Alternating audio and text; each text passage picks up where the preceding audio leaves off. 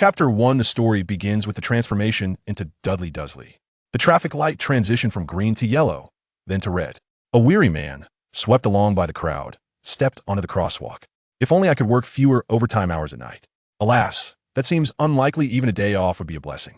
With a day off, I could finally get some good sleep and catch up on Ajizaka. Obscured by his fellow commuters, the man failed to notice the speeding car racing towards him. As the crowd screamed and scattered, he exposed before the vehicle had no time to evade. My body feels so light. So this is... The storm raged with an increasingly terrifying intensity. The surging waves relentlessly crashed against the rocks, sending sprays of foam into the air. Lightning cleaved the night sky, illuminating the dilapidated wooden cabin through the mottled window. On a bed hastily assembled from a bug-eaten sofa and a moldy blanket, a boy suddenly opened his eyes wide. It can't be, I distinctly remember. After thoroughly checking his body and confirming he was unharmed, the boy sat up, cautiously surveying his surroundings.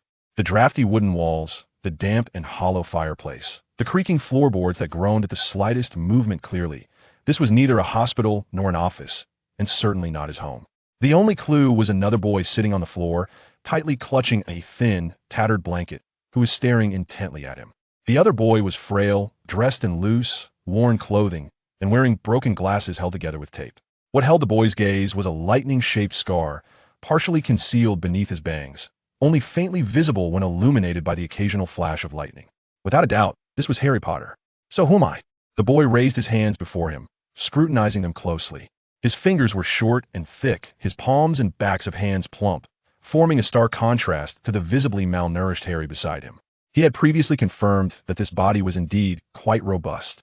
On this stormy night, in a derelict seaside house, with Harry regarding him with a mixture of suspicion and resentment. The answer was all too apparent, yet far from pleasant. The boy sighed heavily. So, I have transmigrated into Dudley Dursley, right? Silently averting his gaze, ignoring the thunderous roars outside, Dudley curled up under the blanket on the floor. It was not that he could not accept the notion of transmigration. To have the chance to be reborn after perishing in a car accident was, in fact, quite a stroke of luck. However, the issue lay with this new identity. Even setting aside the impending threat of the Dementors in 4 years, the forced relocation in 6 years, and Harry the boy who lived Sandiganism, simply being reborn as a privileged muggle in the magical world was enough to dull any excitement he felt about his new life. In his previous life, he was merely an ordinary office worker, and now he found himself locked outside the doors of the magical realm. No matter how splendid the world might be, it had no relevance to him. He could only live as an ordinary person, struggling to maintain a livelihood. Happiness was for others. He was merely an observer.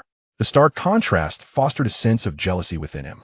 He began to understand why Petunia had harbored such disdain for the Potter family in the original narrative. Sometimes, the more one knows, the more it becomes a torment. The thunder grew louder, akin to a deity hidden among the clouds, manipulating the fates of others while laughing heartily. Dudley buried his head under the blanket, his azure eyes brimming with discontent. This cursed weather. Time passed slowly. Unbeknownst to him, the outside had quieted. The storm seemed to have subsided. Dudley peeled back the blanket and inhaled deeply of the fresh air. Regardless, life must go on. Smelting's academy is certainly better than those public schools. With some effort, I could apply to a university, seize a few entrepreneurial opportunities, and eventually achieve financial freedom. Isn't that far more comfortable than my previous life as a wage slave? Saving the world can be left to the protagonist. Thinking of the protagonist, Dudley turned his gaze towards Harry. Harry, his back to Dudley, was attempting to feign sleep, unaware that his slightly trembling body had already betrayed him. Dudley sighed and stood up, walking towards Harry.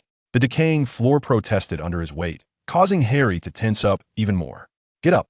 Prepared, Harry sprang to his feet, darting away from Dudley until he pressed against the wall. What do you want now? I warn you, you can't catch me alone, so don't waste your efforts. Dudley observed Harry's wariness with a smirk. It seems that achieving a peaceful coexistence will take quite some time. But that's fine after all. I don't expect to rely on him in the future. He'll just let things unfold as they may. If he were a wizard, Dudley might have gone to great lengths to mend their relationship. But now he was merely a muggle, and apart from a few fleeting summer holidays, it was unlikely he would have much contact with Harry. In truth, he lacked the energy to dote on a child. While the memory of his past life was still fresh, he needed to prioritize crafting a future development plan. As for apologies and reparations, please, that was the previous Dudley's concern, not his. Lost in his thoughts, The atmosphere in the room grew somewhat tense. Dudley chuckled softly, shaking his head as he made his way to the door.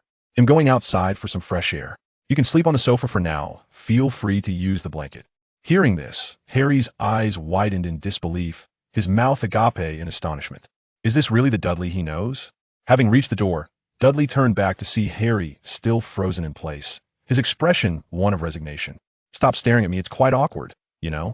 He instinctively lowered his head, intending to say a few more words to ease the tension, only to discover something in the pocket of his pajamas. Pulling out a small piece of chocolate, Dudley furrowed his brow in thought for a moment before nodding in sudden realization, casually tossing it to Harry. "I stashed this before coming here. I figured you might not have had enough to eat, right?" Harry instinctively caught the chocolate, gripping it tightly in his hand, seemingly uninterested in unwrapping it. Yet, he continued to gaze intently at Dudley, as if trying to redefine his understanding of him. Thus, he did not miss Dudley's parting words before he vanished outside, amidst the creaking of the rusty hinges. Happy birthday, Harry. Chapter 2, The Midnight Visitor, Hagrid. With the clouds lifted, the night sky after the rain possessed a certain transparency. Dudley found a relatively flat rock to sit on, idly counting the stars. So many stars. I wonder if one of them is the Earth from my previous life? As if responding to his thoughts, a faint glimmer appeared in an inconspicuous spot among the stars. Dudley rolled his eyes silently. Even if I knew where it was, don't expect me to go back. I would want to endure that soul-crushing life of endless overtime. A gust of wind swept by, causing Dudley to shiver involuntarily. Despite the rain having ceased, the sea breeze was still far from comfortable. So why was he outside, instead of staying in his room? Clearly, he was waiting for Hagrid. Dudley would never admit that being in a room with Harry, exchanging awkward glances, created an uncomfortable atmosphere. The wind seemed to be picking up. Dudley struggled to fasten the top button of his pajamas, only to find it constricting his breathing, forcing him to loosen it, allowing the cold air to invade his clothing. That's the most important task on my agenda, must be losing weight. The thought of weight loss sparked Dudley's interest. With nothing else to occupy his time and unable to sleep, he might as well engage in some light exercise. 1 minute later, Dudley lay face down on the ground, utterly defeated. Clearly, with his current weight, his arms and core lacked the strength to complete even a single proper push-up. Yet, determined to lose weight, he gritted his teeth and managed a minute of plank position, the cost being that he now felt like a useless sack of potatoes. The sound of the wind, or rather, more accurately, the roar of a motorcycle grew increasingly distinct. Dudley laboriously turned over, just in time to see a motorcycle descending from the sky, landing smoothly beside him. A massive man, reminiscent of a 10XL version of a bodybuilder, dismounted from the motorcycle. Dudley could distinctly feel the motorcycle rise a few centimeters upon shedding its load. Ah, today has certainly been another day teetering on the edge of ruin. The burly man surveyed Dudley with eyes that gleamed like shiny black beetles, hidden beneath a tangle of unruly hair and a thick beard, before breaking into what he believed to be a friendly smile. "Hello, Harry. The last time I saw you, you were just a little tyke, and I can't believe you've grown so large now. It seems the Dursleys have been providing quite a good diet." Dudley, rising from the floor, wore an awkward yet polite smile. "Sir, I believe you may have mistaken the identity of this child. If you're looking for Harry, he should be in his room. At this hour, he likely hasn't gone to sleep yet." Hagrid appeared slightly flushed, though no one seemed to notice. "Ahem, you're correct. We should focus on the matter at hand. So you are? Dudley Dursley." Hagrid paused momentarily, regarding him with an unusual gaze. "So you are the child of the Dursleys. I've heard rumors that your family is. Pardon me. I meant to say that I have heard some rather unflattering tales, but it seems those words may not hold much truth." Dudley offered a resigned smile, stepping forward to open the door before Hagrid could take action. "Actually, the rumors you have heard may not necessarily be incorrect. Perhaps you will soon come to understand." While the fact that a completely empty fireplace could still burn this fire was quite unscientific, it seemed that no one, aside from Dudley, cared much about it. After all, everyone's attention was riveted on the few individuals in the center of the room who were in a fierce standoff. Vernon Dursley was angrily brandishing the barrel of a rifle that had been bent, defiantly locking eyes with Hagrid. "Sir, enough. I absolutely forbid you from telling this child anything. From the day we adopted him, we vowed to keep him away from all of this damn nonsense." Clearly, such a simple emotional outburst, which could barely be considered a threat, held no weight with Hagrid. "I care not for your opinions. In any case, aside from Professor Dumbledore, no one can command me. Harry, you are in fact a wizard." Harry felt he might have misunderstood the meaning of a certain word, but the expressions on Uncle Vernon's and Aunt Petunia's faces made it abundantly clear that the truth was as he had heard.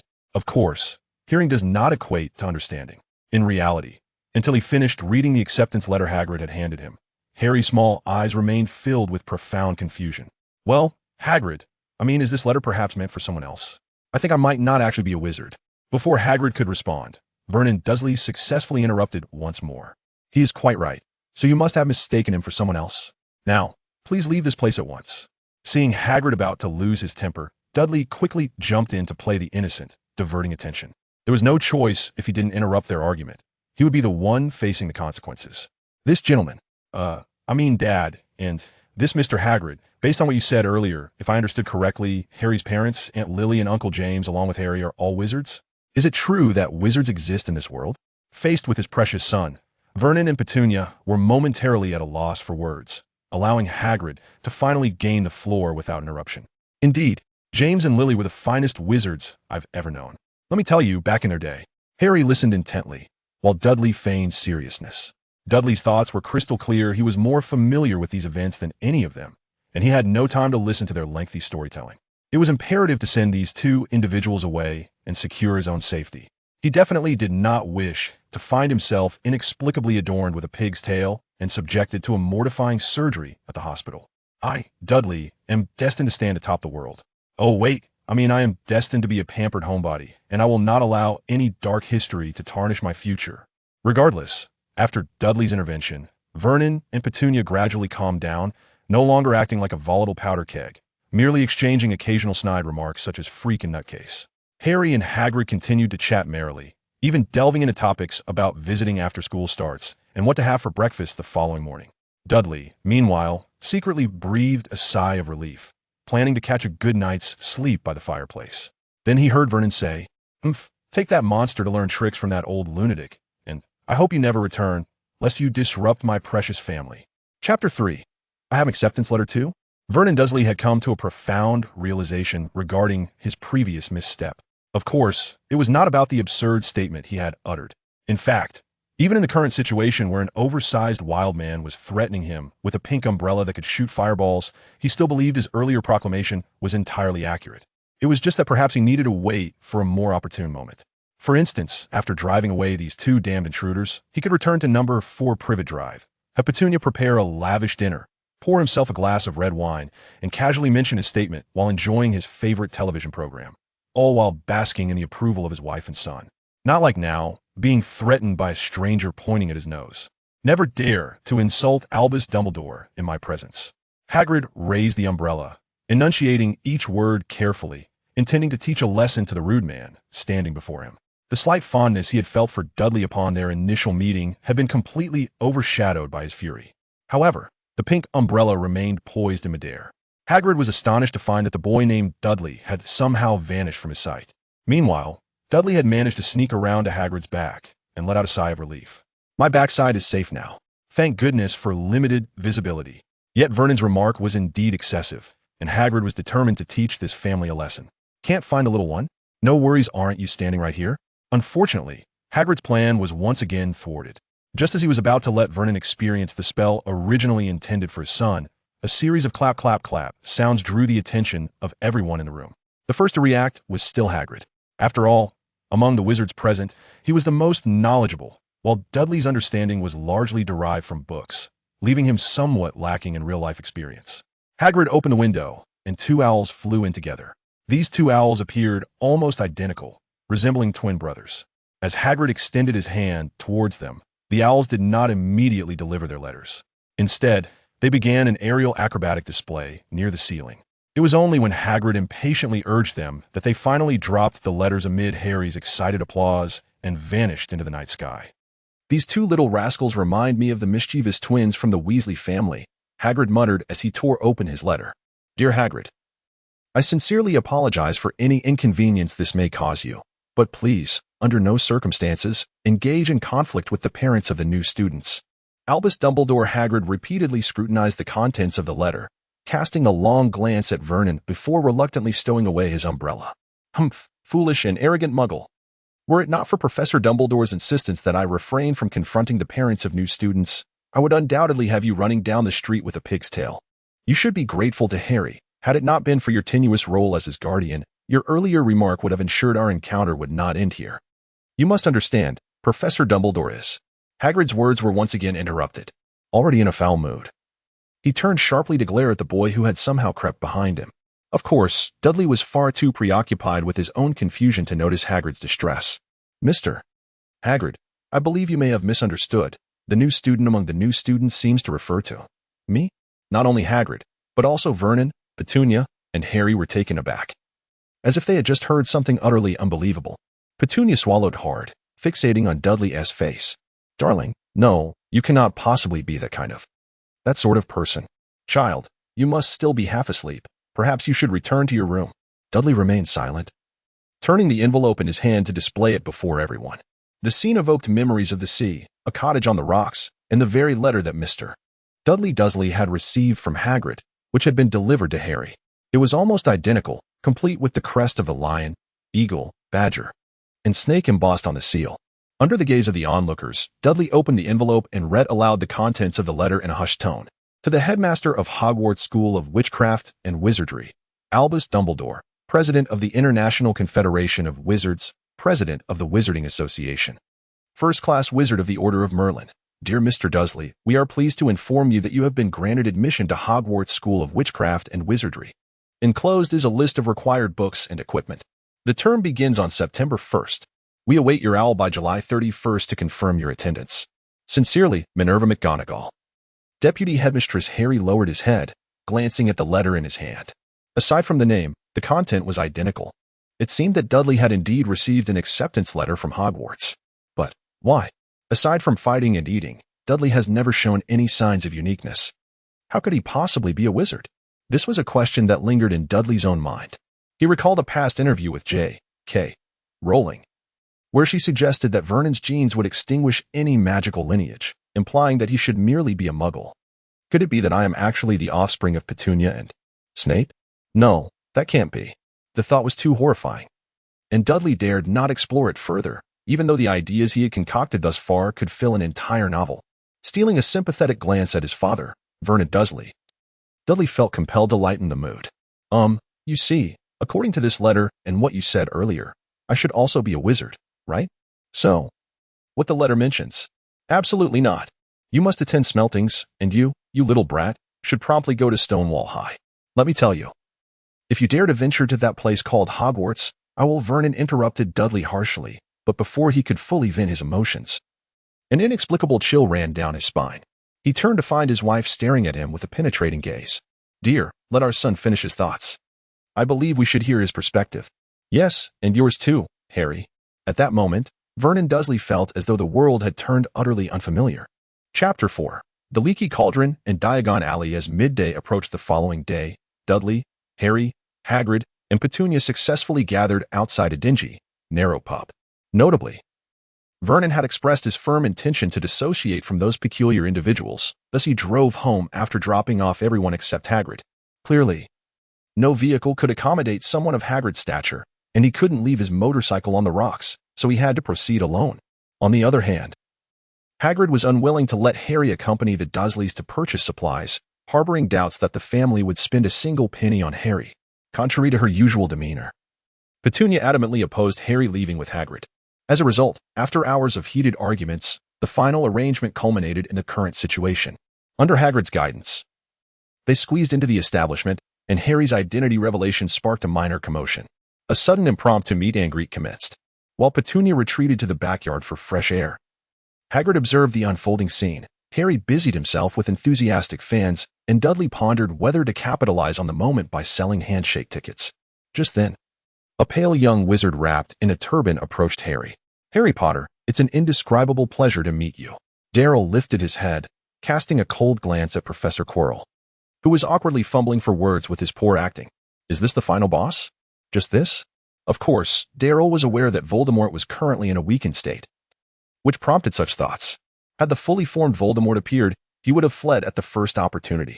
Without a wand, what could he possibly use to confront him? Love, perhaps? Yet, that notion was not entirely devoid of merit. Nevertheless, Darryl was reluctant to allow Harry to engage with Quirrell for too long.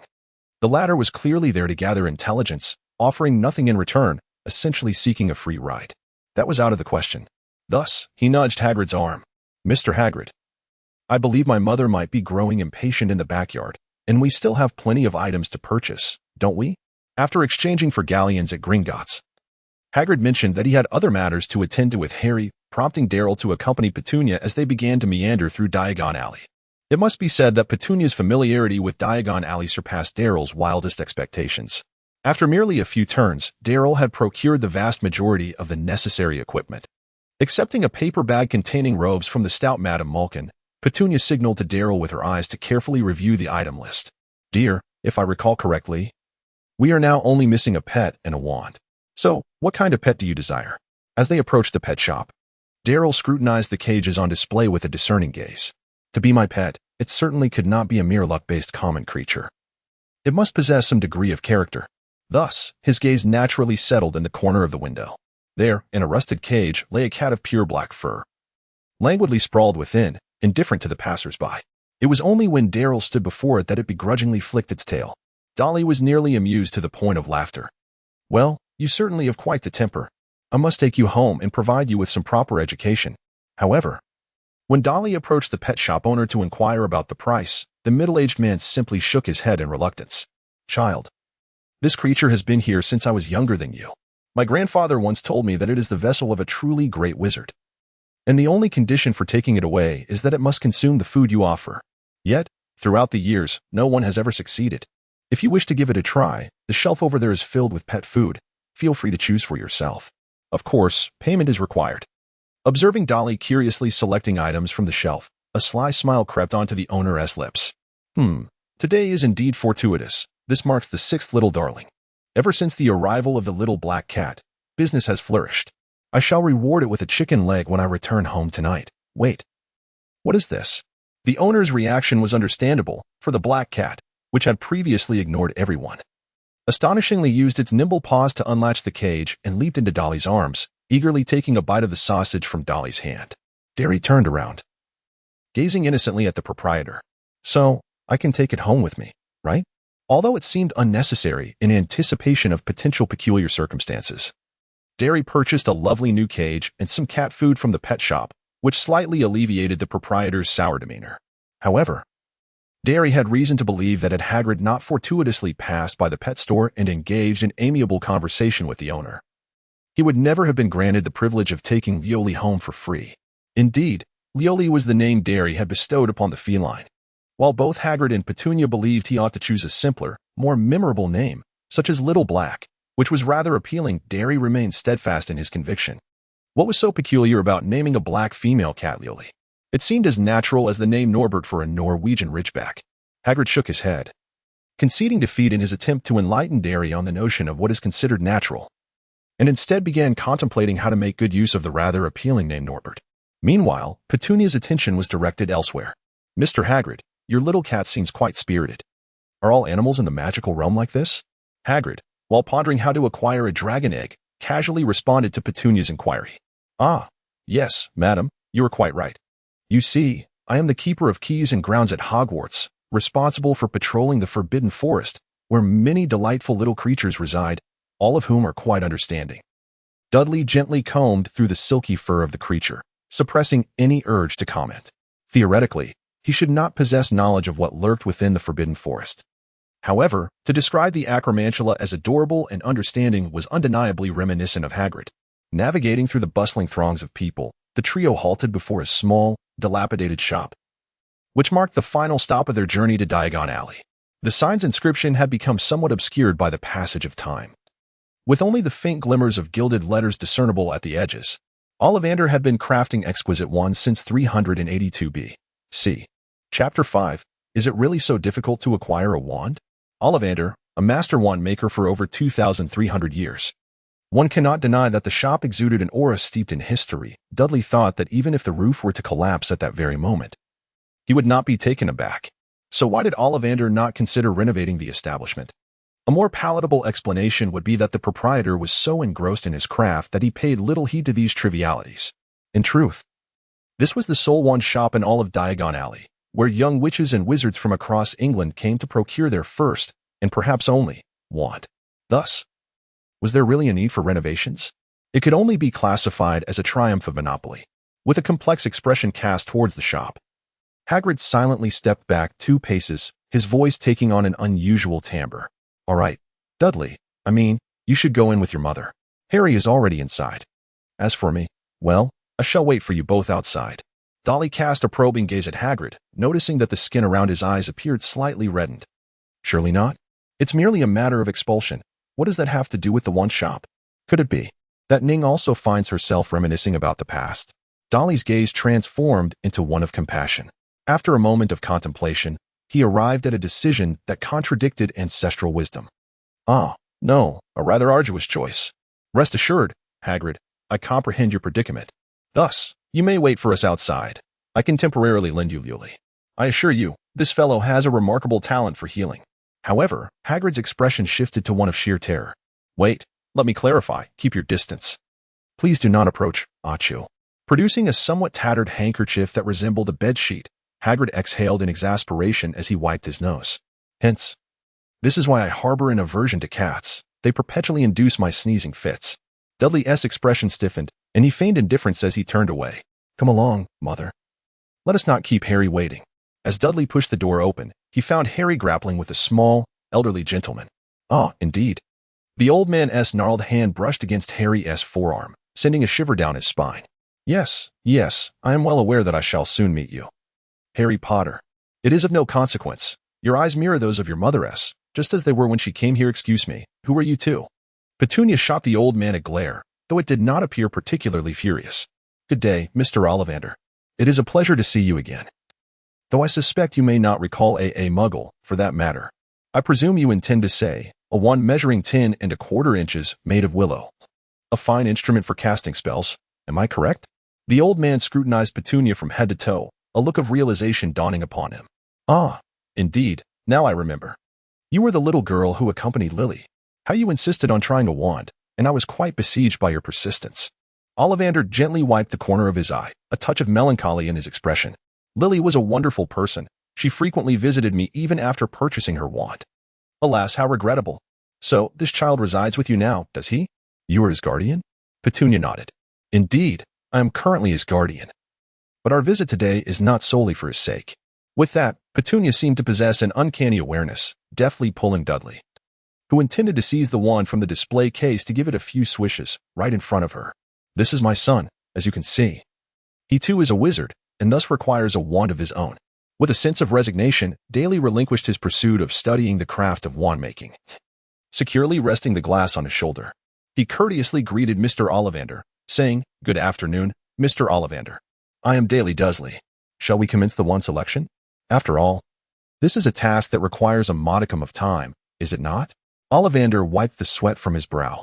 Although retrieving wand after wand from the shelves was arduous labor, the old man remained remarkably spirited. It has been many years since I encountered such discerning young wizards as yourselves. Fear not, for I, the illustrious Wand Master Ollivander, shall surely find the wand that suits you best. Here, Harry, give this one a try. Hollywood, phoenix feather, 11 inches long, equally flexible. Harry took the wand from Ollivander's hand, having lost count of how many he had tried that day. Yet this time, the sensation was entirely different. He felt a warmth at his fingertips, and with a casual flick, the tip of the wand erupted in a dazzling display reminiscent of fireworks. Ollivander exclaimed with enthusiasm, Oh, splendid! Truly magnificent! Ah, this is simply marvelous! As Harry looked on in confusion, Ollivander gradually recounted the tale of this particular wand's tumultuous relationship with Voldemort's wand. Child, remember? It is the wand that chooses the wizard. Trust me, you are destined to accomplish great things. Darryl nodded in agreement, acknowledging the truth in Mr. Ollivander's words. Indeed. It was precisely this reason that nearly led to his own self-donation, was it not? One can only conclude that being a seer is a perilous profession, regardless of location. However, gazing at the wand in his hand, which remained utterly unresponsive, Darryl furrowed his brow and returned it to its box. Mr. Ollivander and Harry, I apologize for the interruption, but it is abundantly clear that I have yet to discover the wand that is truly mine, is it not? You see. The day is swiftly drawing to a close. Mr. Ollivander glanced out the window. Ah, yes, my dear boy, you are quite right. It appears we must hasten our efforts. As time slipped away, darkness enveloped the surroundings. Mr. Ollivander anxiously rubbed his eyes and extended his trembling hand toward the last box on the shelf. No, this cannot be. How could this happen? Yet, Hogwarts should not err in such matters.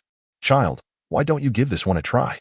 Dudley silently accepted the cherrywood wand, measuring 11¾ inches, crafted from unicorn hair, from Ollivander's hands and gave it a gentle swish. As with countless previous attempts, there was still no response. Ollivander sighed deeply, returning the wand to its box, his demeanor turning grave. My dear child, though it may be difficult for you to accept, I must convey this to you, he said, casting a glance at the slightly trembling Petunia and the bewildered Harry, shaking his head.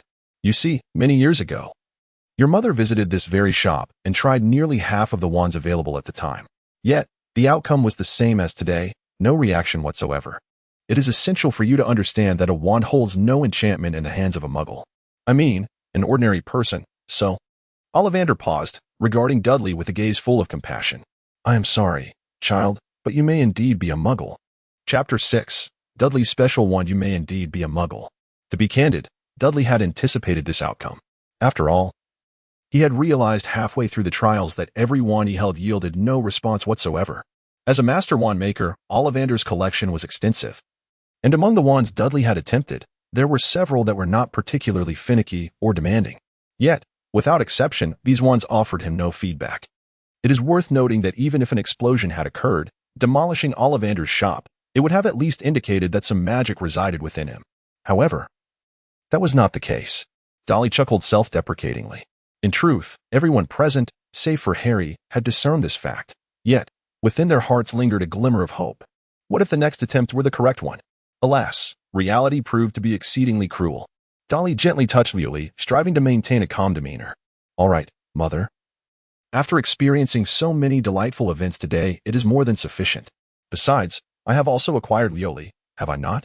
Dolly turned around and walked towards the door. I shall seek out Mr. Hagrid to reconfirm with Hogwarts, and then we shall return home. Fortunately, we still have the school uniform from Mestine, and upon our return, we must prepare the textbooks from that side. Before Dudley could finish his words, he found himself enveloped in a warm embrace. He distinctly heard a trembling voice beside him. My dear child, if we cannot find it here, let us explore other shops.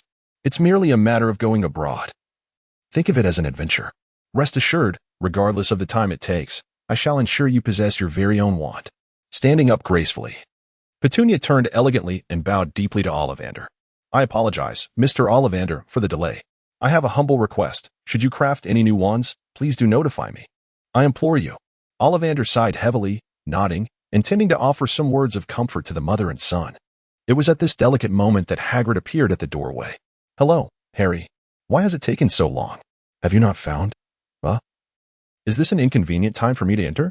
After hearing the backstory, Hagrid cast a surprised glance at Dudley, then resolutely shook his head. I'm sorry, Mr. Ollivander. I understand your concerns, but Hogwarts is undeniably the right choice. Moreover, I have just received a letter from Professor Dumbledore, which precisely mentions this matter. Achoo. Hagrid shot an annoyed glance at the comfortably nestled Ludo in Dudley's arms, who defiantly glared back. Hagrid silently wiped his nose and retrieved a letter from his coat. You see, this is Professor Dumbledore's letter, and it conveniently refers to you. Ollivander, puzzled, unfolded the letter, while Dudley hurriedly positioned himself beside the old man, peering curiously at the contents. Dear Hagrid, it appears our new student, Dudley Dursley, may encounter a small predicament with Ollivander. Please show this letter to Mr. Ollivander or remind him not to overlook that thing. I believe this will provide a slight assistance in the current situation. Albus Dumbledore Dolly could not help but silently scoff. Truly, he was deserving of the title of Dumbledore, the old master of duality. However, what treasures might be found here at Ollivander's? Could it possibly be one of the fabled Deathly Hallows, the Elder Wand? Yet, wasn't that artifact in Dumbledore's possession? Dolly attempted to discern something from Ollivander's expression. Yet it was evident that Ollivander himself bore a countenance of bewilderment. That thing? He pondered, yet I cannot recall possessing anything referred to as that thing. How peculiar. I have been in charge of this shop for quite some time, and I ought to remember every wand within. The realization dawned upon him. So that's it. In a sudden epiphany, Ollivander hastily made his way towards the door. The crowd promptly followed him outside, only to witness Ollivander skillfully dismantling his own golden sign, seemingly intent on shattering it. Dolly hastily sought to deter him, urging him to reconsider. However, Ollivander appeared resolute in his intentions. Fear not, my child. I am well aware of my actions, Ollivander proclaimed as he deftly shattered the sign, meticulously sifting through the debris. Before long, he unearthed a parchment-wrapped package. Here, my dear child, give this a try. Dolly, with a sense of uncertainty, accepted the paper-wrapped package. In an instant, a dazzling golden light erupted from his hands, illuminating the night sky. With gentle movements, he unwrapped the package to reveal a magnificent short wand before his eyes. The wand, resplendent in its yellow hue, gleamed as if woven from strands of gold, and felt smooth and warm to the touch, akin to jade. The handle was intricately engraved with exquisite cloud patterns. Ollivander gazed intently at the wand, his voice trembling slightly. After all these years, it turns out the master it awaited was you, measuring 11 inches in length. The wand was crafted from the rare and resilient golden silk Nanmu, a wood reserved for the emperors of the East. The core was composed of the whiskers of a mythical creature known as the Divine Dragon, whose magical prowess far surpassed any material my ancestors had ever encountered. This wand has been here since the time of my forebears, and according to records, it was entrusted to this place by a notable figure, awaiting the fated one he spoke of. That individual even devised a mechanism known as a magic array to preserve its essence. Ollivander paused, his expression gradually shifting to one of exhilaration. How splendid! Now that this wand has found its master, I can finally renovate my home. You see, under the influence of that so-called magic array, I was incapable of even driving a nail into the wall. Ignoring the increasingly eccentric wand maker, Dolly grasped the wand tightly in his hand. The master was indeed correct. This wand possessed extraordinary spirit. Dudley lightly waved his wand, and in the next moment, all the wand boxes that had been overturned in the room lined up neatly, returning to the shelves as obediently as the glass figurine cradled in his arms. At that moment, Harry, who was observing, suddenly felt the wand in his hand tremble slightly, as if under an irresistible command to return to its box and then to the shelf. However, due to its bond with him, the wand calmed down after Harry gripped it tightly. Nevertheless, Harry still sensed a faint emotion of fear emanating from the wand. Dudley glanced at the neatly arranged shelves, feeling quite satisfied.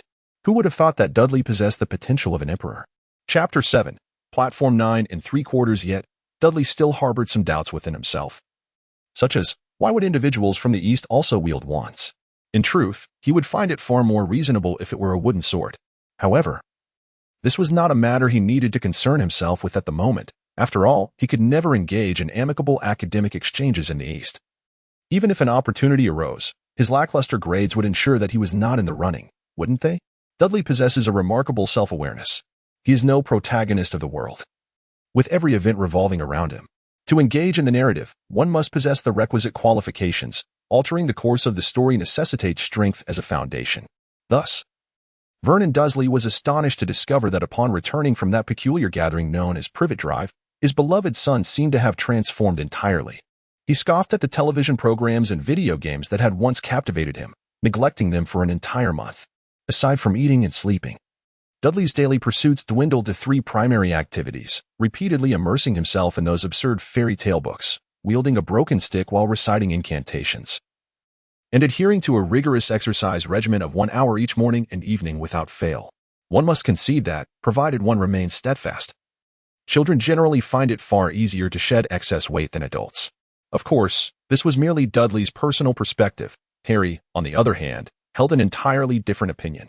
In truth, had he not witnessed Dudley's gradual transformation and understood the effort he had invested, Harry would have found it unbelievable that the polite, golden-haired youth bidding farewell to the neighbors was the same lazy, gluttonous bully who had tormented him. In fact, after once impulsively joining Dudley for a run, Harry found himself struggling to rise from bed for several days thereafter. Reflecting on this, Harry felt a twinge of shame.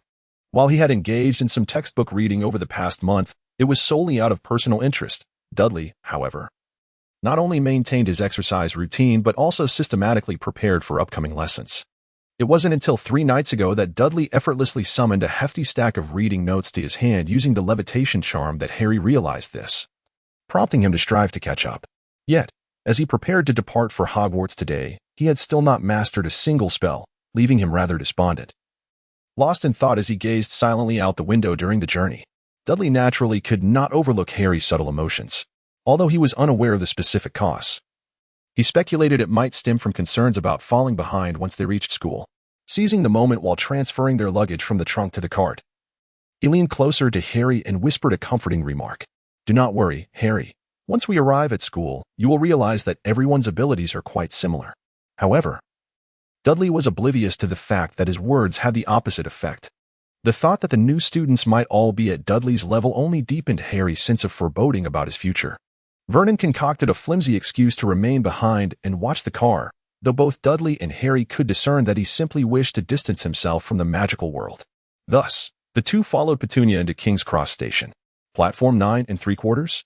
And Petunia, are they mistaken? There are only platforms 9 and 10 here, right? While scanning the area for onlookers, Petunia explained to Harry and Dudley, the ticket is correct. It is indeed platform 9 3/4. Do you see the barrier between platforms 9 and 10? Just walk straight towards it. Relax and act naturally. Still skeptical, Harry remained uncertain, prompting Dudley to feel it necessary to demonstrate.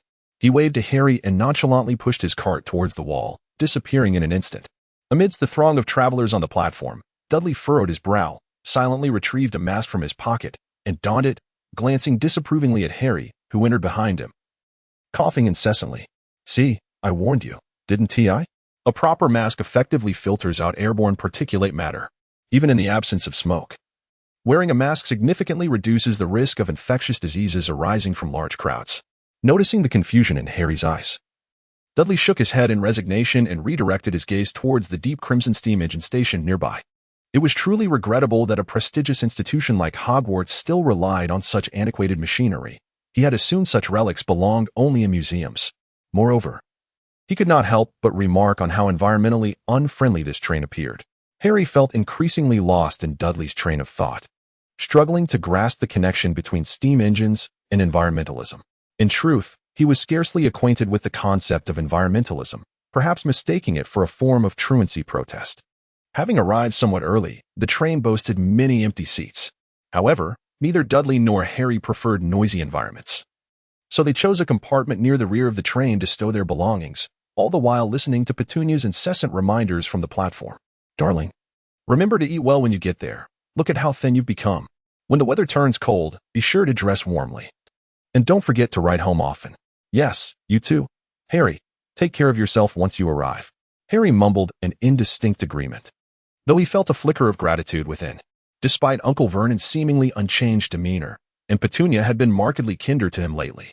He had even received a new outfit and a pair of glasses as birthday gifts, the former of which he wore now, lending him a more spirited appearance. Dudley silently nodded beside them.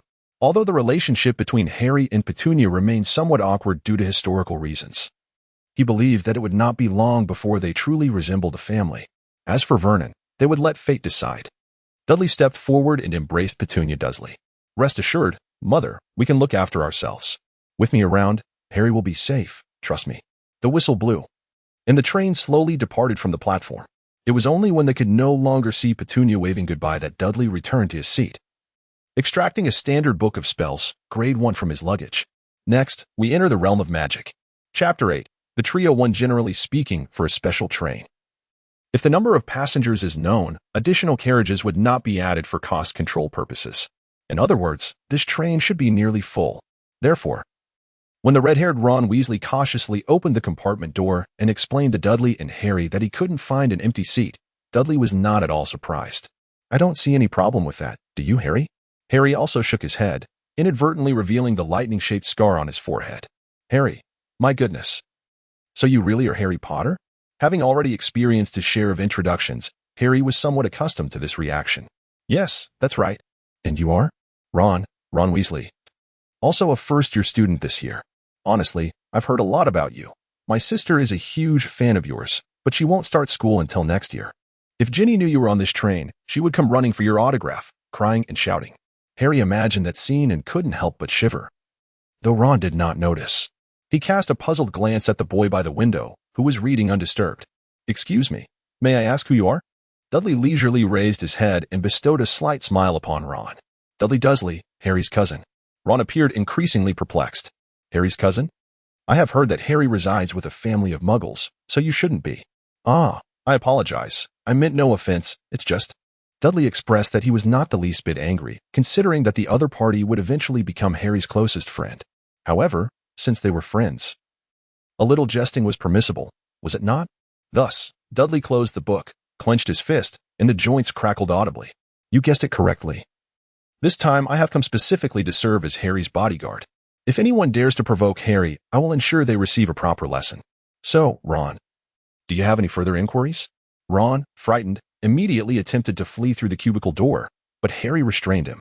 All right, Dudley, stop scaring him. There is no need to be afraid, Ron. Dudley is also a wizard, just like us, a first-year student, and he is quite amiable. Well, perhaps. Dudley waved his hand dismissively and redirected his gaze to the book, while simultaneously allowing his attention to wander to the two young wizards beside him, who were chattering animatedly. This continued until the compartment door was pushed open once more. Darling, would you care to purchase some snacks for the journey? Dudley subtly shook his head. Compared to the distant shouts of beer, soft drinks, mineral water, peanuts, sunflower seeds, chocolate that could be heard on trains in his previous life, the atmosphere created by the vendor here felt decidedly lackluster. After inspecting the goods on the small cart, his interest waned further. However, Harry appeared quite enthusiastic. And indeed, he was quite affluent. Excuse me, I would like a bit of everything, he stated. Thus, the latter part of their journey transformed into a delightful exchange of conversation and snacks between Ron and Harry. By the way, Ron's homemade sandwiches were not wasted, as they became Dudley's lunch. You see, I cannot indulge in sweets, for excessive consumption of free sugars can have significant effects on health. So, if you don't mind. Ron, may I sample your sandwich? This was the sentiment conveyed. Stretching languidly, Dudley set down his book and casually picked up a card from inside a chocolate frog.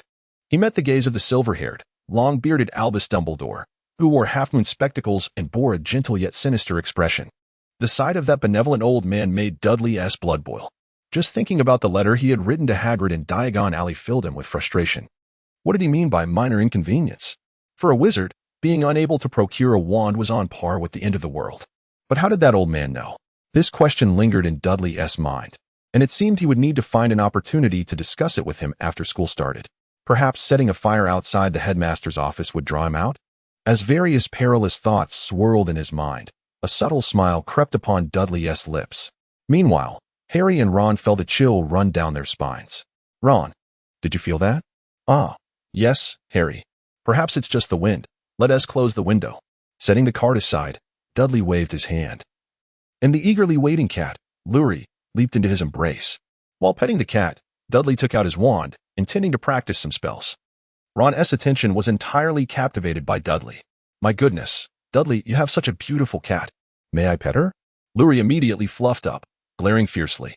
Dudley could only shrug helplessly. As you can see, Lurie does not seem particularly fond of you. However, if you remember to refer to her as she in the future, I believe there is a chance for improvement in your relationship. All right, my apologies, Lurie. I will remember. And Dudley, your wand is quite lovely as well, with intricate designs. Unlike mine, I can only use Charlie's old wand and Percy's discarded rat. By the way, its name is Scabbers. Ron rummaged through his suitcase for a while and produced a worn wand. Look, the unicorn hair is nearly exposed, but it's still usable. By the way, George taught me a spell that supposedly turns this rat yellow. Shall we give it a try? Ron solemnly placed the fat gray rat on his lap and raised the wand with gravitas. At that moment, the compartment door swung open once more. Has anyone seen a toad? Neville lost a toad. Oh, you're going to use magic? Let us see it then. A little witch, already clad in her robe, dragged the bewildered round-faced boy to a seat, her gaze fixed intently on Ron. Oh, very well. Ron cleared his throat. Daisy, sweet cream, and sunshine, turn this foolish fat rat yellow. The air suddenly fell silent. Nothing happened, and an awkward atmosphere enveloped the compartment. Are you sure that's a real spell? It doesn't seem very impressive, does it? In fact, I've tried a few simple spells at home.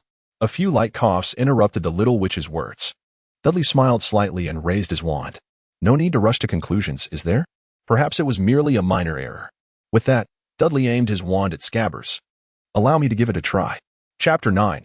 The teaching moment. Upon hearing Dudley's words, Hermione Granger, displeased at having her speech interrupted, eyed him skeptically. What a pity. I saw you had a textbook beside you and thought you might be someone worth conversing with. In fact, if you had even slightly perused the standard book of spells, grade 1, you would have discovered that the majority of spells we are about to learn consist of simple one- or two-word incantations, like that one just now. Well, if you insist on calling it a spell, even in the extra reference books I purchased, there is no mention of such a description. If this is indeed a spell that even we first years can master, then clearly, This poor rat should not be utterly unresponsive, should it? When I practiced spells at home, I found that even if I didn't succeed on the first try, I at least received some feedback. Never mind. It seems you all don't quite understand, however, that's all right. After a few more failures, you'll come to terms with reality. Now, please, commence your performance. A tense silence filled the compartment. Harry was unfamiliar with the magical world and thus could not discern whether Hermione was right or wrong. Ron wished to argue but found himself at a loss due to previous failed attempts and a lack of theoretical knowledge. As for Neville, he was more concerned about his toad. Dudley's silence was particularly intriguing. The second law of face-slapping suggested that the fewer words spoken, the more painful the blow. He aimed his wand at Scabbers once more, gracefully waving it as though conducting an orchestra. Of course, we refer to the normal form of such a gesture. Daisy, sweet cream. And Sunshine, turn this foolish fat rat yellow. The incantation was identical, yet the outcome was entirely different. Amidst a blinding flash of golden light, the young wizards were astonished to find that the drab gray rat had indeed turned yellow. In fact, Scabbers himself was taken aback. Extending his tail before his eyes and furtively glancing at his paws, shocked to discover he had genuinely transformed. No way, no way. This year's young wizards are a bit terrifying. Should I consider fleeing? Such a display of skill would astonish even a wizard like Peter Pettigrew, who had at least completed 7 years of compulsory education. Naturally, Hermione Granger was deeply struck. Yet, in her amazement, she also seemed profoundly affected. No. This can't be right. It shouldn't be like this. Dolly set down his wand and calmly waved his hand. Do not speak in such a manner. If one were to hear it clearly, it would surely incite anger. Dolly also discerned that this just was somewhat lacking in warmth, prompting him to adopt a serious and informative mode. Very well, Miss Granger. Indeed, you must have perused those textbooks, have you not? Did you happen to notice that all sections pertaining to spells necessitate a clear subjective awareness from the wizard regarding the spell's effects? Perhaps you have also heard of silent spells and wandless magic. Thus, we can deduce that the act of wielding a wand and the incantation itself are not essential conditions for casting. Therefore, the true essence of the matter must lie within the caster's own intent. Would you not agree? In other words, if the subjective consciousness is sufficiently potent, we might even accomplish all of this through an alternative means. With that, Dolly raised his wand once more and gently tapped at Ron. You have turned green. To his horror, Ron discovered that his hair had indeed transformed into a vibrant green, reminiscent of freshly harvested chives. This time, Dolly retracted his wand and smiled as he waved his hand before the dazed Hermione. Awaken, Miss Granger. Those were merely my personal conjectures. However, my understanding of magic remains quite limited. I believe we should seek the wisdom of our professors at school or consult some resources in the library before reaching any conclusions. Do you not think? As he spoke, Dolly gestured towards the door. I believe we are nearing the school, so, Miss Granger, might you grant us a moment of privacy to change? Hermione, roused from her astonishment, nodded in a flustered manner. Ah, yes, of course. But how did you know my name? I mean, I don't believe I have introduced myself yet. Darryl revealed a radiant smile akin to the midday sun, causing the little witch's heart to quicken its pace. Let us not forget that the school mandates each robe to bear a name tag. I dare say your cousin, along with that fellow named Granger, will undoubtedly be sorted into Ravenclaw. This was a quiet remark made by Ron to Harry after everyone had changed their clothes and Darryl had once again immersed himself in reading. Yet, our dear Harry seemed rather perplexed by the meaning of it all. So, you remain unfamiliar with the Four Houses? Well, that is understandable, given the environment you have been raised in. However, I have heard Fred and George mention that Ravenclaw is home to those who are perpetually preoccupied with their studies. Frankly, the thought alone is quite daunting. Unlike us Gryffindors, I must tell you, my entire family hails from Gryffindor. And there is more to say. After listening for a few moments, Dudley felt a sense of relief and shifted his focus elsewhere. With this enlightening discussion, Harry's admission to Gryffindor seemed all but assured, leaving no need for further concern. He began to nostalgically reflect on his recent performance, deeming it a respectable 99, deducting 1 point merely to leave room for improvement. Of course, Dudley, whose soul burned with the spirit of a corporate drone, would never admit to feeling any satisfaction. This endeavor was solely for the future of the young witch. By tempering her enthusiasm before her enrollment, she would become less arrogant and consequently have a better chance of making friends, wouldn't she? This was a responsible approach to the mental and emotional well-being of an underage wizard. What can I say? I, Dudley, am simply a kind-hearted individual. After reveling in his self-satisfaction, he began to ponder whether any potential issues had been overlooked. regarding the theoretical aspects of magic. The professors at the academy should be able to elucidate to Hermione the conditions under which she could master such techniques, alleviating him of any worry. As for Harry and Ron, it was evident they would disregard such minutiae. Thus, only one issue remained to be addressed. Suddenly, the now gray and scheming Peter Pettigrew, who lay sprawled across Ron's lap, sensed a chilling dread, as if he were being targeted by his nemesis. Peter Pettigrew was in peril. Chapter 10. Knowledge equals charisma. Though one might consider Peter Pettigrew a menacing terrorist, at present, he was merely a rat. Dudley had meticulously accounted for him in his plans. However, when Hermione Granger timidly pushed open the door and, disregarding Ron's protests, seated herself across from him, Dudley was genuinely taken aback. Could it be that Hermione has taken a liking to Ron so soon? Such precocity is alarming. When I was their age, I was still engrossed in Death Note, the elementary school student. But then again, that doesn't quite fit, as just a few days after arriving in this world, I attended the premiere of the new Death Note theatrical production. Never mind, perhaps it's best not to comment. Evidently, after Hermione's entrance, the atmosphere in the compartment grew awkward once more.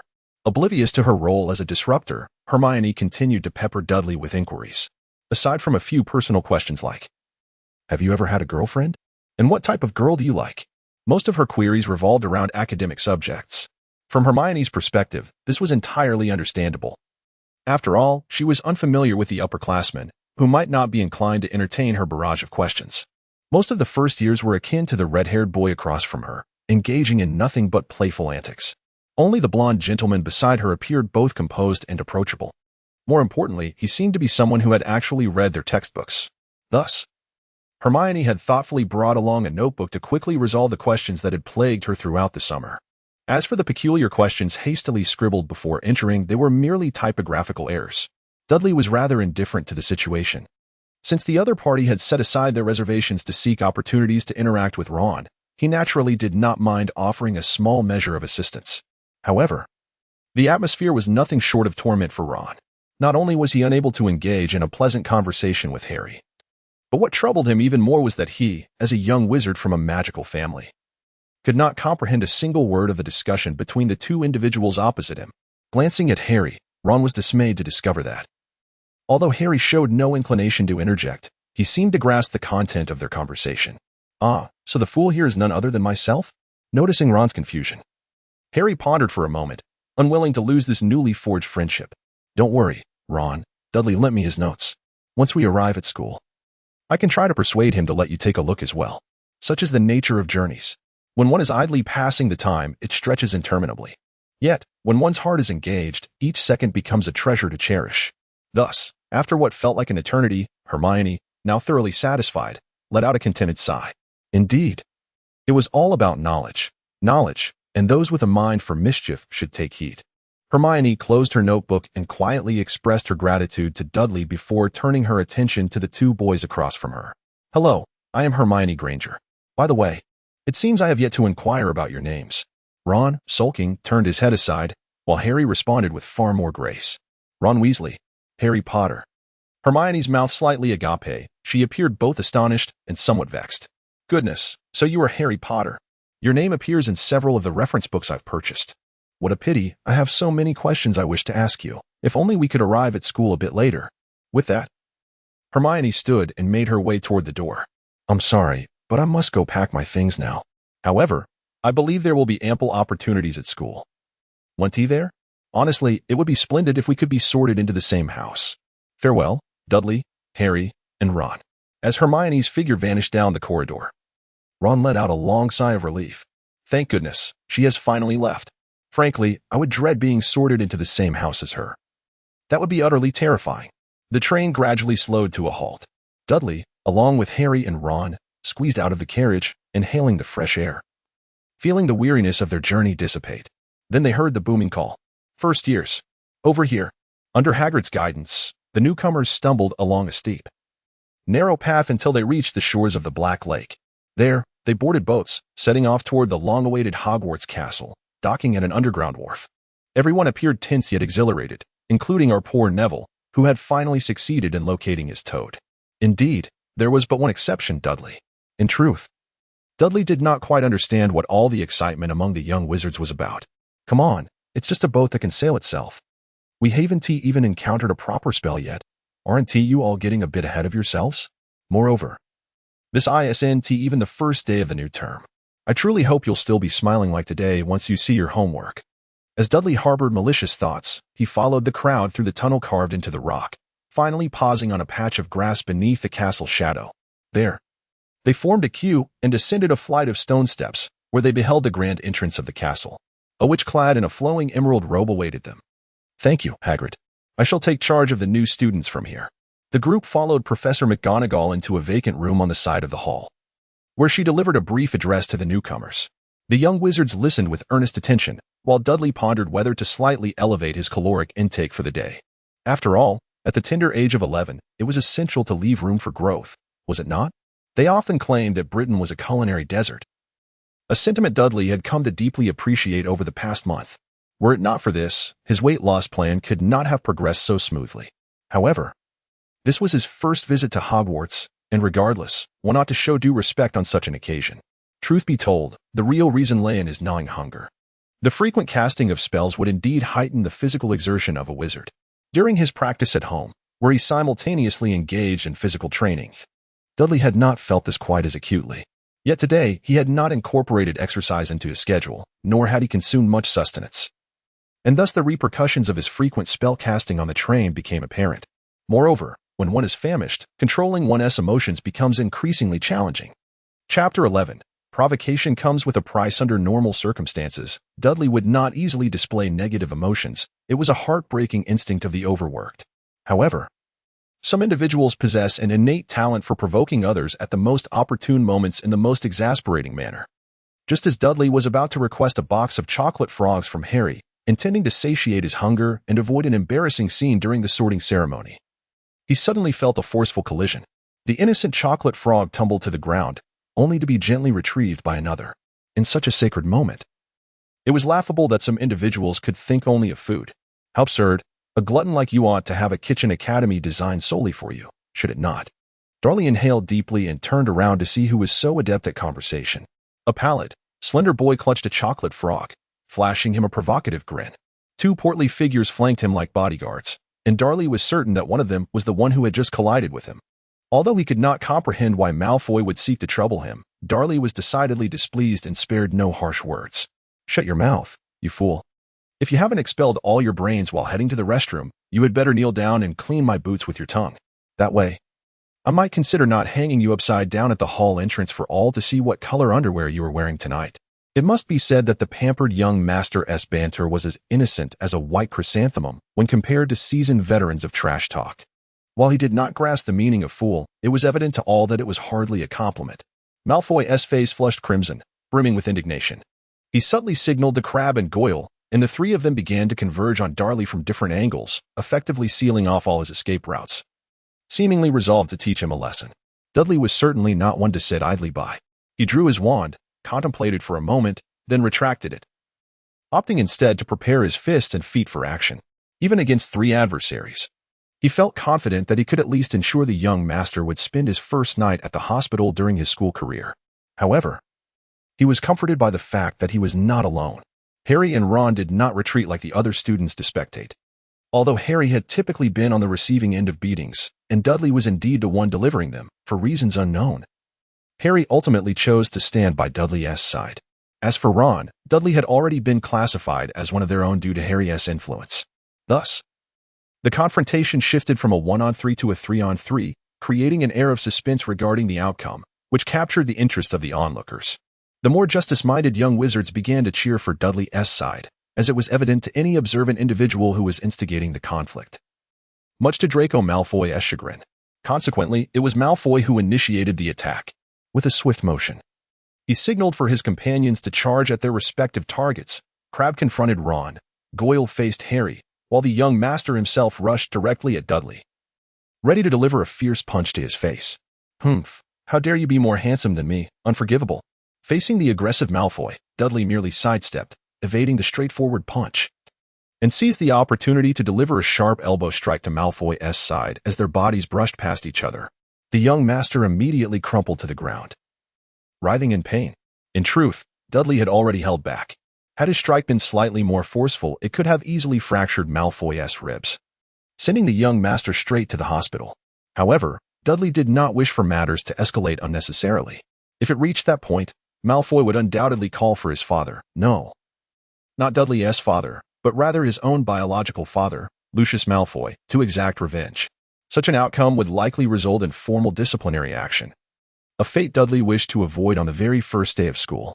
When Professor McGonagall returned from the Great Hall and observed Malfoy sprawled on the floor with Crabbe and Goyle hovering nearby, she intended to inquire about the situation. However, Dudley was quick to intercept her.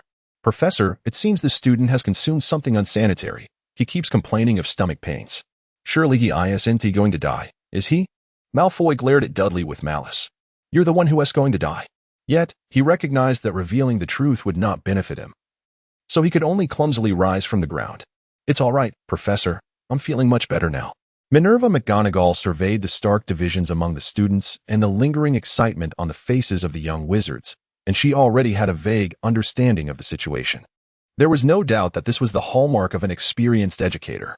However, since the involved parties had aligned their narratives and she had not witnessed the incident firsthand, she refrained from further comment, silently noting Dudley and Malfoy for future reference. These two must be monitored closely. After this brief interlude, the tension among the first-year students had undoubtedly eased. They formed a single-file line, following Professor McGonagall into the hall, where they stood before the gaze of the entire faculty and student body. Professor McGonagall gently placed a four-legged stool in front of the newcomers and sat atop it a tattered, dirty, and patched-up pointed wizard's hat. Indeed, this was the very sorting hat that Dudley had once fantasized about in his previous life. Naturally, apart from Dudley, the first years were oblivious to the hat's true purpose. Surely, donning a mere hat could not possibly determine one's house, could it? Before the students could fully comprehend the significance of the worn hat taking center stage, it began to stir, a slit forming that resembled a mouth, and then it burst into song. "Every day is the same. Occasionally I am struck with inspiration. As long as I have Doryman, my imagination knows no bounds." Well, that was Dudley's embellishment. In reality, the Sorting Hat merely sang a brief introduction to the four houses, with the remainder of the lyrics extolling its own virtues. Dudley expressed his disdain. "What good is all this boasting? There is no hat girl here to flirt with you. Moreover, after all these years, have you truly bathed?" The mere thought of having to wear this thing on his head soon sent shivers down Dudley's spine. "Perhaps I should wear a mask when I go up. At least it might reduce the dust I inhale." As Dudley silently complained, Professor McGonagall cleared her throat, stepped forward, and unfurled the list in her hands. Next, the sorting ceremony commenced. Chapter 12. The Sorting Hat. My struggles are real. Hannah Abbott, Hufflepuff. Susan Bones, Hufflepuff. Terry Boot, Ravenclaw. The list was organized alphabetically by surname, placing Dudley nearer to the front. The little wizards before him did not keep the Sorting Hat in deliberation for long. "Dudley Dursley." Dolly sauntered forward leisurely, pinching the tip of his hat with 2 fingers and shaking it vigorously. Despite the hat's loud protests, he disdainfully placed it atop his head. What followed was an enduring silence lasting several minutes. Dursley began to harbor doubts about whether the Sorting Hat had fallen asleep, and thus cast a pleading glance towards Professor McGonagall, who stood nearby. Professor McGonagall, evidently unfamiliar with such an occurrence, turned her gaze towards Professor Dumbledore. In truth, Dumbledore was also somewhat perplexed by the situation. However, he could certainly inquire. Rising from his seat, he addressed the Sorting Hat. "Could you enlighten us as to what is transpiring?" This time, the Sorting Hat finally broke its silence, perhaps reactivated by the headmaster's question. "Oh, my apologies, headmaster. In fact, I am utterly unable to sort this young lad, as I cannot discern any of his thoughts." Dumbledore's cerulean eyes narrowed slightly. "You cannot read anything at all?" "Indeed, headmaster." Dumbledore's expression grew solemn. His gaze shifted downward to meet Dursley's eyes. Another minute of silence ensued. Dumbledore returned to his seat, gently pressing his index finger to his temple. "This complicates matters, as only the Sorting Hat possesses the authority to determine a student's house. If it is uncertain of what to do," he turned to Mr. Dursley, "do you have anything to say?" Dolly lowered his raised hand. "Professor Dumbledore, since you assert that only the Sorting Hat can make the decision, shall we put it to the test?" Dolly removed the Sorting Hat and cradled it in his hands. "Mr. Sorting Hat, while I confidently believe I possess all the esteemed qualities valued by the 4 houses, should you find yourself uncertain, I personally lean towards Gryffindor." With that, Dolly placed the hat back upon his head and leisurely awaited its response. A profound silence enveloped the hall, as everyone was eager to hear the Sorting Hat's verdict. After a lengthy pause, the Sorting Hat hesitantly spoke. If that is your belief, then Gryffindor? Instantly. The farthest table on the left erupted in a wave of applause, cheers, and whistles. As Dudley approached the long table, those nearby scrambled to stand and shake his hand. How cool is that? I dare say, you are the first in centuries to choose your own house, exclaimed Fred. You are mistaken, Fred. He is undoubtedly the only one in the history of the school. Of course, the applause was short-lived as the sorting ceremony continued. In fact, apart from Dudley, the other young wizards did not linger long at all, with Harry, the only one to perplex the Sorting Hat, ultimately being placed in Gryffindor as he had wished. With the last name on the list, Blaise Zabini, being assigned to Slytherin, this lengthy sorting ceremony finally came to a close. Dudley expressed his eagerness to indulge in a grand feast, conveniently forgetting that he had largely caused the delay. Before the banquet commenced, there was the customary address from the headmaster. Fortunately, Dumbledore was far more succinct than the headmasters of Dudley's previous life. Welcome to Hogwarts as we embark on a new academic year. Before we begin the feast, I would like to share a few words. Fool. Crybaby. Rubbish. Twist. Thank you all. What, then, was Professor Dumbledore truly conveying? After pondering for quite some time, Hermione could not arrive at a satisfactory conclusion, so she nudged Dudley, who was busy loading his plate with steak, lamb chops, and sausages. Do you have any thoughts? Dumbledore ladled himself another serving of salad, casually responding to Hermione's inquiry as he munched away. Who could fathom what this old curmudgeon intended to convey? He was indeed a master of riddles. Not only Hermione, but several others who overheard his words were left astounded. My goodness, how dare you characterize Professor Dumbledore in such a manner? He is a genius. One of the most formidable wizards the world has ever known. Dudley disdainfully rolled his eyes. While the current situation was indeed as it appeared, it did not conflict with his identity as a seasoned riddle master. Much like the time I went to purchase a wand, when he could have directly informed Mr. Ollivander of the whereabouts of my wand, he insisted on referring to it as that thing, compelling Mr. Ollivander to deduce its location himself, utterly perplexing. The onlookers were profoundly astonished. They could hardly fathom that someone could possess such a deep connection with Professor Dumbledore even before formally enrolling, to the extent of personally inquiring about something as trivial as wand purchasing. This garnered Dudley a newfound respect from the crowd. Dudley, when you become the Deputy Minister of Magic, to be sure to look after George and me. Mind your words, Fred. The Deputy Minister of Magic will undoubtedly be Percy. Dudley aspires to be the Minister of Magic. Aside from Percy, everyone else was in high spirits, and the atmosphere around the dining table was filled with joy. In truth, this was yet another reason Dudley chose Gryffindor, aside from the desire to care for Harry or, rather, to cling to the Savior's coattails. Compared to the other houses, Gryffindor undoubtedly exuded a more cheerful ambience. He had no inclination to find himself at the bottom of the social hierarchy in Slytherin. The main course concluded swiftly, and the plates were replaced with an array of delightful desserts. Most students eagerly embarked on a joyful second round of battle, while Dudley refrained from even touching the delectable cakes and candies that beckoned him.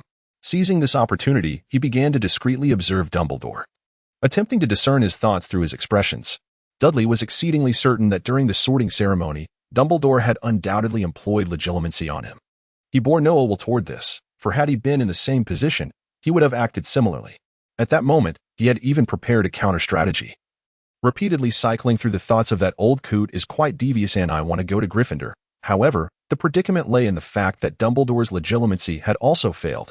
Otherwise, he would have made a decisive judgment or provided some hints to the Sorting Hat. This raised significant concerns. Whether through an innate resistance to detection or the presence of a highly skilled master of occlumency concealed nearby, the emergence of such a person in Harry Potter's vicinity could not be deemed fortuitous. Thus, Dudley was fervently eager to ascertain Dumbledore's stance toward him. If that old man intends to silence me. Chapter 13. The conflict in flying lessons. Dudley pondered for a long time and ultimately realized that he seemed powerless to confront Dumbledore. With his current knowledge limited to merely a few basic spells, he was utterly defenseless against not just Dumbledore, but any adult wizard who might choose to unleash their magic upon him. Weak, pitiable, and helpless, he found himself in a dire predicament. Consequently, when the school officially commenced, Harry and Ron noted that apart from the hours dedicated to classes and the fundamental needs of eating and sleeping, opportunities to see Dudley were exceedingly rare. He resembled a mysterious chamber mentioned in the legends circulating among students about Hogwarts, appearing only when there was a necessity. Dudley himself remarked. I wouldn't mind studying in the common room. The issue is that you are simply too loud. Of course, a similar situation applied to Hermione Granger. According to her roommate, Lavender Brown, Hermione would often return to the dormitory just before curfew, clutching a substantial stack of books borrowed from the library. More than once, Lavender had glimpsed a faint light emanating from Hermione's bed during the early hours when she stumbled sleepily to the washroom. So why weren't they sorted into Ravenclaw?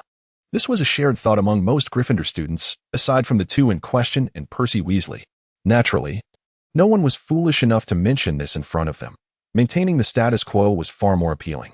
The first-year witches and wizards relied on the two prominent figures to assist them with their assignments, while older students appreciated Hermione's contributions to the house points through her answers, which bolstered their confidence in their mischief-making endeavors.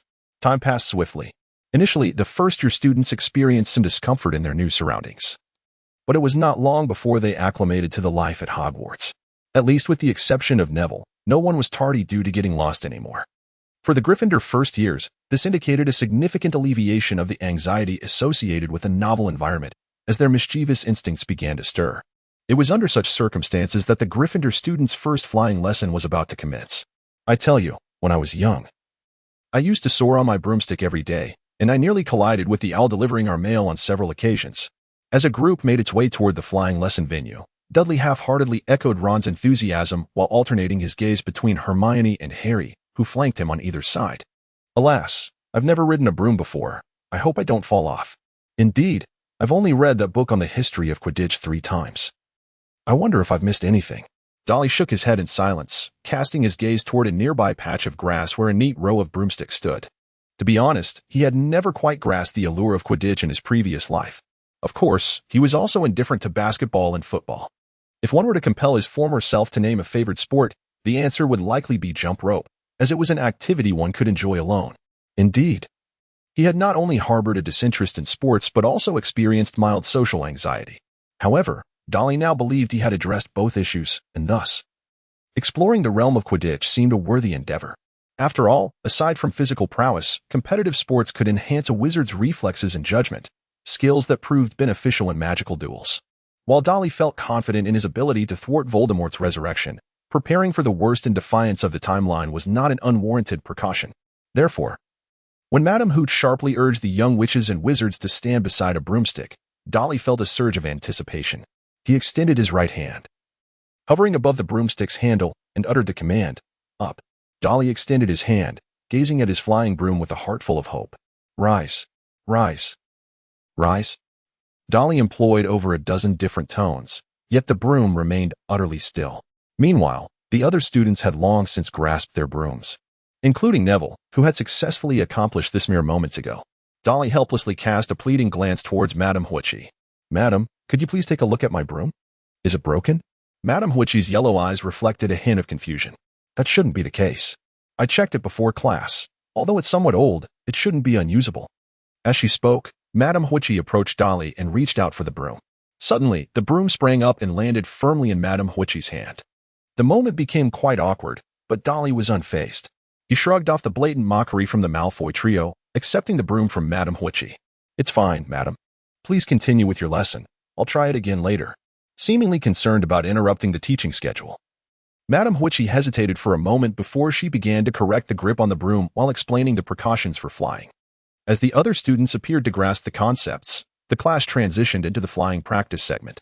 Thus, Neville Longbottom inevitably achieved the speedy crash accolade. However, this time, Malfoy did not seize the opportunity to ridicule Neville over his memory charm. He seemed to find it less amusing than mocking Dolly. "Hey, isn't that our genius wizard? Dolly Dursley?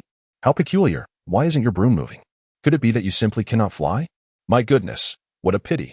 Due to his exceptional magical abilities, which surpassed those of his peers and even some upperclassmen, Dolly, like Hermione Encyclopedia Granger, was frequently praised by most professors, excluding Snape. Now that Malfoy had finally discovered Dolly's weakness, a twisted smile appeared on his face. "Some people are simply not meant to soar in the skies. May you spend your life eating dust, Muggleborn." Instantly, the young wizards from wizarding families ceased their discussions. The Muggle-born wizards, however, were baffled by the unfolding drama and cast bewildered glances at their classmates, whose eyes were simmering with anger. All the Muggle-born wizards present were Gryffindors. Upon grasping the situation, Their expressions turned hostile. Dean Thomas had already clenched his fists, ready to unleash a Thomas spin-accelerated Armstrong cannon right to Malfoy's face. In this charged atmosphere, Dudley slowly drew out his golden Nama wand. "I presume you have no intention of apologizing, Malfoy. Prepare to learn your lesson." Chapter 14. Stubbornness does not equate to utility. To be honest, had the young master not brought it up again today, Dudley might have nearly forgotten that he was, in fact, a Muggle-born wizard. For him, this was hardly a matter of concern. After all, he understood that if one were to trace lineage back far enough, all wizards originally belonged to the same family. In other words, if the so-called pure-blood wizards truly believed their lineage to be as pure as they claimed, then this honor was built upon a foundation of unmentionable truths. Their ancestors must have been the products of the initial trio of brothers dueling with one another, if they indeed existed. In fact, the occasional squib that appears in pure-blood families only serves to illustrate that Muggle genes have long since infiltrated their so-called pure bloodlines. Therefore, Dudley always believed that those who clung to the honor of pure-blood heritage ought to enroll in a biology class. Perhaps then they would not be as ignorant and arrogant as the young master before him. Theoretically, flying lessons do not require a wand. But due to the preceding Transfiguration class, the Gryffindor wizards had all brought their wands directly to the field, just as the Slytherin students had after their charms lesson. Thus, with Dudley's intentions to attack laid bare, Malfoy would certainly not remain passive. In fact, ever since being lightly defeated by Dudley before the sorting ceremony, causing him to lose face in front of all the new students, he had been waiting for this moment for far too long. Although Dudley's performance in Charms and Transfiguration had been nothing short of stunning, Malfoy knew that there were no offensive spells included in the first-year curriculum. No matter how strong Dudley's talent might be, a lack of offensive means rendered it meaningless. As for himself, he had already learned several offensive spells from his father before even attending Hogwarts. In order to seize the opportunity for revenge against Dudley, he had been secretly practicing these spells during this time. This time, he could not possibly lose. Suppressing his triumphant emotions, Malfoy drew out his Hawthorn wand and confronted Dudley from a distance. "Mud-blood, this is of your own making. Prepare to spend the night in the hospital." Sweating profusely, Malfoy could hardly contain his eagerness to revel in the humiliation of Dudley. With a swift motion, he flicked his wand, sending a yellow beam straight towards Dudley's forehead. This was one of the spells he had mastered most adeptly. Upon impact, the victim would feel as though they were wearing several cotton coats in the summer, sweating profusely, and might even strip off their clothes. It was clear that this spell was intended to thoroughly humiliate Dudley. However, the spell's flaw was obvious. Its slower speed made it considerably more challenging to hit its target. Dudley merely tilted his head slightly, effortlessly evading the attack without even moving his feet. Malfoy's expression darkened. This had been his most confident strike, yet he was taken aback by how easily Dudley had dodged, reminding him once again of their previous encounter before the sorting ceremony, where Dudley had handled himself with such ease. Nonetheless, the young master would not concede defeat. The previous incident had occurred before the sorting, so at least within Slytherin, it had not garnered much attention. Should he be defeated again under the watchful eyes of all, he would become the laughingstock of the entire school. He did not believe the Gryffindors would keep their mouths shut. Consider yourself fortunate this time, but you won't be so lucky again. Rapid Descent. Although this spell was somewhat less powerful, it allowed for a degree of secondary control, making it more difficult to evade. Correspondingly, its casting difficulty was significantly higher. Malfoy had succeeded only once out of every 3 attempts while practicing. Achieving success on his first try today, he believed he must have received Merlin's blessing.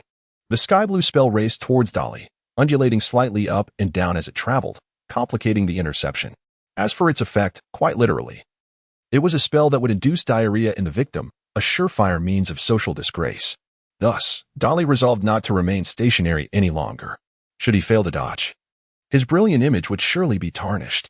He raised his wand and pointed it forward in a series of quick taps. Smooth as a mirror. Wingardium Leviosa. Dudley's aspiration was to lie upon a small stone nestled between 2 individuals on the grassy expanse. The stone, at first, transformed its surface into a mirror-like sheen, and then, with remarkable swiftness, soared into the air, perfectly intercepting the spell cast by Malfoy. To Malfoy's horror, he realized that his incantation had been deflected, and at the very moment of rebounding, he lost control over it. However, due to his prior focus on maintaining a secondary control, Malfoy's attention was predominantly fixated on the spell. Thus, upon sensing something amiss, he instinctively leaped to the side. Although he felt as though he had inadvertently collided with an object, he ultimately evaded his own spell. Malfoy, begrudgingly pouting, prepared to launch another offensive when he suddenly sensed a relaxation of control over a localized area. Nearby students quickly detected the anomaly. What is that dreadful odor? My heavens! Who treats the lawn as a restroom? Consequently, following Neville, Malfoy became the second casualty of this flying lesson, despite his claims of not suffering from diarrhea. Madam Hooch insisted that he return for a rest and change into a clean robe. As for the accusations from the Gryffindor students regarding Malfoy's verbal abuse and being struck by his own rebounding spell, Madam Hooch asserted that she could not accept such claims without having witnessed them firsthand. Nevertheless, she privately leaned towards the notion that it was merely a case of tattletelling. Given the long-standing rivalry between the two houses, a tradition that this year's young witches and wizards were evidently perpetuating with finesse. After eliminating unforeseen complications, the flying lesson resumed. This time, no young witch or wizard encountered issues. Everyone was cautiously practicing their flying, quickly setting aside previous disturbances to relish the joys of flight. Of course, this applied to the majority. Dudley remained engaged in a futile struggle with his broomstick, attempting to compel it to heed his summons. Indeed, even when he grasped the broomstick, it continued to ignore him, behaving like an ordinary, dilapidated broom. Thus, Dudley persisted in trying to establish the most fundamental connection with the broom. Meanwhile, Harry was attempting a 360-degree aerial spin. As the flying lesson neared its conclusion, Dudley still had not succeeded in getting the broomstick to move. Even when he seized the opportunity to swap brooms with Harry during his landing break, the outcome remained unchanged. The only distinction was that Harry found Dudley's broom easier to control than the one he had previously ridden. After inquiring with Madam Hooch and receiving a response of, "How unfortunate, my child, perhaps you should engage in activities you enjoy," Dudley set the broom aside, rummaging through a pile of bags until he located his handmade buffalo leather backpack and retrieved a pen and parchment. While he silently organized his thoughts, a cry of astonishment erupted from Hermione nearby. "Oh my, look, Harry. What is he about to do?"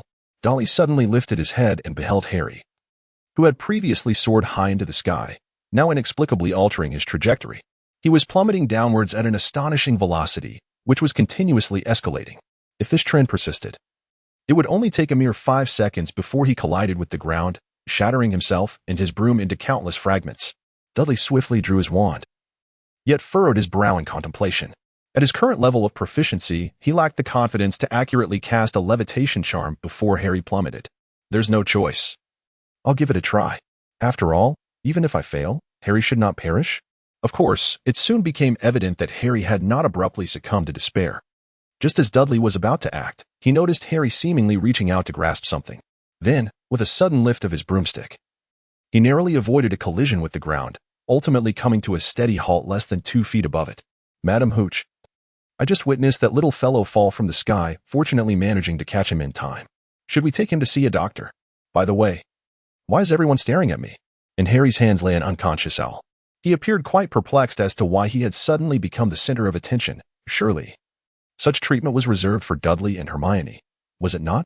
Upon seeing Professor McGonagall hurriedly emerge from the castle and escort Harry away, Dudley nodded in satisfaction. He had previously pondered how to ensure Harry's admission into the Gryffindor team without the aid of the young master. It seemed that, in time, all that glitters would indeed wane. No longer preoccupied with the young wizard's discussions regarding the recent spectacle, Dudley redirected his focus to the parchment before him.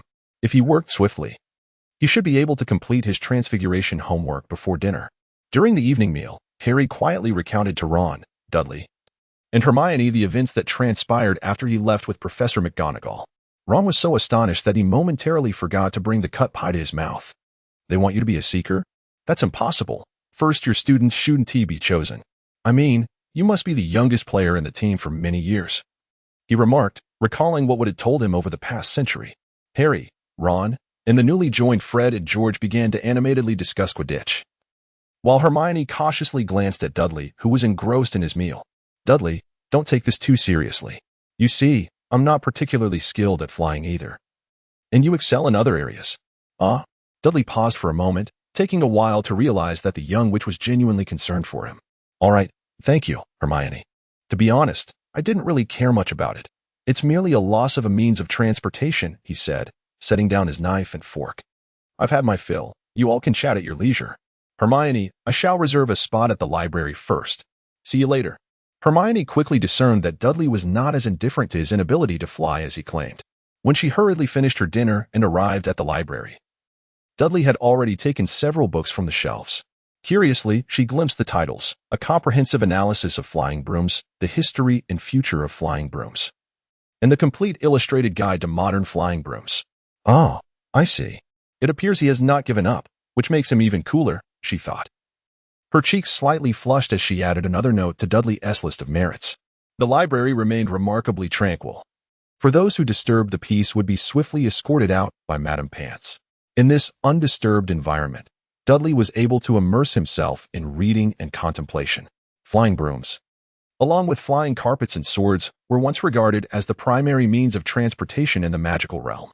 However, as the traditional wizards of the eastern regions gradually vanished, the prevalence of flying swords diminished significantly. Most wizards from Asian countries favored flying carpets, which might also explain their lack of enthusiasm for the sport of Quidditch. The history of flying brooms is deeply rooted, with the earliest recorded use dating back to 962 B.C. Initially, flying brooms served as rudimentary transportation tools, handcrafted by wizards and rather rudimentary in design. With the advent of commerce, more wizards were motivated to invest their efforts into the research of flying brooms, leading to the evolution of the brooms into forms we are familiar with today. The fundamental principle behind flying brooms is quite simple: attaching spells for flight to the broom itself. However, as the capabilities of flying brooms expanded, the requirements for both the brooms and the wizard operating them increased. An exceptional flying broom must be imbued with dozens of different spells corresponding to various attributes such as speed control, maneuverability, stability, and comfort. The wizard must also possess the ability to activate or maintain several of these spells as circumstances dictate. This operation is often carried out subconsciously, manifesting as what is commonly perceived as flying talent. Upon reaching this point in his reading, Dudley began to comprehend the crux of his predicament. If all went as anticipated, his subconscious was likely incapable of controlling the spells on the broom, and even his conscious mind struggled to do so.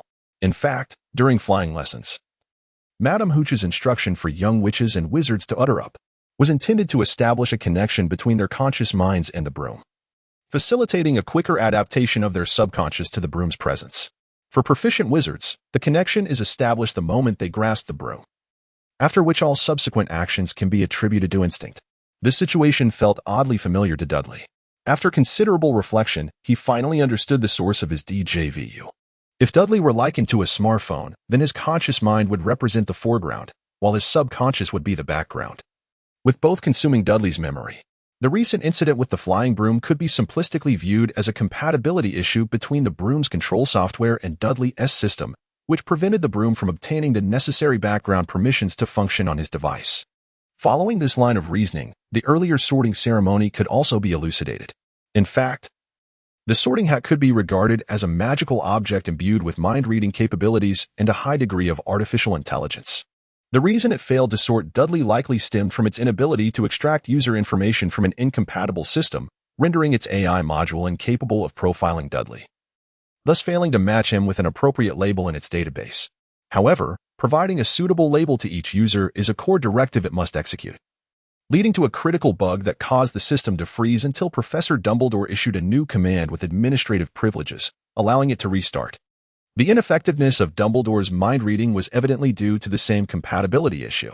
Reflecting further back, even the experience of trying wands in Diagon Alley made sense. Differing interface standards would indeed preclude the connection of external devices. Well, programmers hold the truth of the world, he mused. Nonetheless, Dudley was acutely aware of the implications of this situation. Without the requisite permissions or user information, many software providers would deny service to users. When the monopolistic tendencies of a software, or several similar types of software, reach a certain threshold, users find it exceedingly difficult to locate alternatives. Dudley had reason to believe that even if a flying carpet were to be procured from Asia, it would remain grounded in his hands. So, am I destined to be forever detached from flight? Dudley continued to seek inspiration within the pages of the book. Gradually, his gaze settled upon a particular sentence. Early flying broomsticks, as a means of transportation, were predominantly handcrafted by wizards. This revelation sparked a novel idea within Dudley. If I cannot utilize the broomsticks created by others, why not craft one of my own? This notion was not entirely baseless. In fact, the effectiveness of the spells Dudley had cast demonstrated that even in systems incompatible with others, A thorough understanding of the underlying code could yield similar results through an alternative programming language. Therefore, if he could master the techniques for creating a flying broomstick, Dudley could indeed fashion a unique flying broomstick of his own design. Consequently, when Hermione, feeling somewhat fatigued from her reading, decided to take a brief respite, she was astonished to find Dudley fervently scribbling and sketching on parchment with an unprecedented zeal. Hermione quietly circled around to catch a glimpse of his work, only to be taken aback by the contents on the paper. Goodness, Dudley, what on earth are you drawing? A robot? Dudley continued to draw without lifting his head, occasionally annotating different parts. You may not comprehend this, but how could this possibly be a robot? This is Gundam, a realm entirely distinct from that of robots.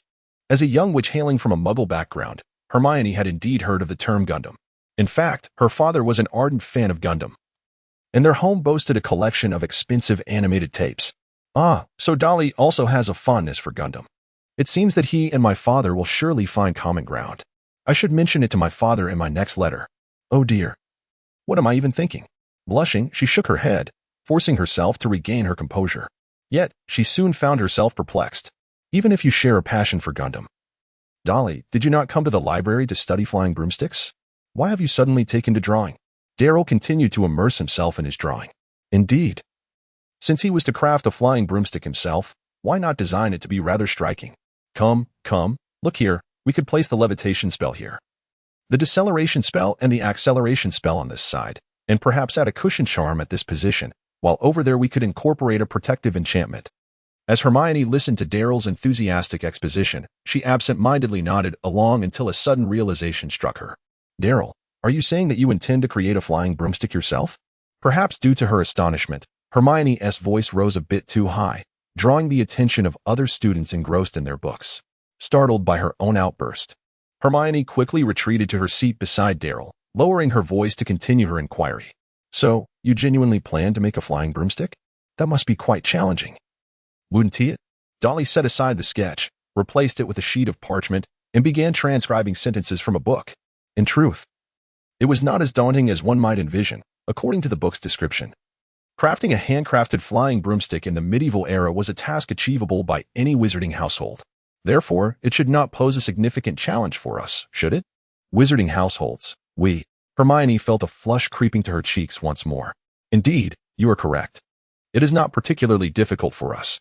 The besotted young witch had even begun to daydream of Dudley soaring through the skies in a wizardly version of a Gundam, cradling her in a Princess Carrie, only to be abruptly pulled back to reality by a blunt remark from a certain straightforward boy.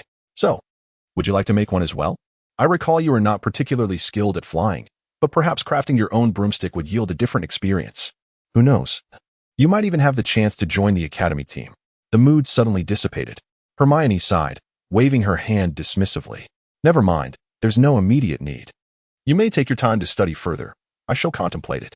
Dudley paused his pen, casting a puzzled glance at Hermione. How peculiar. She seems quite interested in the flying broomsticks, doesn't she? Moreover, wouldn't excelling in Quidditch provide her with a greater common ground with Ron? Surely. She cannot possibly be intrigued by me. Absolutely not. I truly cannot fathom what these women ponder throughout the day. Perhaps I should focus on my studies. It is learning that brings me joy. Dudley set aside the brief interlude and continued to diligently record the information he had retrieved from the book. Tom slipped away quietly, and soon it was time for the library to close. As he reluctantly laid down his pen, he noticed that Hermione had already packed her belongings and was waiting with several books in her arms, preparing to borrow them back to the dormitory. The Quidditch handbook. How curious, isn't she rather interested in it? Such a proud little thing. However, what Dudley failed to notice was the word romantic subtly blending in with the cover of the book, easily overlooked in the dim light of the library. Chapter 16. Cursed to be trapped. The castle at night was far quieter than during the day, as most of the exuberant young witches and wizards had transformed into lethargic beings after a long day of classes. Those still wandering outside were predominantly couples who had enjoyed the delights of love yet wished to keep their courtship private.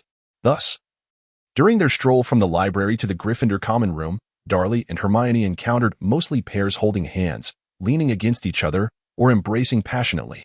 It must be said that when 11-year-old Hermione first witnessed such a scene, she was profoundly impacted, but as she saw it more frequently, she gradually grew accustomed to it.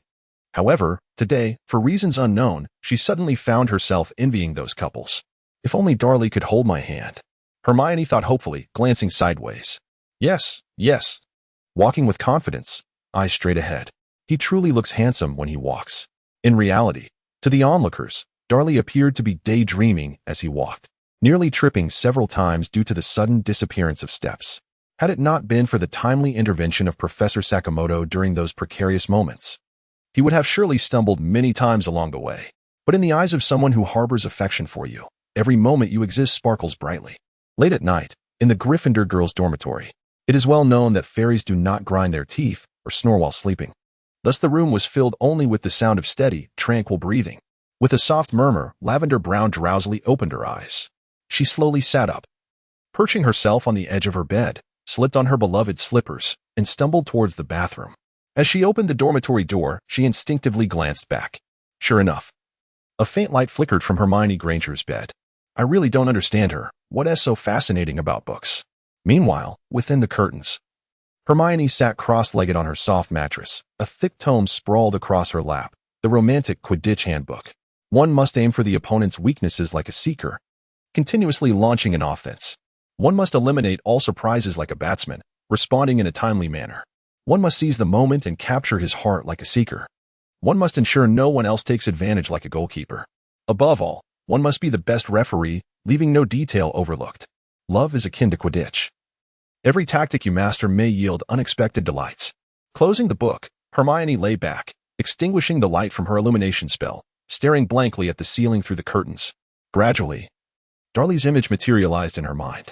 Gifted, diligent, approachable, unafraid of challenges, and most importantly, quite handsome. He perfectly embodied the ideal Prince Charming in a girl's heart. Such a person would undoubtedly draw the attention of any girl. In fact, Hermione had noticed several girls casting peculiar glances at Darley.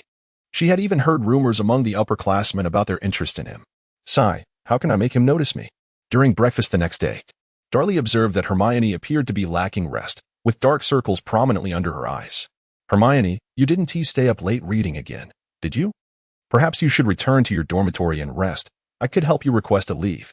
Hermione quickly shook her head, mustering her spirits. No need. We have 2 potions classes this morning. This subject is too important to miss. Besides, I will have the afternoon free, and I can. Yawn. Seeing Hermione's unwavering determination, Darius refrained from further comments.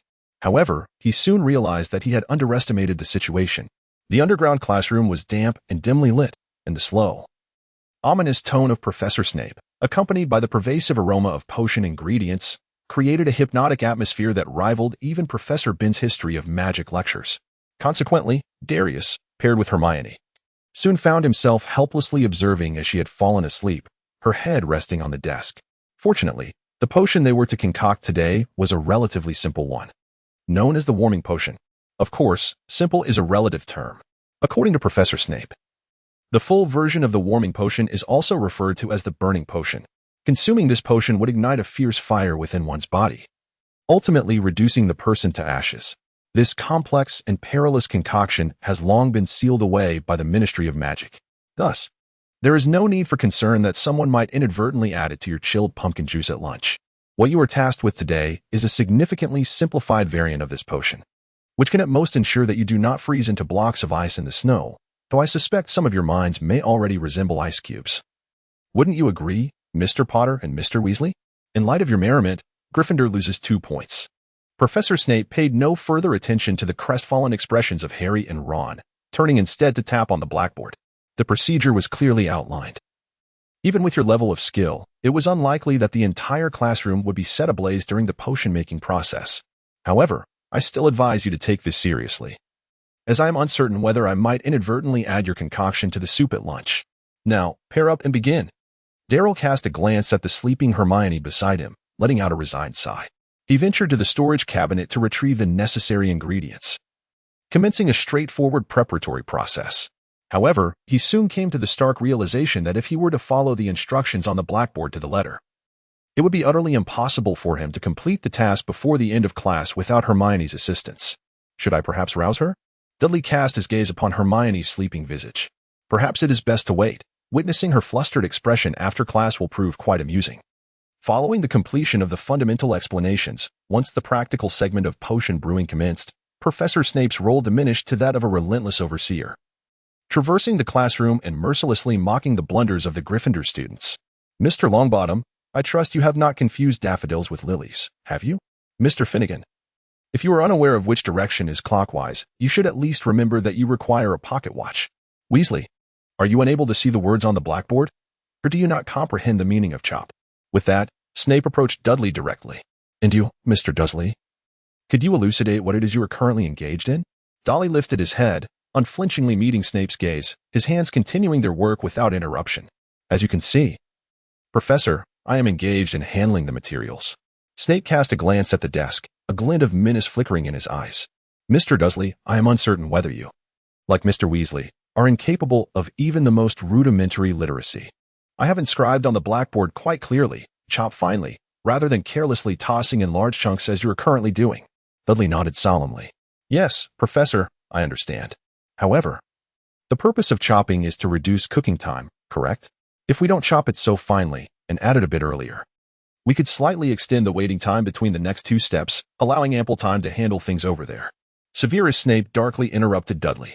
Mr. Dursley, I hope you comprehend that potion making is an exceedingly meticulous discipline. Any alteration in the process could yield unforeseen and severe consequences. Every minuscule change should be the result of careful consideration, not merely a whimsical attempt to free up time for your little girlfriend to rest. As he spoke, Snape suppressed his fury while glancing at Hermione, who still showed no signs of waking. I do not recall ever permitting sleeping in my classroom. Due to Miss Granger's remarkable performance, Gryffindor. Oh, Professor, Hermione isn't feeling well today. I allowed her to rest for a bit. You must know that this version of the warming potion isn't that complicated. One person can easily manage it, right? Snape, feeling his authority severely provoked by Dudley's interruption, retorted, Mr. Dursley, I wish for you to remember that I am the professor in this classroom. Due to your rudeness, 10 points will be deducted from Gryffindor. Furthermore, before class concludes, you will drink the potion you have concocted in front of everyone. Thus, I suggest you pray that your foolishness and arrogance do not cost you dearly. With that, Snape abruptly turned, bellowing at the little wizards who were secretly observing the situation. What are you staring at? Have you all completed your potions? Hermione felt comfortably warm as she slept. Sitting up, she rubbed her still drowsy eyes, causing her robe to slip from her shoulder. Then she heard Snape's grim voice beside her. Miss Granger, you have finally awoken. It appears you have rested quite well. Startled, Hermione sprang up from her chair. I'm sorry, Professor, Snape impatiently interrupted. No need to speak. I have no interest in your feeble excuses, nor do I care about the nature of your relationship. Because of you, Mr. Dursley is about to receive his just punishment. With that, Snape strode to the center of the classroom where Dudley stood holding a test tube. Upon seeing Hermione awake, Dudley calmly waved at her. Snape glared at Dudley, snatching the test tube from his hand. I believe everyone present, except for Miss Granger, is somewhat aware of what transpired earlier. In short, due to unauthorized alterations in the preparation process, Mr. Dursley must personally sample the potion he has prepared. I should mention that I cannot guarantee a swift journey to the infirmary. Now, let us examine Mr. Dursley's creation. If you were all paying attention, you would know that a correct warming potion should appear as a pale orange-red transparent liquid, exuding a faint scent reminiscent of sun-warmed blankets. Snape peered into the dim light at the test tube, removed the cork to sniff it, and with a displeased expression, thrust the test tube back into Dudley's hands. Well, it at least resembles something of substance. However, that does not ensure identical efficacy. Now, let us commence. Snape gestured with a flourish. Thus, Dudley raised the test tube to acknowledge the class and, under the scrutiny of his peers and Hermione's concerned gaze, unhesitatingly consumed the liquid within. The classroom fell silent, each individual eager to witness the outcome. Soon, Dudley tugged at his collar, his face slightly flushed, beads of perspiration forming on his forehead. It tastes rather pleasant. I detect a blend of watermelon and ice cream flavors. Is this what you refer to as the taste of summer, Professor? As he spoke, Dudley was unable to resist the urge to remove another layer of clothing. Despite having already shed his robe, he still found the classroom excessively warm. However, before he could act, Snape thrust another test tube into his hands. With a dark expression, Snape silently observed Dudley finish the antidote. Returning to his seat amidst the applause and cheers of the Gryffindor students, which soured his mood considerably. Ladies and gentlemen, it is evident that you are all quite pleased. And so I am delighted to announce that today's assignment is an essay on the warming potion for each of you. Additionally, those whose potions are deemed unsatisfactory are required to submit an analysis of the reasons for their failure. Now, Each group is to submit one test tube of their final product, clearly labeled with your names. Immediately. This is unjust. Ron slammed his book on potion making onto the table and loudly complained to Harry. Snape's favoritism is glaringly obvious. Dudley's potion turned out perfectly. And it's outrageous that Snape won't award any extra points. Yet, Crabbe and Goyle's concoctions, which resemble sludge, are still deemed acceptable? As Hermione poured pumpkin juice for everyone, she attempted to comfort Ron. Don't take it too hard, Ron. You know Professor Snape has always been this way. However, her words did little to assuage his anger, which only intensified. Yeah, easy for you to say. At least thanks to Dudley. You don't have to write an extra essay even after sleeping through 2 classes. As soon as the words left his mouth, Ron sensed he had overstepped. But his wounded pride compelled him to remain silent, turning his gaze away from Hermione. She trembled slightly, placing the cup of pumpkin juice down gently, and stood up. Quietly departing from the table, Dudley watched her retreating figure, contemplated for a few moments, and then followed suit. Ron, I hope you find an opportunity to apologize to Hermione. Chapter 17. The most beautiful scenery is humanity. After leaving the hall, Dudley trailed behind Hermione, observing her silhouette disappear into a girl's restroom. Given Dudley's thick skin, he could not bring himself to follow her into such a place in broad daylight. Instead, he settled on a seemingly clean spot by the railing in the corridor. Opening a recently borrowed advanced potion materials handling and preservation book that he had yet to finish. It was a splendid sunny day, the sunlight streaming into the corridor, rendering the castle less dark and damp. The young man gently pressed down on the pages with his left hand to prevent the occasional gusts of wind from scattering them, while his right hand's middle finger pressed against his temple.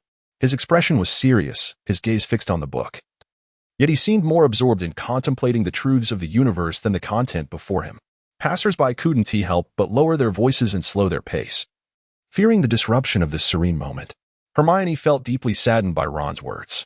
She had intended to find a place to isolate herself for some quiet reflection, but to her dismay, the usually deserted girls' restroom had become somewhat lively. Talia, what brings you here? Aren't you supposed to be in class soon? Oh, please, what is the point of class when there are handsome boys to admire? That is true. So, which charming lad is from which house and year? Surely not. Have you forgotten so soon? Isn't he the first-year student who chose his own house during the sorting ceremony? Oh, now that you mention it, I remember. He truly is quite handsome. Indeed. But I must tell you, do not dare to compete with me, or today shall mark the end of our friendship. Never mind that. Rather than guarding against me, you should contemplate how to deal with Kasha and Lux, as they have been pacing back and forth outside for quite some time. What? No way. I must go outside as well. Wait for me while I touch up my makeup. The more Hermione listened, the more she felt something was amiss. Suddenly, she flung open the stall door, disregarding the startled third-year Ravenclaw girls, and swiftly exited the restroom. Her eyes quickly landed on Daryl, who was sitting at an angle across from the restroom door, feigning deep concentration in a book. How could it be so coincidental that he put the book down just as she stepped out? Dolly, still lingering over the recently finished book, resolved to borrow a fortified edition from the same series at the library later. Just then, she caught sight of Hermione glaring fiercely at her from the doorway of the washroom. Why is she being so fierce? I haven't done anything to provoke her. Women can be truly terrifying. Daryl reminisced about the Transfiguration class from the previous day, feeling that Hermione now resembled a second version of Professor McGonagall. Naturally, Daryl was not the type of child with low emotional intelligence like Ron. He would never voice such thoughts aloud. Oh, Hermione, you're quite speedy. I thought it would take you another hour or 2 to come out.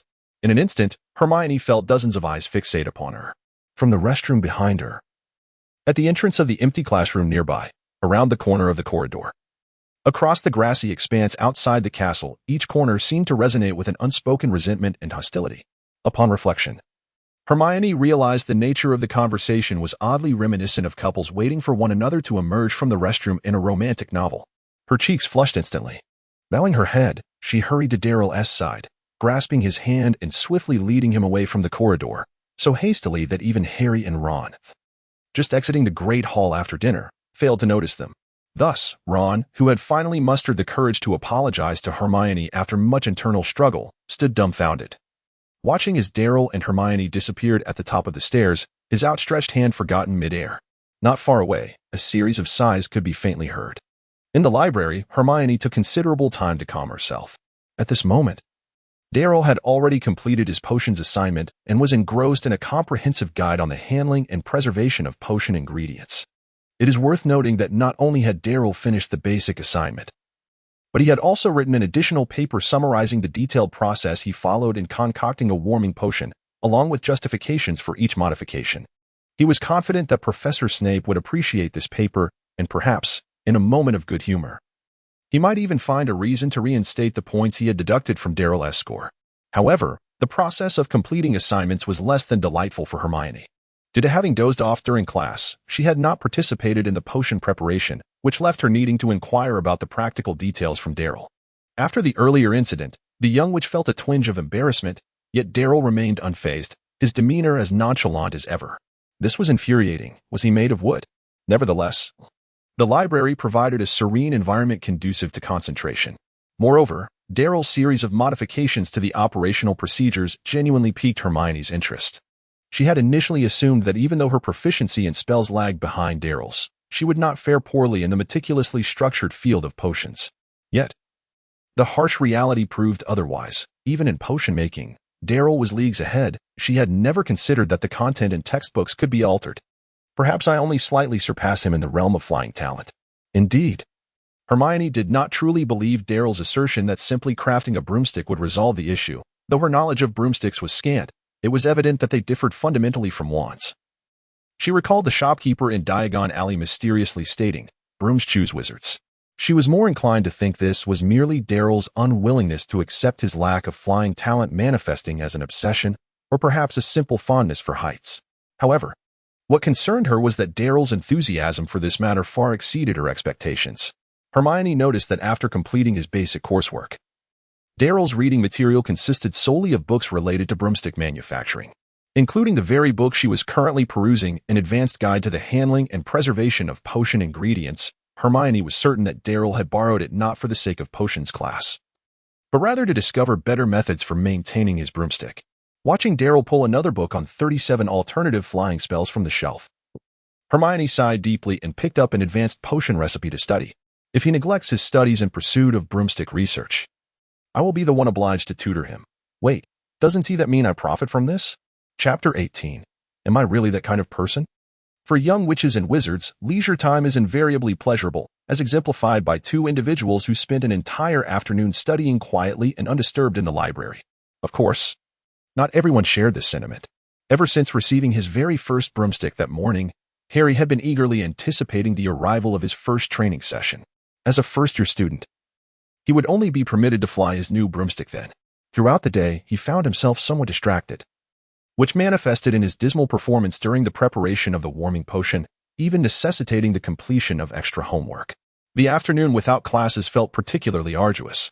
In his dormitory, he polished his new broomstick over and over with a maintenance cloth, desperately restraining the urge to rush outside and take a few laps.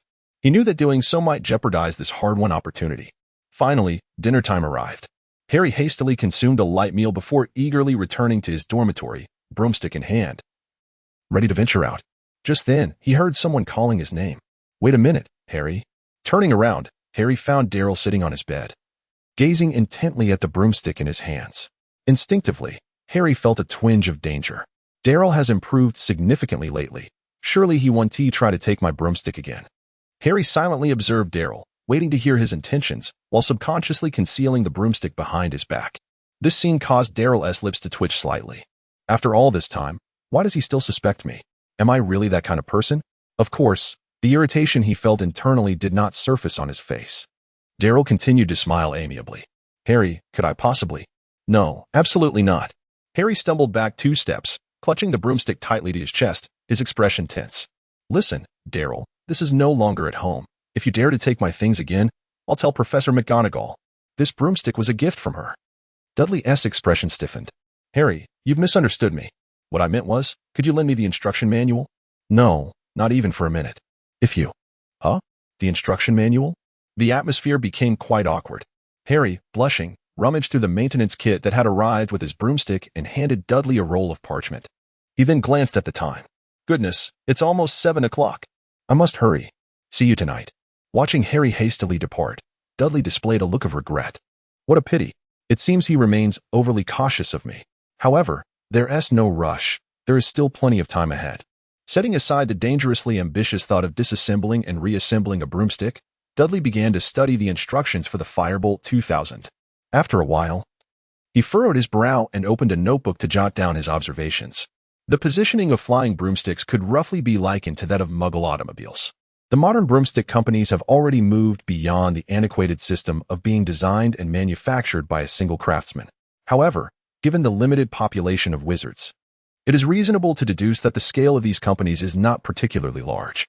From the Firebolt 2000's manual, it became evident that broomstick production has surpassed the phase of uniform standard processing and has adopted a more advanced assembly line production model. Within this model, to prevent commercial leaks, workers do not possess knowledge of the entire production process, and there may exist some degree of information control even between the design and production departments. Based on the maintenance manual, it is inferred that the Firebolt 2000 is equipped with no fewer than 5 anti-detection spells, possibly allowing for a lower level of nested usage. As the latest broomstick on the market, its confidentiality technology is even more rudimentary than anticipated, suggesting that the complexity of the control systems in modern competition broomsticks has approached the limits of material and craftsmanship. After simply recording some of his speculations, Dudley discovered that creating a broomstick capable of ensuring his victory in a Quidditch match was far more challenging than he had imagined. In a commercial environment, the most advanced broomstick design concepts and detailed experimental data are undoubtedly of utmost confidentiality for each company, making the theft of information or learning through observation exceedingly difficult. His current level of magical proficiency does not permit him to reverse engineer a finished product, leaving him with no alternative but to accumulate raw data through extensive comparative experimentation, a task that is beyond the capabilities of a young wizard still attending school. Despite the numerous challenges, Dudley remained undeterred, for he was merely a first-year student. There would be ample opportunities in the future to study or design broomsticks. Presently, more pressing matters loomed, primarily ensuring that he could quietly research broomsticks in the future. In other words, he needed to find a way to address this year's main storyline. In the midst of Dudley's interruptions and relentless teasing, the young master seemed to entirely forget about Harry, and did not engage in any petty antics reminiscent of a childish midnight duel masquerading as a report. In truth, he did engage in such antics, but Dudley, aware of his tactics, paid him no mind and effortlessly blocked the indignant Harry and Ron duo. Nevertheless, even so, the two still found themselves lost and inadvertently wandered into the forbidden corridor on the right side of the 4th floor, successfully deducing that the item Hagrid had retrieved from Gringotts was hidden within. This prompted Dudley to marvel at the formidable power of the world. However, there remained one matter that even the world's power could not resolve: the relationship between Ron and Hermione. In the original storyline, while Ron and Hermione may not have seen eye to eye, they were still members of the same house and would at least acknowledge each other when they met. However, ever since that day when Ron attempted to apologize but was ignored, he had no intention of bringing up the matter again, leading Hermione to continue her silence towards him. In fact, had it not been for their cordial relations with Dudley, they might have avoided each other entirely. Caught in the middle, Dudley could only conclude: kids can be troublesome. Time passed day by day. Dudley and Hermione remained engrossed in the library, while Harry frequently attended Quidditch practice. As for Ron, well, Ron preferred wizard chess. Each person had their own interests, and their days were filled with fulfillment. Thus, even Dudley, who was already aware of the storyline, only realized the significance of October 31st on that very day, Halloween Eve. Chapter 19. What must come will come. It remains unclear whether Muggles were influenced by wizards or if wizards adopted certain Muggle customs. But it is evident that wizards do celebrate Western traditional holidays, such as Halloween and Christmas. However, these holidays held little allure for Dudley, especially in an era where entertainment options were scarce, devoid of festive activities demanding excessive effort or exclusive skins requiring financial investment, particularly among wizards. The variety was even less than that found among Muggles. In Dudley's words, what is the point of Halloween Eve without even a cosplay parade? Of course, a mere bucket of cold water could not extinguish the enthusiasm of the young wizards. From early morning, Harry and Ron were eagerly anticipating the evening feast. Ron fervently declared that by nightfall, the entire castle would be filled with zombies, and if one were bitten, they would become one of them. This led Dudley to question whether Ron had perhaps watched some apocalyptic film. Thus, during the morning charms class, Professor Flitwick was disheartened to observe that most of the young wizards appeared distracted. All right, children, focus. Today we shall officially begin practicing the levitation charm. For students who had only recently enrolled, the levitation charm was quite a complex spell. Prior to this lesson, They had already invested considerable time mastering the wrist movements and reciting the incantation. Nevertheless, even so, only a select few managed to successfully levitate a feather on their first attempt, strictly speaking, only Dudley and Hermione. Excellent work, Mr. Dursley. 5 points to Gryffindor. For Dudley, the levitation charm was a spell he had already mastered before attending school, requiring no time for practice. After receiving his points, he promptly directed the feather, which was hovering near the ceiling, back to his desk, then began to peruse an extracurricular book while occasionally offering pointers to Neville, who was struggling. Neville repeatedly uttered Wingardium Leviosa, yet the best result he achieved was merely flipping the feather over. After reading a couple of chapters, Dudley felt the need for a brief respite. As he stretched his neck, he discreetly observed the classroom dynamics. Neville continued to wave his wand repeatedly. Dean was busy extinguishing a feather that Seamus had set ablaze, while Harry and Ron were engaged in quiet whispers, and Hermione had also begun to read. Hermione was paired with a Ravenclaw girl who, while practicing, noticed Dudley's gaze and instantly blushed, lowering her head, completely oblivious to the feather that had fallen. The morning passed peacefully, devoid of arguments or anyone hiding in the restroom to wipe away tears. The afternoon was similarly spent by Dudley and Hermione in the library, with no unpleasant incidents occurring, allowing Dudley to relax his previously taut nerves. Surely, it can't possibly go wrong now? Certainly, we now recognize this mindset, commonly referred to as setting a flag. However, it is essential to comprehend that even someone as seasoned as Dudley, who has faced numerous challenges, cannot meticulously avoid all potential flag-setting moments. After all, constantly monitoring one's words and actions would be utterly exhausting. As the banquet progressed, the effects of the flags began to manifest. "You are doing this on purpose," Hermione exclaimed, wiping the pumpkin juice from her robe with the handkerchief Dudley had handed her. Casting a fierce glare at Ron. Ron, equally defiant, returned her stare. "You saw it. Nearly headless Nick just popped out from under the table and startled me, causing me to spill the pumpkin juice. Besides, who would intentionally seek to ruin your day? Don't take yourself too seriously." Under Dudley's influence, Hermione did not display the haughty demeanor she exhibited in the original narrative. It is challenging to remain proud when those around her, who are more capable, exhibit humility. Consequently, her relationships with the other young witches and wizards, aside from Ron, remained amicable, reinforcing her belief that Ron was deliberately targeting her. After Hermione stormed off with an irritated, "I'm going to wash the handkerchief," Dudley felt compelled, as a mutual friend to both parties, to intervene. Whether it was Dudley's earnest counsel that swayed Ron or the implicit threat of not sharing homework that proved effective, Ron reluctantly agreed to apologize to Hermione upon her return. Satisfied, Dudley speared a piece of pumpkin pie with his fork, only to catch a glimpse of a stumbling figure rushing into the hall. Oh no. Could it be that coincidental? Professor Quirrell, with a frantic demeanor, stumbled towards the staff table, his left hand sketching the number 6 and his right the number 7. Clearly in a state of panic. A troll in the dungeon, hurry. Before he could finish, he collapsed onto the floor, feigning unconsciousness, though his hands twitched intermittently to indicate he was not entirely incapacitated. Professor Dumbledore commanded the chaotic crowd to settle down with a booming amplification spell, while Dudley noted that Quirrell, who was quite near him, attempted to cover his ears but managed to restrain himself. Is this the birth of an actor? Who knew Quirrell was such a talented performer? I'm impressed. Subsequently, the students, organized by the prefects, began to exit the hall. However, Dudley did not join the throng. He had not forgotten that Hermione was still in the lavatory. As he turned a corner, he suddenly heard footsteps behind him. Drawing his wand, Dudley concealed himself behind a protruding support column to observe the situation, soon spotting Harry and Ron rushing past in haste. Well, this is more like it, he mused. Dudley nodded in satisfaction and silently followed behind the two. It was indeed peculiar how the troll had gained entry. Why, one might ponder, was there a troll at Hogwarts? As Harry inquired of Ron, he carefully surveyed their surroundings, when suddenly they were assaulted by a foul stench. My goodness, that odor is utterly repugnant. Could Malfoy be lurking nearby again? Ron, engrossed in his thoughts, continued onward without pausing. Just as he was about to turn the corner, Harry yanked him back. Something is amiss. It seems there is something over there. Taking cover against the wall, they cautiously peered around the corner and spotted the grotesque troll attempting to enter a room not far away. What a fortuitous opportunity. Once the troll is inside, we can close the door and summon the professors to handle the situation. However, just as they were about to execute their plan, they were suddenly met with a piercing scream. Help. Chapter 20. So, is the troll weak or strong? There was no time for hesitation. Upon hearing Hermione's cry for help, Harry dashed forward, with Ron close on his heels. Yet, in their impulsive rush, they soon realized that the danger had shifted towards them. Inside the room stood one person, while two others were nearby. Which side would prove more advantageous?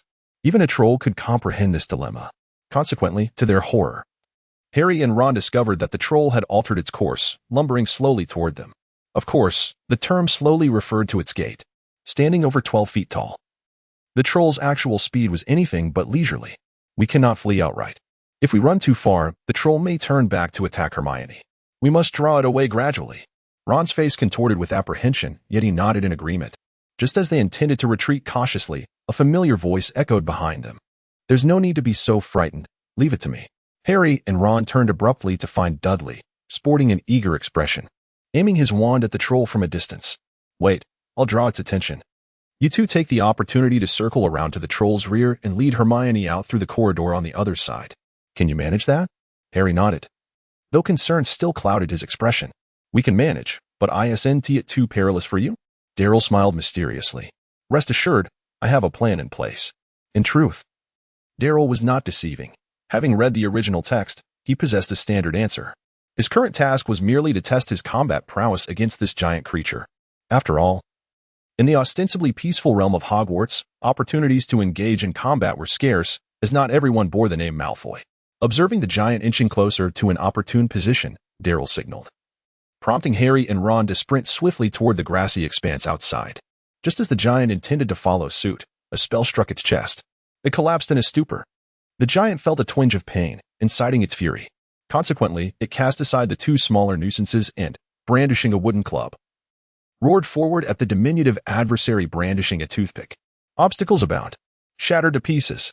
Swiftly, ensnare it. Dolly continuously attempted several renowned spells, but the results were either failures or lacked sufficient power, ultimately yielding no effect. Instead, the giant seemed to feel a few pricks, which only heightened its agitation. As the colossal creature drew nearer, Dolly couldn't help but shake his head. With his current level of magical power, it seemed improbable to confront a giant head-on, given that he was merely a small child. Since a direct confrontation is unfeasible, I must adopt a different approach. Dudley directed his wand towards the ground beneath the giant's feet, smooth as a mirror. This was a spell Dudley had mastered with remarkable finesse, as he frequently required a mirror to check if there were any girls covertly observing him with their inquisitive gazes. Just as the giant was about to charge towards Dudley, it suddenly slipped and fell heavily to the ground. With its limited intellect, the giant could not fathom that it was merely a small fly toying with it. However, as it attempted to rise with its left hand braced against the ground, another spell was cast, smooth as a mirror. This time, the effect was even more pronounced, for the giant could not possibly anticipate tumbling in the same spot twice. Its head struck the ground unceremoniously, compounding the misfortune of a creature already lacking in wit. What followed was a comical display of the giantess' clumsiness. By the time Harry, Ron, and Hermione, supported by one another, vanished down the corridor, the giant had yet to regain its footing. Noticing that the trio had departed, Dudley deemed it the appropriate moment to cease his tormenting of the giant. In accordance with the standard procedure, he levitated the giant's club into the air and brought it down forcefully upon its head.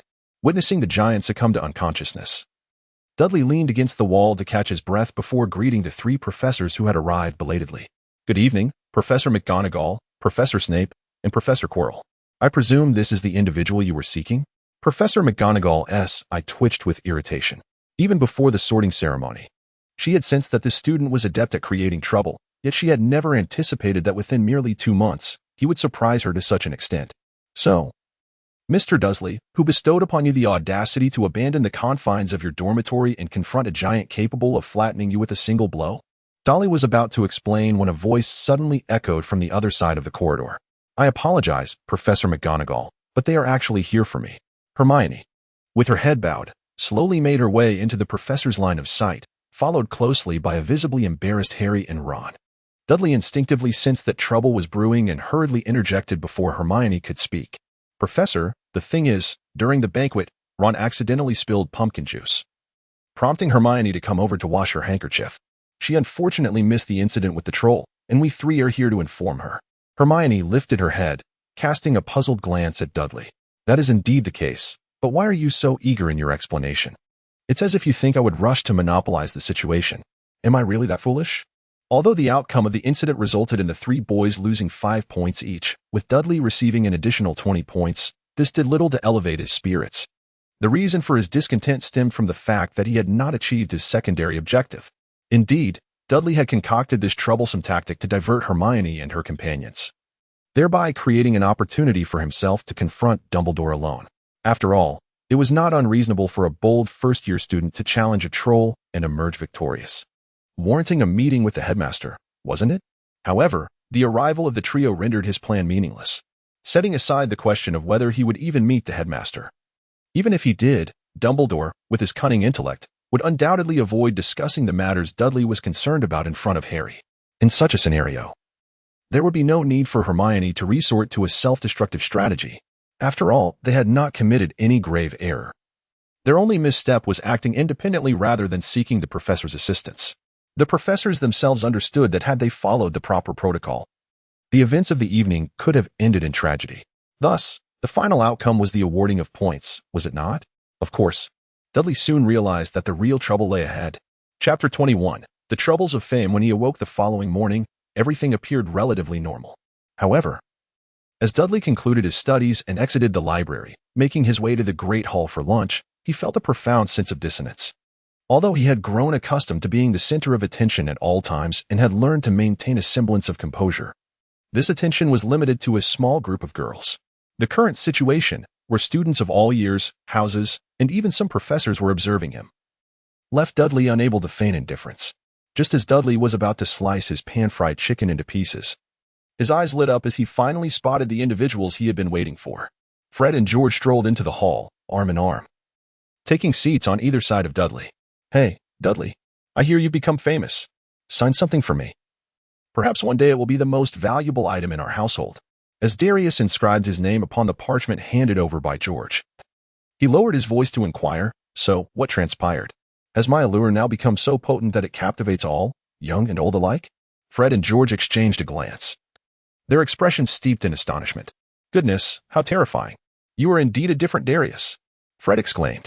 "It seems I must inform Ron to keep his distance, lest we find ourselves with an additional brother-in-law."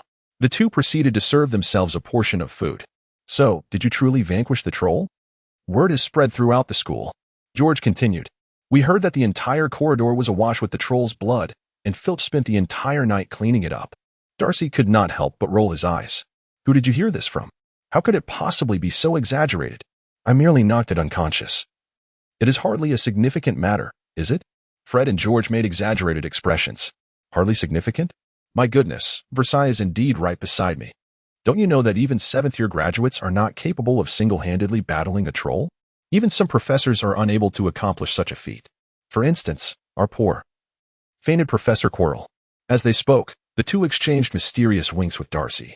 "Do you know what everyone is calling you now? Troll Slayer. Listen to this resounding title. Isn't it far cooler than Goblin Slayer or Slime Slayer? For the lively and restless young wizards, maintaining the excitement around a single event is quite challenging. For example, the renowned boy who lived was only the center of attention for a short while at the beginning of the school year before he quickly blended in with the other ordinary students. For someone like Darcy, who usually kept to himself, it was even more pronounced soon.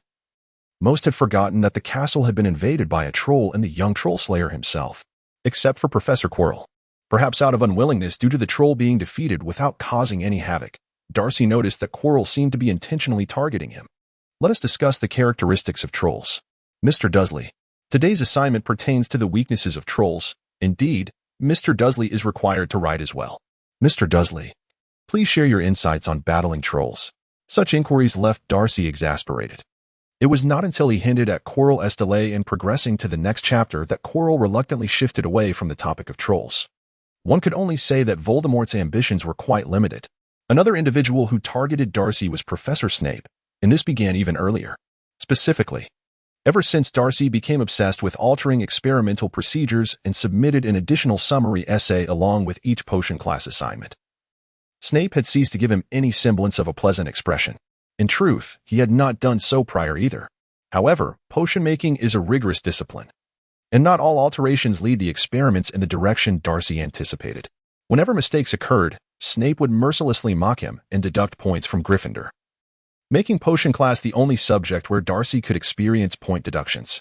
Of course, Darcy observed that while Snape appeared to ridicule him, his words often highlighted Darcy's oversights, occasionally referencing, if you had read XXX, you would know XXX, to provide Darcy with suggested readings. On one occasion, Darcy deliberately submitted a request for a restricted book tucked within his assignment and received Snape's signature, although the latter made a point to mention, "Do not add unrelated materials to my assignments." Quite the arrogant display. In Transfiguration and Charms classes, Darcy was already recognized as a prodigy. Naturally, he was aware that he had merely previewed the textbook, allowing him to focus on details not covered in class, which enabled him to complete the coursework with ease. However, to the other young wizards, it seemed as though Darcy effortlessly grasped the lessons, achieving the professor's expectations with remarkable finesse, leaving them in awe. After all, Hermione also spent considerable time reading, yet she could not reach Darcy's level. Thus, it was evident that Darcy possessed a certain prowess, was it not? This was precisely why Hermione admitted to feeling inferior to Darcy. Although she excelled in memorization, Darcy had far surpassed her in understanding and integrating knowledge. Often, her realizations of it can be understood in this manner arose only after listening to Darcy's explanations. Whenever Hermione mentioned this, Darcy would wear a pained expression, a hint of sorrow gracing his features, ultimately concluding with, "I would rather not, but I have no choice," leaving him all the more enigmatic and charming in Hermione's eyes. Of course, if this were a friend from Darcy's past life, they would only think, "Damn it, he is pulling it off again." With the absence of sudden events, the lives of the young wizards gradually began to return to normal. However, normalcy also meant boredom. Thus, everyone eagerly anticipated some grand event to temporarily distract them from the worries of assignments and tests. The Quidditch House Cup tournament was just such an event. Saturday marked the day of Harry's first ever Quidditch match. Even Darcy and Hermione, who usually preferred reading, did not visit the library. They arrived early, seated in the highest row of the stands, joining Ron, Neville, and others to prepare a little surprise for Harry. Chapter 22, Quidditch Match, a triumphant debut. At 11 o'clock. As Harry entered the field alongside his teammates, he immediately spotted the hand-painted banner. Harry Potter, King of the Skies. The slogan itself was not problematic, merely a bit exaggerated. However, the illustration beside the text depicted Harry sending Slytherin players flying with a single slap. Even more astonishingly, Darcy had used a small spell to animate the figures in the drawing, while Hermione utilized amplification and sound mimicry charms to provide appropriate sound effects, such as crashes and explosions, to the scene. This was a pinnacle of mockery. Harry could even sense the Slytherin players across the field wishing to come over and land a few punches on him. In the stands, Hermione maintained the amplification charm while signaling to Darcy, "Harry is still a newcomer. Isn't it a bit harsh to draw hatred for him like this?" Dudley smiled and winked, assuring, "Don't worry, everything is under control." The match commenced swiftly. As Hermione had feared, the Slytherin team seemed to abandon their original strategy, with each player determined to unseat Harry from his broom. Consequently, Harry was compelled to temporarily set aside his primary duty of seeking the golden snitch, instead executing a series of complex aerial maneuvers to evade Slytherin's relentless pursuit. Every moment on the field was fraught with peril.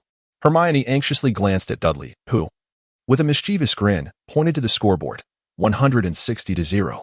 Indeed, unbeknownst to them, the score had widened to a margin that rendered Slytherin incapable of winning, even if they were to capture the golden snitch immediately, and the gap was only likely to increase.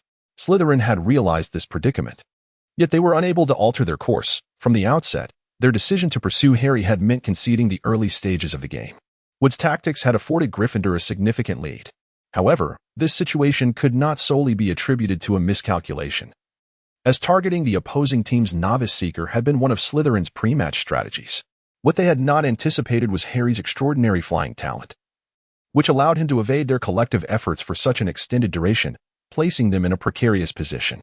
Slytherin had originally devised a plan to swiftly bring Harry down through relentless targeting, subsequently relying on their numerical advantage to catch up in points and ultimately secure victory by capitalizing on their exclusive possession of a seeker. However, abandoning their pursuit now would signify that all their previous efforts had been in vain. With the score already against them, they would find themselves at a considerable disadvantage. After much deliberation, Slytherin resolved to adhere to their strategy, reasoning that despite Harry's exceptional flying skills, his stamina remained his greatest weakness.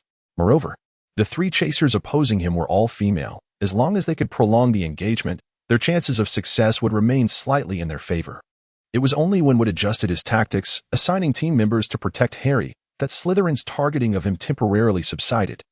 It must be noted that although Harry ultimately received assistance from his teammates, Slytherin's strategy had indeed taken its toll. Harry's energy was nearly depleted. Once they abandoned their focus on Harry, the more robust Slytherin players regained the upper hand on the field, causing the atmosphere to grow increasingly tense. Regrettably, Harry lamented not heeding Seamus's advice to consume more food prior to the match, leaving him devoid of the strength to initiate any offensive maneuvers, relegating him to merely clinging to his broom as he sought to regain his vigor. However, as Harry rested while searching for the golden snitch, his broom suddenly began to sway uncontrollably, nearly causing him to plummet from the sky. For a fleeting moment, Harry felt as though someone might be attempting to harm him in this manner. Just as he considered signaling Wood to pause the match, the broom's erratic movement abruptly ceased, as if everything that had transpired was merely an illusion. Meanwhile, in the stands, Dudley sat engrossed in a book, eagerly posing questions to Professor Quirrell, while those around them sensed that the professor's stutter had intensified. The match ultimately concluded with Gryffindor's victory, although Slytherin mounted a furious chase in the latter stages. No one else managed to catch the golden snitch while Harry was on the field, even as he struggled to regain his full strength. Yet, the joy of victory did not allow Harry to forget the unsettling incident during the match. After much contemplation, he decided it was essential to discuss this matter with his friends. Thus, Ron and Hermione listened in shock as Harry recounted his perilous experience. Noting that one individual appeared entirely unfazed. "Dudley, do you know something?"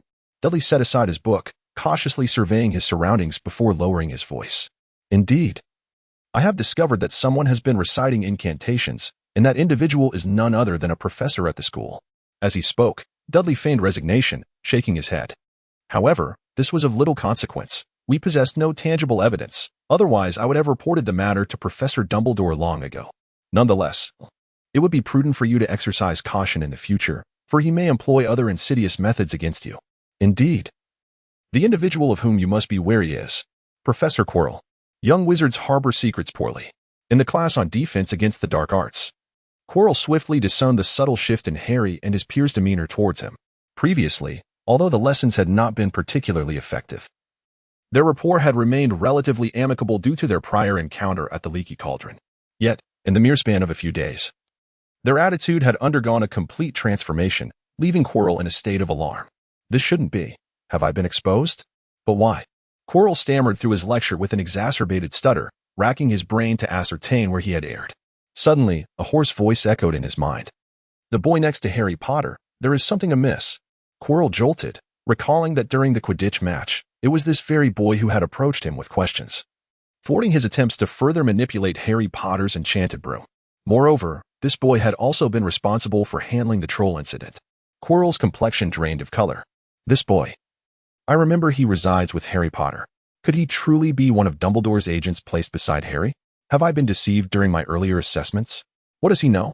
The more Quirrell pondered, the more fear gripped him, his gaze towards Dudley filled with trepidation. This boy, indeed, possessed a terrifying potential. Chapter 23, The Enigmatic Ancient Alchemy? Dolly observed that Quirrell had recently been particularly kind to him, offering various excuses to award him extra points and proactively recommending extracurricular reading materials. Strangely, Dolly felt an inexplicable sense that Quirrell might be somewhat afraid of him, which left him perplexed.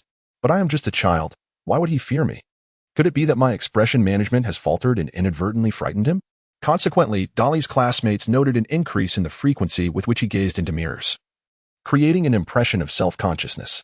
Of course, this was merely the perspective of his male peers, as the number of his female admirers continued to rise steadily. Rumor had it that plans were already underway to establish an information exchange regarding him. Setting aside these distractions, aside from the library, Dolly frequently visited Hagrid's hut. Whenever he had free time in the morning or afternoon, he would make his way there. Since the inception of his idea to craft a flying broomstick, Dolly had diligently pursued research in this area, yet such endeavors required a conducive environment.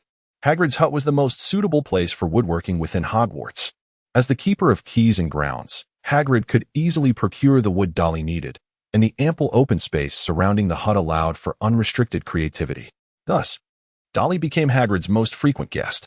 Harry, Ron, and Hermione often accompanied Dolly on his visits to Hagrid. However, unlike Dolly, They showed little interest in the neatly stacked logs resembling a pile of firewood. Instead, they would typically watch Dolly bustling about outside through the windows while enjoying tea and conversation with Hagrid. On this particular day, the same scenario unfolded. However, as the conversation gradually shifted from class subjects to the professors, they suddenly recalled that they had yet to discuss Quirrell with Hagrid. Hagrid, listen to me. Professor Quirrell was trying to harm Harry. Impossible. Professor Quirrell is a teacher at Hogwarts. He has no reason to do such a thing. But I saw him casting a spell on Harry's broomstick. You must have misinterpreted it. You all know Quirrell often talks to himself. But, enough. He is someone Dumbledore trusts. Otherwise, Dumbledore would not have asked him to help with. Protect what, Hagrid? Is it the thing that the three-headed dog is guarding? How do you know about Fluffy? In any case, don't ask further. It's a secret, and it involves Nicholas Flamel. Those familiar with Hagrid knew that one of his defining traits was his discretion. Thus, with Hagrid's assistance, Harry and his friends acquired a new keyword, Nicholas Flamel. On their way back to the castle, the trio hastily began to discuss. So who is Nicholas Flamel? I feel like I've seen that name somewhere. Indeed. I have a vague recollection. He must be a notable figure. Since he is a celebrity, we should be able to find information in the library. In search of some special materials, Dolly persuaded Hagrid to take him for a stroll around the outskirts of the Forbidden Forest, thus not returning to the castle with the trio. Consequently, he was unaware of the conversation that had transpired in the hut. When he finally arrived at the library, he was taken aback. Harry, Ron, you two are quite the rare visitors. I thought you wouldn't show up here before exam week. The two blushed slightly, but quickly adopted serious expressions. You arrived just in time. There is something you might not know. After Hermione briefly described the situation, Dolly immediately grasped the context.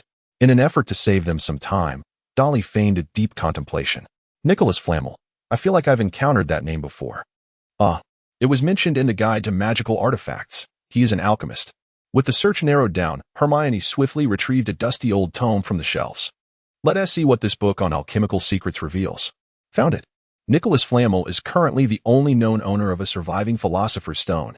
So, what Hagrid and the others are guarding must be the Philosopher's Stone. Ron nodded in understanding, but soon recognized a flaw in the reasoning. That sounds impressive. But how does this relate to Quirrell's dark intentions towards Harry? Dudley was not particularly concerned with the tales that the young wizards could conjure in their minds. Rather, he found himself captivated by the book that Hermione had unearthed. Seizing the opportunity during their discussion, he pulled the tome toward himself. The Philosopher's Stone serves as the cornerstone of ancient alchemy. Most individuals' understanding of the stone is limited to its capacity to transmute base metals into pure gold. Yet this represents merely its most superficial and wasteful application. Some may have heard whispers that the stone could be employed to concoct the elixir of life, which indeed stands as its primary modern usage. However, the wonders of the Philosopher's Stone extend far beyond this. For instance, it can flawlessly substitute any ingredient within any potion. This is not difficult to comprehend, as the energy contained within the stone exists in its purest form, allowing it to be transformed into any other type of energy at will. Nevertheless, these are merely the applications discovered by later generations. In truth, the original significance of the Philosopher's Stone was solely to provide energy. The splendor of ancient alchemy is beyond the imagination of contemporary wizards. During the zenith of alchemy, even apprentice alchemists possessed combat abilities that surpassed those of most high-ranking wizards. It is essential to recognize that, at that time, only those skilled in silent casting and wandless magic, who had mastered at least 3 runes, could attain the title of High Wizard. These were merely the minimum standards. The combat prowess of alchemists largely stemmed from the magical artifacts they possessed. However, a wizard's magical power is finite, and the more potent the magical item, the greater the consumption of magical energy. Consequently, almost all magical items relied on the Philosopher's Stone for energy, and producing the stone was a fundamental course for all alchemists of that era. Built upon the foundation of the stone, ancient alchemists cultivated a resplendent civilization. The pinnacle of combat power in that world was represented by the alchemical golems powered by the Philosopher's Stone. These golems were nearly impervious to any spell, exhibiting resilience and destructive capabilities that far exceeded those of adult dragons and giants, rendering them absolute strategic weapons. Regrettably, due to unknown reasons, a significant fracture emerged within the alchemical civilization. In fact, it was not only alchemy that suffered. Buried within the sands of time were nearly all strategic spells, the majority of runes, and the martial arts of muggles. Indeed, during that era, Muggle knights stood a fighting chance against wizards. Nevertheless, The Philosopher's Stone heralded an era of brilliance while simultaneously witnessing its decline. May this book allow you to grasp, if only slightly, the magnitude of our former greatness. It must be said that this book opened Dudley's eyes. He had never imagined that the history of the magical world was so rich and varied. It was far more engaging than the dry text of magical history. Inspired, he resolved to seek out other works by this author. Francis. Lovegood? Could it be that Lovegood? Dudley twitched his mouth, abandoning the thought of further inquiry. If it's a book written by someone from the Lovegood family, then I shan't believe it. The discussions among the young wizards yielded no conclusive results. In any case, they could not fathom that Professor Quirrell's motives towards Harry would be far more evident if they were attributed to Professor Snape. However, one thing remained certain. Quirrell would indeed have subsequent plans. Though Hermione persistently urged Harry and Ron to read more books to bolster their self-defense in case of emergencies, the duo appeared resolute in disregarding her advice. Not only that, but they were both actively seeking opportunities to follow Quirrell and uncover his true schemes. While such methods were generally discouraged for good children, they did prove somewhat effective. At least Quirrell could no longer brazenly converse with Voldemort. As another day drew to a close, Quirrell returned to his dormitory, his weary body slumping over the table like a discarded fish. Ever since being possessed by the Dark Lord, he felt his vitality ebbing away, growing weaker by the day. In fact, even others could perceive this decline. Professor Flitwick had repeatedly advised him to speak with Madame Pomfrey. Naturally, Quirrell was acutely aware that in his current state of possession, consulting a healer would be tantamount to self-exposure. He understood precisely where his troubles lay.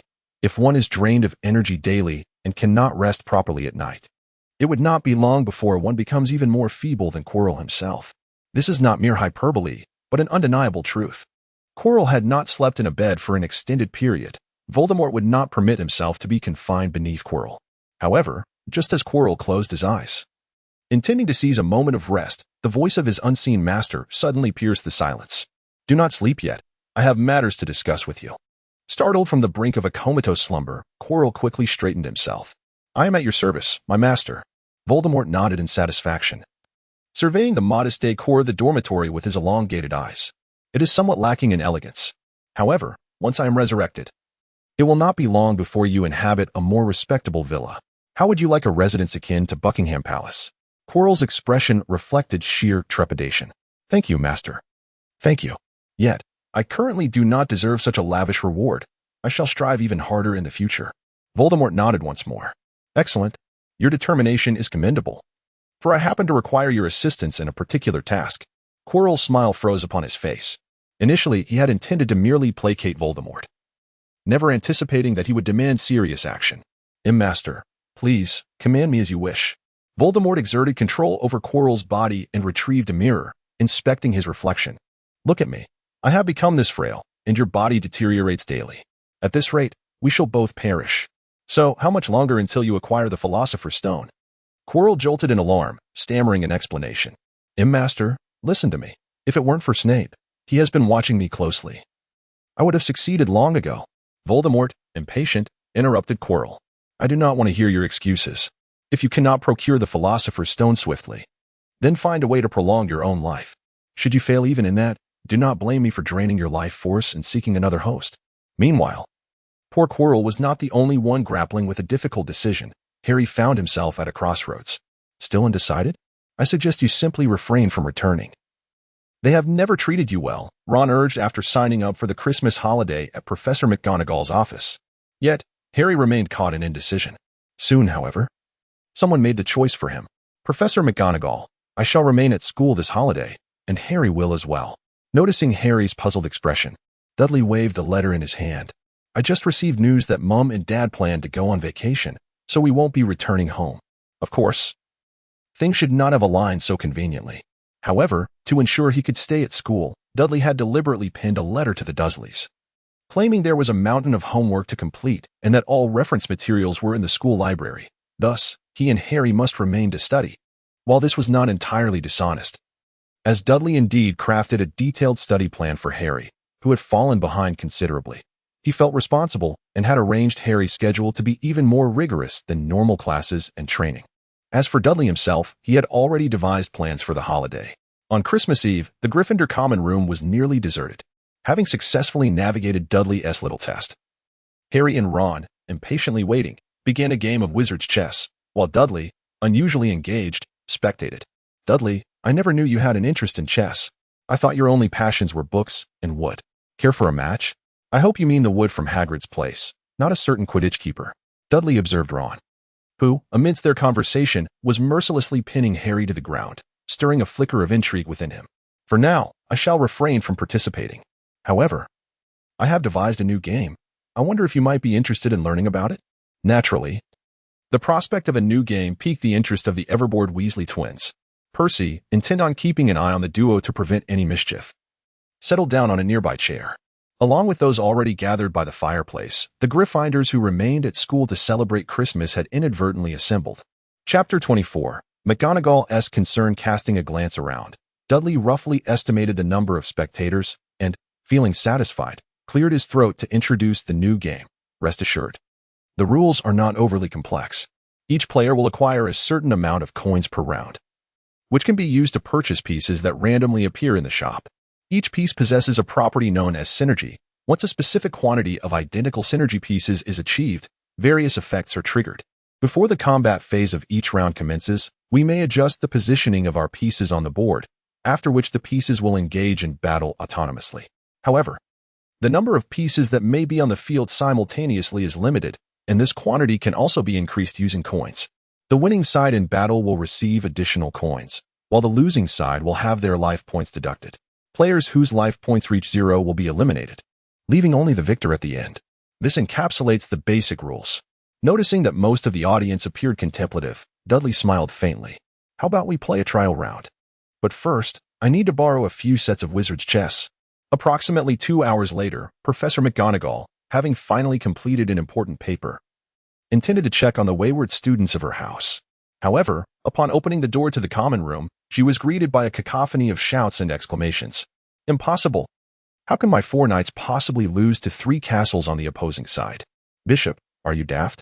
You should be targeting the enemy king in the back line, not squabbling with the pawns. This piece, Seamus, is far too weak. How can a bishop fail to defeat Ron's pawn? Otherwise, Harry would never have lost to George this round. Let us not argue. 3 queens are eternally divine. Just wait until I gather 6 kings. Your lineups will be nothing but trash. Professor McGonagall stood, bewildered. What on earth were they talking about? Darryl was the first to notice her standing at the doorway, greeting her with a warm smile. Good evening, Professor McGonagall. Would you care to try my newly designed game, Wizard's Auto Chess? After much effort in calming the little lions, Professor McGonagall intended to retreat to her chamber for a well-deserved rest, only to discover that Darryl had stealthily followed her out. Mr. Dursley, I must remind you that even during the holiday season, nocturnal wanderings within the castle are strictly prohibited. Oh, I would never do such a thing. In fact, I have some inquiries I wish to pose to you. Darryl gently closed the door to the communal lounge, his expression somewhat solemn. Professor McGonagall, I wish to inquire about the matters pertaining to patents within the magical realm. Professor McGonagall adjusted her glasses, appearing somewhat astonished. Patents? Mr. Dursley, what prompts you to pose such a question? Darcy's expression was one of utmost sincerity. Professor McGonagall, as you have just witnessed, the mood of everyone here is quite evident. I firmly believe that games like auto chess possess significant commercial potential. If someone else were to develop a wildly popular product based on this idea, the losses on my end would be substantial, would they not? However, as a mere first-year wizard, I lack the means to engage in business ventures. Moreover, you are aware that coming from a Muggle family, the amount of pounds I can convert into galleons is rather limited, making it difficult to secure adequate funding for promotion and marketing. If I could obtain a patent, it would at least provide some protection for my rights, enabling me to negotiate profit-sharing collaborations with others. You see, the Muggle patent laws emphasize. Though Professor McGonagall was an exceptional teacher, Darcy's discourse had gradually transcended her comprehension, leading her to interrupt him with a slight headache. All right, I believe I grasp your thoughts, Mr. Dursley. If my memory serves me correctly, the Department of Magical Sports within the Ministry of Magic has a subsidiary known as the Office of Comedic Product Patents. Should you have any inquiries, you can write to them for guidance, as I am not an expert in this field. Now, can you return to your slumber? As she watched Darcy make his way back to the common room, Professor McGonagall hesitated for a moment, choosing not to retire to her quarters, but rather to head in another direction. Are you suggesting that Mr. Dursley has developed a new game? That sounds rather promising. considering that since my own childhood, the entertainment options for young wizards have been limited to wizard's chess and Quidditch. Occasionally adding some joy to life seems rather appealing. Does it not? Dumbledore picked up a piece of toffee from the plate, but after reflecting on his already completed evening routine, he reluctantly set it back down.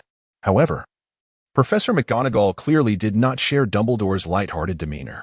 Albus, the essence of the issue does not lie in the game's design itself. Darcy is already contemplating how to apply for a patent and monetize it. This is far from a mere flash of inspiration. Professor McGonagall sipped her red tea, appearing somewhat troubled. I can sense that his understanding of commerce is not simply a matter of enthusiasm or curiosity. His ideas are more mature than those of many professional businessmen I have encountered. Yet, Albus, Darcy is the most magically gifted wizard I have ever seen. He is capable of achieving far greater feats than squandering his talents in the pursuit of wealth. Dumbledore adjusted his crescent-shaped spectacles, his gaze laden with meaning. Minerva, this is not the sort of sentiment I would expect from you.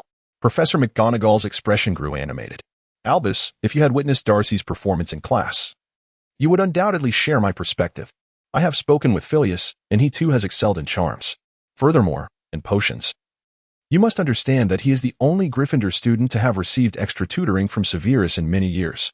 Professor McGonagall began to pace restlessly. In just 5 years, no. Even less, we professors will have little left to teach him. I firmly believe that his future achievements will surpass yours, and he may even stand shoulder to shoulder with legendary figures. Do you understand my point, Albus? I absolutely do not wish for his gifts to be squandered. Dumbledore raised a hand to halt Professor McGonagall's impassioned discourse. He stood and began to pace slowly around the room. Minerva, I believe I comprehend your sentiments, however. Overly intervening in a student's life is not the role of educators like us. I shall seek an opportunity to converse with him, regardless of the outcome. I hope you will refrain from being overly critical of him. Chapter 25. Who doesn't enjoy unwrapping gifts? On Christmas Day, Darcy had initially intended to indulge in a leisurely slumber, having spent the previous night as the designer and referee of Wizards Auto Chess, not concluding the final match until the early hours of the morning. However, anyone who has resided in a dormitory or worked knows that the timing of one's awakening is often dictated by external circumstances rather than personal desire. Harry, Darcy, rise and shine. It's time to unwrap presents. Yes, Darcy, get up to open gifts. Good morning, Harry and Ron. Hey, Darcy, why are you still in bed? Hurry up, we can hardly wait to see what gifts you've received. Fred, George, what mischief are you up to this time? All right, good morning, Ron, Harry. Darcy, you should be getting up. Sleeping in is not a habit befitting a diligent student. In any case, under the watchful gaze of a throng. Even Darcy's thick skin could not withstand the pressure to remain in bed. Yet, upon spotting the pile of packages at the bedside, any lingering grumpiness dissipated. Though Darcy held little interest in Christmas itself, no one could truly disdain a holiday filled with gifts, could they? Upon a brief examination, most of the presents were sent from Vernon and Petunia, primarily consisting of various books, which Darcy had specifically requested in his letters home. However, there was also a substantial assortment of snacks and candies, as they were perpetually concerned that Darcy was undernourished. Among the remaining gifts, Hagrid had sent him a seedling, accompanied by a note stating that he had won it in a card game at the pub. Hagrid had sworn that he had tried numerous methods to make the seedling sprout, which signified its valuable nature. Yet Darcy suspected it was merely a result of Hagrid's frequent forgetfulness in watering it. However, it begs the question, did he perhaps dig this out of the ground himself? With a perplexed expression, Dudley placed the sapling into the flower pot generously provided by Hagrid, burying it in a soil that exuded a peculiar aroma, reputed to be rich in nutrients. After positioning the pot in a sunlit spot by the window, he momentarily set it aside from his thoughts. Hermione gifted him a large box of heart-shaped chocolates. However, upon witnessing Ron and Harry unwrapping their horseshoe-shaped chocolates, Dudley instinctively sensed something was amiss. Thus, he discreetly concealed his own chocolates, intending to savor them later while studying in the dormitory. Additionally, Mrs. Weasley had knitted him a handmade sweater, which took Dudley by surprise. He had never anticipated receiving such a gift, considering he was not the designated son-in-law of the Weasley family. Furthermore, he also received a portion of the Weasley family's homemade fudge. Following this, there were several rather peculiar parcels, typically filled with confections such as candies, biscuits, and chocolates. These packages lacked any signatures, and the accompanying notes often contained odd phrases like "you are so handsome," "do you need a girlfriend?" and "this is homemade." Do give it a try. Dudley had no intention of indulging in these dubious offerings, yet discarding them outright seemed inappropriate. Consequently, for a considerable period, he appeared somewhat dazed and distracted, which greatly concerned Ron. As for the final parcel, it struck Dudley as rather peculiar. This gift, too, bore no name, but its dimensions clearly distinguished it from the others. He had encountered a similarly elongated package once before, when Harry received his Firebolt 2000. So could this be? Dudley unwrapped the packaging, eliciting gasps of astonishment from Harry and Ron, for indeed, it was a broomstick capable of flight. However, it was evident that this was not a product from any known broomstick manufacturer, as even Ron, who possessed an intimate knowledge of flying brooms, appeared perplexed upon seeing the logo emblazoned on the broomstick's handle. Uhu. He had never heard of such a brand, yet the aesthetic alone suggested it must be exceedingly expensive. Perhaps it was a limited edition crafted by a master artisan? Even a handbag or an article of clothing would skyrocket in price when associated with terms like limited and custom, let alone a broomstick that exuded such exquisite craftsmanship. Not to mention the lustrous silver finish, the handle adorned with intricate patterns that provided a non-slip grip, and the aerodynamic design. Merely glancing at the price tag hanging from the broom left Ron utterly astounded. The official recommended retail price, 888 galleons? Although the broom was silver in Ron's eyes, it now resembled a mound of gold. My goodness, Dudley, this broom is astonishingly expensive. Who could have bestowed such a lavish gift upon you? They must be exceedingly wealthy. Dudley himself was somewhat perplexed. One would expect that those close enough to him to bestow gifts would be aware of his inability to ride this broomstick. Indeed, this was the case. Upon receiving the enchanted broom, Dudley had surreptitiously attempted to try it out, only to find it utterly unresponsive. Indistinguishable from the antiquated Comet series stored in the school's warehouse. What on earth is going on? Could it be that the Dursley family is actually a branch of some wizarding lineage, with only me as the sole heir left in this generation? That seems quite plausible. Perhaps the ancestors of the Dursleys eloped with a muggle. While indulging in this fanciful reverie, Dudley opened the accompanying greeting card. Darling baby, Merry Christmas. I hope this gift brings you joy. Oh, and do not misunderstand, the flying broomstick is for Harry. Your present has been placed elsewhere, and you shall see it soon. Moreover, when you finally encounter it, do not be overly surprised, and please keep it a secret. This is of utmost importance. Sending you kisses and heartfelt affection. Much love, DSM. Dolly gazed at the card with a shiver of revulsion. From where could such a distasteful individual possibly emerge? It was as though the card harbored some unspeakable filth. With a look of disdain, Dolly cast it aside, wiping his hands on Leolie, which elicited a chorus of discontent from her. This gift was sent by a most inexplicable character undoubtedly. This person is mentally unhinged. Harry, that broom is a gift for you. Harry, perplexed, picked up the card and quickly examined it. Though he felt a surge of joy, confusion clouded his mind. Yet, I am not acquainted with anyone named D.S.M.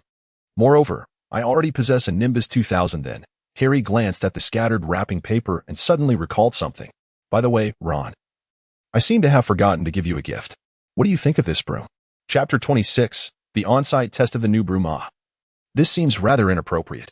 Ron was in a quandary, repeatedly uttering refusals, oblivious to the fact that he had already grasped the broom in his hands.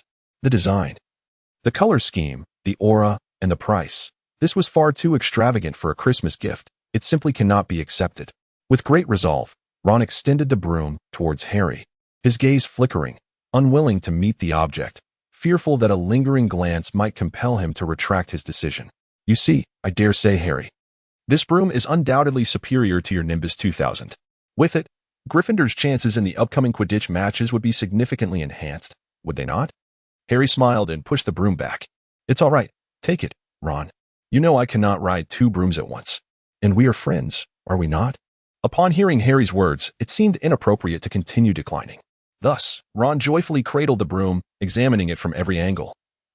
It was his first time receiving such a lavish gift. Honestly, this broom is so light, it must accelerate with remarkable speed, and its maneuverability should be quite agile. I just wonder how stable it is. Since we have nothing else to do today, shall we head out for a game of Quidditch? Dolly was equally curious about the extraordinary performance of the broomstick, which was evidently no ordinary item. Thus, in a rare departure from his usual routine, he chose not to visit the library but instead accompanied Harry, Ron, and the ever-curious Fred and George, who were intrigued by Ron's new broom, to the Quidditch pitch. Let us take a few laps to test it out, Ron suggested. Under the watchful eyes of his companions, he mounted the broom and, with a gentle push from the ground, soared into the sky as if propelled by a catapult. Dudley retrieved the telescope he had prepared earlier. Gazing from a distance as Ron executed basic maneuvers in the air, dive, sudden halt, in turn, silently assessing the broom's performance in his mind. One could only say that an expensive item has but one flaw, its price. As Ron expertly maneuvered the broom to lower its altitude, he leaped off with excitement. This is marvelous. I have never ridden such an exquisite broom. There is absolutely no sense of delay. It feels as though flying through the air is my innate ability. Beside him, Fred and George, who had been eagerly waiting for their turn, took to the skies, each completing a few exhilarating laps and echoing Ron's praises. However, Percy, who happened to be reading in the stands and had a serendipitous encounter with them, appeared far more cautious. Have you both considered the numerous uncertainties surrounding this item? If this model of broomstick were truly exceptional, why have we never heard of the national Quidditch team planning to upgrade? A recommendation from the national team would certainly alleviate considerable advertising expenses, wouldn't it? Perhaps this is merely an experimental model. If test pilots are needed, it would be prudent to collaborate with the national team. Professional players must possess a deeper understanding of flying than us students, especially regarding the requirements of a competition broom. They might already have finalized a collaboration plan, but simply have not reached the announcement stage. Such actions could involve commercial confidentiality breaches, leading to potential accountability. Percy adjusted his glasses unconsciously, and in that moment, Dudley felt an uncanny resemblance to a character possessed by a childish Grim Reaper. In any case, this broom seemed decidedly amiss. I suggest we hand it over to the professors for examination, at the very least. We should wait until we confirm its safety before using it.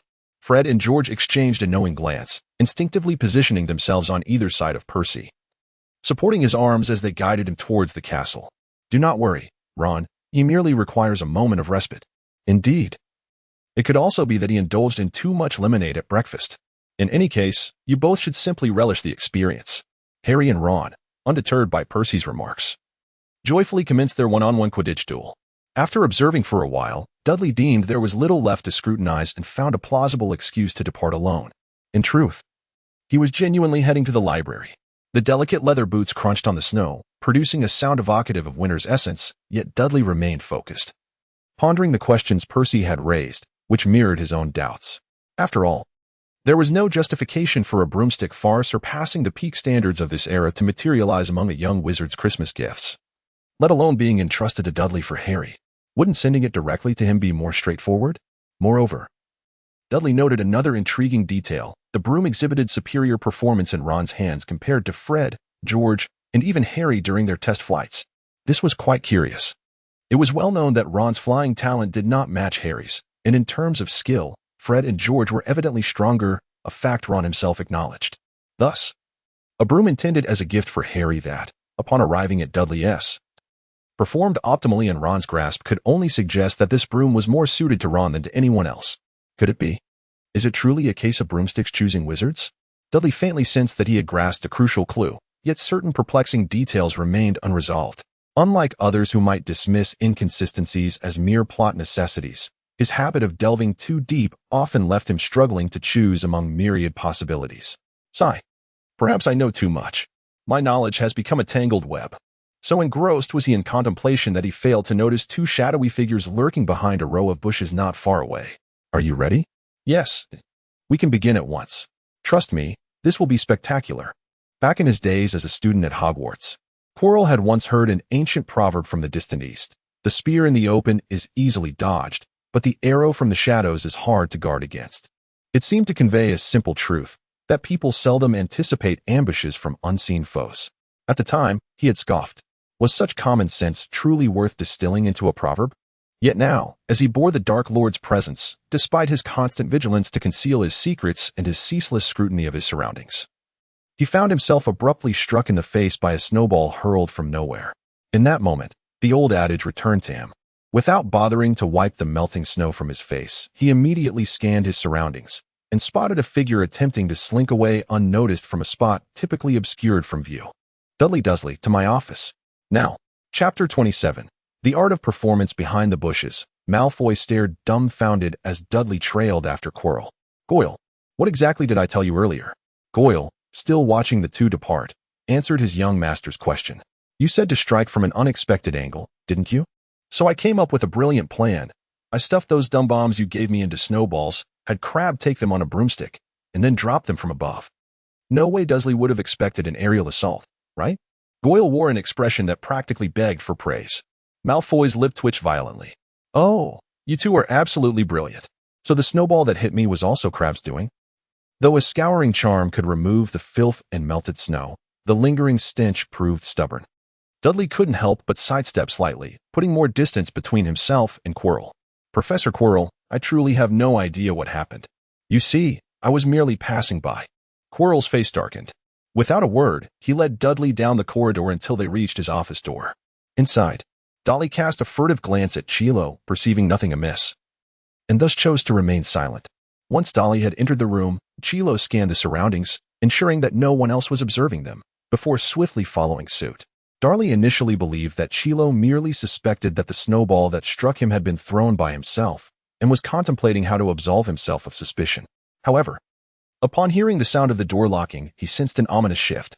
Chilo settled into an armchair, showing no inclination for Darley to take a seat, instead fixating him with an intense, oppressive gaze that rendered Darley exceedingly uneasy. Professor, please allow me to explain. I genuinely did not throw that snowball. Chilo remained silent, leaving Darley at a loss for words, leading him to adopt a similarly taciturn stance. As time languidly passed, the two men engaged in a silent stare-down within the confines of the room. Feeling fatigued from standing, Darley dragged over a triangular stool to sit upon, continuing his observations of the human condition. Eventually, after an indeterminate time, Chilo broke the stalemate. Darley Dursley, what exactly do you intend to do? Professor, I fail to comprehend your meaning. I merely happened to pass by, Darley replied. Chilo scrutinized him closely, seemingly intent on uncovering any flaw in his demeanor. Meanwhile, Darley maintained an expression that was a blend of anxiety, confusion, curiosity, and a hint of unease, the latter of which intensified Chilo's conviction that Darley harbored a significant secret. Of course, this was merely Chilo's interpretation. Were Darley privy to his thoughts, he would undoubtedly add a comment on the matter, perhaps about the remaining 90% of compassion for the intellectually challenged. In truth, Darley did feel a twinge of anxiety.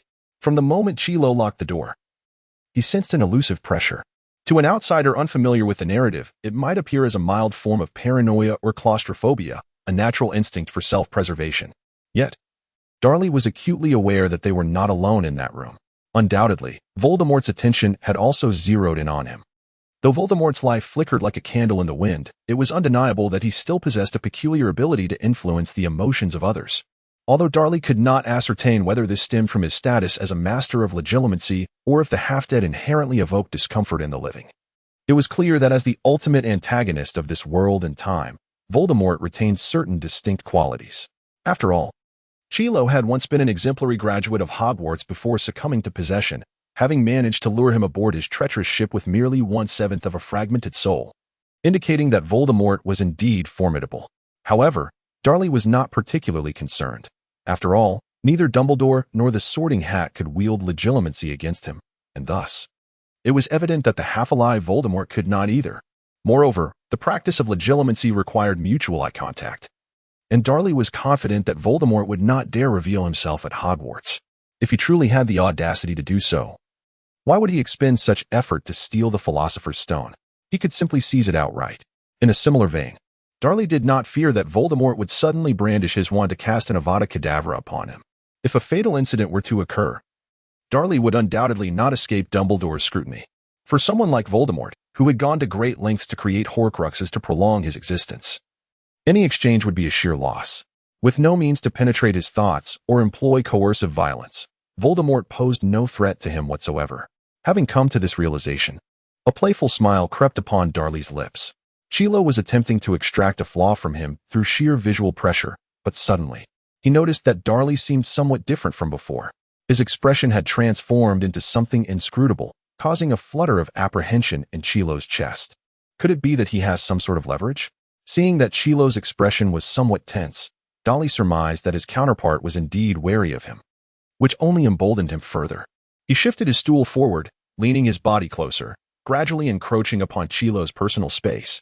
The psychological anecdotes he had encountered online in his previous life came into play. The closer two individuals are, the lower their sense of security becomes. With the exception of couples, Dudley had no intention of engaging in a trifling game with the two individuals opposite him. Rather, he aimed to instill a measure of psychological pressure upon them. As it stands, the effect has proven remarkably effective.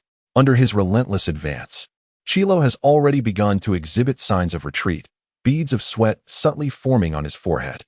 Although the two have exchanged scarcely a handful of words during these few minutes, in their silent confrontation, Chilo has already suffered a resounding defeat.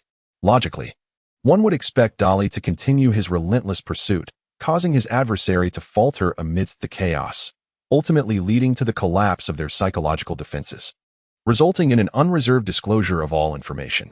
This narrative aligns with the business warfare novels Dudley had perused in his previous life. However, in reality, Dudley did not wish for such an outcome, as it held little significance. After all, he was already well aware of the opponent's original plan. Any alterations prompted by excessive variables would ultimately prove counterproductive. Dudley was reluctant to pose a question, Quirrell lacked the courage to inquire, and Voldemort was incapable of asking anything. Thus, the atmosphere became rather awkward.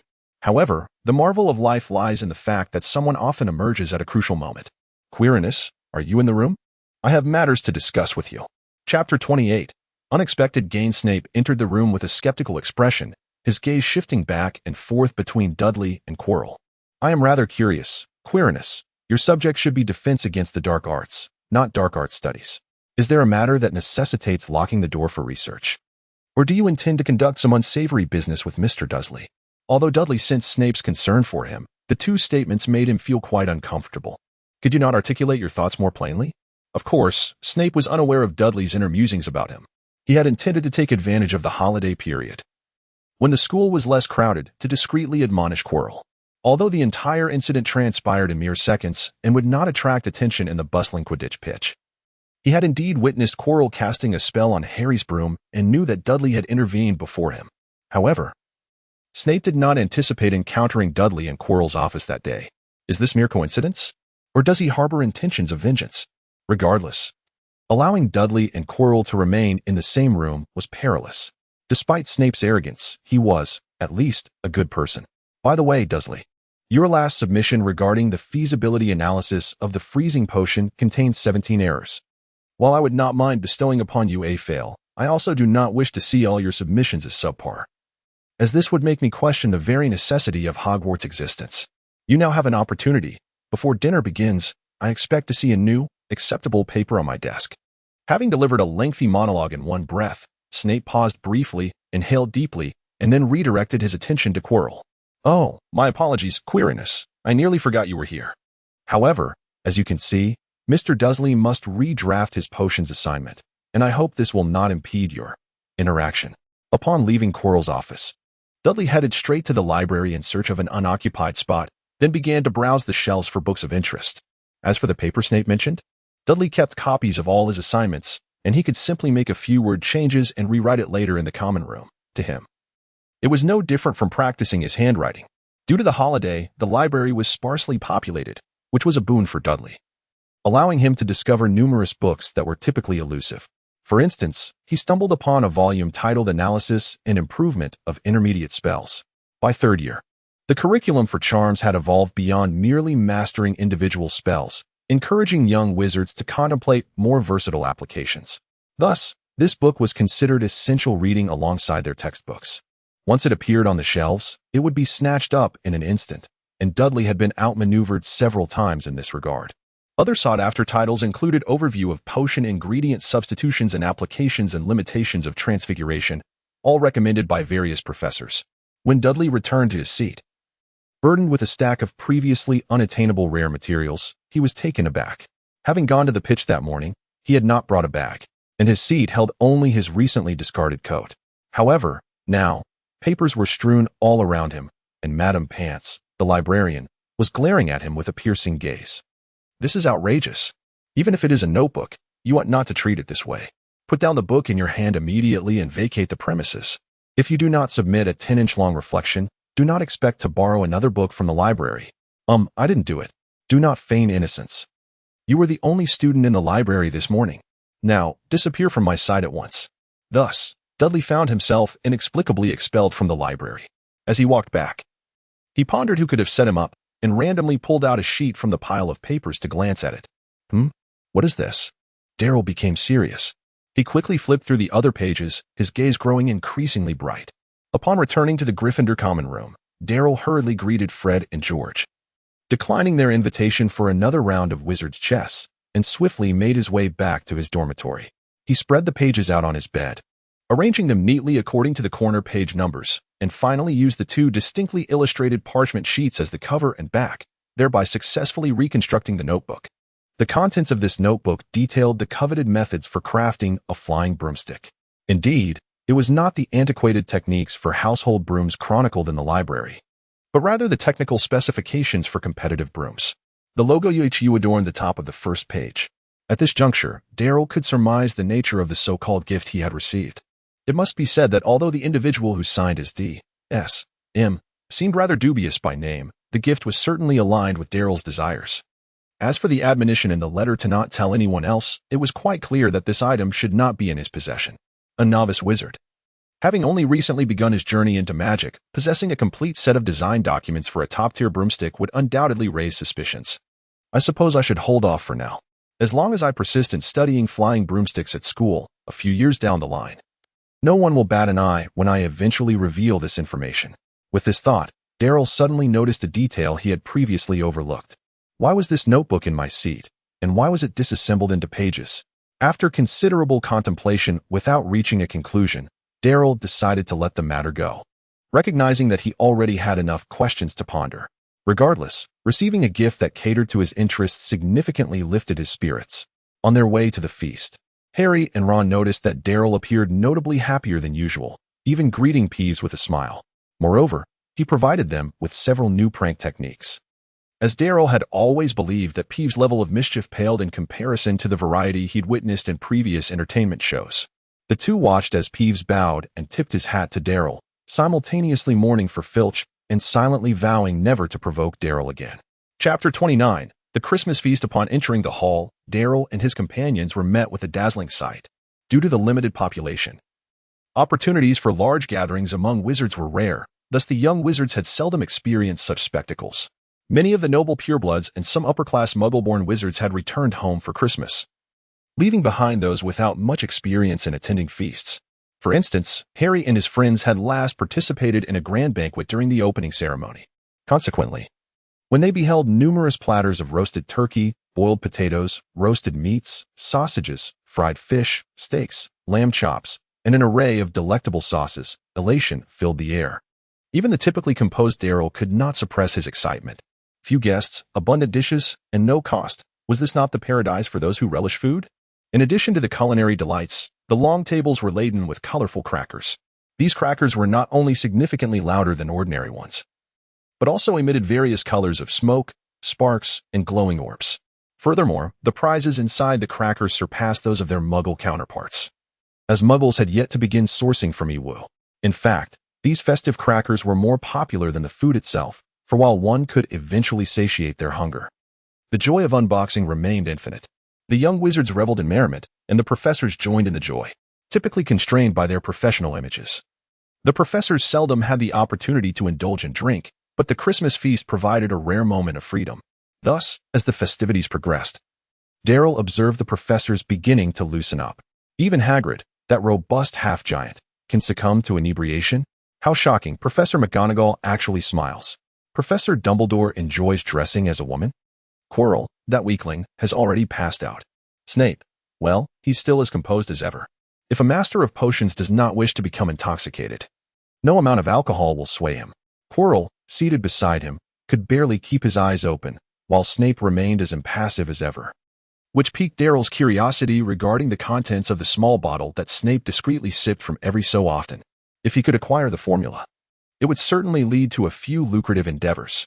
Investing in a few distilleries could yield a handsome profit, akin to certain enterprises that simultaneously operate in both the culinary and fitness sectors. True knowledge is wealth. Of course, Darryl would not directly confront Snape for the formula. He had no intention of squandering the goodwill he had painstakingly built. Instead, he formulated a more long-term plan to extract knowledge from Snape. Indeed, he aimed to siphon off his expertise.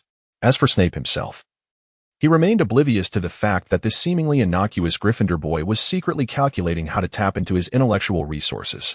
Presently, he was quite displeased. Originally, Snape had intended to use the Christmas feast as an opportunity to probe Quirrell for information. To facilitate this, he had prepared a sobriety potion in advance and had closely followed Quirrell since he left his office, ensuring he did not have the chance to sit beside anyone else. Throughout the banquet, Snape had employed various tactics to encourage Quirrell to drink, so much so that Darryl, who was covertly observing, briefly wondered if Snape had trained in some distant province.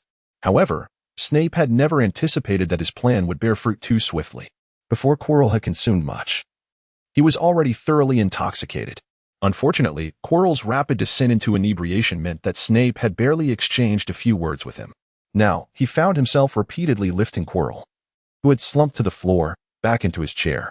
"I prepared so meticulously, and yet you proved to be so inept?" Snape felt like a fool. Observing Quirrell with his eyes closed, mumbling incoherently, Snape's irritation prompted him to indulge in a few more drinks. "Thank you, Professor Dumbledore, for your contributions to the school. I raise my glass to you. Minerva, Filius, Pomona, as heads of our houses, we must continue to support one another in our work. Esteemed colleagues, the educational endeavors of our institution rely on your dedication. Let us toast together. Oh, Hagrid, overseeing the Forbidden Forest must be arduous. Today, relax and enjoy. Shall we have another drink?" The once lively hall grew considerably quieter. The young wizards, unable to partake in alcohol, remained quite sober, and all eyes turned toward the professor's table. "George, am I mistaken? Is that truly Snape? I too feel as though we are dreaming, Fred. Would you slap me to confirm?" Harry and Ron paid no heed to the bickering twins. Even Percy, who was typically disciplined, did not think to intervene. At this moment, everyone's expressions were quite remarkable. Of course, Dally remained relatively composed. It is quite normal for a person to transform entirely after indulging in alcohol, is it not? He recalled a past life event where he had voluntarily consumed a few extra drinks at a company gathering, only to find himself the subject of countless memes and gifs in the colleague chat the following day. The most dreadful part was that he was the only one who had overindulged that night. In comparison, Severus Snape's situation appeared significantly better than his back then, as he at least had numerous professors to share in the revelry. Indeed, joy is not true joy when experienced alone. It is the collective happiness that constitutes a joyous existence. Under Dally's guidance, the young wizards gradually accepted the professors, who seemed somewhat different from their usual selves, and they vowed to abstain from alcohol when they grew older. The banquet slowly returned to its former grandeur. And feeling as though he had made a contribution to the public health of wizards, Dally contemplated ordering another steak when he suddenly noticed a certain figure. Oh dear, this fellow was quite the actor just now. Taking advantage of the professor's engrossed conversations, Quirrell stealthily slipped away from the hall. In truth, Quirrell's capacity for alcohol was rather poor. His earlier inebriation had been genuine, as he could not have deceived the master of potions, Snape, otherwise. However, he was not alone. Quirrell was the one intoxicated. What did it have to do with Voldemort? Thus, Voldemort seized control of Quirrell's body and made his way out, intending to take this opportunity. While everyone was gathered in the hall to investigate the defenses surrounding the Philosopher's Stone, hoping to acquire it directly if possible. Yet, just as he believed he was destined for success, a clear and somewhat youthful voice shattered his plans once more. "Professor Quirrell, why are you not attending the banquet in the hall and instead here?" As Voldemort controlled Quirrell's body, he slowly turned around, inevitably discovering Dally at the end of the corridor, observing him.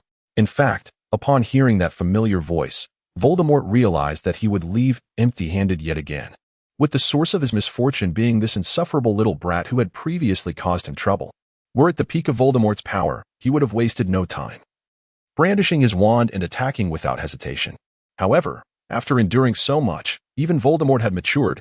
He had gained a clearer understanding of the appropriate times for certain actions.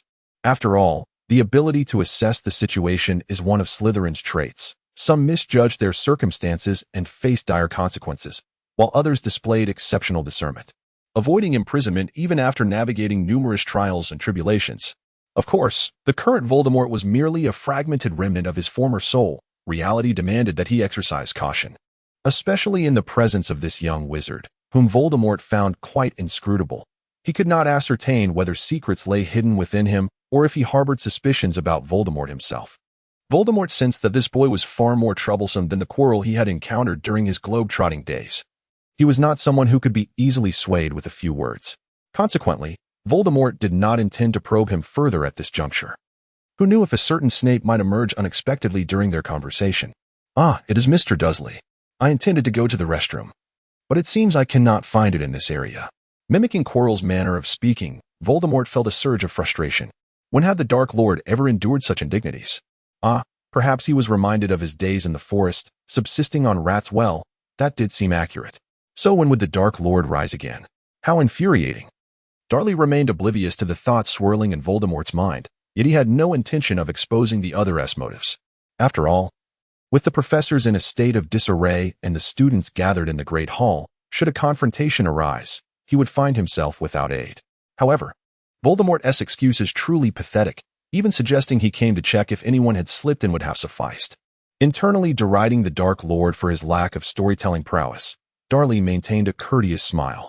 Earlier, Professor Snape had intended to share a few more drinks with him, only to discover his absence from the hall and thus tasked Darley with locating him. "I had planned to visit your office.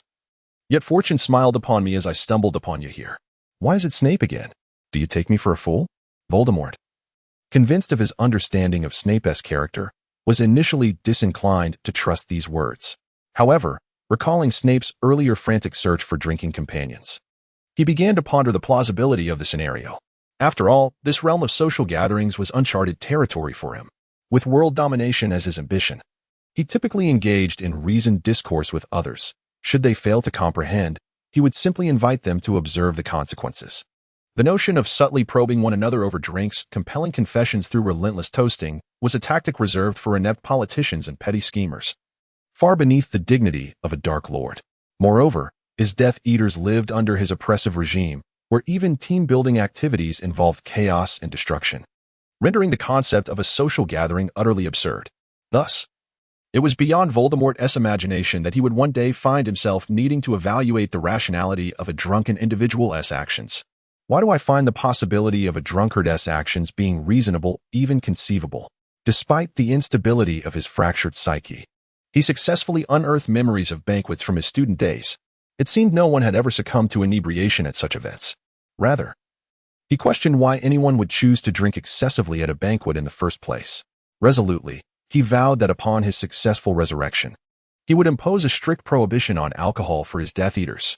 Yet, such considerations were matters for another time. For now, Voldemort could only obediently follow Darley back to the Great Hall. Upon entering, he was met with Snape's eager gaze. "Quirinus, you have finally returned. I was beginning to wonder where you had wandered off to. Come, do not dawdle. Just moments ago, during the toast, you were the only professor absent. Surely, you must self-impose a punishment of 3 drinks?" Dudley observed Quirrell being reluctantly dragged to the teacher's seat by Snape, and he nodded in satisfaction. This way, there would be no disruptions, would there? Although Dudley had no intention of familiarizing himself with the 3-headed hellhound, he equally did not wish to see Quirrell inadvertently alert the professors. If the professors were to be disturbed, it would complicate matters should he ever wish to enter. A vacation ought to maintain its tranquil essence. Wouldn't a few days of peace be delightful? Please refrain from causing unnecessary chaos, if you will. Having resolved the matter, Dudley began to select his preferred desserts from the table, blissfully unaware of Snape's subtle glance directed at him. The gaze was remarkably clear, entirely devoid of any intoxication. In truth, upon noticing Quirrell's disappearance, Snape had immediately consumed an antidote to regain his faculties, intending to intercept the other in the restricted corridor on the 4th floor.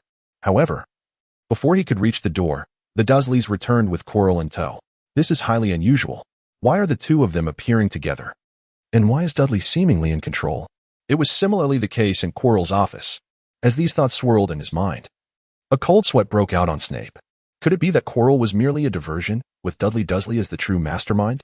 This would indeed elucidate the extraordinary level of his spell casting and potion knowledge that transcended the timeline, even with the most deliberate disguise. A mature wizard and those freshly admitted students are markedly different. It is akin to a university graduate attempting high school mathematics. Some higher-level knowledge will inevitably seep through. Moreover, he must have mastered the art of mental concealment to dare venture into Hogwarts, for otherwise, Dumbledore would surely have detected the anomaly. Is this why he couldn't be sorted? I almost fell for his ruse. Snape felt a surge of trepidation, and his gaze towards Dudley bore an undercurrent of wariness.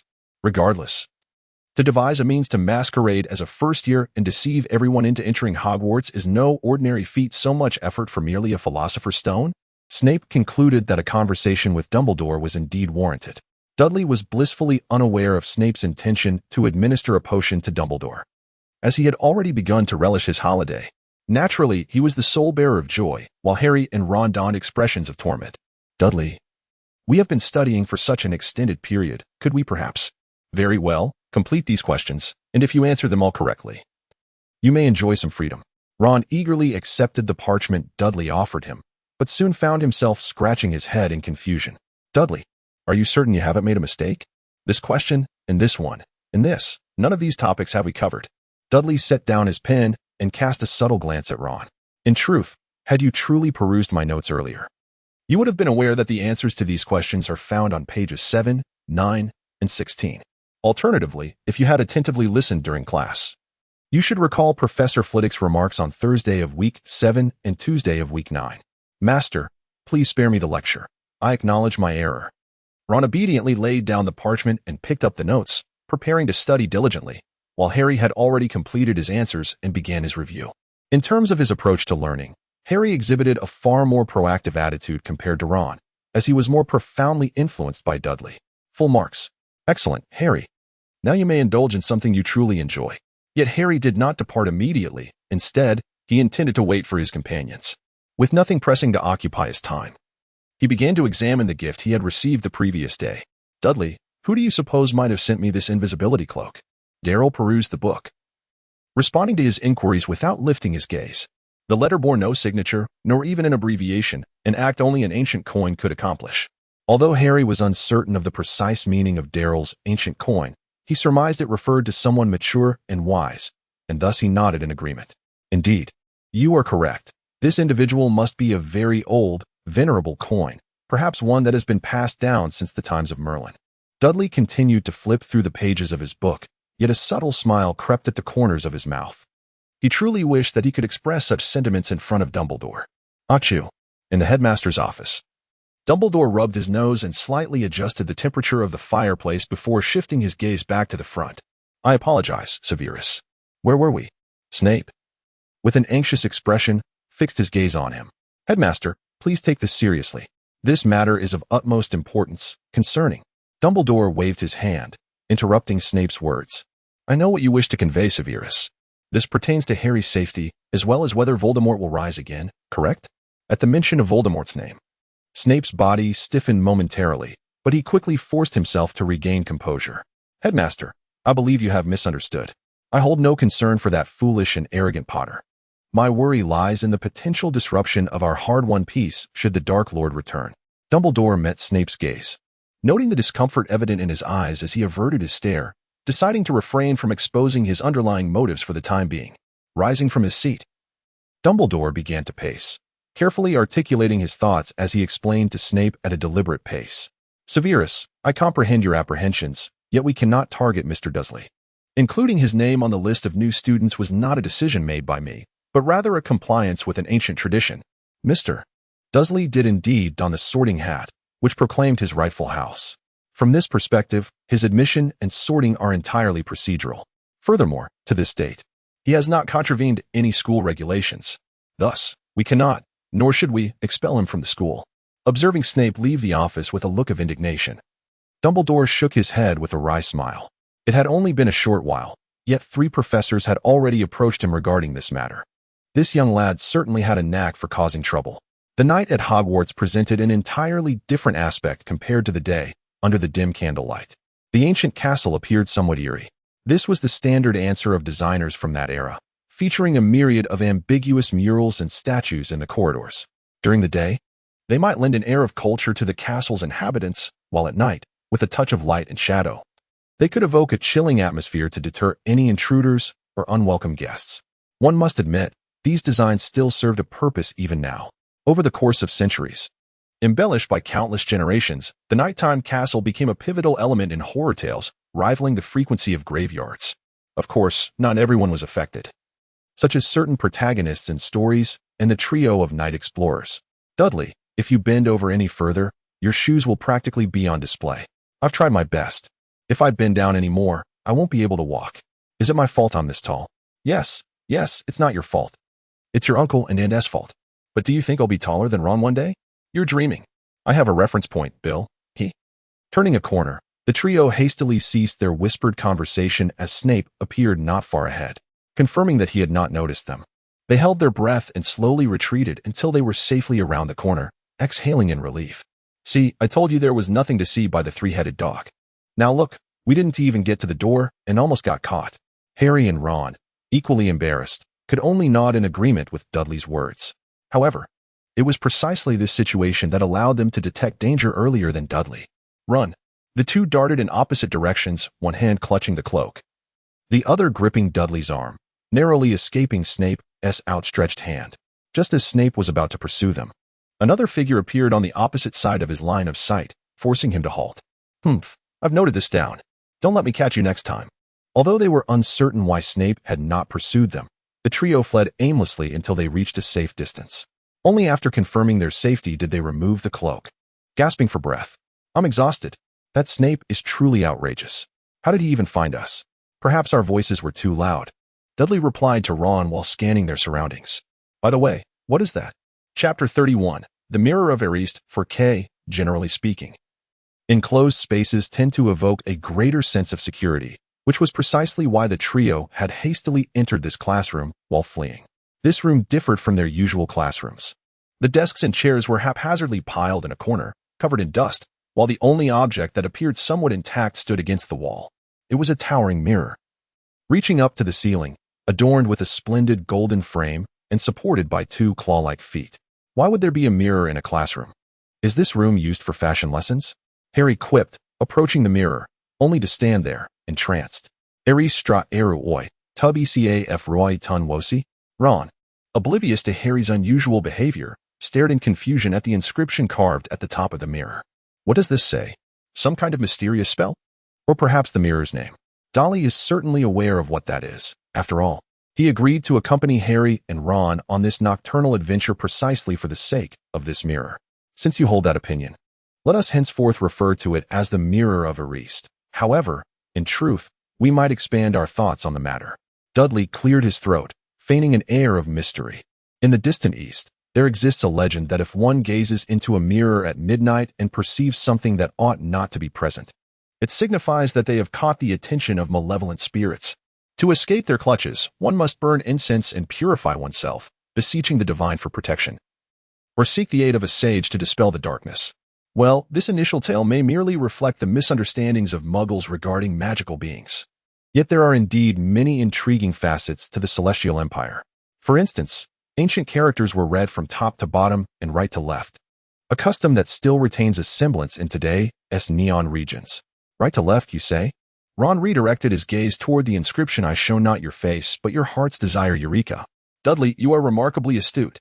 At that moment, Harry was reaching behind him, of course, encountering nothing but the mere illusion reflected in the mirror. Yet, Harry displayed no signs of disappointment. Merely witnessing the visage of his parents sufficed to fill him with contentment. I reveal not your appearance, but the yearning of your soul, he softly repeated, his countenance no longer brimming with earlier excitement. The figures of James and Lily in the mirror gestured to the side, following their direction. Harry beheld Dudley and Ron engaged in conversation. Dudley seemed to have shared an amusing anecdote, as Ron stifled his laughter, his shoulders shaking to avoid attracting Snape's attention. Under the moonlight, Dudley's demeanor appeared even more refined and extraordinary. Were those girls who constantly hovered about Dudley to witness this scene, they would surely swoon. Cherish friendship, and do not lag too far behind Dudley, right? I understand now, Mom and Dad. Thank you. Observing Harry's departure from his mirror reverie as he approached them, Dudley felt somewhat taken aback. Hey, Harry, you were so engrossed. I thought it would take a while for you to remember us. Harry smiled nonchalantly. Isn't it unnecessary? After all, it was merely an illusion, considering my parents have long well. That is all in the past. With that said, curiosity suddenly piqued within Harry. By the way, you haven't gazed into that mirror yet, have you?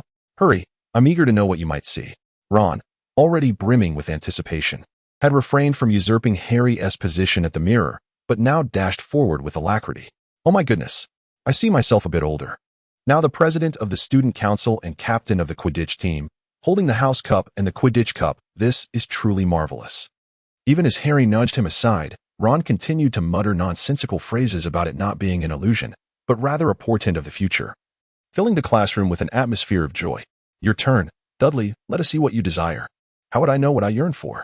Besides, I'm not even sure if this mirror is of any use. Dudley surmised that the mirror reflects one's innermost desires, likely connected to the art of legilimency. Hence his belief in its ineffectiveness for him. Nevertheless, he resolved to indulge in a cursory demonstration to avoid dampening Harry and Ron's enthusiasm. However, as he pondered what to fabricate and half-heartedly stepped before the mirror, he soon realized the image within had begun to shift. The once handsome visage faded, replaced by a segment of text. Dudley Dursley, or perhaps I should refer to you as, since you are able to peruse this message. It indicates that our plan has indeed succeeded, albeit this is merely the inception. The journey ahead remains long and arduous. You may not yet grasp the significance of these words, but fret not, for destiny shall ultimately guide you along the correct path. This time, we shall assuredly not falter. I eagerly anticipate our reunion. This lengthy passage, however, evokes a sense of familiarity akin to speaking into the void, causing Dudley to almost believe it to be a ruse left by Dumbledore. Yet, the reality is likely quite different. The most conspicuous detail is that this message is composed in simplified Chinese, and it is evident that Dumbledore has never ventured into the Eastern realm. Even if he had, the wizarding community there would undoubtedly employ traditional characters, would they not? Of course, Dudley refrained from hastily drawing conclusions, as he harbored considerable skepticism regarding whether this old coin possessed any insider knowledge, masquerading in an enigmatic facade to deceive. Such individuals are inherently duplicitous. Time, however, did not afford him the luxury to ponder these uncertainties, as Harry and Ron awaited his account with eager anticipation. Following this diversion, he had forgotten the excuses he had previously concocted. On a brighter note, the mirror, at least, had ceased to pose further challenges. Very well. What I behold is my own reflection, although I had long anticipated that this mirror would prove ineffectual for me. Nevertheless, I must admit I look rather handsome. Perhaps a career as a star should be considered. Harry and Ron opened their mouths, intending to deliver a retort to diminish Dudley's audacity, only to lamentably realize that he was merely stating facts. So, being handsome is impressive? Can good looks be converted into sustenance? Of course, had Dudley been privy to their thoughts, he would certainly inform them. Not only can they, but they indeed are quite delectable. One might even earn a daily wage of 2.08 million. While pursuing a career as a star is indeed a viable path, I believe there are myriad other pursuits to explore. The beauty of life lies in its myriad choices, does it not? Dolly truly wished to express that the professor of dark magic defense, who is to be deceived into a sacrificial role next year, has amassed a fortune from his writings, an amount that many wizards toil their entire lives to never attain. However, after a moment's contemplation, he refrained from voicing this thought. What if they decided not to extend an invitation? It would be a lamentable loss to let such a splendid opportunity slip away. Dudley turned calmly, gazing at the figure that slowly emerged from the corner of the classroom. You are correct. There are indeed many choices available. However, not every option is suitable for trial and error, as time lost is irretrievable. Therefore, I prefer to plan ahead. Good evening, Professor Dumbledore. Dumbledore stepped out from the shadows, smiling as he waved at a startled Harry and Ron, who were still in shock. He then directed his inquisitive gaze towards Dudley. You seem rather unfazed by my presence. I possess a certain confidence in my magical abilities. May I inquire about the reason for your composure? How convenient for you to ask. I certainly cannot divulge that it is because I am aware from the original text that you would be lurking here, can I? Of course.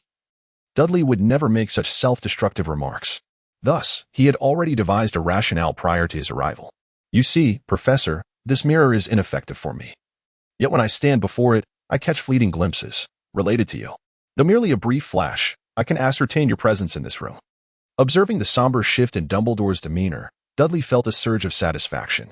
Now you can ponder your own riddles, just as you often impose upon others. Dumbledore, having noticed Dudley's expression, deduced he was likely being deceived, and thus abandoned the thought of inquiring further about what Dudley had witnessed. He approached the mirror, gently tracing the inscriptions upon its surface. As you have conjectured, this mirror is called the Mirror of Erased, which reflects the deepest desires of the heart. Gazing into the mirror's depths, he momentarily paused, appearing somewhat lost in thought, yet quickly regained his composure. I am pleased that you not only deduced the mirror's function from the inscriptions but also refrained from becoming entranced by its allure, a quality many adult wizards lack. This mirror cannot impart knowledge, nor reveal the truth.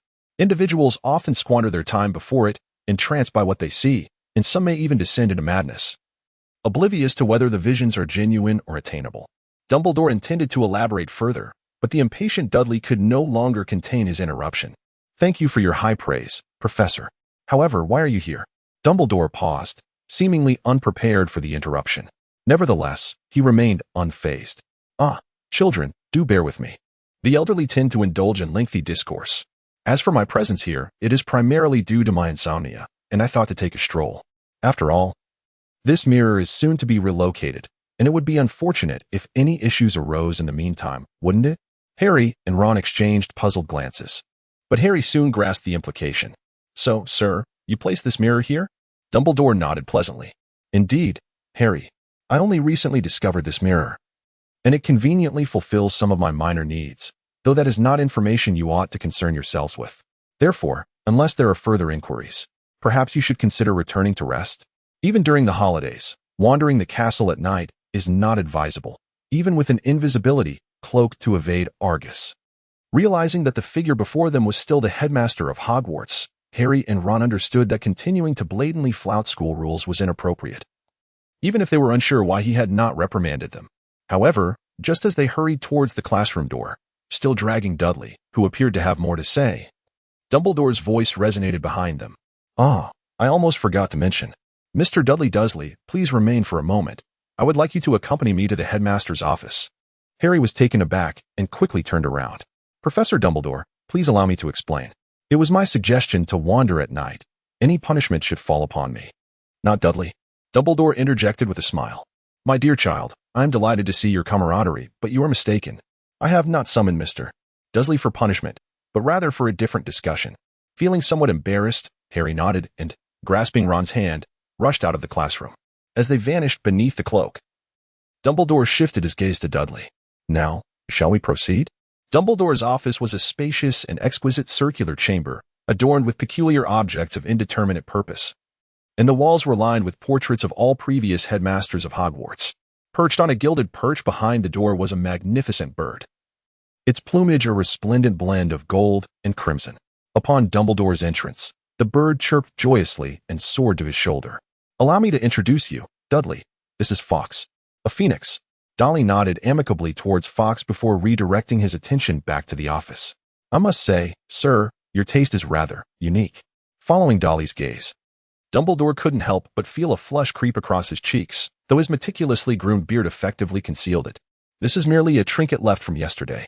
You should understand that often, people can deepen their impressions through external objects, preventing cherished moments from fading into the abyss of forgotten memories. Casting a sidelong glance at the meditation basin and the shelf brimming with a glass jar filled with memories, Dolly nodded, his expression seemingly conveying, "You need not explain. I comprehend fully." Dumbledore discreetly settled into his chair behind the desk, casually stowing the women's head into a drawer. Please, take a seat, Dolly. There should be another chair over there. Chapter 32. Ludo Bagman. Once Dolly was seated, Dumbledore adjusted his half-moon glasses, his gaze sharpening instantly. Dolly even felt as if the lenses glimmered momentarily. I feel as though I've encountered this scene in an anime, but speaking of which, are there any anime worth watching at this hour? Doraemon and Chibi Maruko-chan? Dear Mr. Dursley, there is something I must confirm. Coming right up. Dudley felt a sudden tightening in his chest, quickly ceasing his unfounded musings and adjusting his demeanor to avoid revealing any vulnerabilities in front of Dumbledore. Mr. Ludo Bagman, the head of the Department of Magical Sports, sent me a letter indicating he wishes to discuss certain matters with you. I wonder what your thoughts might be on this. Observing Dudley's apparent lack of reaction, Dumbledore pondered briefly before a realization dawned upon him. My apologies. I forgot that you hail from a Muggle family and may not possess extensive knowledge of the magical realm. Allow me to introduce you to the Ministry of Magic. Daringly, he displayed little concern for the daily activities of the bureaucrats within the Ministry of Magic. What truly piqued his interest lay in the enigmatic realms, such as the Department of Mysteries, knowledge of which Dumbledore would scarcely divulge, and perhaps even he himself remained unaware. Nonetheless, to fulfill the pedagogical aspirations of a long-retired professor, daringly endeavored to feign a semblance of interest. Fortunately, Dumbledore merely provided a cursory overview of the various departments within the ministry and their respective functions, which did not consume an excessive amount of time. Daringly remained emotionally unperturbed. After all, his opponent was an old coin, and one could only speculate whether these words were meant to lower his guard. Thus, the situation at the Ministry of Magic was broadly outlined. As for the Department of Magical Sports, although it may be considered a relatively leisurely division, this hardly seemed to be the rationale behind Ludo's visit to the school, as the process of patent application merely required a certificate from the Office of Quizzical Products. In this light, the Ministry of Magic appears to be even more intriguing than I had anticipated. Dolly nodded thoughtfully. According to your assertion, applying for a patent does not require risk assessment or field verification. Compared to the troubles that wizards can cause, the existing laws are indeed quite inadequate. As for the Muggles, well, let us not dwell on that for now. By the way, how did you come to know about my patent application? Dumbledore's smile carried a hint of nostalgia. Minerva had mentioned this matter to me before, and Ludovic also provided some clarification in his letter. It is truly wonderful. Imagination is one of the most vital qualities of a wizard, and your talents in other areas are equally impressive. The youth of today are indeed remarkable. And each time I see you students, I feel a profound sense of optimism for the future of the wizarding world. To be honest, I am somewhat tempted to try my hand at, what was it called again? Wizard auto chess? Darley smiled noncommittally. Not allowing himself to feel overly pleased by the principal's few words of praise, this composure was something Dumbledore greatly admired. However, today was evidently not the appropriate moment for such discussions. Perhaps another time would be more suitable. Regarding the matter of patents, it suffices for you and Ludo to confer on that matter. In principle, I do not oppose Hogwarts students engaging in extracurricular activities, provided they do not cause harm or interfere with regular classes. Therefore, if there are no further issues, you may now return to rest. Darley, striving to maintain his composure, suddenly broke down. After all this build-up, shouldn't you be subtly probing into my identity and intentions by now? What is this? It feels akin to reaching the climax of a novel only to have it abruptly cut off. You summoned me to your office in the dead of night merely to inform me that someone wishes to meet? How absurd. Truly, you old coins are not to be trusted. Gazing at Dumbledore's kind smile, Darley felt a surge of resentment. Of course, he was only emboldened to craft such thoughts in his mind because he knew Dumbledore's legitimacy would not work on him. Voicing such sentiments would be out of the question. After all, Dumbledore was no mere amiable figure. The title of the world's most powerful wizard was not merely a product of good relations. However, Darley had no time to speculate on Dumbledore's ulterior motives. Dumbledore was already adopting a demeanor of dismissal, and any further hesitation would squander the precious opportunity he had so painstakingly found. Sir, I have one more matter I wish to inquire about. When I purchased my wand from Ollivander, you seemed to have foreseen that I would encounter trouble. But why is that? And how did you know there was a wand hidden there that was suitable for me? Darley gazed intently at Dumbledore. So, do you have anything else you wish to convey to me? Under Darley's scrutiny, Dumbledore's expression faltered, as if he were deliberating on how to articulate his thoughts. What you mentioned. Ah, yes, I recall now. I did indeed pen a letter to Mr. Ollivander that day. However, I regret to inform you, my child, that there are certain matters I cannot disclose at present. You must seek the truth on your own. This statement was akin to saying nothing at all, serving only to inform Darley that the old man was indeed concealing something from him. Dudley glared at Dumbledore with a huffy expression, until he confirmed that the latter had no intention of offering any explanation. With a face full of displeasure, he stormed out of the headmaster's office. He slammed the gleaming oak door with such force that it seemed insufficient for his indignation, so he gave it another kick for good measure. Do you think you're impressive just because you know a lot? Do you believe I won't expose all your dark secrets and ruin you in an instant? However, upon reflection, he realized that while old Dumbledore indeed had a checkered past, it was hardly sufficient to shift him from the alignment of lawful good to chaotic evil. Moreover, as a mere first-year wizard, any revelations he made about the headmaster's past would likely only be credible to Rita Skeeter and Xenophilius Lovegood. This thought only fueled his irritation further. Damn it, is there truly no way to put him in his place? As his gaze inadvertently wandered to a certain spot, a spark of inspiration ignited within Dudley, and a pleased smile spread across his face. The holidays were always fleeting. Ever since Dumbledore caught Harry and Ron out on their nocturnal escapades, the two had become considerably subdued. Fully aware that their current lack of consequences did not guarantee the same leniency in the future, Dudley seized this opportunity to impart a rigorous lesson to them, leaving them with little energy for mischief. It could be said they fell asleep the moment their heads hit the pillows each night. On the final day of the break, the excitement of the two was abundantly clear, their enthusiasm surpassing even the eager anticipation they had felt the day before the holiday commenced, which left Hermione just returned from home, feeling quite out of sorts. Dudley wondered if these two had inadvertently ingested some kind of euphoria potion. It was utterly unfathomable to him that they could be so joyfully looking forward to the start of school. Dudley smiled as he handed a cup of hot milk to the little witch. I suppose they have finally realized that attending school is significantly less burdensome than enjoying a holiday. Hermione nodded in agreement, saying, "You are absolutely right. Staying at home during the break is indeed quite inconvenient. Many reference materials are inaccessible, and when I encounter something I do not understand while reading, there is no place to seek clarification. I can only jot it down and wait until I return to school to resolve it, which genuinely hampers efficiency." The little witch continued her complaints until the milk in her cup had cooled and lost its steam. As for whether Harry and Ron shared this sentiment, she had already forgotten to consider that aspect, and Dudley would not intentionally remind her. What an amusing little misunderstanding, wouldn't you agree? Given that it was the last day of the holiday, Dudley thoughtfully refrained from assigning any revision tasks to Harry and Ron, which is the true reason for their delight. Losing something only to regain it fosters a greater appreciation. Of course, Dudley's thoughts were far from simple. The actual reason was that he had more pressing matters to attend to that day. Politely declining the little witch's invitation to the library, Dudley handed her a list of books and earnestly assured her that none of the titles had been borrowed yet, which brightened her mood and prompted her to hurry out of the common room. Harry and Ron had long since been eager to go out and play, meaning he would not be followed for a while.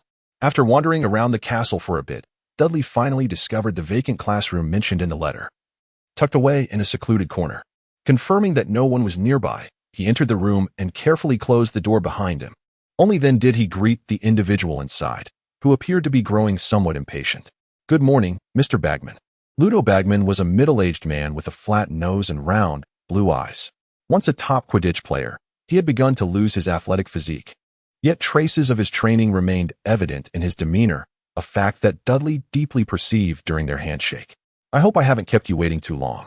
You know, as a first-year student, locating a somewhat obscure classroom within the castle is not particularly easy." Bagman nodded in agreement, the silver earrings reflecting the sunlight and causing Dudley's eyes to squint slightly. "You were quite right, Mr. Dursley. Although it has been many years since my graduation, I still recall getting lost quite a bit when I was in school. However, there are advantages to seclusion. At least one is less likely to be disturbed. Wouldn't you agree?" Both rummaged through a pile of old desks and chairs to find a reasonably sturdy seat. Dudley, ever considerate, performed a cleaning charm for Bagman, having noticed that his companion would not have hesitated to sit down without it, a behavior that Dudley, who prided himself on cleanliness, could not abide. Once seated across from one another, Bagman initiated the conversation. "Mr. Dursley, never mind, I'll just call you Dudley. So, has Professor Dumbledore mentioned the purpose of our meeting today?" "Purpose? What purpose could there be, other than to seek some benefit?" "If you can tell me what Dumbledore's intentions are, I would be grateful," Dudley retorted. Although he was not a legilimens and could not directly perceive Bagman's thoughts, it did not hinder him from guessing the man's true intentions. Of course, Dudley was no longer the innocent child who wore his emotions on his sleeve. "Yes, Mr. Bagman. I heard from Professor Dumbledore that you are here to review my application for the wizarding chess patent. To be honest, I am quite honored. I had previously thought this was the work of the Office of Silly Products, and I never expected it to be overseen personally by you, Mr. Bagman." You were correct." Bagman's face flushed slightly, but he quickly retrieved a prepared speech. "Well, it is true that this matter should have been handled by them. But our examiner, Mr. Cuthbert, has been preoccupied with the tournament lately. You may not be aware, but he is actually the magical department's representative and a member of the judging panel for the Amateur Quidditch League. In short, since he couldn't find the time, I took on part of his responsibilities." "Yes, that's right." Though Bagman attempted to appear convincing, Dudley easily detected the inconsistencies in his shifty eyes and unnatural tone. Naturally, he would not expose the man's ruse. "I see. If the work of the magical sports department is so fulfilling, I imagine the salary must be quite generous? Perhaps the minister frequently rewards you with bonuses?" At the mention of money, Bagman perked up. "Bonuses? Don't be ridiculous. The department's finances are already strained. Even if there were some surplus funds, they wouldn't be allocated to departments like ours. It's impossible to distribute bonuses. In fact, Let alone bonuses, our salaries haven't increased in years, while prices seem to rise annually. Listening to Bagman vent his frustrations, Dudley felt inclined to scoff. As a department head, Ludo could hardly earn less than Arthur Weasley, could he? Although life may be modest. Arthur managed to support an entire family. However, recalling Bagman's previous antics in the original text, Dudley began to understand. The man's intelligence truly was a glaring flaw. Nevertheless, this was more favorable for Dudley. Constantly dealing with the cunning fox was exhausting, and one must occasionally allow oneself to unwind. Indeed, Mr. Bagman, after submitting the patent application, I made some adjustments and optimizations to the game, so the version you are familiar with may differ somewhat. Darley rose to his feet, drew his wand, and with a flick of his wrist, cleared a pristine space around him. I presume you are quite busy as well. Time is of the essence. So allow me to demonstrate. Sunlight streamed through the window, illuminating the room, and in that moment, Ludo felt the boy across from him radiate an extraordinary brilliance. Chapter 33. The collaboration achieved. For K. How delightful. This is truly magnificent. Darley, you are indeed a genius. Although Bagman may not be the sharpest tool in the shed, his past as a Quidditch star has bestowed upon him certain remarkable instincts, akin to that of a beast. While casually sipping tea and conversing with Seti, he chanced upon Darley's patent application, and an instinctive foresight struck him. The game of wizard auto chess was destined for immense popularity. This also elucidates why he voluntarily suggested that Darley take a few days off to return home and spend time with his wife. As for whether Darley actually had a wife, both of them understood that it was of little consequence. After all, he was Seti. Those in the know were aware of the unspoken truths. Seti merely sought to relish a complimentary holiday, while Bagman was intent on ensuring that no one else was privy to this information. He aimed to be the first to engage with Darley. As it turned out, his intuition was indeed correct. After witnessing the demonstration, Bagman found wizard auto chess to be even more captivating than he had anticipated. Now, we arrive at the true purpose of his visit. Please, sit down. Darley, we can have a conversation. He continued, by the way, would you care for a drink? With a flick of his wand, 2 mugs of butterbeer materialized before them. Would you like to try some? I believe the first-year students have yet to visit Hogsmeade. This comes from a quaint establishment called the Three Broomsticks. The proprietress, Madame Rosmerta, I must say, her skills are quite remarkable. Dolly revealed a knowing smile. Yet his gaze upon the cup was tinged with hesitation. Thank you, Mr. Bagman, but I am not yet of drinking age. Ludo Bagman appeared as though he had stumbled upon a curious revelation. Of course, I understand, which is precisely why I purchased this. Surely, it cannot be that you are unaware that butterbeer is a non-alcoholic beverage? Nonsense. How would I know that? If it's non-alcoholic, then perhaps it should not be referred to as beer at all. If you called it butterfizz, we wouldn't have this confusion. Dolly, with a solemn expression, took a cup and took a sip. Indeed, it was unpalatable. Frowning, he placed the cup on the windowsill, quietly awaiting Bagman's next words. After downing his entire mug of butterbeer, Bagman ungraciously belched, then sighed contentedly. It was only then that he realized a young wizard was staring at him with an impassive face. Oh, my apologies, Dolly. I almost forgot to discuss the matter at hand. You know, this butterbeer is really, quite delightful. Judging by the untouched mug before Dolly, it was evident that their tastes diverged significantly. However, that was of little concern. Without hesitation, Bagman reclaimed the cup, casually setting aside his empty one. After gulping down another generous mouthful of butterbeer, he feigned a casual demeanor, rambling on about topics ranging from the World Cup 2 years prior to his old team, the Vimborn Wasps, and even the post-retirement career paths of former players, as well as the benefits system for ministry employees, meandering through a plethora of subjects. It was only when Dolly began to subtly indicate his growing impatience that Bagman hastily shifted to the main topic. No need to rush, my dear Dolly. There should be no issues regarding the patent. Once I return, I will send the patent certificate via OWL within 2 working days. However, I would like to inquire about your plans once you obtain the patent. Dolly remained silent, and Bagman evidently recognized that this was not a topic he should discuss. Nonetheless, he felt compelled to press on. You see, Dolly, while this concept is indeed splendid, promoting it is no trifling matter. Traditional wizard chess requires merely 2 players, 2 sets of pieces, and a board, allowing for spontaneous play almost anywhere. However, your auto chess variant faces a more daunting challenge in gathering a sufficient number of participants to commence a match, does it not? Dolly raised an eyebrow slightly, while Bagman continued to speak eloquently. Moreover, the profitability model posed a significant dilemma. It is widely acknowledged that Wizards chess lacks any form of patent. As it is an entirely free game, the revenue for associated companies stems from the sale of pieces and related publications. As for your auto chess, the implementation of a paid participation model inevitably diminishes its competitive edge. According to the game's rules, pieces are drawn from a pool, and one may not necessarily receive their purchased pieces, which in turn affects players' willingness to spend money. As for magazines, they are often issued at a loss during the promotional period. At this point, Dudley was genuinely taken aback. To be honest, he had contemplated these issues long ago. Yet he never anticipated that Bagman would articulate them. It can only be said that he remains perpetually unaware of the limits of humanity.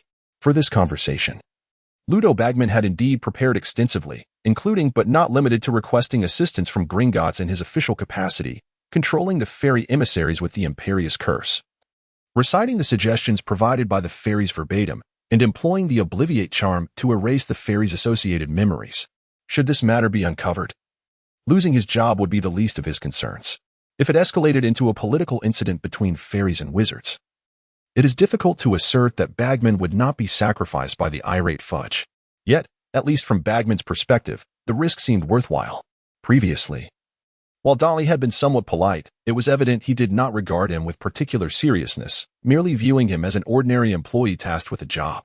However, after Bagman articulated his thoughts, he distinctly sensed a change in Dudley's gaze towards him. It appears that these fairies are indeed quite capable, and my efforts were not in vain. Subsequently, matters progressed smoothly. Dudley was thoroughly impressed by Bagman, expressing a willingness to collaborate on the commercial development of auto chess and establishing a time for their next meeting, along with a secure communication method between them. Bagman confidently assured that there would be no issues regarding patents, and upon returning, he would immediately begin formulating a promotional strategy involving the fairies. This was Bagman's perspective. He believed that his objectives had largely been fulfilled. His desires were simple: to acquire financial gain. As long as he could secure a share before the auto chess phenomenon surged, the investment would be considerably less daunting, and once the intellectual property was operational, he could reap substantial profits. He could indulge in drinking and gambling, and engage in conversations with Madame Rosmerta without hesitation. No longer would he need to endure Fudge's scrutiny, nor fear offending colleagues who had long regarded him as a fool. On a day when he felt discontent, he could simply walk away. With wealth comes freedom, and that is the essence of play. However, what he failed to comprehend was that, regardless of whether such a scenario he envisioned would materialize, even if he did nothing at all, Dudley would undoubtedly find a way to involve him in the commercial development of auto chess. Solely due to his position as the director of the Department of Magical Sports, Darrell had long since discovered that the magical realm, or at least the magical community in England, is remarkably deficient in legal regulations. Take Ludo Bagman, for instance. In the original text, his most notable achievement was opening betting for the Quidditch World Cup more than 2 years later, ultimately leading him to owe a substantial sum to Fred and George. Following this, he attempted to sustain his gambling habit by covertly relaying information to Harry in order to cheat. This, incidentally, is one of the reasons why Darrell considered Bagman to lack sound judgment. Setting odds requires meticulous calculation, necessitating the establishment of a mathematical model based on the probabilities of various events and the corresponding wager amounts. In contemporary society, the lowered barriers to information access, coupled with significant advancements in computational capacity, allow for the adjustment of odds over relatively short timeframes, achieving near real-time fluctuations. However, in an era where news relied on word of mouth and calculations depended on manual effort, adjusting the odds demanded considerable labor, presenting numerous individuals with opportunities to transform a single all-in bet into a rocket-like fortune. Yet, in Bagman's case, it was not a matter of computational capability. He merely scribbled arbitrary numbers in the odds column. It is crucial to understand that unless one possesses insider information or intends to deceive specific individuals into participating, the paramount principle for a bookmaker when setting odds is to ensure that they do not incur losses, regardless of the outcome. This is a fundamental tenet. In fact, for a bookmaker, the only distinction should be between profiting significantly or minimally. This serves as one of the reasons to advise caution against such activities. A bookmaker like Bagman, who is capable of incurring losses, simply does not exist in the real world. So what is the second reason? It is evident that the Department of Magical Games and Sports, within the Ministry of Magic structure, is not particularly significant. However, this does not imply that this department lacks power. For instance, if they could, akin to the Ore Office several years later in the original text. Justify the inclusion of certain items on the official procurement list, the potential for illicit income becomes quite noteworthy. This is certainly safer than risking a diplomatic incident by leaking exam questions to competitors, is it not? Furthermore, a senior official at the level of a department head openly engaging in betting and seemingly participating in gambling frequently raises questions, astonishingly. No one intervened before he absconded to evade his debts, nor did anyone take responsibility afterward. The twins never retrieved their money. Even colleagues from the Ministry of Magic were involved. Arthur Weasley, one galleon. With the right connections, one could obtain tickets, and generous donations could secure access to the finest boxes. This series of actions clearly illustrates that, in many instances, wizards possess a rather nebulous understanding of legal principles. Wizards, after all, are merely ordinary individuals. Of course, this has its advantages. At least for Daryl, it alleviates his psychological burden when engaging in various endeavors, such as bringing Ludo Bagman into the fold. Dolly harbors lofty expectations for wizard chess, aspiring for it to achieve a status comparable to Quidditch and wizard's chess, thereby facilitating subsequent business expansions. In this endeavor, the involvement of the Department of Magical Sports is indispensable.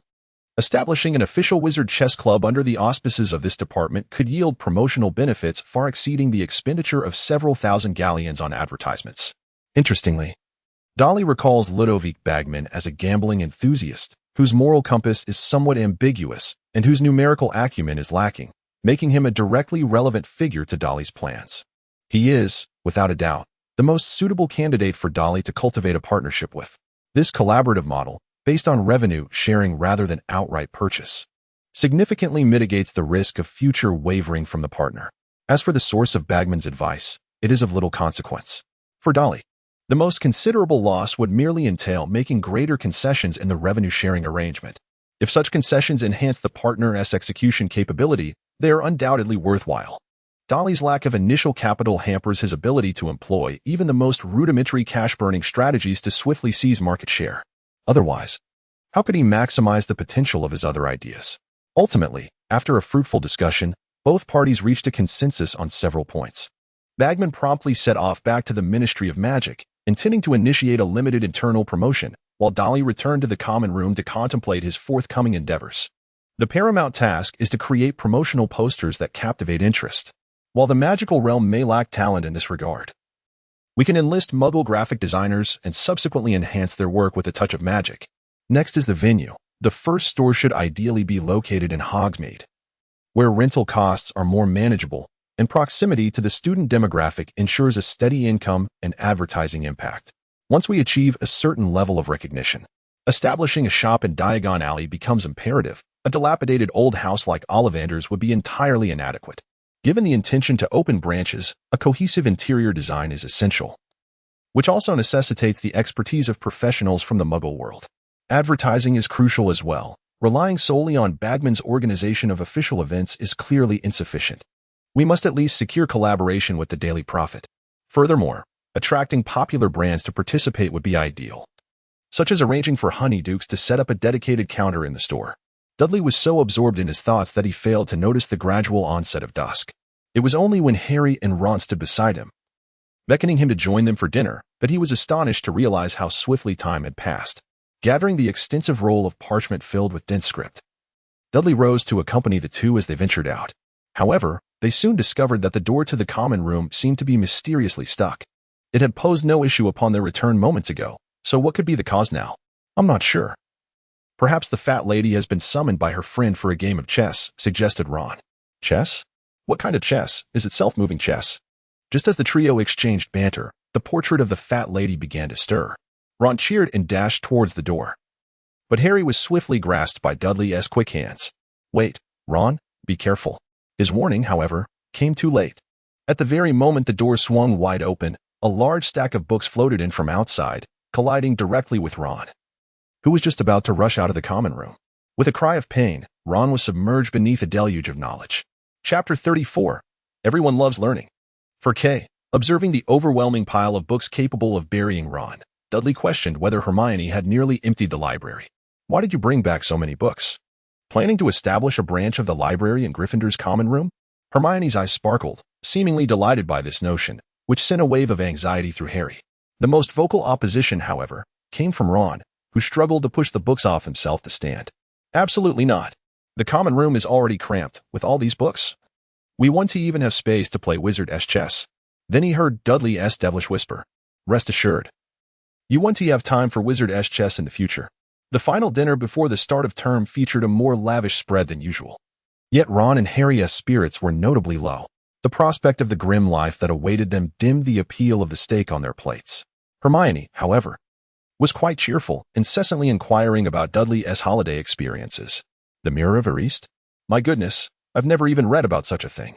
I had no idea there were such mysterious objects within the castle. I would love to find an opportunity to study it. But how could you venture out at night with Harry and Ron? Though I understand your intention was to keep an eye on them. How dangerous it would be if you were caught. Ron continued to jab at his steak with his fork, while Harry gazed upwards at the ceiling, at a loss for words. With the conclusion of the holiday came the onset of a new term. Dudley was correct in one regard. They truly had no time for Wizard-S chess. It remained a mystery what had possessed Wood, as Fred and George claimed. He had overdosed on a vitality potion, but Harry found himself facing increasingly frequent Quidditch practices. Dudley and Hermione continued their frequent excursions to the library. Hermione went to read, while Dudley refined his business plan. As for Ron, he did not frequent the library. As Dudley had assigned him extra homework that did not necessitate research in the library, he merely needed to diligently read through Dudley's notes. However, the workload, combined with Ron's naturally slow pace, left him with little time for anything else. In truth, Ron had initially intended to refuse. But his friends were all preoccupied with their own affairs, leaving him with only his classmates Dean, Seamus, and Neville to play with. Unfortunately, none of them were adept at chess, nor did they harbor much interest in the game. In fact, they believed Dudley's invention of self-moving chess sounded far more intriguing. Thus, Ron sadly realized he could not find a suitable companion. It was hardly practical to play both white and black pieces simultaneously in a duel against oneself. With nothing else to occupy his time, he reluctantly redirected his focus towards studying, which pleased Percy immensely. He boasted to others on numerous occasions that his youngest brother was a diligent scholar destined for greatness. Fred and George, upon seeing him, would always greet him loudly. Good evening, our very own Percy too. Goodness, will the Weasley family produce another head boy? Although Ron would blush and shoo them away. A part of him entertained the thought, what if he truly became head boy, or even the president of the Boy Student Council? This was also why he did not vehemently oppose Dudley. After all, he merely disliked studying, not that he was foolish. Ron understood that Dudley had his best interests at heart. Otherwise, why had he never seen Dudley tutoring Neville, who was clearly the one in greater need of assistance? Of course, had Ron been privy to Dudley's intentions, his optimism might have waned. In truth, Dudley simply wished to prevent Harry from being led astray by Ron. Having been at Hogwarts for half a year, Dudley had come to recognize that the educational philosophy in the wizarding world emphasized a degree of freedom in learning. This, of course, was a more palatable description. A less flattering characterization would be survival of the fittest. This is easily understood. Given that the admission criteria for Hogwarts reveal that while its history is long-standing, it has never pursued the path of an elite academy. What issue might this lead to? The learning atmosphere. Although everyone's interests and strengths undoubtedly vary, it is indisputable that a positive environment can have a beneficial impact on individuals. Imagine if your friend A wishes to work on practice problems with you, while your friend B desires to team up for a game. Which option would the average person choose? As a boarding school, lacking parental oversight and teacher supervision, as professors are only responsible for assigning homework. Young wizards are prone to indulge in self-liberation. This is not merely an issue within the magical community. The Muggle society similarly trends towards a more relaxed educational approach.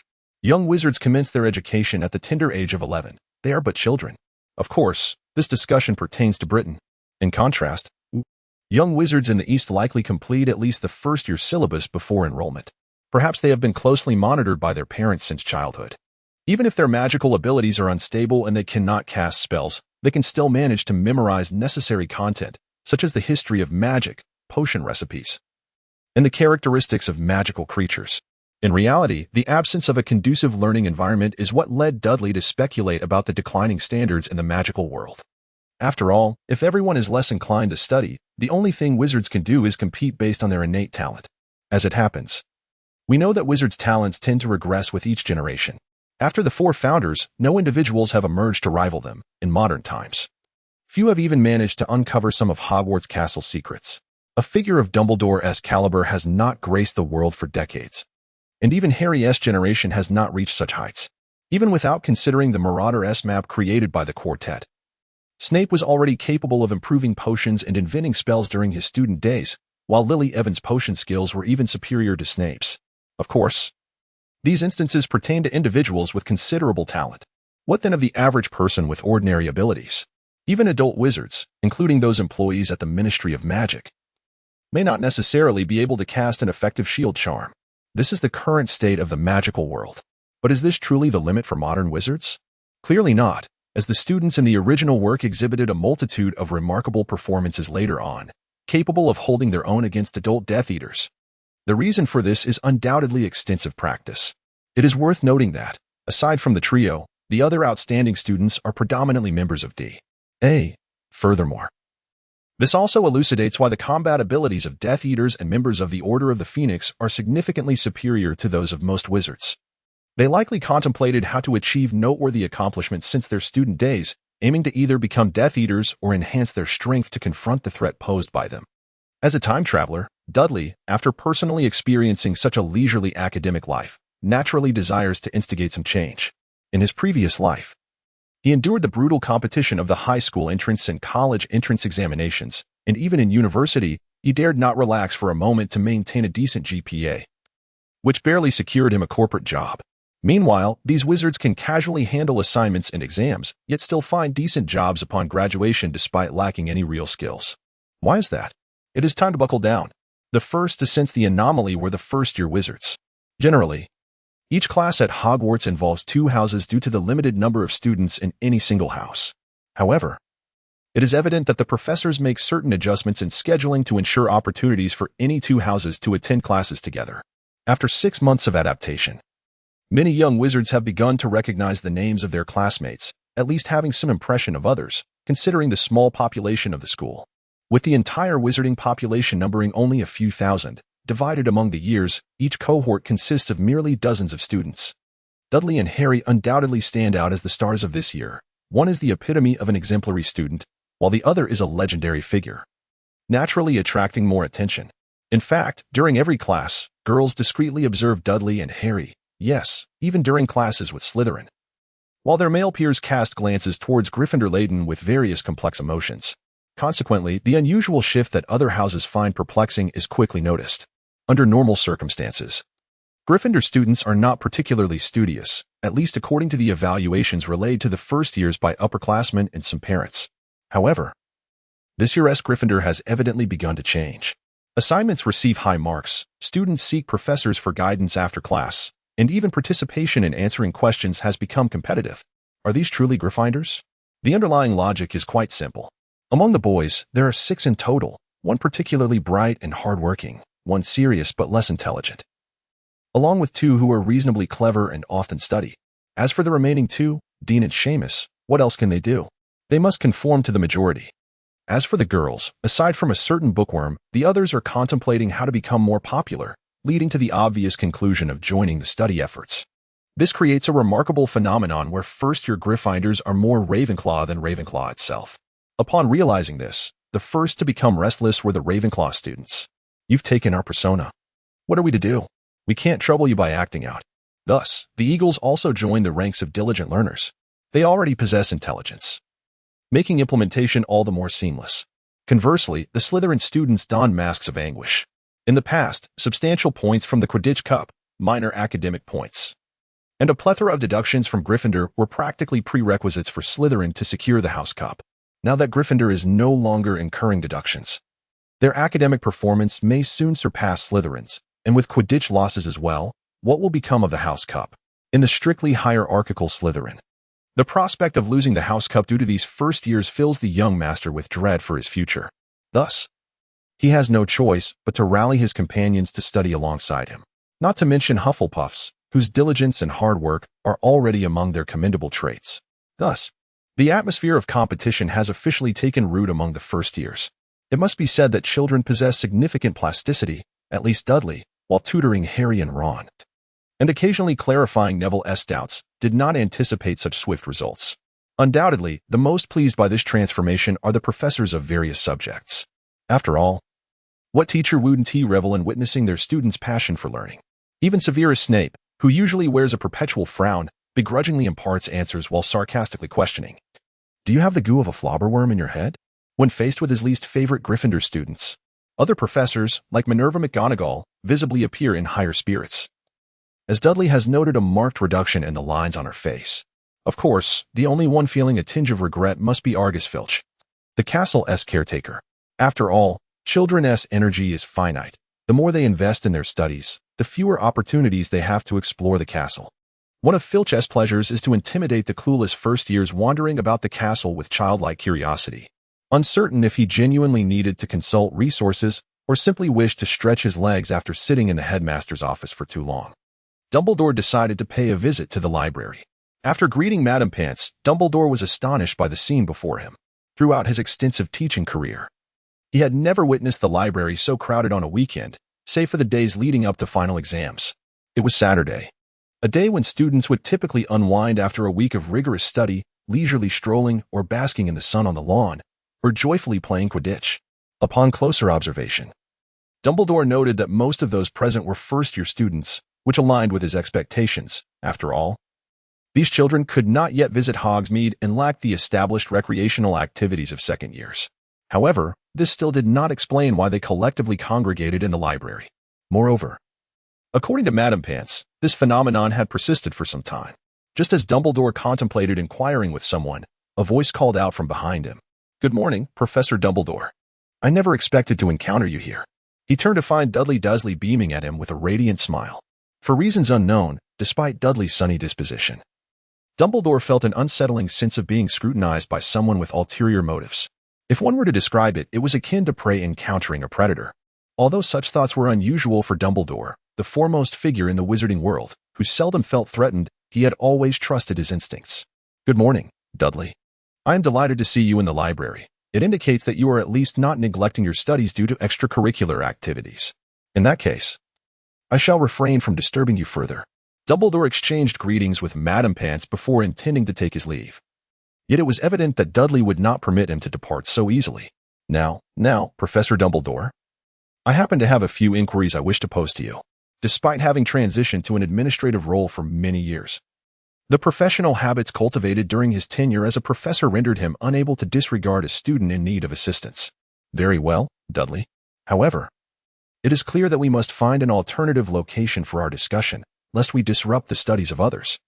Darryl glanced around the library and noticed a multitude of young witches and wizards observing them with eyes brimming with curiosity, holding their breath in an effort to glean some sensational tidbit from their conversation. Ernie Macmillan was even holding his book upside down. Yet his attention was entirely captivated by Darryl and Dumbledore, rendering him oblivious to the mishap. Meanwhile, some young witches appeared to be lost in peculiar thoughts. Otherwise, Darryl could scarcely comprehend why anyone would blush upon encountering Professor Dumbledore. It is worth noting that Dumbledore's age was sufficient to serve as a grandfather to these individuals. Even if one were to favor a more mature type, surely that preference borders on the excessive? A shiver ran through Dudley, prompting him to hastily pull Professor Dumbledore away from the library. Little did Dudley know that as they departed, a fervent discussion erupted within the library. "You see, I told you the rumors were true. The relationship between Dursley and Professor Dumbledore is certainly extraordinary. Perhaps Dursley's ancestors were members of the Dumbledore family." "Are you foolish? Dursley is Harry Potter's cousin. His mother and Potter's mother are sisters. So what?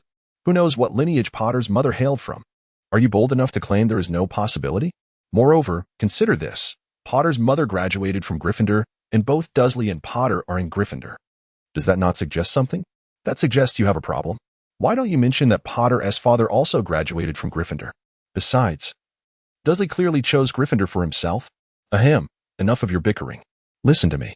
My aunt's great-aunt's neighbor's best friend's husband was once a colleague of Professor Dumbledore. And according to him, on the boys' side, the atmosphere was quite different from that among the girls. Did you catch a glimpse of it? The way Professor Dumbledore looked at him with such adoration. How sweet it is. Within a day, I want to see their fanfiction featured in the DD Daily.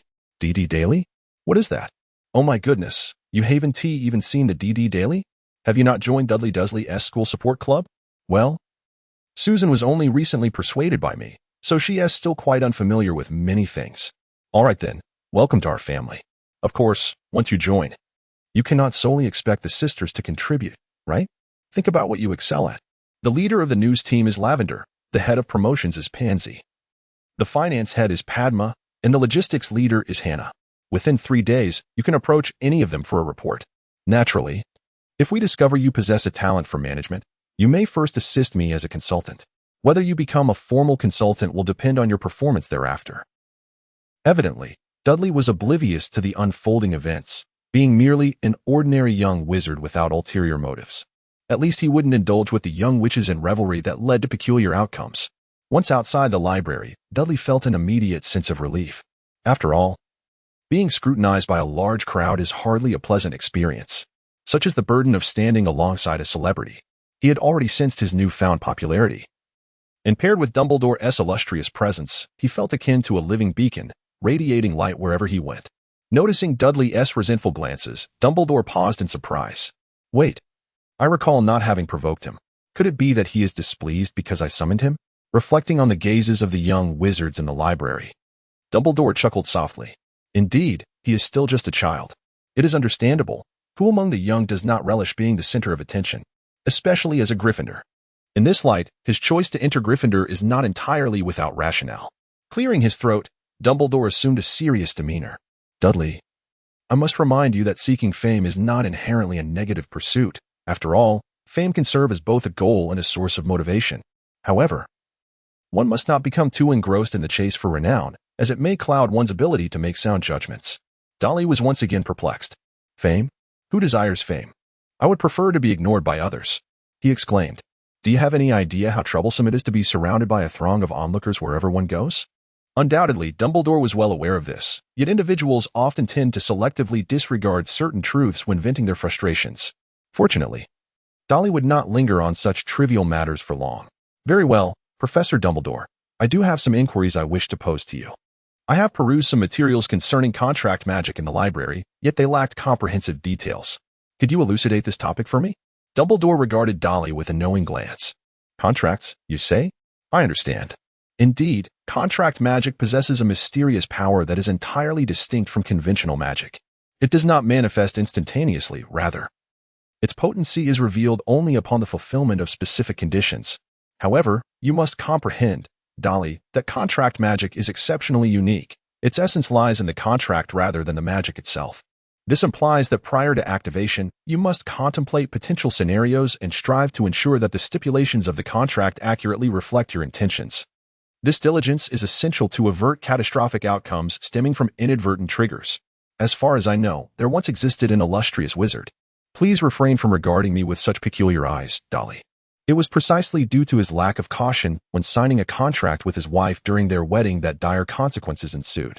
That day, after a quarrel with his spouse, he stormed out, neglecting to inform anyone and retreating to his sister's residence.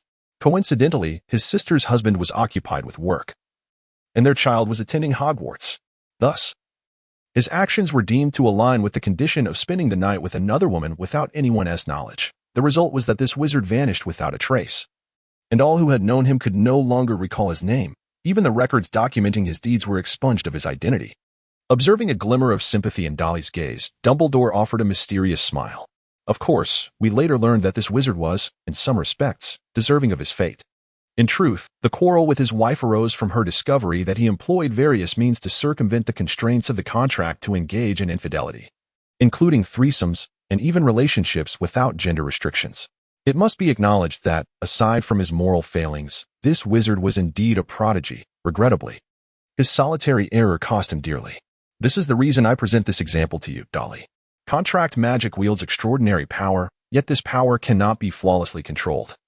For the language and text that serve as its medium are inherently limited and insufficient to articulate a wizard's intentions with complete clarity and without ambiguity. Dahlia nodded thoughtfully. So that's how it is. I understand now, Professor. Could you enlighten me about contract magic? Dumbledore choked slightly in surprise. Do you think I was merely recounting bedtime stories? With a resigned smile, Dumbledore continued, since you grasp the gravity of this matter, let us delve into the essence of contract magic itself. In the realm of magic, it is defined as a form of magic that manifests its effects solely under the conditions set forth by language or written text. Am I correct, Professor? I encountered this in the book on the evolution and transformation of magic. Dumbledore appeared somewhat astonished. I did not realize you had perused that tome. Excellent. Then you must already be aware that it mentions several types of contract magic, such as the vow of unwavering loyalty and the unbreakable oath. However, I presume this is not what you intended to inquire about today. Darryl was indeed taken aback. He did not expect to be seen through by you. Indeed. What I wish to understand is not this intricate and formidable magic. I merely intend to establish a binding contract with Mr. Bagman. Dumbledore's demeanor relaxed considerably. My child, you are indeed more meticulous than I imagined. It is certainly beneficial to acquire some knowledge of contract magic. If you both intend to collaborate, it is advantageous for both parties. Very well, let me briefly outline the fundamentals of contract magic. As they conversed while walking, they happened to pass by a classroom. At Dumbledore's gesture, Darryl opened the door. Good day, Professor McGonagall. I did not expect to encounter you here. Dumbledore followed Darryl into the classroom and greeted McGonagall, who was watering some potted plants. Good morning, Minerva. We need to borrow the classroom for a while. I hope this does not disturb you. McGonagall shook her head and waved her wand, transforming the golden watering can back into an armchair. No trouble at all, Albus. I have finished here. I hope you will impart something useful to Mr. Dursley.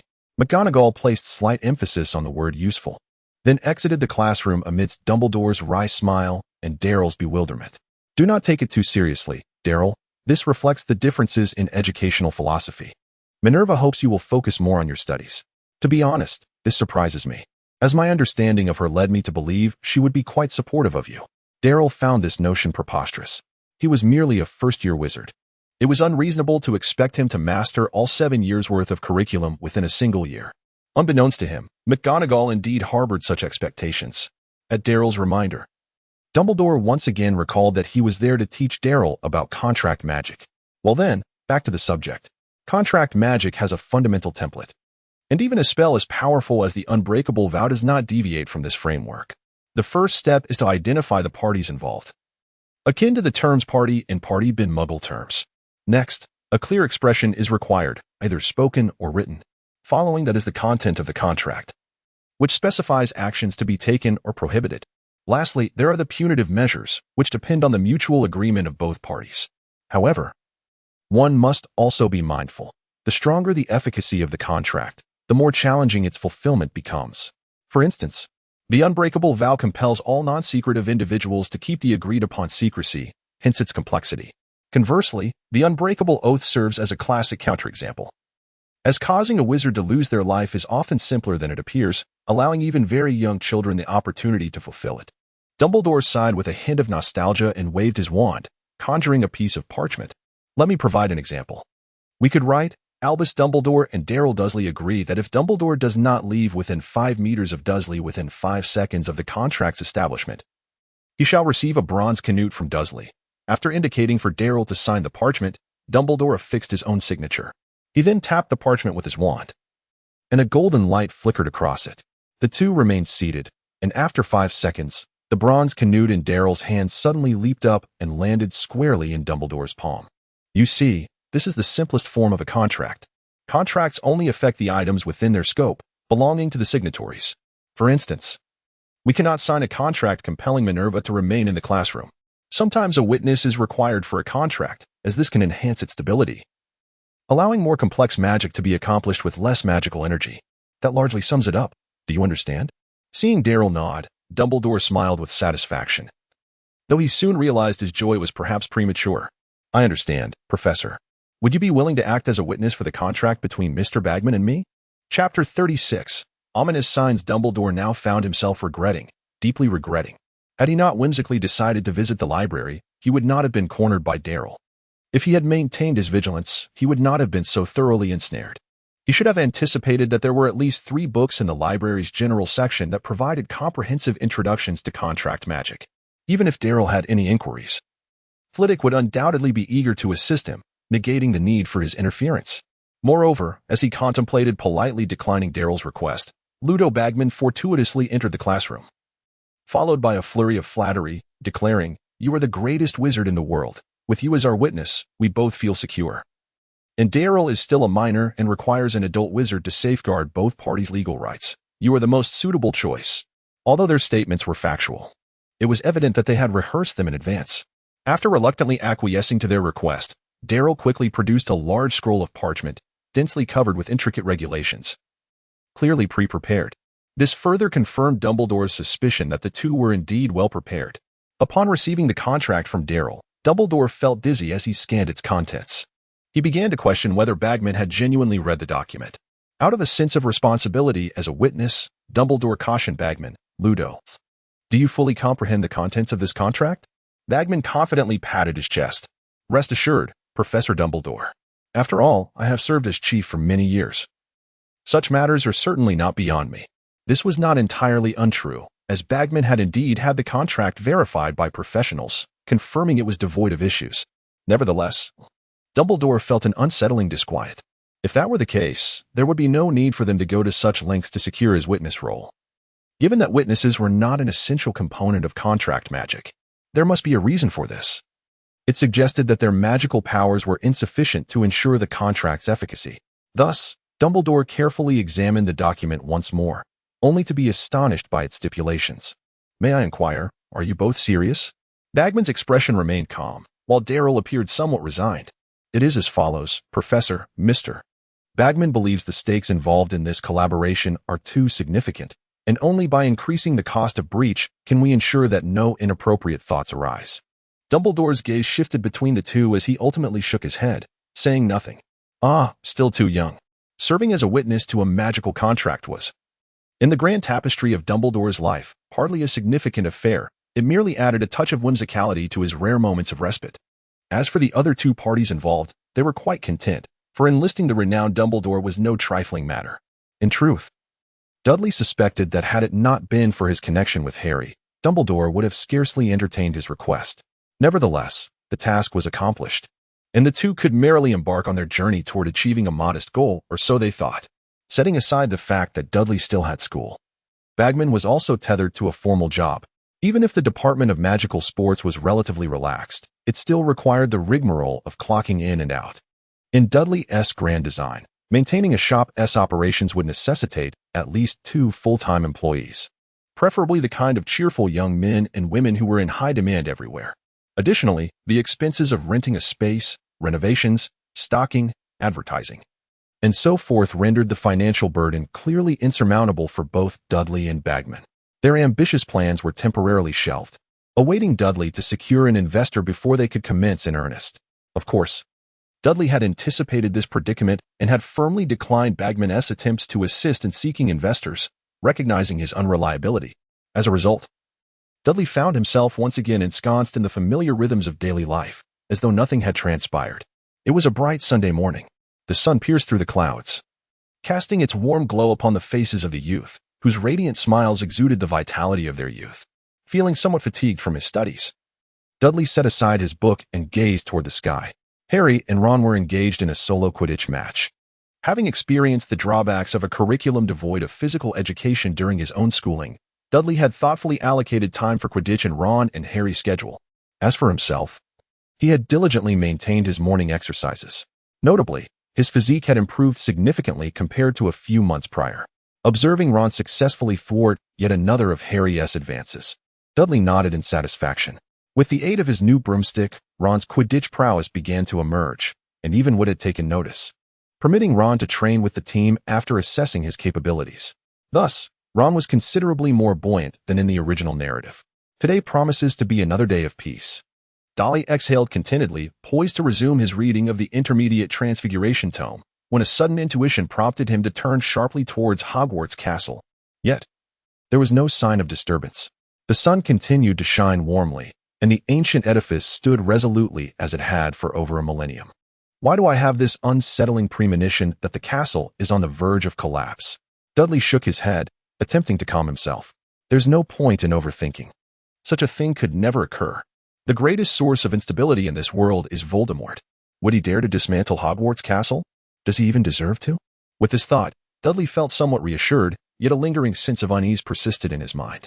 Oh, come on, don't jest. I am not a descendant of some great seer, nor do I possess any prophetic lineage. Distracted and restless, Dudley lost interest in the match. After exchanging a brief greeting with Harry and Ron, he hurried toward the castle, intending to inquire if anything peculiar had transpired moments ago. However, he encountered not a single soul along the way. Dudley's mood grew increasingly agitated. He hurried back to the castle, finally encountering someone in the hall. It was a slender figure, adorned with a delicate, translucent shawl embellished with numerous gleaming metallic pieces, and her neck was draped with countless beads and chains. Sybil Trelawney turned to face him. Her eyes were vacant, and her parched voice was exceedingly jarring. The castle was on the brink of ruin. Chapter 37, A Sudden Change. Dudley was acutely aware that in the current state of affairs, Trelawney was indeed a genuine seer, rendering her words of paramount importance. The past was filled with an overwhelming vitality, battles raged fiercely, and the castle teetered on the brink of destruction. The boy, who had narrowly escaped death, could not avert these calamities. The sole glimmer of hope lay in confronting oneself. The fate of that object would remain a secret. Yet the Dark Lord could not attain his desires and was left to await his servant in solitude. As Dudley listened intently to the prophecy with a grave expression, a piercing scream echoed from outside the hall. Simultaneously, it felt as though an invisible bubble had been punctured. Dudley shuddered, and the overwhelming sense of impending doom that had previously burdened him evaporated in an instant. Naturally, this did little to uplift his spirits, for Sybil Trelawney, influenced by the scream, also descended from her elevated state. "Ah, greetings, dear. You are aware, are you not, that our surroundings are steeped in foreboding? This is hardly a pleasant experience for those who can glimpse the future. I presume you have yet to attend my class, correct?" "Indeed, Professor Trelawney. I am Dudley Dursley from the first year, and I eagerly anticipate the opportunity to study under your guidance in 2 years' time." Having courteously engaged with the now-awakened Trelawney and tactfully declined her suggestion to attend the divination class at the North Tower ahead of time, Dudley exited the hall amidst her regretful gaze. Students trickled into the castle through the grand entrance, their faces illuminated with innocent smiles. Not far to his left, the caretaker, Filch, was vociferously chasing after Peeves, seemingly incensed over the latter's mischief involving a scorpion placed upon a young witch's cream cake. Everything appeared to be quite normal.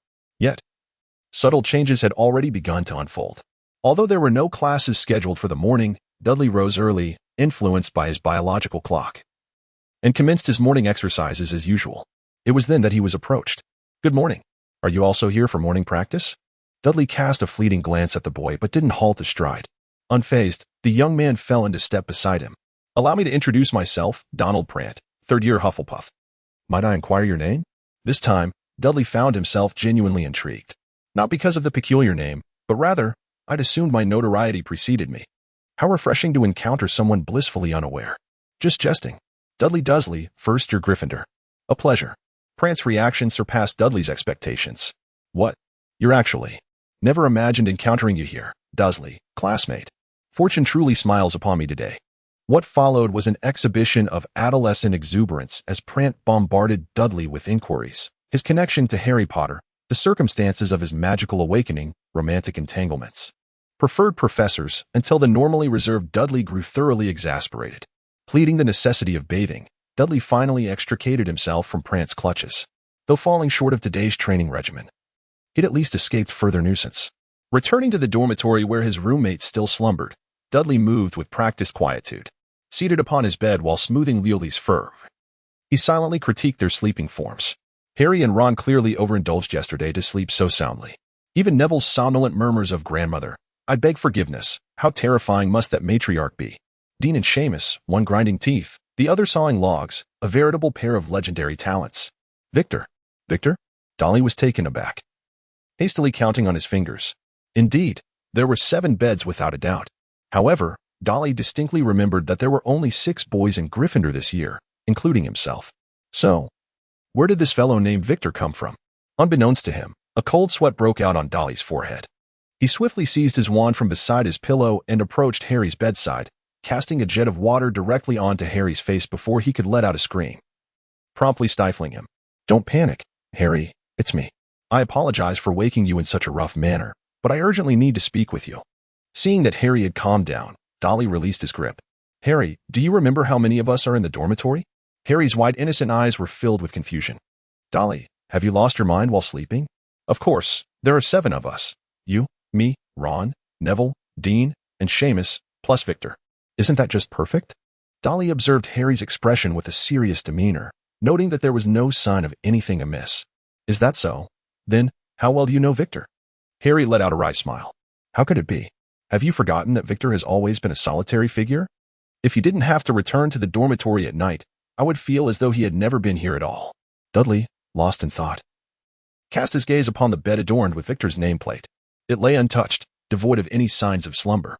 As breakfast approached, Dudley, as was his custom, entered the great hall alongside Harry and Ron, only to feel the weight of numerous eyes upon him, thanks to the occasional furtive glances from the young witches. Dudley's awareness of scrutiny had significantly heightened. In that moment, aside from the curious girls, at least 4 individuals from various directions had fixed their attention on him. Under such intense observation, Dudley could hardly afford to act peculiarly, thus he endeavored to spread jam on his bread with an air of nonchalance. It was then that a sinister voice emerged from behind him. "Good morning, Harry, Ron, and Dudley." Harry took a deep breath and slowly turned around, only to meet a pair of emotionless, dead fish eyes. The boy appeared pale and emaciated, exuding an aura that repelled others. Harry felt as if the surrounding temperature had dropped a few degrees. At that moment, Harry also turned around, gazing at the boy with a look of surprise. "Good morning, Victor. I thought you weren't planning to join us in the hall for meals this semester." The boy nodded slightly without uttering another word, casually grabbing 2 pieces of cake from the table before departing. Harry noticed that Victor cast a lingering glance at him before leaving. Once Victor was gone, everyone sighed in relief, and the atmosphere returned to its previous cheerfulness. Ron, stuffing his mouth with pie, mumbled indistinctly that Victor fellow is so mysterious. Why didn't the Sorting Hat place him in Slytherin? Chapter 38, Double Date. At the same time, in the Gryffindor girls' dormitory, Hermione slowly opened her still sore eyes, staring blankly at the top of the curtains. As a top student, she shook off the lingering drowsiness in less than 10 seconds. Then she immediately recalled a crucial matter. "Oh no, Harry asked me to go to the library with him this morning." Hurriedly freshening up, Hermione snatched her bag and dashed out of the dormitory. Behind her, Parvati Patil and Lavender Brown watched her leave with eyes full of resentment.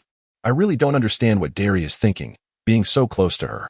Indeed, she isn't exactly attractive, lacks a sense of style, and has a rather unpleasant personality.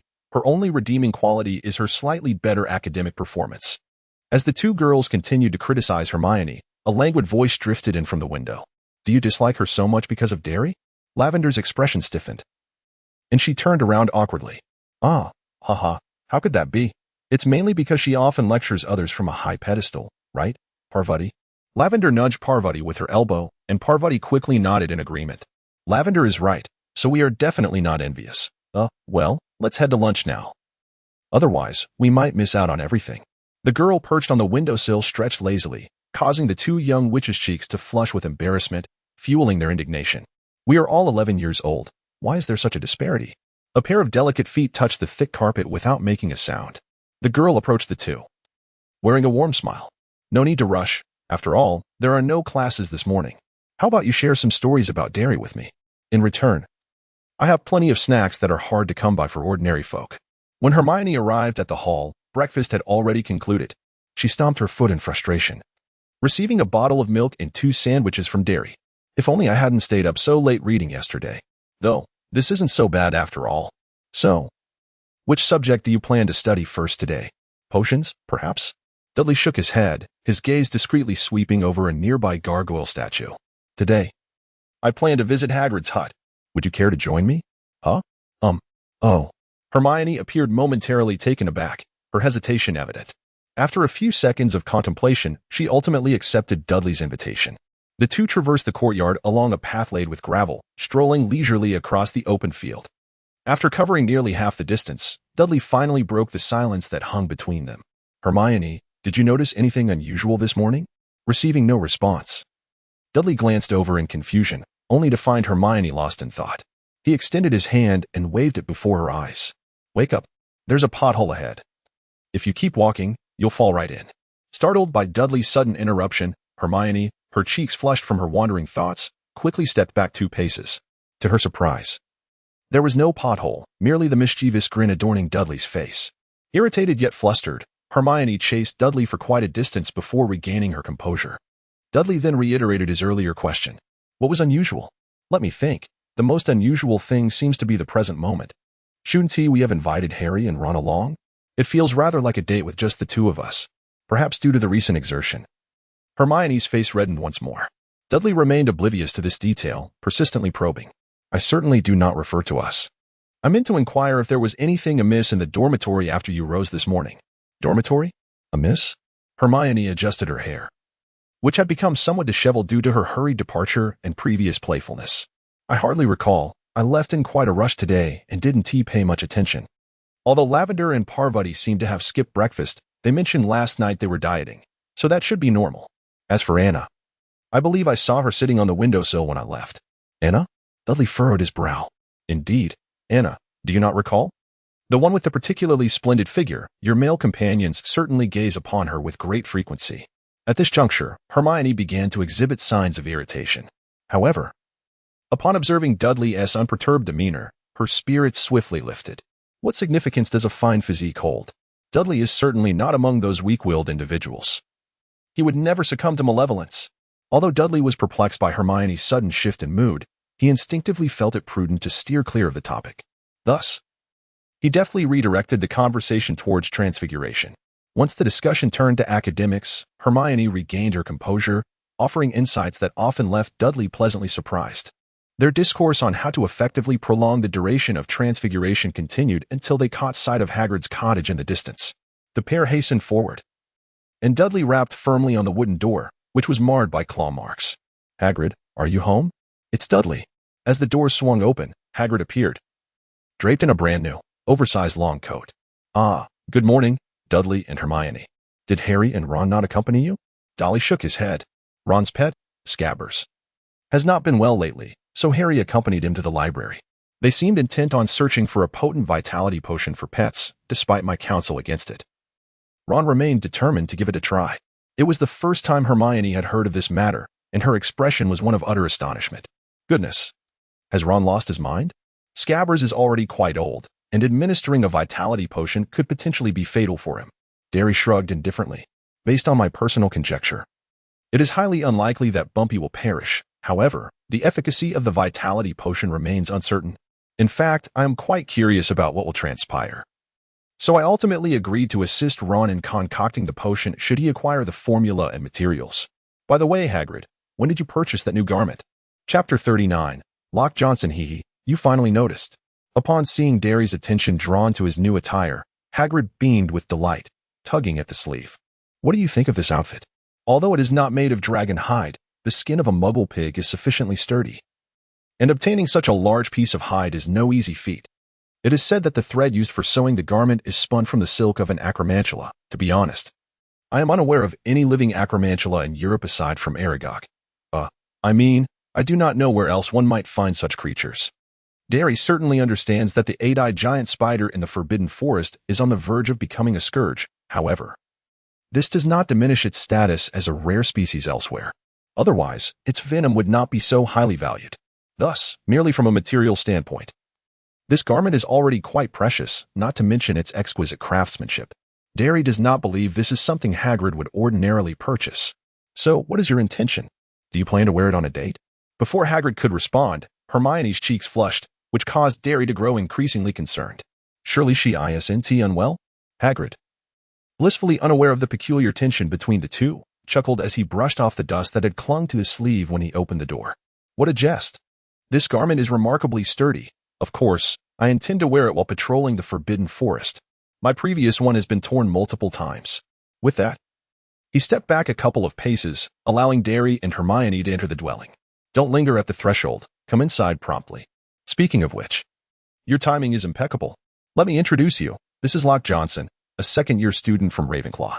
Dolly first exchanged a discreet glance with Hage, and upon receiving a subtle nod in response, he redirected his gaze towards Locke. Standing over 2 meters tall, with a shaved head and sun-kissed, rugged skin, his muscular physique was as sharply defined as a rock formation. This was the image of Locke. Dolly had no doubt that a single punch from him could shatter the skull of certain individuals. So, you were telling me that this person is merely a second-year student, and yet he belongs to Ravenclaw? Darley stifled the urge to comment and extended his hand to Locke. Greetings. I am Dudley Dursley, a first-year in Gryffindor. This is Hermione Granger, much like myself. It seemed he caught a faint whisper from Hermione, and upon subtly turning his head, he discerned nothing amiss. Perhaps it is merely a figment of my imagination. Such occurrences have been rather frequent of late. Before Darley could ponder further, Locke stepped forward, standing directly before him, causing his vision to dim momentarily. "Hello, Darley. It is a pleasure to meet you." As Locke grasped Darley's hand, an intense pain surged through him. Yet, with Hagrid observing closely, he gritted his teeth and endured, subtly shifting to block Hermione, who was about to extend her hand. "Rather than standing idly, let us find a place to sit. Hagrid, I brought some red tea. Would you care to sample it?" "Thank you ever so much, Darley. My supply of tea is nearly depleted, and I was contemplating a trip to procure some soon." Hagrid joyfully patted Darley on the shoulder, eliciting yet another wave of pain. "I do hope my right hand will not be rendered useless. Fortunately, I am predominantly left-handed." Observing Hagrid retrieve his cherished little copper kettle to brew tea by the fireplace, Darley shifted his focus back to Locke. "Locke, if I recall correctly, Hagrid mentioned your surname is Johnson, yes? Do you know our senior, Angelina Johnson?" Locke appeared momentarily taken aback, his eyes reflecting confusion until Darley inquired several times, "Are you well?" before he regained his composure. "Yes, indeed, Angelina is my distant cousin. However, our families have little contact. She likely has not heard of me." "Oh, is that so?" Dudley nodded slightly, then swiftly shifted the topic. "How did you come to know Hagrid?" he inquired. "Though it may be somewhat presumptuous to say so, since my enrollment, I have frequently visited Hagrid's hut, yet I have never encountered anyone else paying a visit." Lockhart stared blankly for quite some time, causing even Hermione to grow concerned for him. Ultimately, it was Hagrid who came over with a teapot to rescue him from the awkwardness. "Do not be too hard on him, Dudley. Although Lockhart is quite a lively fellow, he tends to take a long time to articulate his thoughts during conversations. I met him shortly after he enrolled. What brought that about? I can't quite recall. In any case, he was punished with detention, and we patrolled the Forbidden Forest together." Hagrid poured everyone a generous bowl of red tea and placed the nearly basin-sized small copper kettle on the wooden table. "That day we encountered. I believe it was something akin to a rabid werewolf. Regardless, Lockhart was quite helpful, and since then, we have grown quite close. However, today marks his first visit to my hut this academic year. What have you been busy with lately, Lockhart?" Seeing Lockhart lost in thought again, Hagrid slapped his forehead in frustration. "Oh dear, I forgot about that habit of his. No need to answer, I was merely inquiring." Once Hagrid saw Lockhart nod, he exhaled in relief. "I must admit, this lad can indeed be rather trying at times, but he is truly a good soul. This coat was a Christmas gift from him." Hagrid proudly patted the trench coat, despite my insistence that he need not go to such lengths, and that the holiday had passed. He remained adamant about giving me something. To be honest, I feel rather ashamed, as I hadn't thought to gift him anything in return. Hagrid then fetched a large platter of rock cakes from the cupboard and began to listen as Dudley and Hermione recounted the amusing events that had transpired in the castle of late, occasionally erupting in hearty laughter that sent dust cascading from the ceiling. Consequently, Dudley had to cast a charm on everyone's teacups to prevent dust from settling in. As for Lockhart, he sat silently nearby. Were it not for the occasional sight of him lifting his teacup to sip, Dudley might have assumed he had dozed off. Due to the presence of guests, Dudley refrained from fiddling with the pile of firewood outside, as he usually would. Even when Hagrid attempted to broach the subject a few times, Dudley skillfully redirected the conversation elsewhere. Just as he was about to share the tale of how Goyle had mistaken the ingredients for a potion for actual mushrooms in class, Lockhart abruptly stood up. "I have matters to attend to. I must take my leave. Farewell." Chapter 40. Anecdotes and Secrets due to their herbology class in the afternoon. Dudley and Hermione did not linger in Hagrid's hut after Lockhart's departure. After bidding farewell to Hagrid, the two made their way back to the castle. It was only when they reached a spot where they were certain no one could overhear them that Hermione finally unleashed the pent-up emotions she had accumulated. "At last it's over. What is up with that Lockhart Johnson? Not only does he refuse to engage in conversation with us, but he also leaves without so much as a word of apology. How rude. Is his brain entirely filled with muscle? How did such a person, who takes forever to utter a single sentence, end up in Ravenclaw?" Darryl cast a subtle gaze towards the direction of the castle, pondering deeply.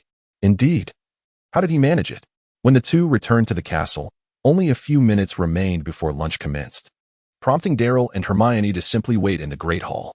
Before long, Harry and Ron settled beside Darryl, each clutching a hefty tome. "Frankly, missing the library today was quite a loss for you two." Hermione shot a puzzled glance at Ron. "Loss? What loss? Surely it cannot be. Oh my. Could it be that the medieval history of magic book I've longed to borrow has been returned?" Harry shook his head with a wry smile, while Ron eagerly launched into a tale. "Let us not even mention that book. No one aside from you would have any interest in it." Here's the situation. You know Parkinson, the girl from Slytherin in our year? She was apparently discovered writing a novel in the library by Malfoy. You know what Malfoy is like. In any case, he outright seized what Parkinson had written, claiming he would post it on the Slytherin notice board for all to see. Hermione huffed in disdain, while Ron displayed a gleeful grin. You don't like that fellow either, do you? Thus, he swiftly received his comeuppance. Just as he was about to leave, a nearby bookshelf toppled over, burying him beneath it. The sensation, oh, how delightful. As if recalling an unpleasant memory, Ron shuddered slightly. Yet he remained in high spirits. I'll let you in on a secret. Although no one knows who did it, I witnessed the entire scene. A senior quietly took out her wand and uttered a spell, leading to the collapse of the bookshelf. Moreover, that senior managed to retrieve Parkinson's novel and returned it to her. It seems she was from Slytherin as well, so Malfoy dared not retaliate. You should have seen Malfoy's expression. It was as if the entire wizarding world owed him 1,000 galleons. Suddenly, the bell tolled, and a sumptuous lunch appeared upon the table. Ron casually snatched 2 pieces of bread and served himself a bowl of vegetable soup.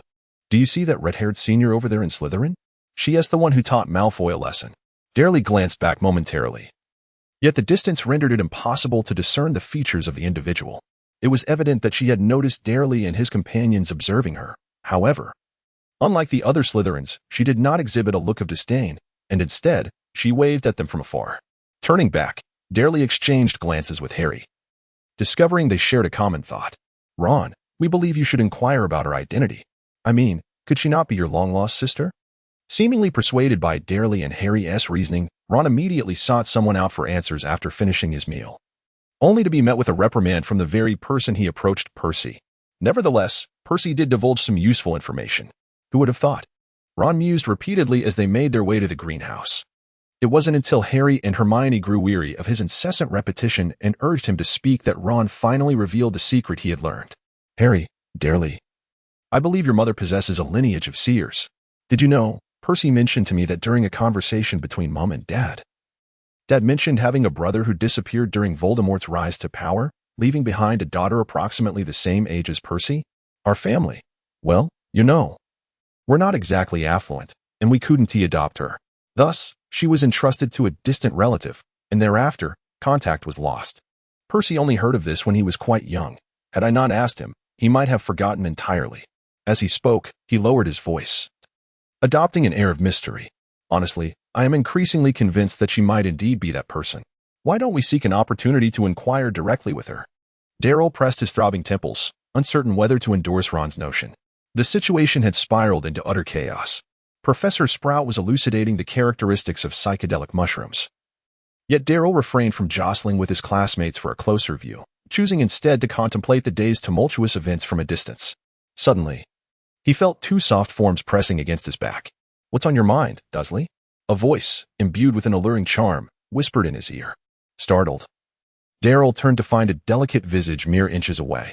Stumbling backward, he nearly collided with a shelf bearing toxic lilies, hastily creating space between himself and the girl. Casting a wary glance at the 2 pots she cradled. Haven't you read any books? The pollen of the cloud flower is notoriously difficult to remove once it clings to you. You're creating trouble for the house elves. Anna chuckled softly, returning the flower pots to their original place, though the pollen had inevitably found its way onto her as well. Oh dear, how bothersome. You should have informed me sooner. What am I to do now? I can't possibly go out looking like this. Derry furrowed his brow, discreetly surveying the scale of his counterpart. Why do I have the impression that you intended to approach me in this manner all along? Furthermore, refrain from employing such trivial tactics in the future. It is, quite frankly, juvenile. Observing the incredulous glint in the other's eyes, Derry scoffed derisively. Countless individuals have strained their minds employing various methods to draw near to my little witch, yet your approach does not even rank among the top 10. Ignoring the astonished Anna, Derry confidently turned away, ready to seek out Hermione to complete the forthcoming group observation. At that moment, he fortuitously met the furious gaze of the little witch. So, Dudley, Ross, what are the 2 of you up to? Chapter 41. Misunderstandings and Disputes. Well, there is truly nothing between us. Although Derry made this clarification, judging by the expressions of the gathering young wizards, his words likely held little persuasive power. After all, the evidence is too conspicuous. Hermione's face was taut, her gaze flitting back and forth between Anna's chest and Derry's back. Liar. Dolly helplessly turned his head, casting a glance at Anna, urging her to step forward and dispel the misunderstanding. However, Anna's eyes suddenly welled with tears, and she silently retreated to the side, covering her face with her hands, her shoulders occasionally trembling slightly. In a moment of confusion, Dudley could not fathom the intentions of the other party, while Hermione's expression darkened considerably. "Dudley, I never expected you to be this kind of person. I truly misjudged you." Upon witnessing Dudley's continued pretense of ignorance, Hermione's fury finally erupted. "Dudley Dursley, how can you behave this way? If you are indeed in a relationship with Anna, what is preventing you from making it known? It would spare me, and others, from harboring false hopes. Just look at Anna's current state. Disassociating yourself from her in front of so many people. Have you even considered her feelings? Wait a moment, when did I ever become her boyfriend? Moreover, her display of tears is obviously feigned. Can't you all see through it?" Dudley sensed that the situation was turning grim. He surveyed his surroundings, hoping someone would come forward to speak on his behalf, yet even Harry and Ron could only shake their heads in helplessness. Meanwhile, Hermione's voice echoed softly, "Ah, Anna is merely pretending to cry. So, you have witnessed a girl truly weep, have you? Where? With whom?" This remark left Dudley utterly speechless. He could hardly assert that his judgment was based on Anna's current demeanor resembling the melodramatic crying scenes from a second-rate online drama he had once seen. Observing Dudley's expression, Hermione naturally assumed he was left with no retort. A single lie requires a multitude of lies for concealment, but the truth shall inevitably come to light. Hermione's words elicited bursts of applause from the young wizards, making Dudley realize that, at least for the time being, he was unable to vindicate himself. In a crowd, one is often swept away by the emotions known as the will of the group, making it challenging to embrace dissenting opinions. Once an impression is firmly established, altering it typically demands tenfold, if not 100-fold, more effort, and even then, success is not guaranteed. Not everyone is willing to invest time in independent thought, particularly regarding matters that bear little personal relevance. With a soft sigh, Dudley ceased his attempts at justification. However, Hermione appeared intent on pursuing her line of questioning. "This morning, you pretended to be unfamiliar with Anna in my presence. Reflecting on that now, it truly makes me feel..." "Enough." Dudley unhesitatingly interrupted Hermione, leaving her momentarily stunned, a sharp pang of emotion stirring in her nose. It is worth noting that prior to this, Dudley had always been gentle and considerate towards her. Although he occasionally jested with her, he had never before exhibited such rudeness. "So, had you been merely feigning kindness all along? Now, it seems you can't even be bothered to maintain the facade. Is this a manifestation of your embarrassment and anger?" Dudley shook his head, disappointment etched across his features. "I had initially assumed that you would not be swayed by such a degree of lamentable acting. It appears I was overly optimistic. Nevertheless, you ought to remember, Hermione, that some words, once uttered, cannot be retracted." Professor Sprout returned to the classroom, arms laden with an abundance of gloves, only to discover that the young wizards had not adhered to her instructions to form groups before her arrival. Instead, they huddled together in a chaotic cluster, chattering animatedly about something, which irked the typically mild-mannered, plump witch. "So, my words may be disregarded, is that it? In light of your performance, I must deduct 5 points from both Gryffindor and Hufflepuff. If you fail to complete your group formation within 5 minutes, an additional 5 points will be deducted. Move quickly." With that, the previous discussion ceased as everyone hurriedly sought suitable partners. However, Dudley's mood soured to such an extent that he had no intention of adhering to classroom decorum. "Let them deduct points. I've accumulated enough to withstand 10 or more deductions." This thought alleviated his concerns, and he languidly leaned against the wooden frame in the corner of the greenhouse, observing as others formed their groups and queued at Professor Sprout's desk for gloves. Lavender and Parvati are in a group, so Hermione must partner with Anna? How ironic. Fortunately, others recognized this irony, and Harry approached Hermione, while Ron, after receiving a reassuring gesture from Dudley, joined Neville. As for Anna, she forcibly wedged herself between Lavender and Parvati, creating the sole trio of the lesson. Soon, the majority of young wizards began their observational group work. Professor Sprout furrowed her brow as she gazed at the 2 remaining pairs of gloves in her possession. "Is there anyone who has not yet formed a group? Come forth at once." Dolly rose slowly, moving towards Professor Sprout under the watchful gaze of the young wizards. "I apologize, Professor. I was feeling rather unwell just now." Professor Sprout's expression softened instantaneously. "My dear, do you need to visit Madame Pomfrey?" Dolly shook his head and accepted the gloves handed to him by Professor Sprout. "Thank you for your concern, Professor. I am feeling much better now. However, it seems I can only work alone, or perhaps alongside you." At that moment, Victor entered through the greenhouse door. Professor, I just visited the restroom and missed the group assignment. So, Dolly, let us drive together. Yet, despite the words spoken, it was evident that neither of them appeared to be particularly motivated. Dolly had long since taught himself this segment of knowledge. And even the preliminary draft of the observation report was prepared. Hence, after glancing at the mesmerizing mushrooms and refining a few details, Dolly began to stare blankly at the wall. As for Victor, he was evidently more intrigued by Dolly's situation. Do you not intend to offer even a slight defense? That individual named Anna was weeping so feebly that I could hardly bear to watch it halfway through. In my opinion, you are wasting time debating with Hermione. A sprinkle of charm in her dinner could resolve everything. By the way, do you have any thoughts about the senior? I know a senior who is both stunning and possesses an exquisite figure. Perhaps one day I could introduce her to you. To speak candidly, Anna is quite commendable and seems to harbor an interest in you. Are you truly not considering it? Darryl cast an impatient glare at Victor. Mind your own business. Don't bother me unless it's something significant. All right, Darryl. So you shut up. Chapter 42. Understanding and confidential conversations after being rebuffed by Darryl several times. Victor resumed his previously sullen demeanor, which alleviated some of Darryl's concerns. Thus, the herbalism class concluded in this peculiar atmosphere. And the evening's history of magic lesson proceeded as placidly as Professor Bin's monotonous tone. Having completed a day of classes, Darryl returned to the dormitory early, which greatly worried Harry and Ron. Normally, Darryl would practice spells and transfiguration in the common room until lights out, a routine he had maintained since his enrollment. Consequently, they decided to check on Darryl to prevent any impulsive actions on his part. The two stood at the doorway, took a deep breath, and gently opened the dormitory door, only to meet Darryl's gaze. Actually, we wanted to sleep too, right, Harry?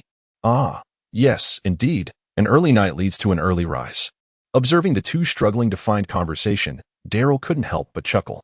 No need to concoct excuses, just ask whatever is troubling you. The three settled onto Darryl's bed, and Ron was unable to resist speaking first. Darryl, it's not that we don't want to help with what happened during the day, but you know well that we have little say in such matters. Harry nodded vigorously in agreement. Dolly smiled gently and beckoned, prompting Lily to joyfully leap onto the bed and nestle into Dolly's embrace. Dolly retrieved a packet of dried fish from beneath his pillow, simultaneously feeding Lily while contemplatively gazing at the vacant bed nearby. One cannot entirely fault Hermione. Today's events were the result of Anna's deliberate manipulation. Yet, what could possibly motivate her to act in such a manner? Ron exchanged a glance with Harry, their expressions noticeably relaxed. If that is indeed the case, then it is quite simple. Anna harbors feelings for you. Indeed, perhaps you remain oblivious to this, but every girl in the entire year is an admirer of yours. Merely the request for me and Harry to deliver letters or items to you result in us having to decline several times each day. Daly shook his head noncommittally, while Ron had already begun to elaborate on his thoughts. So, these young ladies, seeing how close you are to Hermione, must certainly harbor some opinions, right? How then can we undermine your relationship? The method Anna devised at least proved effective. However, I believe such trivial matters could be resolved with a simple apology to Hermione. Upon hearing this, Daly cast a puzzled glance at Ron. Apologize? Why? What have I done wrong? Having previously been compelled by Daly to apologize to Hermione, Ron instinctively suggested a similar course of action this time. Yet, upon further reflection, Ron recognized that Daly had a valid point. He truly had not erred. In fact, one could argue he had done nothing at all and was entirely the victim of an unfounded calamity. Nevertheless, he would first need to clarify things with Hermione. But with her notoriously irritable temperament, she likely would not approach him first. With a resounding bang, the dormitory door was flung open. Lily shrieked and darted behind Daly, while Harry whipped around, nearly losing his glasses, and Ron fumbled, almost dropping Scabbers. Hermione hurried in, enveloping Daly in a tight embrace. I'm so sorry, Daly. Anna explained to me that this was merely a misunderstanding. I misjudged you. Wiping away tears from the corners of her eyes, Hermione gazed at him with a pitiful expression. You're not angry with me, are you? As midnight approached, most creatures succumbed to slumber, save for a certain black cat, toying with a gray, one-fingered hairless rat. And the rat, who was the subject of the cat's amusement. Once again, Lily, with her tail, reeled Scabbers back as he attempted to escape her clutches, then meowed a couple of times at the door, which had been blown ajar by the wind. With an elegant feline stride, she approached the entrance and gently closed the door, extinguishing any flicker of hope in Scabbers' eyes. Resigned, Scabbers lay flat, allowing Luli to toss him around as if he were a mere ball of yarn. Meanwhile, some noises could be heard from downstairs, but Luli paid them no mind. Clearly more captivated by her immediate plaything, a smooth door silently swung open. The room behind it resembled a small secret chamber, devoid of any furnishings. Its walls and floor lined with thick, sound-absorbing foam. Thus, when the door closed, the space was enveloped in darkness. Late again. It's unavoidable. I've been watched too closely. And I cannot ascertain whether she has noticed. I have no issues here. Those little ones are sleeping soundly. How do you speak? Can't you refrain from complicating matters? What's wrong? I've heard about this incident. It seems to be this way. How trivial. I thought it was something significant. Do you think you've caused little trouble today? Don't get worked up. I couldn't help myself. Honestly. Could you all not make things more difficult? I suspect.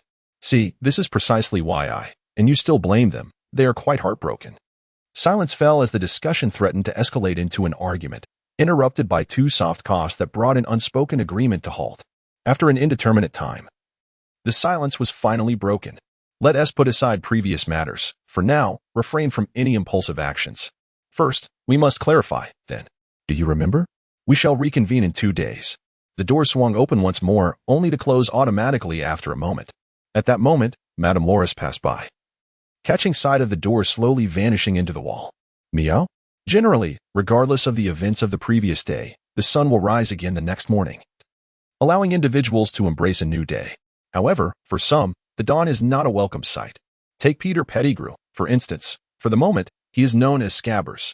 Currently, Scabbers twisted in terror, attempting to evade the test tube that loomed near his mouth. Squeak, squeak, squeak.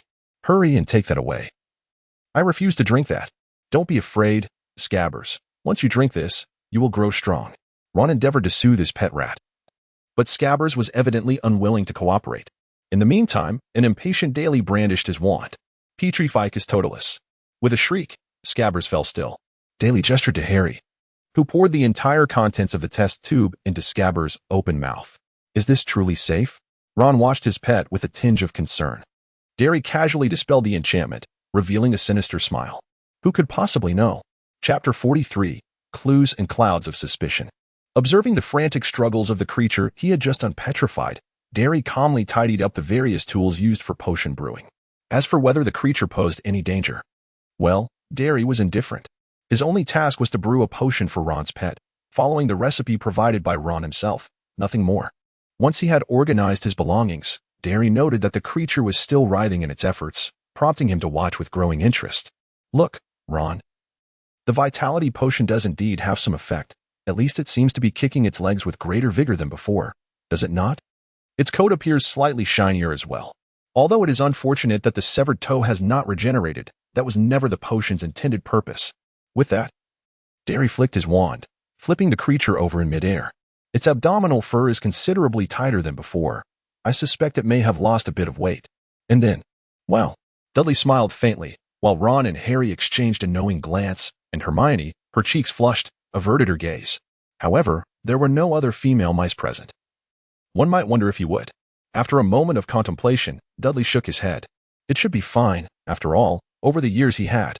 Well, in any case, there is something I am uncertain whether to express. Ron quickly urged him with his eyes to proceed, prompting Dudley to beam even brighter. You see, Hagrid possesses considerable experience in caring for animals, including performing a minor procedure on some rather temperamental male creatures. Generally, post-surgery, they tend to become far more docile.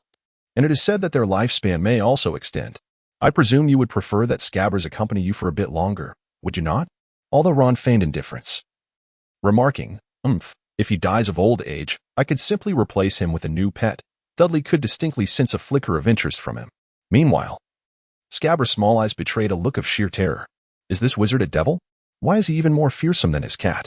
Observing Dudley maneuvering him closer, Scabbers hastily ceased his struggles, adopting an appearance of compliance. Dudley raised an eyebrow, slightly regretting as he returned the rat to Ron. Clearly, your rodent possesses its own opinions. Another night fell. Squeak, squeak, squeak. I'm telling you, don't touch me. Meow.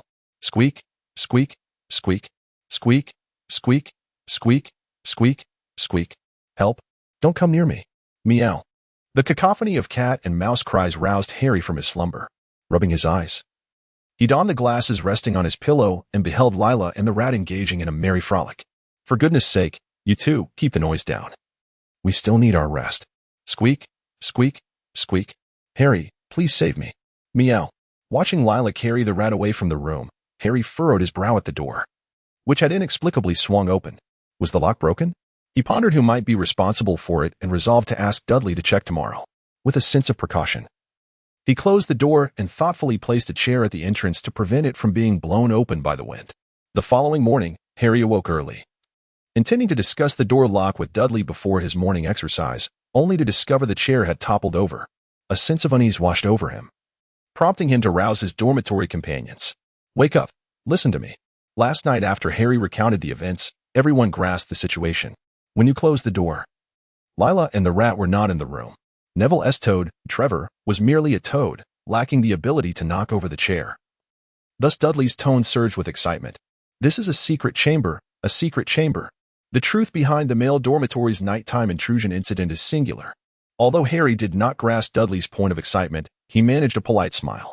However, another individual was not so accommodating. So it was you, wasn't it? After waking up last night, I went to the common room for a while, and upon returning, I found the door wouldn't budge. I thought the lock had malfunctioned again and had to exert considerable effort to push it open. Upon seeing someone emerge to confess, the excitement of the young wizards swiftly dissipated, and they began to retreat into slumber. Nevertheless, Dudley maintained a contemplative expression. So, you went out last night. Good evening, everyone. Any recent news?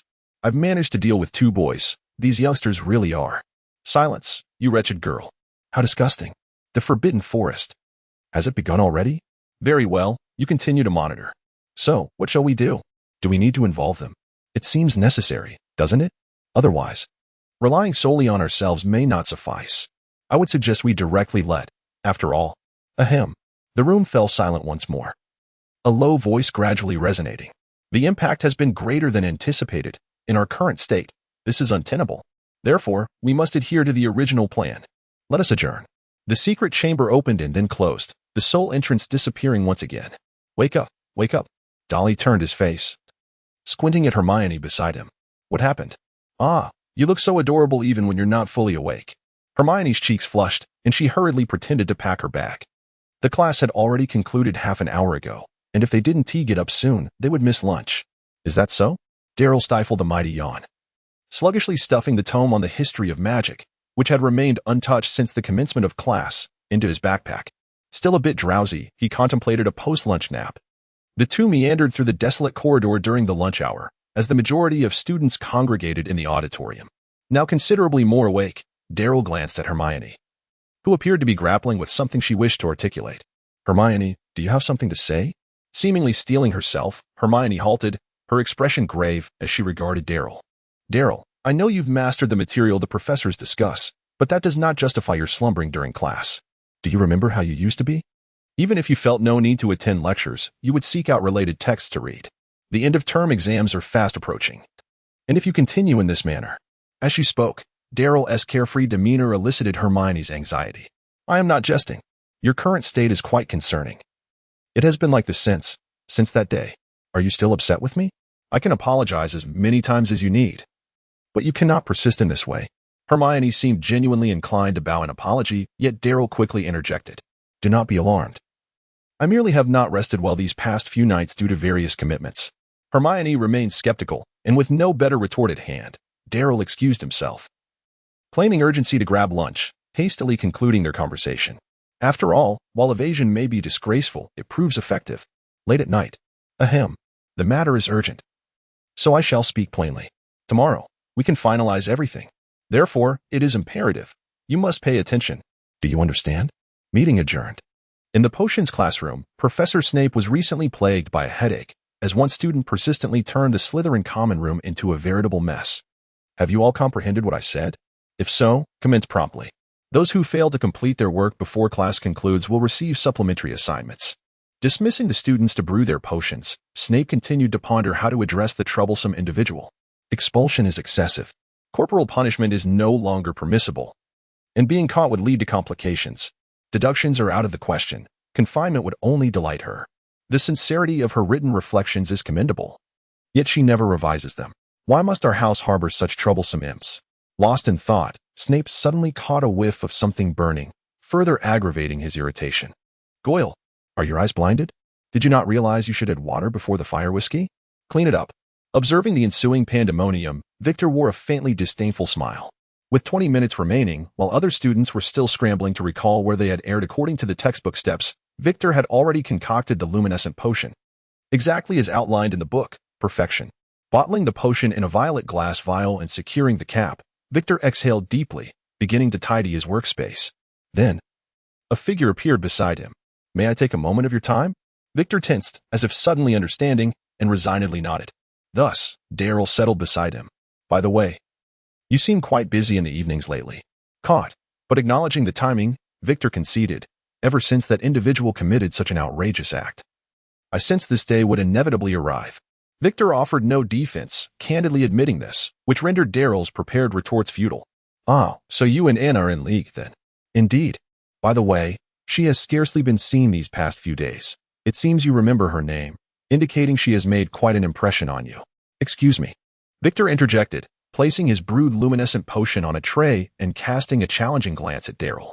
While I may not surpass you in other subjects, potions is my forte. When it comes time for grading, Professor Snape will undoubtedly commend my work.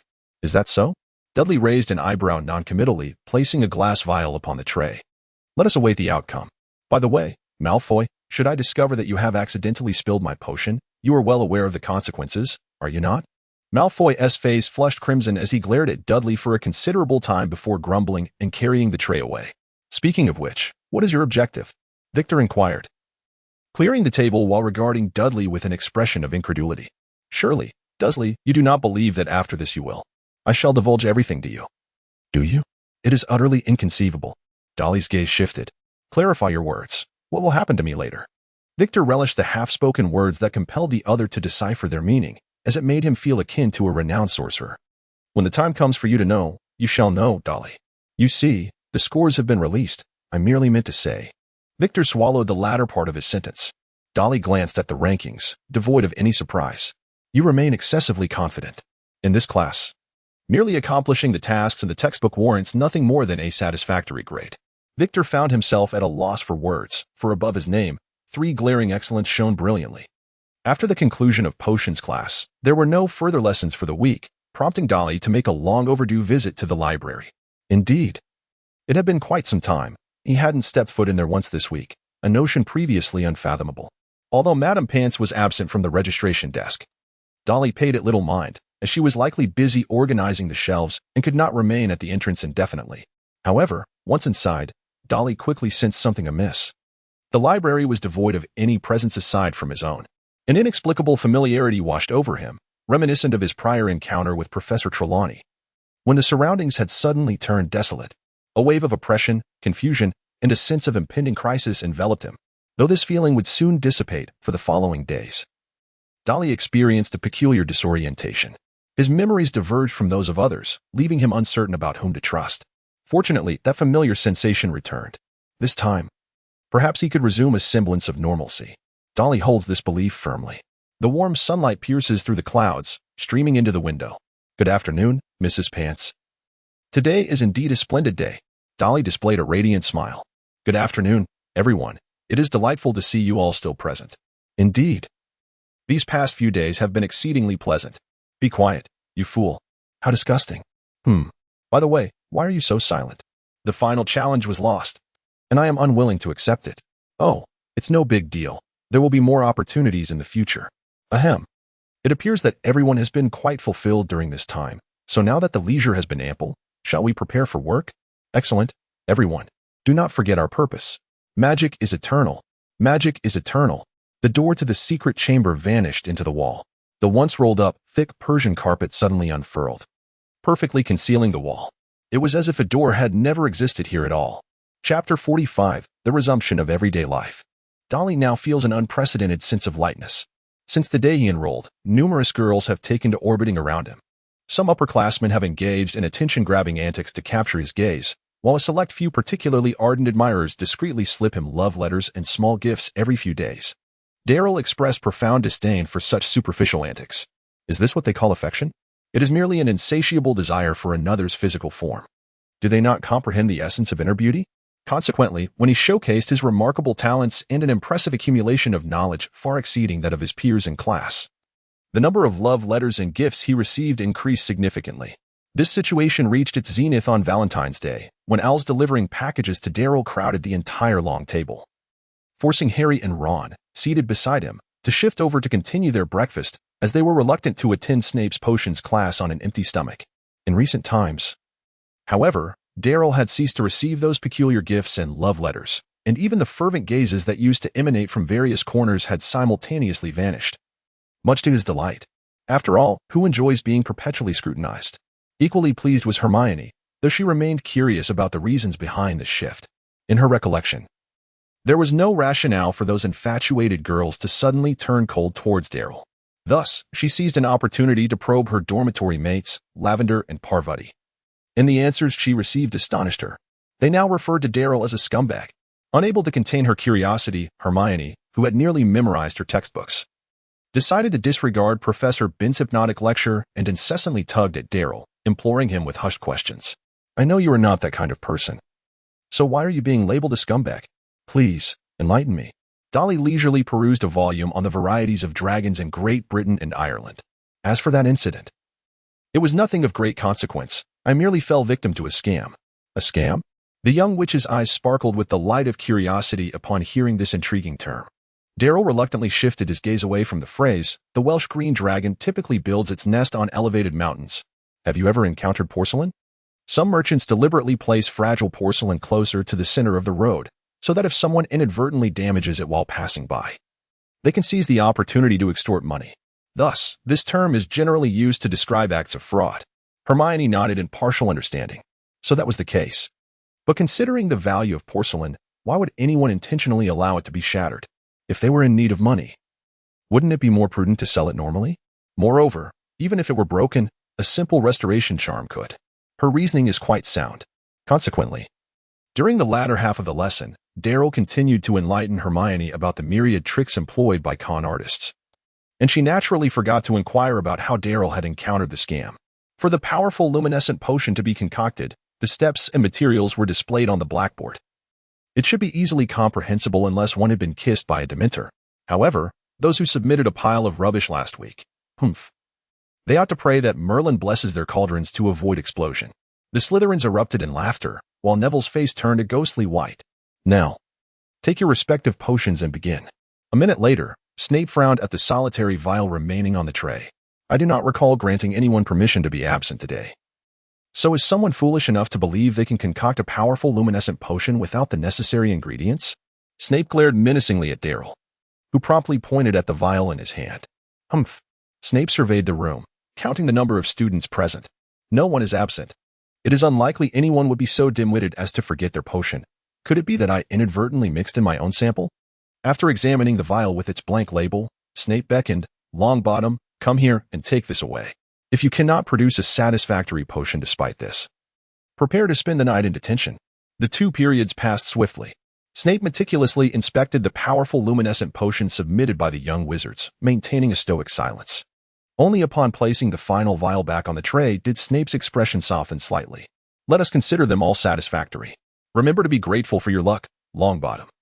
Had it not been for the one extra vial that turned out acceptable, you would be preparing to join that keeper in the Forbidden Forest tonight. Just as Neville's face broke into a smile, he was deflated by Snape's additional assignment, a comprehensive essay on the luminescent potion, to be written on an entire roll of parchment. Of course, Snape was indifferent to Neville's feelings, as his own mood was rather complex. The best work.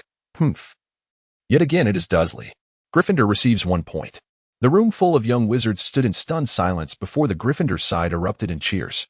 Snape, however, waved his hand impatiently. Cease your shouting. All of you may leave. I will ask questions about the next lesson before class. Are you pleased with your point, Dursley? Outside the potions classroom, Malfoy and his 2 lackeys blocked Daryl and his companions, their eyes gleaming with malice. Do not think that Professor Snape's awarding you points signifies any regard for you. You are, after all, merely a mud. You know what you are. Dudley sheathed his wand back into his robe, squinting as he scrutinized Malfoy.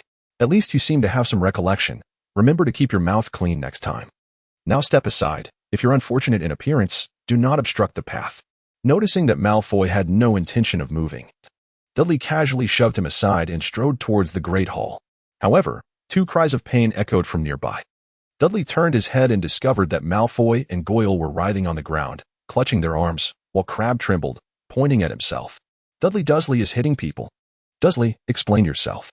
Amidst the commotion outside, the first to arrive was naturally Severus Snape, who was only a few steps away. As a former spy for the old coin, Snape could deduce what had just transpired with a mere glance at the scene. Thus, he was quite curious to see how Dudley would attempt to justify himself. However, Dudley once again exceeded his expectations. Professor, can I substitute detention for losing points? Chapter 46, Detention. He was clearly trying to provoke a reaction. At the dining table, Hermione furiously sliced her steak, seemingly envisioning it as Malfoy's head. Although she did not comprehend the term provocation, Harry and Ron, having witnessed the entire episode, were equally incensed, setting aside whether your shove had any force. Could Malfoy's physique truly knock Goyle down? Furthermore, you did not see how those two applauded after Professor Snape took you away. It is utterly ridiculous to believe they were injured. Dudley appeared to be unconcerned, treating the matter as trivial, merely a child's playful antics. He considered seizing an opportunity to confront them, believing that a good scare would instill a sense of compliance in them henceforth. Observing the two nodding enthusiastically, Dudley found himself in high spirits as well. Moreover, I owe them my gratitude. It must be said that Snape's efficiency in handling matters was remarkable. That very afternoon, Dudley received a note informing him of his impending detention. Thus, at 11 o'clock that night, after comforting the anxious Hermione and dissuading Harry and Ron from using the invisibility cloak to follow him, Dudley made his way to the hallway, where Filch was already waiting. Good evening, Mr. Filch. Did Mrs. Norris not accompany you? Filch ignored Dudley, simply illuminating a lantern before gesturing for him to follow. Mr. Filch, won't Mrs. Norris be upset that you brought me alone? If she discovers we are headed to the same place, she won't become jealous, will she? Mr. Filch. If she finds out you are leading me with that lantern, she won't scratch me, will she? Mrs. Norris is frightful. Unlike me, I can only feel pity. You, be quiet. Filch finally reached his breaking point and began to intimidate Dudley. Do you know how they used to punish students? They would suspend them by their wrists, hanging them from the ceiling, sometimes for days on end. What are you laughing at? Dudley quickly covered his mouth. I just suddenly recalled some matters concerning muggles. Never mind. Never mind. It's too wicked. I cannot fathom what you are saying. In any case, one day I shall persuade the headmaster to reinstate these punishments. You rascals had better behave yourselves from now on. Under Filch's guidance, Dudley strode across the darkened grounds. Although the lantern provided little illumination, Dudley, having visited Hagrid's hut numerous times, was aware that the path was level and devoid of obstacles, thus walking with confidence. That is, until he stumbled. A flicker of light, ignoring Filch's urgings. Dudley utilized the glow from the tip of his wand to search for the object that had caused his fall. Nothing. The ground was as smooth as a football field. This. Dursley looked at Filch with an innocent expression. You won't speak of this, will you? When Dursley caught sight of the lights illuminating Hagrid's hut from afar, it signified that the other party had also noticed their presence. Is it you, Filch? Hurry up. I am ready to depart. The sound of footsteps echoed as Hagrid emerged from the darkness, clad in a brand new leather coat, wielding a massive stone crossbow, with a quiver full of arrows slung over his shoulder. Good evening, Hagrid. Good evening, Dursley. However, I must say, it surprises me that a model student like you would find himself in detention. To be frank, when the owl delivered the note to me, I initially thought it was a jest. Filch's expression darkened. You shouldn't be so courteous to him, Hagrid. He is here to face punishment. Hagrid waved his hand impatiently. I know. You may return. I shall take care of the rest. Filch regarded Dursley with murky eyes, a cruel smile spreading across his lips. Before turning to leave, I'll come to collect his remains by dawn. The Forbidden Forest, a place like this, a fall from flat ground. Ha ha. Hagrid frowned as he watched the little lantern flicker and disappear into the darkness. That fellow is always so insufferable, but Dursley, what does falling flat mean? It means nothing at all. Dudley interrupted Hagrid's words, pushing him towards the direction of the Forbidden Forest. To be honest, the Forbidden Forest is indeed perilous. It is wise to refrain from frequent visits here. However, Dudley, you still provide a sense of reassurance, unlike those two rascals from the Weasley family. Hagrid, holding a lantern in one hand and a crossbow in the other, guided the way without glancing back, exuding a sense of vigilance. In contrast, Dudley appeared as if he were merely strolling through a marketplace. Nevertheless, at least he had his wand at the ready. So what mysteries does the forbidden forest conceal? As Derry sought the whereabouts of suspicious figures, he inquired of Hagrid. Creatures from the forbidden forest? Let me think. Werewolves, trolls. The unicorn we are to find today, and, oh, of course, you have already encountered them. Good evening. Hagrid greeted as he shook hands with the centaur emerging from the shadows. And here is a centaur. His name is Hecarim, and he is quite a remarkable one among his kin. This young man is Dudley Dursley, a student at the school. Hecarim stepped forward, bending low to gaze intently at Derry with his eerie green eyes. Derry noticed that within the depths of his pupils, a pale flame seemed to flicker. Shadows were encroaching. Dolly tilted his head slightly, revealing a look of confusion. Shadows loomed closer, their souls yearning for liberation. Hecarim gradually retreated, gesturing with his scythe-like weapon towards a particular direction before vanishing into the darkness. Hade shrugged and turned to walk towards the direction indicated by Hecarim. You see, he is rather peculiar, isn't he? Typically, centaurs wield bows and arrows, and it is only he who prefers to engage in hand-to-hand combat with beasts. So, do you have any thoughts about what he said? Darryl pondered for a moment, hesitantly shaking his head. Hagrid, however, did not appear particularly disheartened. Well, I had assumed you were considerably more astute than I, capable of discerning some insights. Do not lose heart, Darryl. These centaurs are perpetually enigmatic, never willing to provide straightforward answers to inquiries. Ah, I've found her. She is over there. Before Darryl could fully comprehend, Hagrid swiftly stowed his crossbow and dashed ahead. Consequently, Darryl followed his gaze to a modest clearing, where a creature of purest white, shimmering in the light, lay there, barely clinging to life. It was a unicorn. Chapter 47, The Friend of the Unicorn. So, how did things come to this? Hagrid sprinted to the injured unicorn's side, and after inspecting its condition, he breathed a sigh of relief. Thankfully, he had arrived in time. There was still hope. Setting the lantern behind him, as it was unnecessary for illumination, Hagrid retrieved a roll of bandages from his pocket to tend to the unicorn's wounds. He then produced a small glass vial and administered the potion within to her. For the moment, her life was no longer in jeopardy, but she would require time to recuperate. Darryl, what transpired? Darryl stood with his back to Hagrid, raising his wand and vigilantly scanning the surroundings, gradually retreating in Hagrid's direction. You are being rather careless, aren't you? What if the fiend that harmed her is still lurking nearby? Hagrid quickly grasped his crossbow, preparing for potential threats from another direction. So, what shall we do now? We certainly cannot leave her here unattended, and we cannot remain here indefinitely to guard her. Should we take her back to your hut? After all, you have cared for numerous creatures. One more would not make a difference. You're right. I have yet to care for a unicorn. Hagrid appeared visibly intrigued, turning to gaze at the unicorn. Hello there, little one. Would you like to stay with me for a while? The unicorn's lively eyes darted between Hagrid's unruly hair and beard, resolutely shaking its head. Ah, rejected. Hagrid sighed, turning away, lifting his crossbow once more. Darryl, having no alternative, continued to remain on guard. After a while, he felt his robe being tugged twice. Dolly turned to the side and discovered that the unicorn was now able to stand and had quietly approached him. Upon noticing Dolly's gaze, the unicorn blinked its large, watery eyes. What is it? Do you wish to drink? It shook its head. Are you planning to return home? Another shake of the head. Surely it cannot be that. You wish to follow me? The unicorn's face lit up with joy as it nodded vigorously, then began to nuzzle against Dolly. Wait, do not come so close. Ouch, your horn poked me. So, how did the situation come to this? Hagrid had set up a simple abode for the unicorn amidst a pile of broomstick materials next to the small hut. At this moment, Dolly languidly leaned against the unicorn, staring at the starry sky with a sense of boredom. If it were not for you, I would have already returned to Gryffindor Tower, lying on a soft bed and drifting into slumber, rather than standing here in the chilly wind. The unicorn emitted a dissatisfied whinny, prompting Dolly to rise. Shall I leave? The unicorn quickly clutched Dolly's long robe, gazing at him with a pitiful expression. Humph, you are utterly useless except for your cuteness. If only you possessed a modicum of strength, it would not have to come to this. Oh well, it makes little difference in the end. Derry reclined once more, adopting a more comfortable position. It seems I must bestow a name upon you. As for the unicorn, let me ponder. RX-0 or I-72. Which do you prefer? Both embody the essence of male romance. Choose freely. Which do you find more melodious? The unicorn contemplated for a moment and shook its head. Neither? Very well. Henceforth you shall be known as Little White. Little White, smile. A shake of the head. If you do not smile, shall I offer you a smile instead? A vigorous nod. Dream on.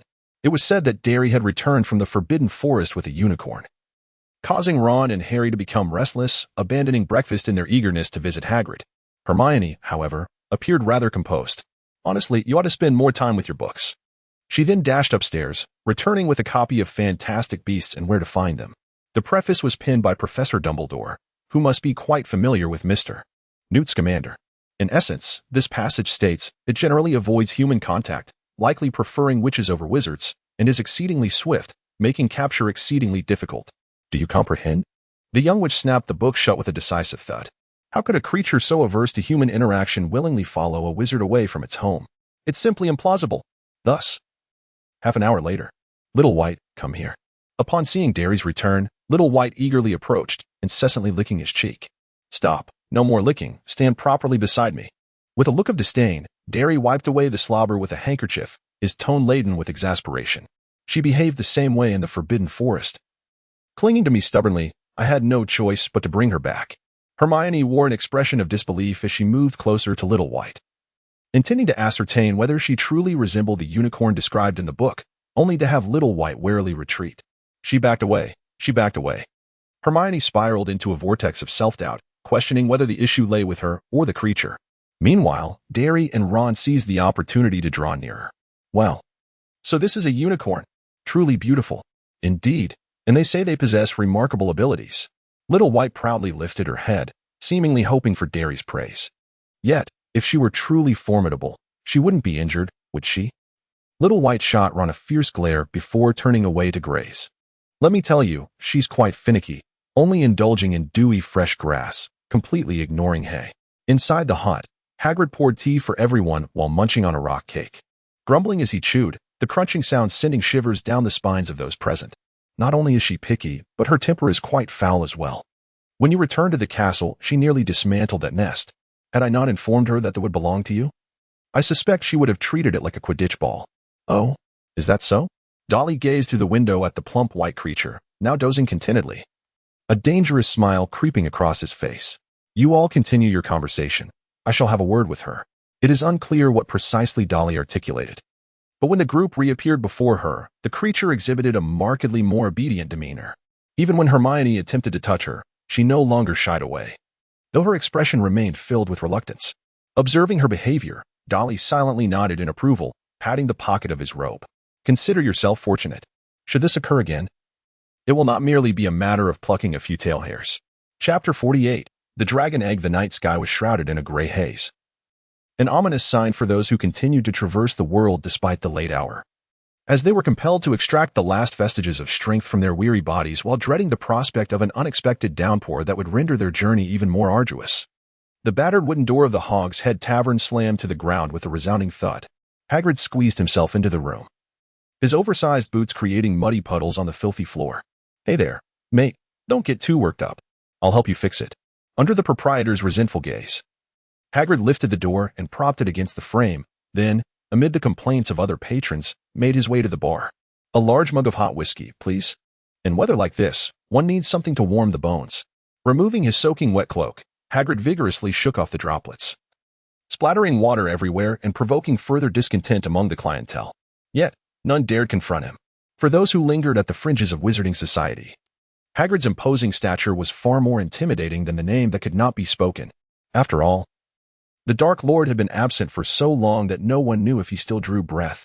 The man before them, however, was truly capable of crushing their skulls with a single blow. Hagrid remained oblivious to the mixture of wariness and fear in the eyes of those around him. Surveying the cramped, disheveled room, he marched to the only vacant seat. Excuse me, mate, this is the last empty spot. Hope you don't mind? Without waiting for a response, Hagrid draped his cloak over the back of the chair and settled down. Blast it, this rain just one tea quit. If it weren't for Professor Kettleburn needing a batch of Murtlap essence for his class tomorrow, who would venture out in such weather? Hagrid took a hearty swig of whiskey, letting out a contented sigh as he leaned heavily on the table, causing it to groan under the weight. I wonder when this damned rain will cease. I'd rather not face the downpour on my way back to school. The wizard seated across from Hagrid tugged at his hood, concealing his features further. Professor, the school, so you're from Hogwarts? Boss, another whiskey, please. Though the stranger's voice was somewhat hoarse, his words struck a chord with Hagrid. This round is on me, my friend. Now, please, Share your tale. After a few drinks, Hagrid began to speak freely.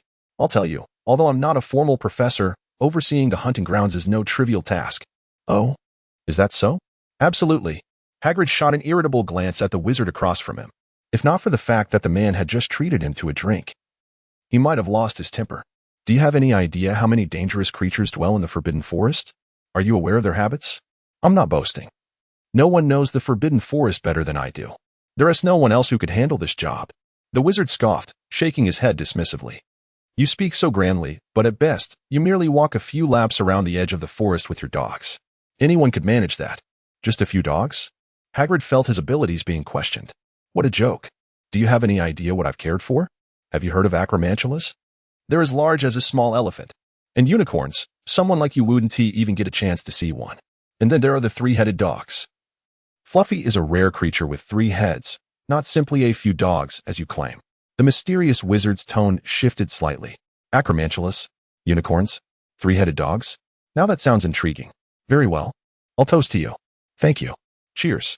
A patron stood up, using a levitation charm to shift the door aside.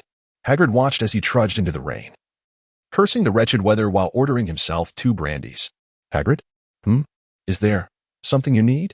The mysterious wizard waved his wand, conjuring a deck of cards. It's rather dull to only drink. How about a game of cards? 3 of a kind. Not good enough. Ha ha. I'm sorry. I've won again. Hagrid chuckled as he stuffed a pile of sickles and nuts into his pocket, then waved his hand. Let us call it a day. I need to hurry back. The mysterious wizard seemed reluctant, contemplating for a while before pulling a wooden box from beneath his chair. Wait, I have something to show you. Hagrid, slightly unsteady, sat back down, squinting through the ajar box, instantly sobering up. What is this? The mysterious wizard gritted his teeth. Didn't you say you wanted to care for this? If you can prove you have the ability to keep it, I'll let you have it. Of course, you'll need to pay me back. Feeling that his long-held dream was on the verge of realization, Hagrid nodded eagerly. No problem. I have just this much money left, all for you. But how do I prove it? The mysterious wizard lifted his head, the hood silently slipping away. It's simple. You just need to recount your experiences with those pets of yours. Good afternoon, Hagrid. By the way, why are you drawing the curtains during the day? Dudley, while speaking, closed the door and cast a glance at the roaring fireplace. You know, such behavior is akin to proclaiming, I am engaged in nefarious activities. The windows were obscured, rendering the small room rather dim. Nonetheless, Dudley, being familiar with Hagrid, could discern the excitement etched upon his face.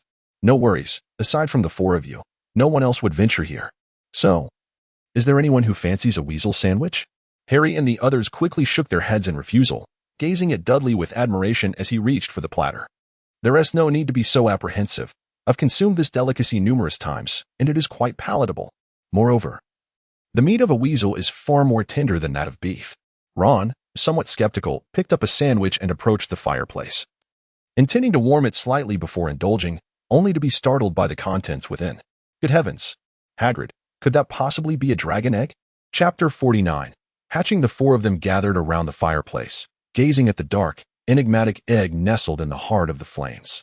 Ron still found it hard to believe. This object was exceedingly precious. Hagrid, how did you come by it? Hagrid, with a proud expression, took a bite of his sandwich. I won it while playing cards last night after a few drinks. That fellow kept losing, exhausted all his money, and ultimately had to use this as collateral. Hey, what are you all looking like that for? Ron wore a skeptical expression. Harry smiled awkwardly, while Hermione appeared to be on the verge of saying something yet held back. Dolly raised an eyebrow slightly. Have you ever considered that, with your card skills, it might be possible for you to win something? Hagrid abruptly leapt from his seat. Who said my card skills were in question? I am quite proficient at playing cards. You know, just yesterday, I had previously triumphed over that fellow several times. Moreover, the real issue lies with you and Hermione. Why is it that every time we play, you both seem to know exactly what cards I hold? Dudley and Hermione exchanged a glance, both exhaling a sigh in unison. You haven't even mastered the basics of card counting and keeping track. How do you expect to outsmart others? Perhaps they intentionally placed this in your hands. I refuse to listen. Hagrid nudged Dudley aside, continuing to tend to his precious dragon egg by the fireplace, while Dudley frowned in discontent. So, you are certain about raising this? Hagrid nodded with conviction. Of course. I can't simply discard it, can I? Besides, I've even named it, Nobby. As they made their way back to the castle, Ron was brimming with excitement. I can't believe Hagrid actually managed to acquire a dragon egg. I bet this dragon will grow to be 50 feet long. Hermione, however, appeared quite troubled. You'd best hope it grows slowly, so it can remain hidden in Hagrid's hut for a while longer. But honestly, this is far too perilous. Remember, Hagrid's hut is made of wood. As they approached the entrance hall, the four of them instinctively ceased their discussion about the dragon, opting instead to converse about their increasingly burdensome homework. Dudley listened as Harry and Ron debated whether there were 6 or 7 rules regarding werewolf behavior, while he greeted Professor Quirrell as he passed by. Good afternoon, Professor Quirrell. Are you feeling unwell? Quirrell's complexion was extremely pale, resembling that of someone who had lost too much blood, with dark circles under his eyes indicating he had not been resting well. Hello, Dudley. I'm fine, quite healthy indeed. Darcy nodded in agreement, complimenting his performance. It was truly remarkable. I had thought you were feeling rather down lately, spending your nights at the pub drowning your sorrows. Haha. You must be joking. How could I engage in such behavior? Quirrell's expression stiffened, and he hurriedly fled as if trying to escape. A scene that was keenly observed by Snape from a distance. Aha, I finally caught you. To be precise, Snape had also been pulling late nights as often as Quirrell, though he possessed a knack for remaining inconspicuous. While he had little regard for the trivial pursuits of certain potions masters who concocted beauty products to please young women, he had amassed a considerable stock of invigorating and restorative potions, allowing him to safeguard the Philosopher's Stone at night without compromising his daytime classes. However, despite thwarting Quirrell's plans time and again over the past few months, Snape had yet to uncover any evidence linking Dudley to Quirrell, leading him to question whether he had truly misjudged Dudley. Until that day, when he witnessed Quirrell's obsequious demeanor before Dudley, Snape felt he had finally uncovered the truth. Hagrid, are you certain about this timing? Let us not make the trip for naught in the dead of night. Late at night, Hagrid's hut glowed with light, though the curtains obscured the visibility from outside. Inside, Dudley and his companions shed the invisibility cloak. Harry and Ron dashed to the fireplace, while Hermione, blushing, appeared lost in her thoughts. For the sake of accommodating 4 individuals under the cloak, they arranged themselves with Dudley and Hermione in the center, flanked by Harry and Ron. Consequently, Hermione remained closely pressed against Dudley throughout their journey. However, Dudley seemed indifferent to this, as the young witch had yet to reach the age of 12, thus firmly falling under the category of a minor by any legal standards. After receiving Hagrid's affirmative response, Dudley seated himself by the table and took a piece of rabbit meat pie. Venturing out at such an hour was indeed perilous. Professor Snape seemed to be wandering near the entrance hall for reasons unknown. Fortunately, Hermione was quite slender. Otherwise, they would have struggled to conceal all 4 of them beneath the cloak. Even so, they nearly caught his attention, thanks to the timely appearance of Peeves. By the way, this pie tastes delightful. Hermione, would you care for a piece? According to Hermione's usual habits, she would never indulge in food after dinner, yet tonight, the young witch seemed to deviate from the norm. Despite receiving a bewildered glare, Dudley was astonished to find her holding a piece of pie in each hand. No need to rush. You could take some after finishing.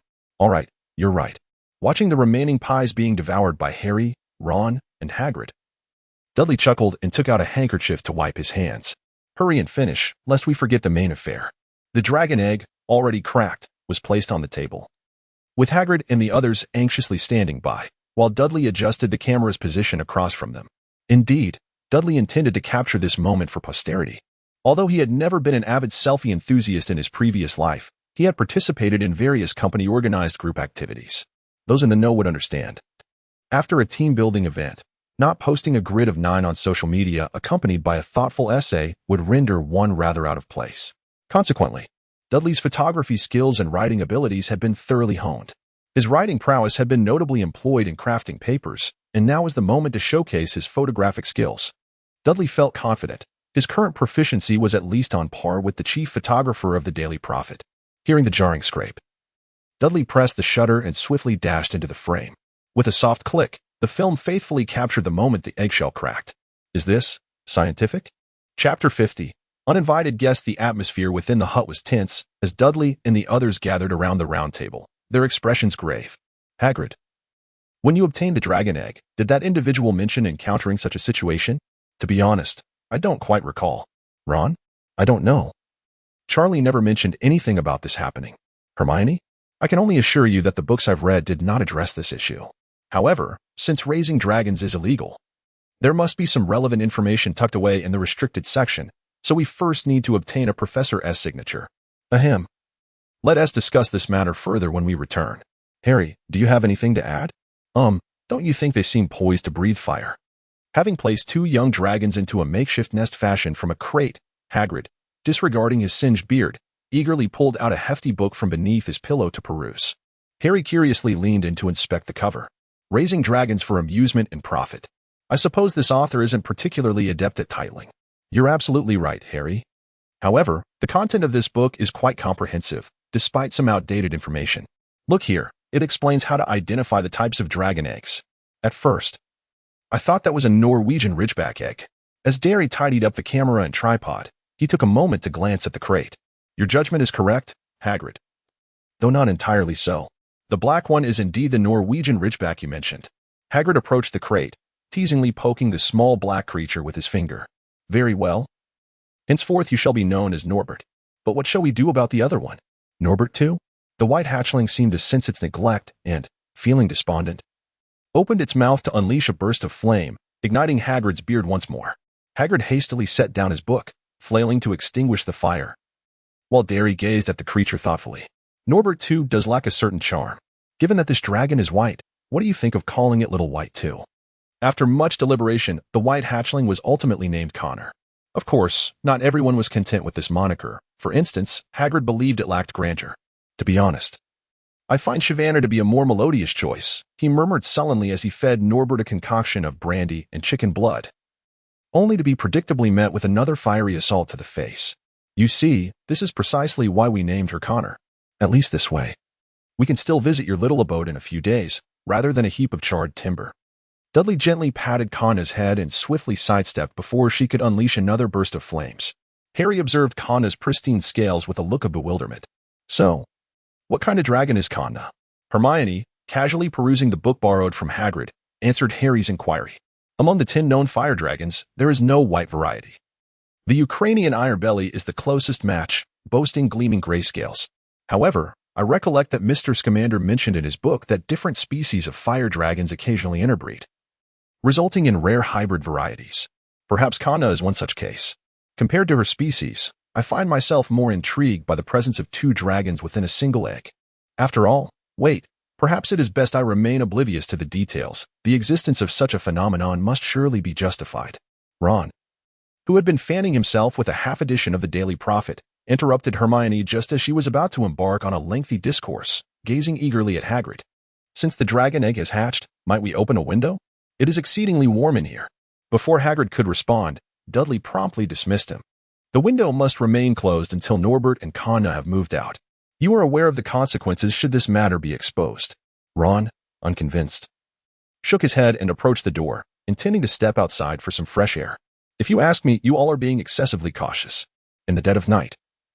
Who besides us would come here? What are you doing? Hearing Ron's exclamation, Dudley drew his wand and dashed outside. With the faint light spilling from the room, he discerned a shadowy figure fleeing toward the forbidden forest, Petrificus totalis. However, due to the distance and the surrounding darkness, Dudley's spell missed its mark. Do not pursue. It is too perilous to follow now. Ron, you should return to the room. Darryl intercepted Hagrid, who intended to pursue, and stepped toward a nearby clearing. It was in this very spot that he had previously detected a figure. He soon realized that something seemed amiss. Little White? Where have you gone? Ordinarily, upon hearing Darryl's call, Little White would have already leaped into his embrace. However, now, apart from Hagrid's heavy breathing, there was an unsettling silence. Although the absence of glistening silver blood somewhat alleviated Darryl's anxiety, he could not fully set his mind at ease until he beheld Little White once more. A flicker of luminescence. Utilizing the gentle glow emanating from the tip of his wand, Darryl meticulously examined the traces upon the ground. Given that it had not been long since the last rainfall, the earth remained damp, rendering the footprints and hoofprints distinctly visible. Moreover, Darryl had refrained from bringing anyone else along, thereby preserving the integrity of the scene to the greatest extent possible.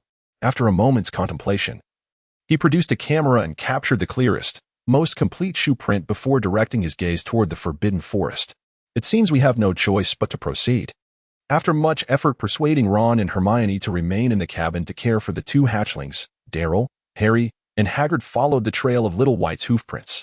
It was perhaps mere coincidence that the route taken by the fleeing shadow aligned perfectly with the direction in which Little White had departed, further heightening the trio's concern. They chased the prince until they reached the entrance of the forbidden forest, where the ground, cluttered with exposed tree roots and thick layers of fallen leaves, caused them to lose sight of Little White. Hagrid turned around, intending to convince the two young wizards to stay outside, only to discover that Daryl had already pressed ahead. "Slow down. For heaven's sake, let me at least take the lead." Upon entering the forbidden forest, and at Hagrid's insistence, the three adjusted their formation. Daryl, clutching his wand tightly, brought up the rear, remaining vigilant of both sides and behind him while quietly advising Harry, who walked ahead. "Watch your step. Keep your center of gravity low as you walk for better stability and to avoid tripping. Do not let your wand drop. Remain ever watchful." It was due to Daryl's admonition that Harry successfully evaded the shadow that lunged at him. "Who goes there?" Upon hearing the commotion, Hagrid spun around and, leveraging the momentum of his turn, swung his slingshot, sending the shadow that had momentarily paused after its failed ambush crashing against a tree, where it emitted a mournful howl before falling silent. After briefly reassuring the shaken Harry, Hagrid approached to investigate, subsequently returning with the creature in tow. It was a wolf. However, this is rather peculiar. I recall that they typically do not attack humans. "Moon, are you nearby?" As Hagrid's voice echoed, a rustling sound emerged, and a massive wolf with a silvery coat slowly stepped out from the trees. "Good evening, Hagrid." To Harry's astonishment, the wolf named Moon spoke. Hagrid appeared unfazed, gesturing toward the deep gray wolf he had placed at his feet. "I apologize, Moon. In my haste, I may have been a tad too forceful, and he will likely be incapacitated for a few days. However, I believe we had an agreement that your subordinates must not attack humans, so I require an explanation." Moon humanely shook his head. "I cannot provide an explanation, Hagrid.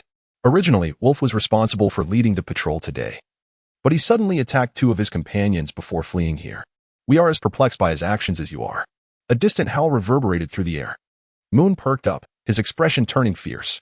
"The two companions who were attacked have regained consciousness. They reported encountering a wizard during their patrol. Wolf intended to drive the individual away, but it seems the wizard employed some form of magic against him, causing Wolf to turn on his own comrades. Hagrid, it is now your turn to explain." Hagrid stood resolute, locking eyes with Wolf. "I warned you over a week ago about the dangerous creatures that inhabit the forbidden forest. Therefore, it is prudent for your subordinates to exercise caution." Moon regarded Hagrid with a penetrating gaze, then gracefully lifted Wolf onto his back before vanishing into the shadows. Hagrid turned back, his demeanor serious as he addressed Daryl and Harry. "You both heard that. The creature is now within the forbidden forest. Exercise extreme caution moving forward." The trio continued onward, with Hagrid leading the way. Daryl and Harry walked side by side, each remaining vigilant in their respective directions. After an indeterminate distance, Hagrid suddenly halted, his voice tinged with anxiety. "Daryl, I hope you are mentally prepared." Dolly gazed ahead from Hage's side, where a segment of tree roots lay not far off, glistening with a few drops of silvery blood. "I understand now." The trio relentlessly followed the trail of blood. The further they ventured, the more the crimson liquid appeared on the ground, causing Dolly to grip his wand ever tighter. Before a small clearing, they finally caught up with the nefarious wizard. Siabai lay at his feet. The wizard rose, wiped the corner of his mouth, and pulled his hood tighter. "Thank you for the hospitality, but I must take my leave." A sudden burst of dark smoke obscured everyone's line of sight. When the smoke cleared, the wizard had vanished without a trace. Harry pressed his forehead, unsteadily rising from the ground. "My scar was throbbing intensely just now. I could not concentrate. By the way, where has Dolly gone?" Chilo sprinted through the forbidden forest, glancing back over his shoulder. What a troublesome little brat. He casually cast a couple of spells behind him. Yet not only did he fail to slow his pursuer, but he almost collided with a tree due to his distraction. In the ebb and flow of their chase, the distance between them diminished further. After a brief assessment, Chilo realized it would be challenging to shake off his opponent in the short term. So he resolved to halt his steps. "I do not know who bestowed upon you such courage, but you ought not to have pursued me." Dolly, with a blank expression, pointed his wand at Chilo. "Perhaps, but I cannot bring myself to allow you to depart unscathed. You must face the consequences of your actions." "Consequences?" Chilo appeared to have heard a jest. "What price do you seek?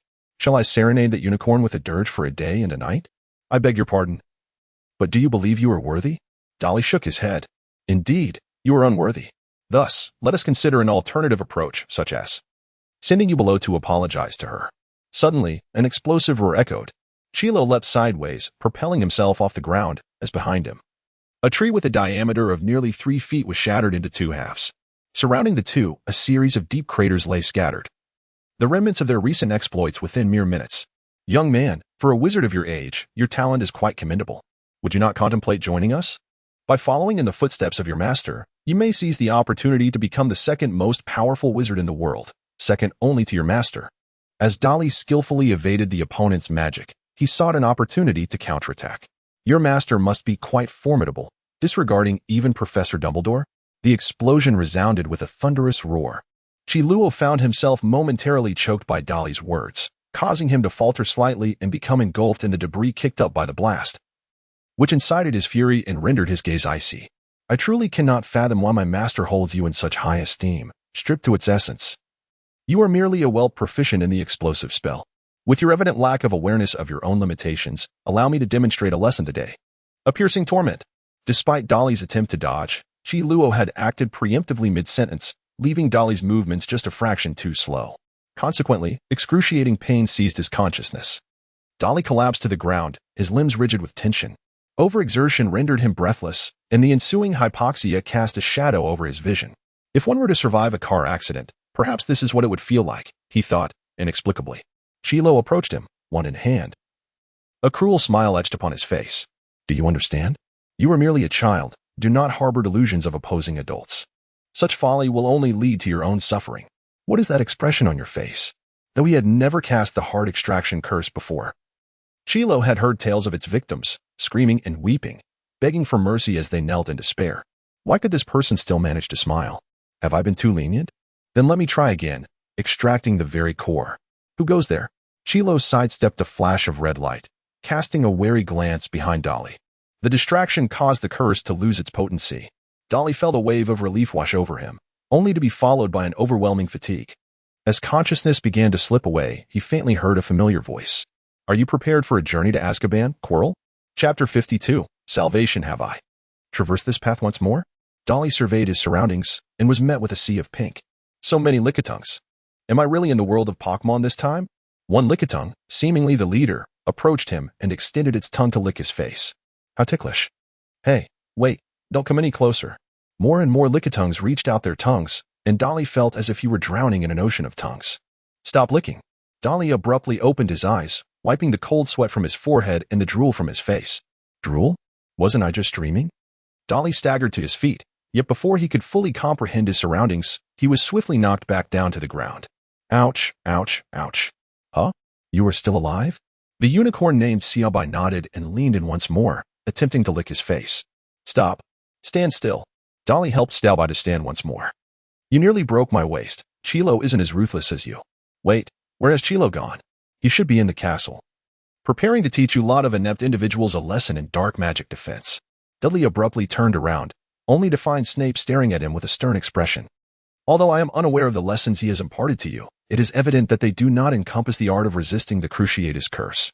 However, you should consider yourself fortunate that the incantation was not Avada Kedavra. Otherwise, one might find themselves preparing for your funeral shortly. Indeed, how fortunate. Thanks to your timely intervention, Professor. Snape, with an expression of discomfort, averted his gaze. A commendable jinx, yet you must not expect such serendipity to accompany you every time. The night remained profound, indicating that Dudley had not been unconscious for an extended period. Dudley and Snape walked side by side through the forest, with the leisurely by following behind, occasionally pausing to nibble on the appealing grass. So, what transpired after I fainted, Professor? Nothing of consequence. That coward fled at the mere sight of me. With you, the hindrance, present, I was unable to pursue him and had no choice but to let him go. Dudley nodded and turned to glance at the lively little white creature. So, was she also saved by you? Snape paused momentarily, a hint of confusion crossing his features. I do not comprehend what you are implying. If you are referring to the unicorn, it sought me out shortly after Quirrell fled. Is that so? Darcy's expression was tinged with surprise as he waved to Xiaobai. Come here, but stop, don't get too close. Xiaobai, puffed up with indignation, halted in his tracks. You are the one who beckons me near, yet also the one who forbids it. Am I, a unicorn, to have no pride? He retorted. So, how did you manage to escape? Xiaobai turned his head away, ignoring Darcy. Ah, Professor Snape, I still have not expressed my gratitude to you. Are you in need of potion ingredients lately? The corners of Snape's mouth twitched slightly. If you had paid even a modicum of attention to the renowned potion masters, you would know that a significant portion of their efforts is devoted to gathering materials. Thus, no one ever finds such resources excessive. Speaking of which, you first years are perpetually making mistakes in class, wasting a considerable amount of my unicorn tail hair stock. I wouldn't mind replenishing it a bit. Darcy, at last, I have found you. As Dudley and Snape walked a short distance, they soon spotted Hagrid hastily approaching with Harry. Upon seeing Dudley, Hagrid cast aside his crossbow and strode forward, embracing him with fervor. We were quite alarmed when we discovered you had been taken by that fellow. I intended to pursue him, but was uncertain of the direction until I heard the explosion. It is such a relief to see you unharmed. The scene was deeply moving, and Dudley nearly shed a tear. Of course, it was certainly not due to the distressing sound emanating from his spine under the strain. Hagrid, ease up. This could be dangerous. Hagrid chuckled, releasing his grip, and began to express his gratitude to Snape profusely. Seizing the moment, Dudley inched closer to Harry. How are you, Harry? Is your scar still hurting? Harry shook his head. It's much better now, but at that moment it truly was. Wait. Did I ever mention my scar was hurting? Oh, don't mind those details, Harry. Well, before I caught up with you, I saw you clutching your forehead. So I made an educated guess, and indeed I was correct. What did you say? You pursued him? So you weren't captured by Quirrell? Goodness, if Hagrid finds out, he will surely be furious. You should have seen how worried he was. Harry's expression was one of excitement, drawing the attention of both Hagrid and Snape. Noticing this, Dudley quickly shifted the subject. By the way, do you remember how Little White was saved? You know I was there at the time. This piqued Harry's interest. Of course, I was just about to tell you. As soon as you left, a centaur named Firenze appeared. Hagrid seemed to know him well. He asked Firenze to protect me while he went in search of you. Firenze was truly remarkable. He applied ointment to Little White's wounds and fed her something, and she awakened immediately. He also shared much knowledge with me, such as the fact that unicorn blood could prolong life. And Harry glanced at Snape and lowered his voice. And Dudley, the one seeking the Philosopher's Stone, is Voldemort. Quirrell is working for him. Oh, and then? Then what? Then we heard the explosion, and Little White bolted. But Firenze wouldn't let me follow. He insisted we wait for Hagrid to return. Wait, Dudley. Why are you so nonchalant about this? It's Voldemort. Dudley nodded. Indeed, I have heard it. Is there an issue? Do not look at me in such a manner. If you devoted more time to reading, you would realize that Voldemort is truly not as formidable as he appears. Harry's expression was one of utter exasperation. I simply lack the time, Dudley, unless you can persuade Wood to refrain from his frenzied additional practices, or convince the professors to assign less homework. By the way, do you not find that your manner of speaking to Hermione is increasingly resembling hers? Dudley calmly waved his hand. How could that be? It must be your illusion. Chapter 53, Quirrell's Counterattack. The sunlight streamed through the window, casting a warm glow on the opposite wall. Dudley inhaled a deep breath of fresh air, feeling a wave of revitalization wash over him, dispelling the fatigue brought on by a sleepless night. Initially, he had been reluctant to take the risk of opening the window. But upon returning to Hagrid's hut the previous night, he found Hermione and Ron sprawled on the floor, unconscious. This sight had led Dudley and others to mistakenly believe that Quirrell had attacked them. Eventually, they discovered that the pair had merely succumbed to intoxication from the fumes of a mixture of chicken blood and brandy, which served as sustenance for two young dragons. Thus, he had to concede the necessity of ventilation. It appeared the weather was quite pleasant today. Haven't they awakened yet? Harry shook his head and gestured towards Hagrid's bed, where Hermione was sleeping soundly. As for Ron, well, given the duration of his slumber, it seemed he was quite suited to sleeping on the floor. Hermione, blissfully unaware, showed no sign of knowing that someone was admiring her peaceful slumber. Honestly, if you spent more time reading, you would realize that the hatching of two dragons from a single egg has never been recorded in history. Hearing her sleep talk, Harry nearly burst into laughter. He exchanged a knowing glance with Dudley. What did I tell you before? Naturally, his remark went unacknowledged. Good morning. Hermione slowly opened her eyes, her first auditory sensation being Dudley's voice. Dudley seized a slice of perfectly toasted whole wheat bread, swiftly dipped it into goat's milk, and stuffed it into his mouth, savoring the delightful fusion of dairy and grain. The flavor was quite exquisite. Speaking of which, I recommend you all hasten to the dining table, as we must return to class shortly. Upon the mention of class, Hermione, just roused from slumber, suddenly felt wide awake. Oh no, our backpacks are still in the dormitory. Dudley, you should have awakened me earlier. What if we are late for class? No worries. You can simply claim that you were waylaid by Peeves in the corridor, and Professor Sprout will not hold it against you. Dudley calmly consumed the last piece of bread and finished the remaining goat's milk in one go, leaning back in his chair with a look of satisfaction. In comparison, I believe the consequences of being discovered for staying out overnight were far more severe than being late. Although I left a note claiming I had taken Harry and Ron out for morning exercises, it was uncertain how much impact it would have. Ron leaned against the wall, yawning as he watched Hagrid attempting to persuade Connor not to spit fireballs at his face. Was there really no one willing to discuss last night's events? A few minutes later, Ron looked at Dudley with excitement. If I recall correctly, today we were supposed to have a defense against the dark arts class. According to your account, it was Snape who chased Quirrell away, so Quirrell is bound to be expelled. Does that mean we could have a holiday? Vampires typically possess a pallid complexion, appearing gaunt. Their mouths harbor sharp fangs, designed for piercing human throats. Quirrell, as usual, read the text in a disjointed manner. While the young wizards whispered amongst themselves, Ron, feeling bored, rested his head on the desk, staring vacantly out the window. It shouldn't be this way. He had committed so many wrongdoings. Why had he not yet been sent to Azkaban? Hermione sighed in resignation. I have told you before, we need evidence. Do you think it is so easy to accuse a professor at Hogwarts? However, Snape's testimony alone is insufficient for a conviction. We need either eyewitness accounts or physical evidence. Dudley was present at that time. I cannot conclusively prove that person was Quirrell, and how should I explain my presence in the Forbidden Forest? Very well, you win. Ron shifted his gaze to Harry, who had been silent since entering the classroom. Harry, what is wrong with you? You look rather unwell. Did you not rest well last night? Harry pressed his left hand against his scar, his eyes fixed intently on the direction of the podium. I believe Professor Forenza is correct. That individual is undoubtedly connected to Voldemort. No. Spare me. In the dead of night, anguish screams echoed through Quirrell's room. However, under the influence of a silencing charm, Snape, who was concealed a few steps away behind a stone statue, noticed nothing unusual. You incompetent fool. You cannot even manage such a trivial task.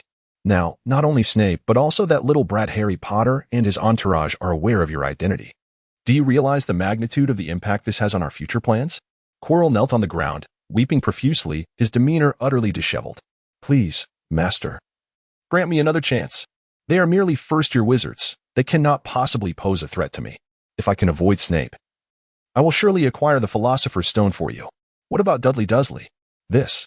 Quirrell hesitated slightly before releasing another piercing scream. No, Master, I implore you. Had it not been for the time you wasted on that little brat yesterday, Snape would not have followed you. At such a critical juncture. You still think of satisfying your petty pride, and you dare to beg for mercy? Yes, Master, you are right. I am a failure. I deserve to be punished. After tormenting Quirrell until he lay on the ground, wailing incessantly, Voldemort's tone softened slightly. Do not blame me for being so harsh, Quirrell. You know what is most important at this moment. As long as we obtain the Philosopher's Stone, once I regain my strength, that little brat will be at your mercy. But for now, we cannot afford to waste energy elsewhere. Yes, Master. I understand, Master. You must know this. Remember, our time is limited. The taste of curses is not pleasant, is it? Quirrell trembled violently, a look of terror tenfold greater than before crossing his face. Master, that sensation is utterly horrific. Spare your poor servant. Do not make me drink that again. Voldemort sneered. Quirrell, this is all due to your incompetence. Had you procured the Philosopher's Stone sooner, you would not have to endure such torment. Therefore, how things proceed next will depend on your performance, but you will not have another opportunity for mistakes. Thank you for your magnanimity. Rest assured, I will devise a plan at once. The following day, upon receiving Hagrid's letter, Harry's expression turned grim. We are in big trouble, Dudley. Hagrid's dragon-keeping secret has been exposed. Chapter 54. The Crisis of Exposure After Enduring the Morning Classes. The quartet hurried to Hagrid's hut without even stopping for lunch. Harry, standing at the forefront, pushed open the door, and a wave of alcohol fumes assaulted their senses, causing Dudley to wrinkle his nose in distaste. What is happening, Hagrid? What on earth has transpired? Hagrid, appearing dejected, leaned against the wall with reddened eyes, clutching a barrel of alcohol. It's over. It's all over. Dumbledore has written to inquire about the situation, and the Ministry of Magic has notified me that they will conduct an inspection tomorrow. What am I to do? Ron pondered briefly before an idea struck him. How about hiding Norbert and Connor? After all, the inspection will only last a few hours, and the Ministry is so busy that they cannot possibly assign someone to stay here full-time, right? Hagrid shook his head in despair. It cannot be hidden. The Ministry will surely conduct a thorough search of the area. The Forbidden Forest is far too perilous. I cannot leave them there. They are just children. Children. Dudley cast a subtle glance at the two rapidly growing dragon hatchlings, contemplating Hagrid's feelings before tactfully deciding not to point out that even juvenile dragons were apex predators. Hermione, however, lacked such discretion. Honestly, Hagrid, releasing them wouldn't be an issue. According to From Egg to Ember, while dragon hatchlings can hunt small prey within days of hatching, within a month, they can even. I want to hear it. Hagrid protested. The book I borrowed says they need months of care. They're just babies. I want to abandon them. Exchanging resigned sighs. The quartet fell into their roles. Harry and Ron lifted the wooden bucket to feed Norbert and Kana in Hagrid's stead, while Dudley and Hermione strategized nearby. What do we do now? The Forbidden Forest is out of the question. Hagrid would never allow it. Where else could we hide two dragons? Hermione mused. Surely not inside the castle? Dudley tilted his head. The castle. That might not be impossible. Dolly smiled mysteriously. I happen to know a place that is perfect for hiding things. After much persuasion, Hagrid finally agreed to entrust them with the care of two young dragons. And they arranged a time to collect them. The quartet hurried back to school, preparing for their afternoon classes. Who do you think could be behind this? Harry inquired as they walked. Hagrid himself would certainly not broadcast such matters. Well, probably not. However, Hermione had already confirmed with him that since their departure yesterday, he had kept the curtains drawn, so it should not have been exposed, right? Indeed, and I also inquired with Fong. From yesterday morning until now, aside from us, no one else has visited Hagrid's hut. Dursley interjected a remark at a most opportune moment, further perplexing Harry. Are we to conclude that the only conceivable possibility is that someone visited the hut during our time in the Forbidden Forest? If that were the case, why did this individual not also report our nocturnal absence? I surmise that anyone who would report Hagrid would likely not have a favorable relationship with us. A sudden realization struck Ron. Could it be Quirrell? Since we are unable to report him, by the same reasoning, he would also lack the means to report us, thus resorting to such methods of vengeance. Impossible, Hermione replied with unwavering conviction. Quirrell must be oblivious to this matter. On that day when he ambushed the unicorn, the doors and windows were securely closed, preventing him from observing the interior, and after being driven off by Professor Snape, he would have had no opportunity to return. Given our condition at that time, if he truly had circled back, we would likely have. As a horrifying vision crossed her mind, Hermione shuddered slightly. In any case, he could not possibly know that Hagrid harbored two dragon hatchlings. There must be clues we have yet to discern. Dudley nodded in approval. Everyone made valid points, and I believe you all possess the potential to be detectives. Why don't we call ourselves the Young Detective Agency from now on? Hermione shot Dudley an irritated glance. Now is not the time for jokes. Let us hear your thoughts. My thoughts, you ask? Dudley raised his right hand, only to suddenly remember that he had no glasses to adjust. Embarrassed, he let it drop. Ahem. Is it not quite evident? You all seem to have forgotten someone. Dursley magically produced a deck of cards from his pocket. The one who had given the dragon egg to Hagrid. Nightfall descended once more. Hagrid's cottage remained cloaked in heavy curtains, allowing only a faint glimmer of light to seep through the cracks. A knock echoed at the door. Hagrid, swaying unsteadily, approached the entrance, pulled open the wooden door, and was immediately met with the firm point of several wands. Rubius Hagrid. The Ministry of Magic has received reports that you are illegally harboring a XXXXX class dangerous creature, a dragon, within your cottage. This act contravenes the Dragon Breeding Act passed at the 1709 Wizarding Conference, granting the Ministry the authority to search your premises and its surroundings. I am Amos Diggory from the Department for the Regulation and Control of Magical Creatures, and this is a search warrant issued by Minister Cornelius Fudge. Should you exhibit any resistance, we will be compelled to take coercive measures against you. Please vacate the room and await further instructions, during which time you are prohibited from retrieving your wand. Failure to comply will be treated as an act of defiance. He wouldn't dare, Amos. Dumbledore emerged slowly from the shadows, calming Hagrid, whose face had flushed with anger. However, I must remind you that the Ministry's unilateral alteration of the agreed-upon time for an unannounced search of the residence of a Hogwarts member is something I will formally protest, both as headmaster and in my personal capacity. Amos Diggory nodded in resignation. I understand your concerns, Professor Dumbledore. Yet, I hope you can appreciate that the danger posed by dragons is exceedingly high, and Hagrid has a history which necessitates the Ministry's cautious approach. Dumbledore regarded him with a profound gaze, choosing not to respond further, as Hagrid stepped beside him under the scrutiny of onlookers. Headmaster, Dumbledore shook his head. No need to elaborate, Hagrid. I trust that the Ministry will deliver a fair investigation. With no further objections, Amos Diggory gestured grandly. Commence the operation. Chapter 55. A place to hide. This time, the Ministry officials were exceedingly diligent in their search. After all, no one could remain composed upon hearing that dangerous creatures were being kept at their children's school. To achieve an element of surprise, they risked incurring Dumbledore's ire with a sudden raid, and throughout the search, the official from the Committee for the Disposal of Dangerous Creatures employed magic to probe nearly every inch of the cottage, ensuring that the young dragon had not been concealed by some form of illusion. The wizards from the Dragon Research and Restriction Office provided a potion that, when mixed with strong spirits, would quickly evaporate, releasing a unique scent that would incite the dragon to roar incessantly. It could be said that these officials were thoroughly prepared. As long as the dragon remained within a 10-mile radius, they had the means to flush it out.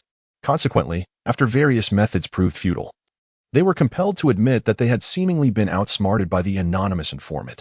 Rest assured, Professor Dumbledore, upon our return, I shall apprehend the individual who falsely accused Hagrid.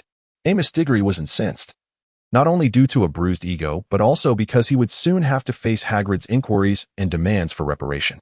This would undoubtedly be a night fraught with sleeplessness for many.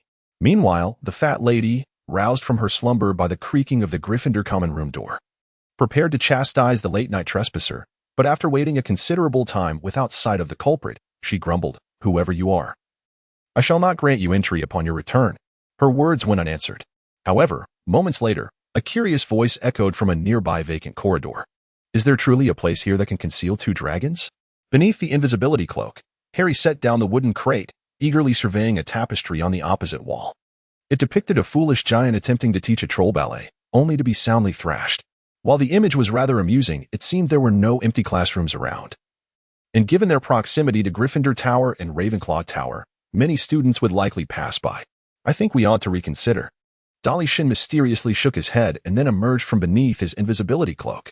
"Watch closely, Harry, for the moment of witnessing a miracle is about to unfold." Dudley concentrated his mind, pacing back and forth before the tapestry. "I require a space that can conceal two dragons, something more spacious, ideally. It should provide them with some toys." After passing the tapestry for the third time, Dudley confidently turned towards Harry, gesturing at the wall behind him. "Welcome to the Room of Requirement. Are you jesting with me?" At Harry's words, Dudley paused momentarily, then turned back. The wall appeared scarcely altered, the only distinction being that the ogre and the foolish giant depicted on the tapestry were no longer engaged in their passionate brawl but were now pointing and gesturing at Dudley. With a countenance full of confusion, Dudley circled the tapestry several more times. "I need a place to hide a dragon. I truly need a place to hide a dragon. I particularly need a place to hide a dragon." The wall remained steadfastly intact, seemingly conveying to Dudley the message, "You do not require it." With a scowl, Dudley slipped back under the invisibility cloak amidst Harry's stifled laughter. "Stop laughing, lift the box. We need to change locations." "Dudley Dursley? Unwell?" Harry nodded nervously, while Snape continued to regard him with an impassive expression. "Potter, I trust you will speak the truth. What is wrong with the Dursley boy?" Snape's emphasis on speak the truth made Harry feel as though he were utterly exposed. However, he had no choice but to carry on with his fabrication. "Dudley is indeed unwell, Professor Snape. He has been in poor spirits since rising this morning and did not attend his morning exercises. His temperature has been erratic, fluctuating between hot and cold. Professor McGonagall has already permitted him to rest in the dormitory." "Oh, is that so?" Snape's gaze bored into Harry's eyes until Harry, unable to withstand the intensity, averted his gaze. Consider this matter settled. Upon your return, inform him that he must submit 2 essays by Monday. One on warming potions and the other on freezing potions, each comprising 2 sheets of parchment." As Snape began to outline the day's lesson, Harry wiped the cold sweat from his forehead and exchanged glances with Hermione and Ron. Behind them, Dean and Seamus murmured quietly, "It's outrageous. Dudley is gravely ill and still has assignments. Speaking of which, haven't we already written those essays on warming and freezing potions? Typically, during class hours, Hogwarts Castle would be relatively tranquil, as the young witches and wizards, who often engaged in playful shenanigans, were buried in their textbooks, faces contorted in concentration. Yet, on this day, the corridors on the 3rd floor were filled with the cacophony of crashing sounds, which deeply troubled Quirrell, who had taken a sick day to rest in his chamber. Dragging his weary form, Quirrell approached a lavatory marked with a faulty sign, frowning as he listened to the commotion within. "Moaning Myrtle, could you be a little quieter?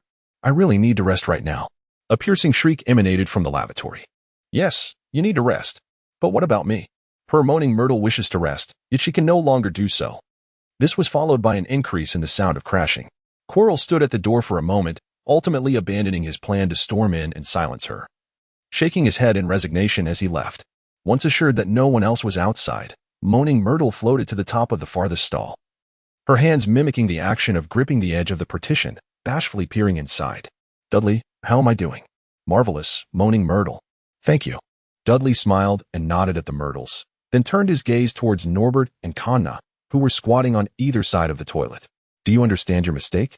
The two young dragons, drenched and with water still dripping from their wings, nodded listlessly, appearing utterly dejected.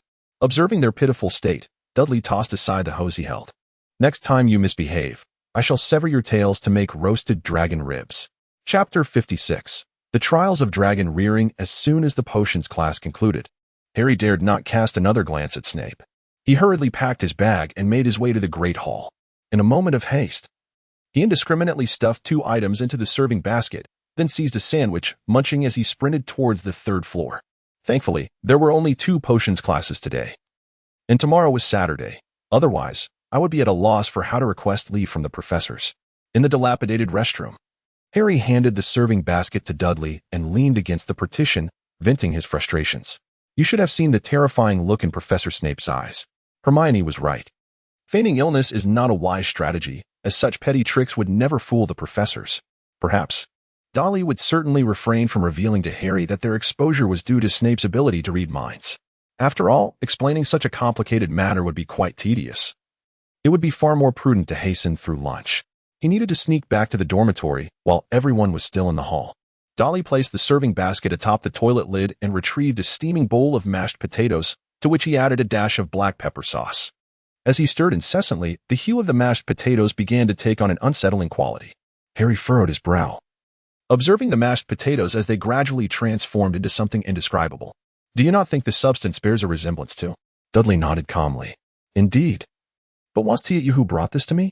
Just as Hermione and Ron entered the washroom, Dudley had just finished the last bit of mashed potatoes. Seeing him place his spoon down and greet the two with a nonchalant expression, while secretly glancing at Harry by the door, Dudley finally let out a sigh of relief.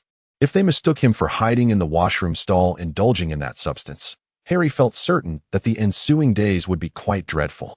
Although he harbored some concern about whether the other 3 could manage the 2 baby dragons in his absence, Dudley had little energy to dwell on such matters. Rest assured. Minerva, the child is fine. He is merely a bit weak and will recover after a good sleep. All right, thank you, Bobby. Now, let us check on Quirrell. Dudley, you rest here. As Dudley watched Professor McGonagall leave the dormitory with Madame Pomfrey, he finally exhaled with relief. Originally, Dudley should not have been granted leave this morning, as he was the most conspicuous among the quartet and widely regarded as the least likely to fall ill. However, complications arose when 2 individuals requested leave together, and only he could handle 2 baby dragons. Fortunately, he had devised a plan. Before the others awoke, he ingested a warm potion to feign fever, and while Professor McGonagall was distracted, he stealthily consumed some freezing potion, successfully deceiving her. Nevertheless, witnessing Professor McGonagall's concern for him, even calling Madame Pomfrey to attend to his health, weighed heavily on Dudley's mind. This isn't quite right, taking potions is too troublesome. I should experiment with concocting a quick-acting skip class candy. After drawing the curtains, Dudley opened a book on pranking tactics, intending to glean some insights. Just as he found a particularly effective spell and was about to practice, Harry burst into the dormitory, panic-stricken. Dudley, Ron has been bitten by Norbert. Now we are in trouble again. Returning to the washroom, Dudley gazed at Ron's hand, still bleeding profusely. Though it was not as severe as the venomous bite of a Peruvian viperdooth, the Norwegian ridgeback's teeth were also poisonous, and if left untreated, the consequences it was perhaps better that he did not know. But would Madame Pomfrey recognize it as a dragon bite? Hermione's expression was filled with worry, while Dudley remained remarkably composed. Rest assured, she will, but Madame Pomfrey is not particularly nosy. In any case, we should find her quickly, this way. You might recover a bit faster. As Harry accompanied Ron out, Dudley turned his gaze, adopting a kind expression as he focused on Norbert. I recall stating this morning that you were to heed their words. So, do you wish to rebel? Norbert seemed to recall the lesson imparted by Dudley, trembling slightly. Yet her inherent ferocity compelled her to glare defiantly back. Thus, Dudley smiled. Excellent, my dear. It appears the earlier lesson was not sufficiently ingrained. However, fret not. We have ample time. The sound of things crashing echoed once more in the washroom, awakening Quirrell, who had just consumed the elixir of life under Madame Pomfrey's supervision. Of course, it would be more accurate to say that it was not Quirrell who awoke, but Voldemort. Although the unicorn's blood had somewhat improved Voldemort's condition, he often chose to remain dormant to conserve energy.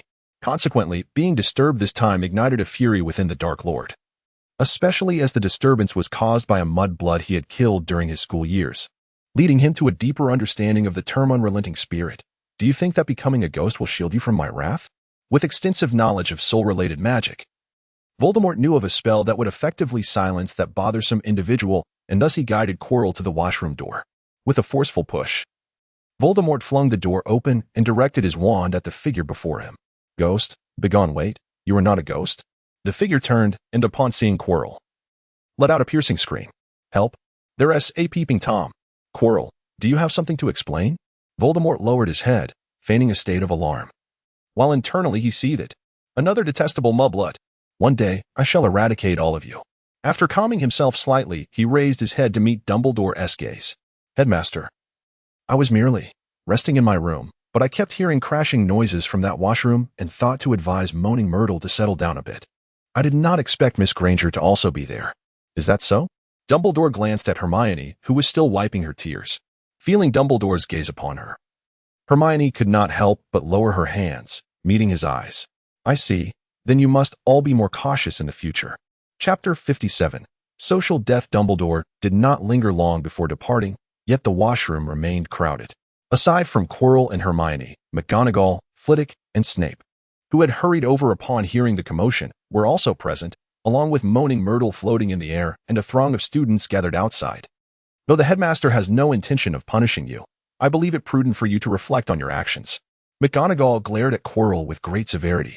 Even if this place has been abandoned for a long time, it is still the girls' washroom.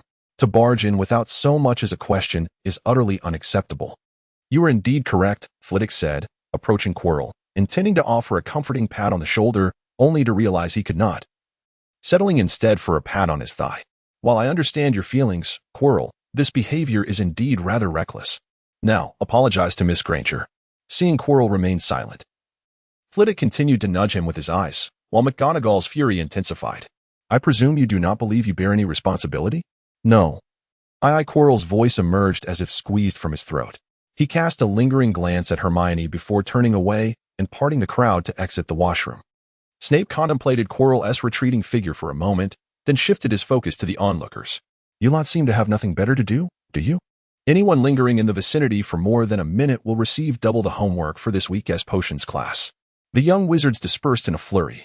Professors McGonagall and Flitwick offered Hermione a few words of comfort before returning to their respective classrooms. Before departing, Flitwick deftly repaired the sinks and stall doors that had inexplicably been damaged. As the last to leave, Snape cast a meaningful glance towards the innermost stall. If certain individuals intended to conceal themselves for nefarious purposes, they ought to ensure their excuses were more convincing. Once assured that others had vacated the premises, Hermione exhaled in relief and raised her wand towards a nearby sink. Cleanse anew. Fresh water like a spring. The tears upon her face were washed away, and Hermione sighed contentedly. How much more comfortable it felt now. The sticky residue on her cheeks had been quite unbearable. Indeed, I am not well suited for dramatic weeping. This is a realm in which Moaning Myrtle excels. Indeed, you all must think, Myrtle's sobs are surely feigned. Let us see how long she can maintain her charade. 10 minutes earns 5 points, while an hour may yield 50. Myrtle's wailing reverberated throughout the lavatory, causing Hermione to cover her ears, while Dudley, having removed his invisibility cloak, wore a bemused expression nearby. What a pity it was to miss such an amusing spectacle. I dare say, Quirrell's expression at that moment must have been quite remarkable. In the Gryffindor common room, Ron animatedly recounted the tale, gesticulating with his bandaged hand. He had injured his arm playing Quidditch when he went to Madame Pomfrey for treatment.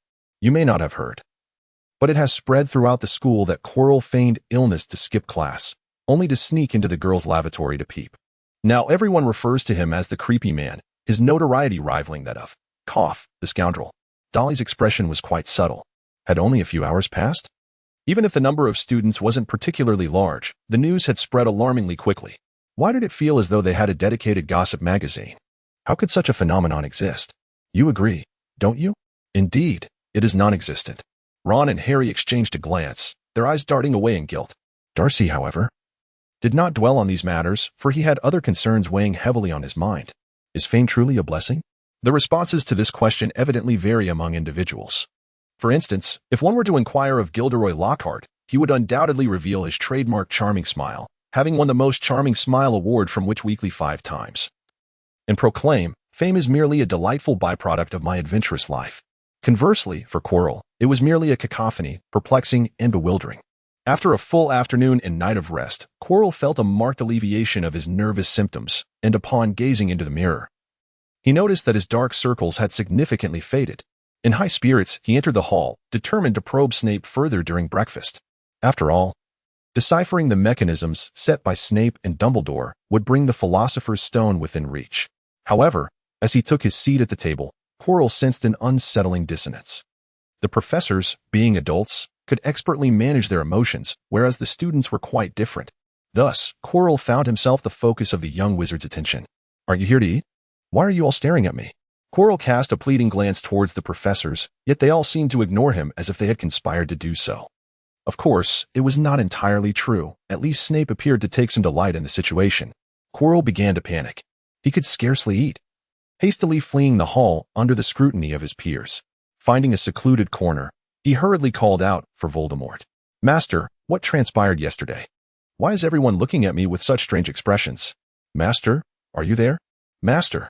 Suddenly, a water balloon burst above Quirrell's head. Although his scarf shielded him from the deluge, preventing his clothes from becoming soaked, he would have preferred the opposite. Who did this? Quirrell exclaimed in exasperation, scanning the vicinity and spotting the Weasley twins making faces not far away. Get lost, you perverse wretch. Take your master with you. Quirrell was horrified that his secret had been overheard.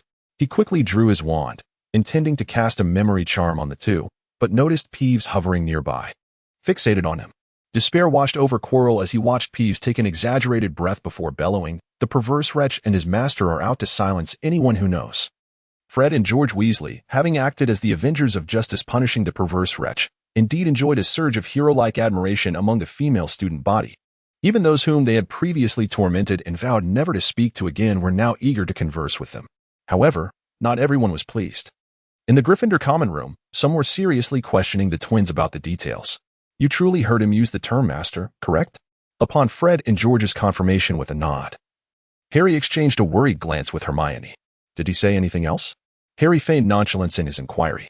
Let me think. Fred frowned, deep in thought.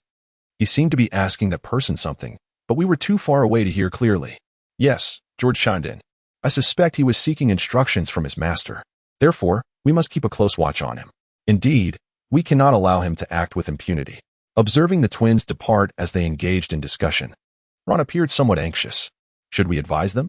If Quirrell's master is indeed the Dark Lord, I believe Peeves is right. They could very well be silenced. Perhaps not. Hermione hesitated, analyzing the situation. Given the current uproar, if anything were to happen to the twins, Quirrell would undoubtedly face intense scrutiny. So they should be safe until he truly decides to act. The issue remains that we still do not know when he intends to make a move, Harry remarked. I think we ought to seek out Dudley's opinion. A loud bang startled the three. Harry awkwardly chuckled, attempting to lighten the mood. I suppose that must be Dudley's opinion. Upon entering the dormitory, Harry and his companions found Dudley had already repaired the bedboard that Norbert had smashed. So why not return them to Hagrid?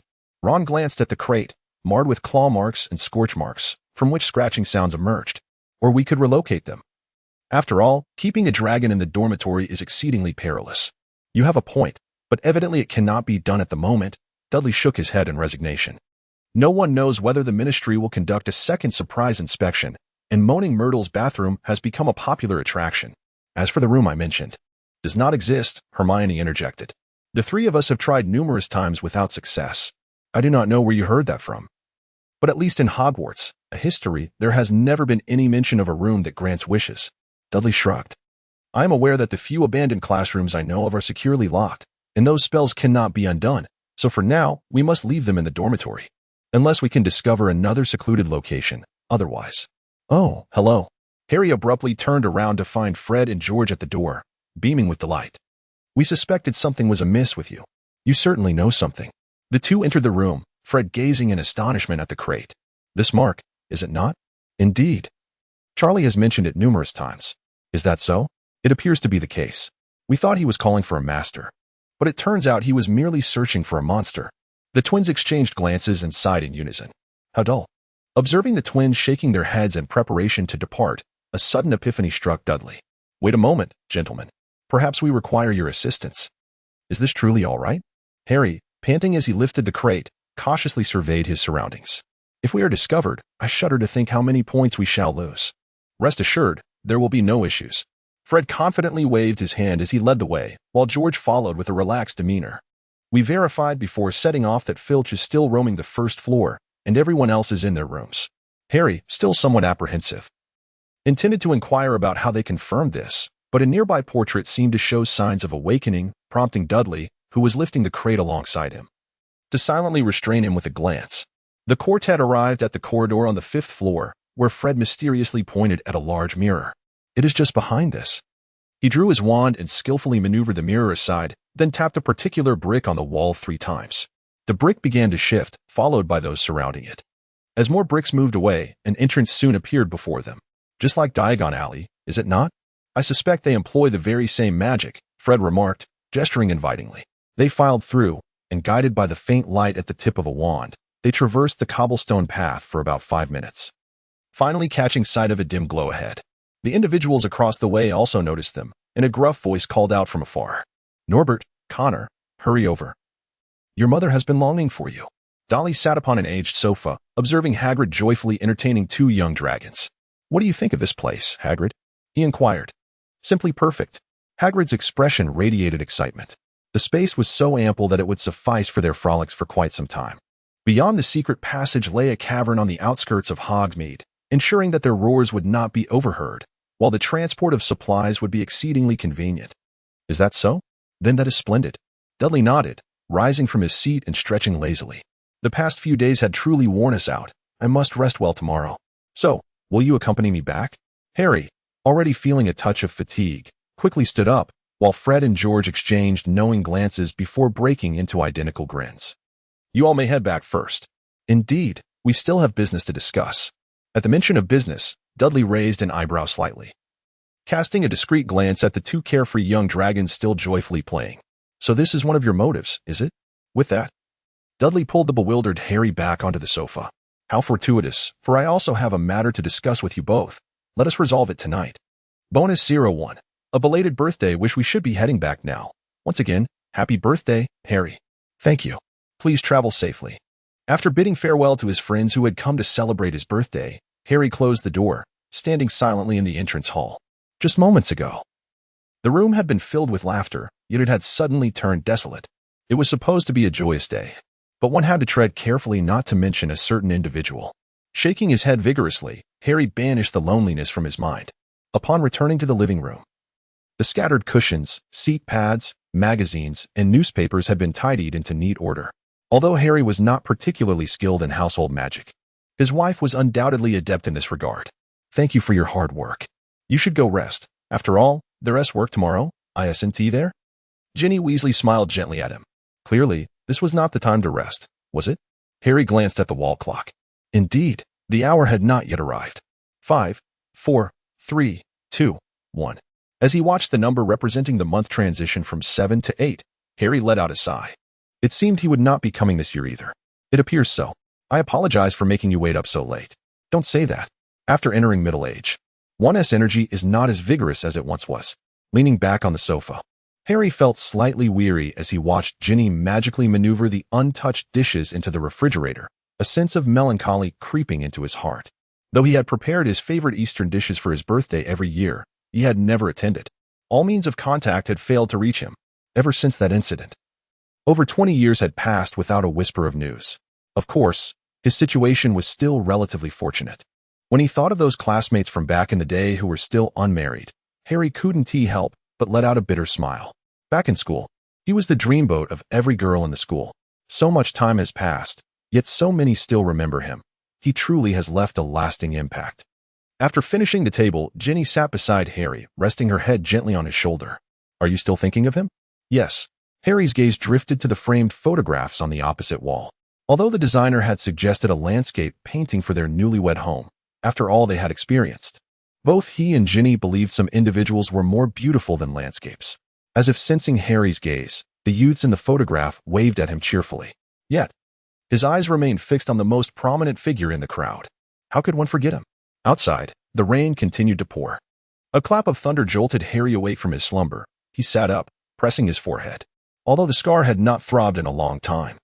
Certain deeply ingrained memories compelled him to press on the scar whenever startled.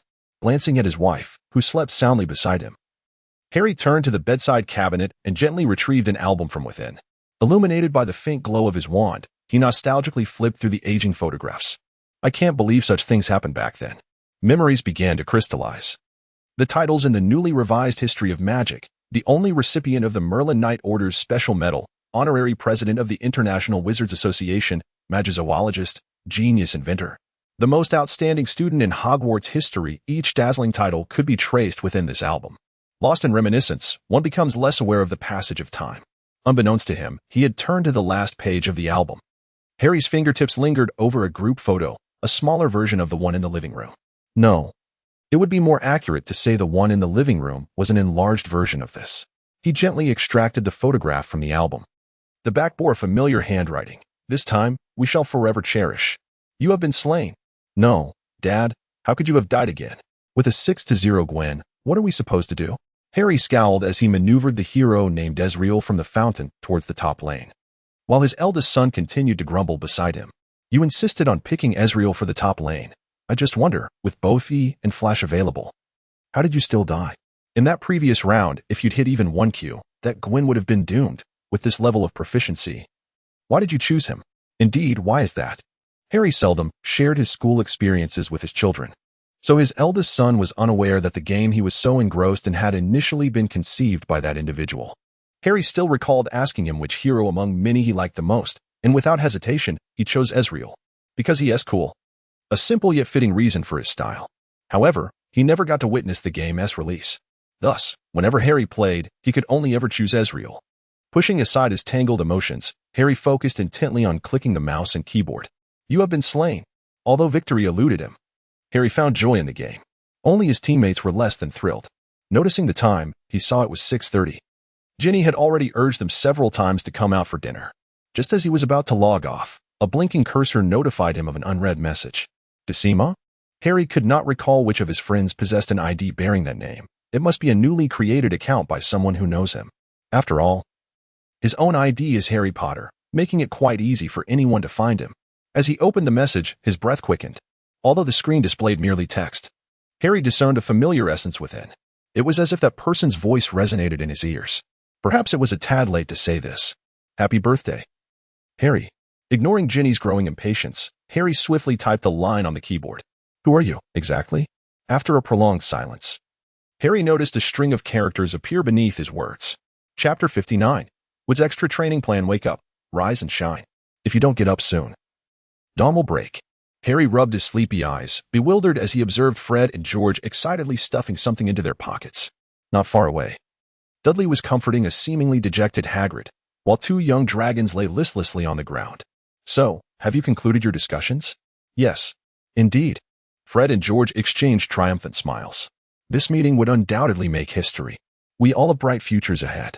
Harry, in his confusion, nodded slightly. In truth, after listening to them for a short while, he realized that this portion of the conversation bore no relevance to him, and he promptly leaned back on the sofa and fell asleep. It was inevitable. Those unburdened by financial concerns often behave thus. Dudley, having managed to cheer Hagrid up, turned back and, upon seeing Harry's expression, likely surmised what the other was thinking. It seems there will be an opportunity for him to experience the treachery of human nature. Although the troubles with the young dragons had been temporarily resolved, Harry and Ron gloomily discovered that they did not feel any lighter as a result.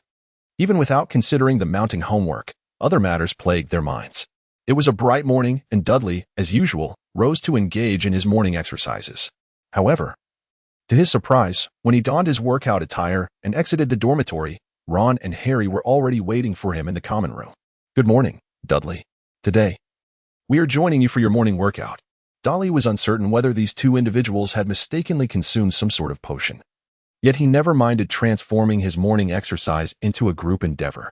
However, while running significantly enhances lung capacity, the experience is far from welcoming for those attempting it for the first time. Just like now. Slow down. Wait for us. Dolly glanced back at the two figures fading into the distance, reluctantly shortening his stride.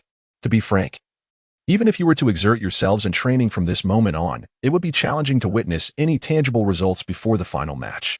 Personally, I believe you are correct. Harry's voice, strained by rapid breaths, resembled a dilapidated bellows. However, Wood clearly held a different perspective. The two persevered for a few more minutes. But Ron could no longer contain himself. I have a question that I have been meaning to ask you. Dolly endeavored to maintain a steady breath, as sweat trickled slowly along his jawline and down his nose. Very well, if there are issues, one must have the courage to voice them, rather than keeping them bottled up. Can we, perhaps? Dolly cast an encouraging glance at Ron. Could we take a moment to rest? I truly can no longer run. Dudley gazed at the breathless Ron and Harry, shaking his head in silent disbelief. Although they had only recently begun to warm up their bodies, Dudley helplessly surveyed the surrounding area. Do you see that patch of grass over there? We shall rest there. Harry and Ron perked up at this, their steps involuntarily quickening. After a hard-fought journey to the spot, the two of them collapsed onto the grass, their eyes vacant, resembling aimless fish that had lost their dreams. Dudley also settled down beside them, though he remembered to stretch. If you keep lying like that, you'll be sore tomorrow, he warned. Harry struggled to sit up, mimicking Dudley's stretches, while Ron simply flipped over, continuing his idle repose. Let the pain come. I can always visit Madame Pomfrey, he thought. Honestly, what is pushing it? So much training during the week is one thing, but extra sessions on the weekend? And now he expects everyone to find their own time to practice? Is he mad for trophies? He plucked a blade of grass and chewed on it, staring vacantly at the sky. Just leave me be. I'm merely a substitute. The next day, Ron finally understood the significance of heeding Dudley's advice. At least Harry didn't appear as if he were hiding some great discomfort while walking. After breakfast, Dudley and Harry supported him to Madame Pomfrey's office. Another one? Let him lie down here, she directed as she saw Ron being helped in. Honestly, Quidditch should be banned. It's a dangerous sport. We frequently have young wizards arriving here with broken arms or legs. The infirmary is always overflowing every weekend. Do you not realize how perilous flying at such heights can be? Come here, child, let me see where you're injured. Madam, I'm not broken. I just have some muscle soreness, Ron replied. Madame Pomfrey raised an eyebrow at him. You should have said so sooner. Are you trying to make my life more chaotic? I'll get you some medicine shortly. After drawing the curtain, she attended to the new patient. Come this way. You're sure it's a leg fracture? It doesn't appear too severe. Just bear with it. The leg will mend. With a grunt, Oliver Wood attempted to rise and take a few steps, then stamped his foot, realizing that his fractured leg had indeed healed. Thank you, madam. Your skills are truly remarkable. Rather than thank me, try not to create more chaos. You Gryffindors have been the most frequent visitors lately. There is still one lying over there. As she spoke, Madame Pomfrey opened the curtain and handed Ron a blue pill. Now you two hold him down. Wood, come help as well. All right, child, take the medicine. Just endure it, and it will pass. Ron's expression soured as he stared at the pill, hesitating. Perhaps I should just rest for a few days. No, you can't rest. Wood unhesitatingly shoved the pill into Ron's mouth. Soon, the infirmary was filled with Ron's anguished screams, though the treatment was excruciating. One had to admit that the mysterious pill was remarkably effective. At least Ron, aside from a slight unsteadiness, seemed to return to his usual self. However, the patient himself was far from optimistic. Honestly, I never want to visit the infirmary again, Ron complained as he walked. I'd rather memorize the regulations from the werewolf guidelines of 1637. Memorizing that one T enhance your performance in the matches, will it? Wood chuckled, patting Ron on the shoulder. By the way, remember to come to the pitch on time tonight. I've come up with a few new strategies. I bet he has completely lost it. Ron fumed after Wood walked away. Whether he has lost it or not, I can't say, Dudley frowned, watching Wood's retreating figure. But something about him is definitely off. Chapter 60. Taking action as summer approached, the weather became increasingly unpredictable. Hearing the sound of the fat lady's portrait moving, Dudley shifted his attention from his book to the doorway, sympathetically observing the drenched players entering the common room. Good evening. I thought you lot would have returned hours ago. Indeed. So did we, Ron replied, carelessly plopping down beside Dudley without shedding his soaked robes. You really should hear how it puts it, he mimicked in a low voice. The match won't be cancelled just because of a little rain. So we must adapt. Can you believe it? He calls this a little rain? Dursley chuckled and shook his head. I surmise he was merely a tad too enthusiastic. By the way, didn't he return with you all? Of course not. Fred and George, already changed, descended the staircase. Let us not forget he is in his 5th year this year, which entails preparations for examinations. Although professional players face minimal academic pressure, failing would undoubtedly incur the wrath of his mother. How splendid that would be. Harry, having finally wiped his glasses clean, expressed his hope. If he must focus on his studies, does that mean we might soon be free from training? It turned out Harry was overly optimistic, would not only refuse to reduce the training sessions but, after comparing several schedules, intensified the demand on every spare moment they had. Hold on. Once we secure the championship, there will be ample time to rest. Wood passionately rallied his teammates in the center of the pitch, yet the fatigue etched on their faces suggested his enthusiasm was not yielding the desired effect. Spare us, Wood, Aaliyah Spinnet interrupted, unable to contain herself. Even if you plan to forego the O.W.L.S., we still need to prepare for our finals. Indeed, Katie Bell complained. We are not as tireless as you. Managing to train for such long hours while still finding time to study. Observing the collective agitation of the team, Wood offered an awkward smile. I'm doing this for the honor of the house. After all, we haven't won the Quidditch Cup since Charlie Weasley graduated. Very well, you win. We shall conclude today's training here, and I will reconsider our future plans. As the players jubilantly departed, Wood's expression darkened. At 2 a.m, Snape stifled a yawn and gazed absently down the empty corridor. It seems today will also pass without incident. With his taut nerves slightly easing, Snape intended to stretch his stiffened body from prolonged vigilance. However, before he could move, footsteps echoed in the silence. Who goes there? Snape raised his wand, his demeanor alert as he peered into the shadows. Quirrell's figure emerged from the gloom. Good evening, Severus. Why are you wandering here so late? Instead of returning to your studies of those animal innards preserved in jars? Snape's tone was icy. To prevent certain rodents from infiltrating places they ought not to be. And speaking of wandering about at midnight, Quirinus, have you forgotten the reason for your recent sick leave? If you wish to avoid a repeat experience, I suggest you contemplate your position carefully. My position is none of your concern, Snape, Quirrell retorted with a sneer, raising his wand. Soon you shall discover who is truly the greatest. Quirrell sidestepped a blinding flash, his expression growing somewhat serious. A silent curse? An ambush? Truly. Such tactics are typical of you. So, you intend to assault a professor within Hogwarts?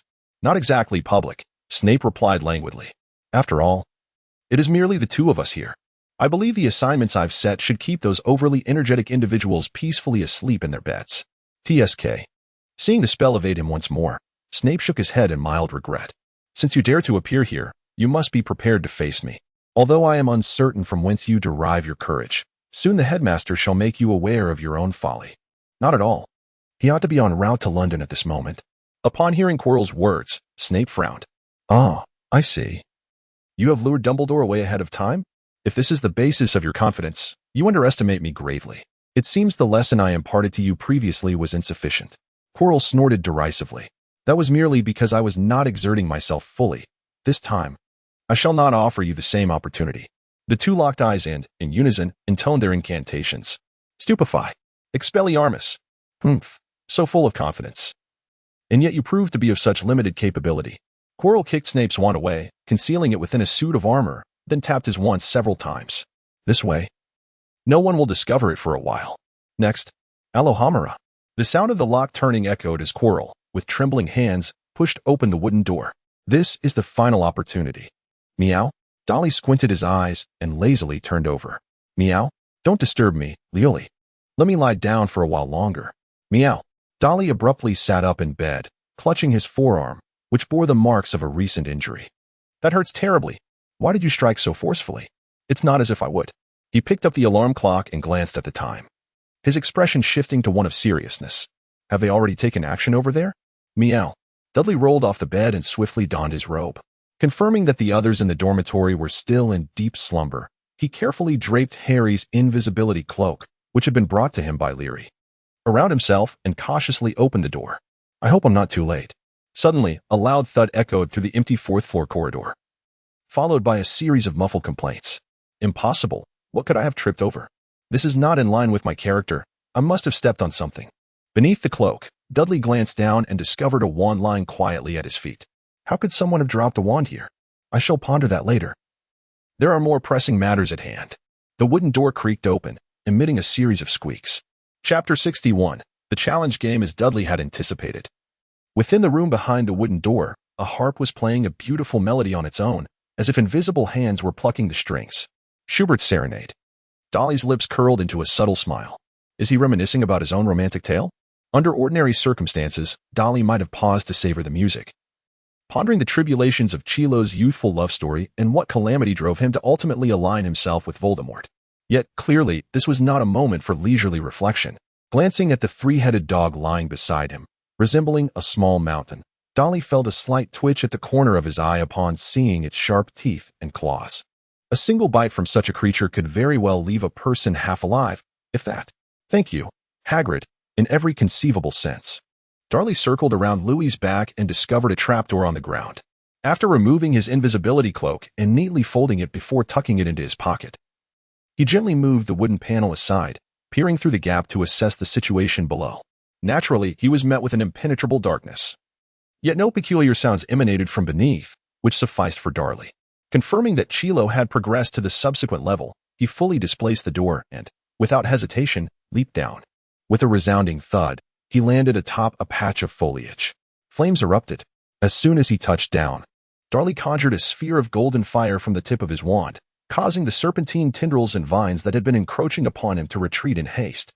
He nodded in satisfaction and proceeded along the corridor that had been revealed after the devilish net receded. At the corridor's end, a well-lit chamber awaited. Darley gazed upward, estimating the vaulted ceiling to be no less than 30 feet above the ground. Beneath that lofty expanse, countless winged keys flitted about the room. I recall this place having scanning his surroundings. Darley noticed several flying broomsticks perched on a shelf in the corner. He approached eagerly, extending his hand in hope. Rise? Well, perhaps I was overly optimistic. Leaning against the wall, Darley meticulously observed the flight paths of the keys, silently calculating in his mind. If left undisturbed, their trajectories remain constant, with a minimum altitude of around 8 feet. Considering my height and arm's reach, it should be feasible. Dolly donned the invisibility cloak once more. Stepping into the center of the room, wand raised in silent anticipation. Keys whizzed by him, each one failing to be the desired one. Yet, Dolly exhibited not a shred of impatience. Like a seasoned hunter, he lay in quiet ambush, patiently awaiting the arrival of his quarry. After approximately 5 minutes, a key, markedly larger and more antiquated than its companions, wobbled into view about 4 feet diagonally above Dolly. Just as it was poised to ascend, he uttered the incantation. All immobilize. The azure wings ceased their fluttering, the key now hung motionless in the air. Next, I must devise a means to retrieve it. Darley retreated to the edge of the room, stowing away his wand and invisibility cloak, assuming a poised stance. He took a running start, leaped, extended his hand, landed, and spun around in one fluid motion. While the execution of the movement was undeniably stylish, he fell just over an inch short of his target. With his hands empty, he felt like a jester. Noticing the key beginning to show signs of slipping from his grasp, Darley had no time for self-reflection. He dashed to the side, seizing a broomstick, then returned to his previous position and swatted the key to the ground as one would swat a fly. Well, that certainly did the trick. He unlocked the heavy wooden door, revealing a floor adorned with a black and white checkered pattern, reminiscent of a wizard's chessboard. To be precise, it was indeed a chessboard, as even the pieces were thoughtfully prepared. Though I must still play, I doubt I need to win. After a brief contemplation, Darley approached the Black Queen, gently tapping her staff, and in an instant, the piece sprang to life. Pardon me, could you make some room? Following this, Darley deftly commanded the black pieces to exchange blows with the white ones, leaving the chessboard littered with the remnants of fallen pieces. Soon, only a handful of standing pieces remained. Dolly glanced at the remaining positions of the white pieces. The king is on c3, the queen on g8, and the rook on a6. Thus, Dolly moved from e7 to e1. Check. Observing the white king as it kicked aside a black helmet and made its way towards b3, Dolly took a deep breath and turned to flee. The white pieces were momentarily stunned. Why was this individual not adhering to conventional strategies? They felt a sense of mockery and collectively raised their weapons, charging toward Dolly. However, their numbers were woefully insufficient, the distance too great, and those pieces that had valiantly fallen in the recent skirmish now served as obstacles. Before the pieces could reach the edge of the board, Dolly had already pushed open the door behind him. Well played, farewell. The next chamber contained a dazed giant, and Dolly passed through with little effort. Yet, the subsequent challenge, the penultimate trial of the entire quest, brought Dolly to a halt. He meticulously read the parchment left by Snape several times. Content omitted. For details, refer to the author's note at the end of the chapter. Then he turned his gaze to a row of glass bottles placed on the table. The riddle itself posed no difficulty. This was merely a logic problem at a primary school level, easily solvable with a bit of contemplation. The true challenge was evident. It was clear without even needing to solve the riddle that among the 7 bottles, there was, and only one, that was empty. Confirming that the empty bottle was the correct solution he sought, Dolly lifted it before him, turned it upside down, and shook it vigorously. Not a single drop remained. What am I to do now? With the potion gone, the next consideration was whether to proceed with a reckless charge.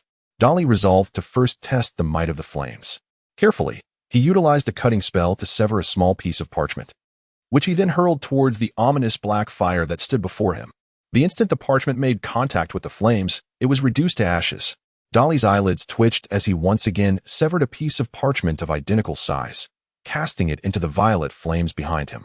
Thus, a small pile of ash accumulated upon the ground. Gazing at the 2 flickering flames that seemed to beckon him, Dolly fell into a deep reverie. Chapter 62, A Grand Unveiling, Fragmented. In his quest to discover a method to navigate through the black flames, Dolly was compelled to conduct numerous experiments, resulting in the unfortunate dismemberment of the parchment, which held the dubious honor of being the top contender on the room's list of disposable items. After all, parchment is flammable, easily cut, and absorbs moisture, rendering it the most suitable material for experimentation. Dolly asserted that his actions were not motivated by any dissatisfaction regarding Snape's use of the smallest vial to concoct potions, which subsequently hindered his own ability to proceed correctly. Furthermore, this was hardly a matter deserving of preservation in a frame, akin to a celebrity's autograph. It held no such significance, and tearing it apart was a simple solution. He arranged paper cut into uniform size and shape in a row, pouring equal amounts of various solutions upon them, and then introduced them to both black and purple flames, observing the nature of their combustion. Darryl vaguely recalled that this experimental method was known as the method of controlling variables. What results could be derived from the experiment? The potion contained within the circular vial indeed allowed the parchment to pass through the violet flames, while the remaining 5 vials failed to do so. However, none of these 6 potions had any effect on the black flames. The conclusion drawn was that at least a portion of the parchment's claims was truthful. At this juncture, some of the more innocent young wizards might have begun to believe the contents of the parchment, either consuming the potion that would allow them to return peacefully to seek the assistance of Albus Nanny Dumbledore, or devising alternative strategies. Yet, Darryl was acutely aware that Severus Snape, as a seasoned candidate, was unlike the other professors responsible for designing challenges. There were undoubtedly further traps laid ahead.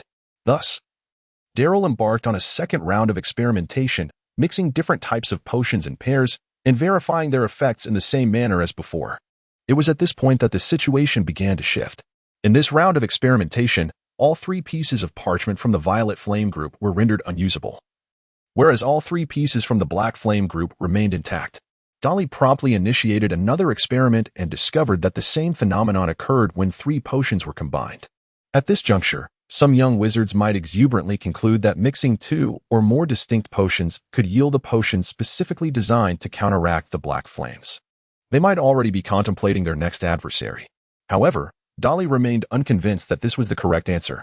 Sitting cross-legged on the ground, he gazed at the dwindling potion within the glass vial, a remnant of extensive experimentation, and began to reflect on each step he had taken.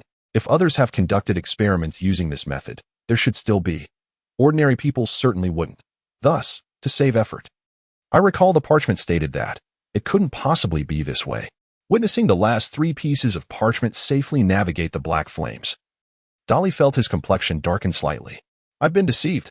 He picked up a vial from the table, observing that the remaining potion, after the recently concluded final round of experiments, was just sufficient for a sip. Without hesitation, he poured it into his mouth. The potion felt as frigid as ice. Yet it differed slightly from the frozen potions he had previously ingested. Dolly sensed that this potion rendered him more akin to a cold-blooded creature, despite his low body temperature. His mobility remained unaffected, unlike lying in bed transformed into a human popsicle. Of course, these considerations had become trivial, for after traversing this infernal flame, he would confront the malevolent dark wizard whose name could not even be uttered. What a familiar narrative. The hero battles through challenges, advancing to the Demon Lord's citadel, poised to vanquish the Dark Lord and save the world. Upon reflection, it inexplicably ignites a fervor within me. Dolly chuckled softly, raised his wand, and without hesitation, dashed through the fiery wall. Brave Quirrell, relinquish that enchanted stone and allow me to. The situation surpassed Dolly's expectations. Quirrell was indeed in the room, but rather than standing, he lay there motionless. From the stillness of his chest, it was evident that he had become a mere corpse. Dolly's expression grew serious. He gripped his wand tightly and slowly retreated until his back pressed against the solid wall, then cautiously surveyed his surroundings. Dolly suddenly crouched down, narrowly evading a beam of crimson light aimed directly at his chest. He then cast a piercing gaze towards the figure who had dispelled the illusion spell. "Who are you?" The boy with platinum short hair replied with a slight smile. "Do you not remember me? That seems rather understandable. Let me think. Yes. You may call me Brother D." Dolly was momentarily taken aback. Brother D? That sounds somewhat familiar. Wait, I remember. As the origin of the term dawned upon him, Dolly's mood soured considerably. You did that on purpose, didn't you? You are aware of my former nickname. Have you been looking into my past? The boy chuckled with a hint of mischief. Well, it's not exactly an investigation. I merely know a few things. But to be honest, you are quite different from what I had imagined. I thought you would be more straightforward. After pondering for quite some time, Dolly finally grasped the meaning of the term straightforward as uttered by the other party. In any case, it was certainly not a compliment directed at him. Dolly, with a hint of irritation, gestured toward Chilo. So who exactly are you? What brings you here? Why would you wish to harm Professor Chilo? The young man chuckled and shook his head. Dear Mr. Dursley, surely you cannot be so naive? I believe our rapport has yet to reach a level where such inquiries might be entertained. Furthermore, you accuse me of attempting to kill Chilo? How absurd. I merely rendered him unconscious. The young man, who had been speaking so confidently just moments before, was suddenly struck by a beam of red light, sending him crashing heavily beside Chilo. Dolly had sensed something amiss upon hearing the young man's words and swiftly attempted to evade to the side. But his reflexes were a fraction too late. Disarm your weapon. The wand spun gracefully through the air, tracing a perfect parabola before landing in the slightly calloused hand of another. Good evening, Mr. Dursley. It is rather perilous to be out at this hour. Professor McGonagall would certainly be quite displeased if she were to find out. I presume you would not want Gryffindor to incur any penalties, would you? Darley chuckled helplessly, letting his hands fall. Indeed, I must have violated numerous school regulations tonight. Yet, I am quite curious as to why you're here. I do not recall the captain of the Quidditch team being granted the privilege to roam the castle at night. As he spoke, Darley turned his gaze towards the robust figure. Do you have anything to say? Chapter 63. The Appearance of Voldemort. What is there to say? Wood leisurely tucked the wand he had seized from Darley into the pocket of his robe. I certainly have much to convey, Dursley. I spent the night contemplating tactics for the upcoming Quidditch match against Ravenclaw, only to inadvertently discover you sneaking out of the Gryffindor common room. Being someone who values the honor of our house and concerned about the potential loss of points due to your actions, I decided to follow you in hopes of preventing your misconduct. Little did I expect to witness your collusion with that individual over there, plotting to seize the Philosopher's Stone and even committing murder against Professor Quirrell, who attempted to thwart you. Your vile actions incited a profound fury within me, and in my desperation, I acted with undue severity. The consequences, well, you shall soon understand. In any case, this encapsulates the events that have transpired and those that are yet to unfold tonight. I see. Darley nodded in approval. A captivating tale. What do you intend to do? A memory charm, perhaps? Wood smiled and shook his head. Let us not rush into that discussion. There is one matter that has eluded my understanding. In the previous room, I should have consumed the correct potion. So how did you manage to pass through the firewall? At this, Darley felt a flicker of realization and his demeanor relaxed slightly. Isn't it obvious? The means of traversing the black flames is not a potion's effect, is it? Not a potion's effect? Not a potion's effect. Ah, I see. Wood murmured softly, repeating the revelation until a look of enlightenment crossed his face. Thus, the crux lies not in drinking the correct potion, but in pouring the liquid into the correct vial. How clever of you to deduce that. Wood excitedly paced back and forth, murmuring to himself. We only knew that Snape was the potion's master. Hence it was natural to assume his challenge was to find the right potion. This way, if someone drank the potion from that vial, he would lower his guard, allowing others the chance to strike. This fellow has made significant progress over the years. Should we consider an opportunity to reassess? No. It's not the time now. We shall discuss it later. Wood suddenly seemed to recall something, smacking his forehead in frustration and turning his attention back to Darley. My apologies. I completely forgot you were still here. I was lost in nostalgia and failed to notice you. I hope you can understand. Darryl nodded thoughtfully. It's quite all right. After all, you are such an esteemed figure. How could a mere first-year wizard like myself, who can barely keep hold of a wand, ever hope to capture your attention? As he spoke, Darryl flashed an innocent smile. Am I correct, Lord Voldemort? Wood spoke calmly. Have I been seen through? That indeed was my oversight. I should have refrained from such trivial chatter earlier. What is it?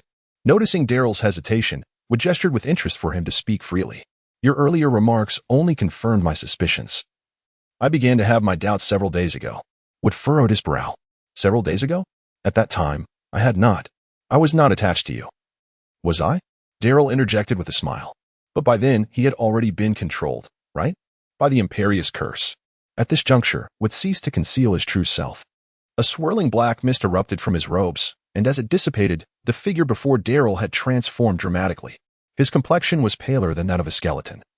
Bloodshot eyes glimmered with malice, pupils narrowed like a cat's, and his nose was flat and serpentine, with nostrils resembling two fine slits.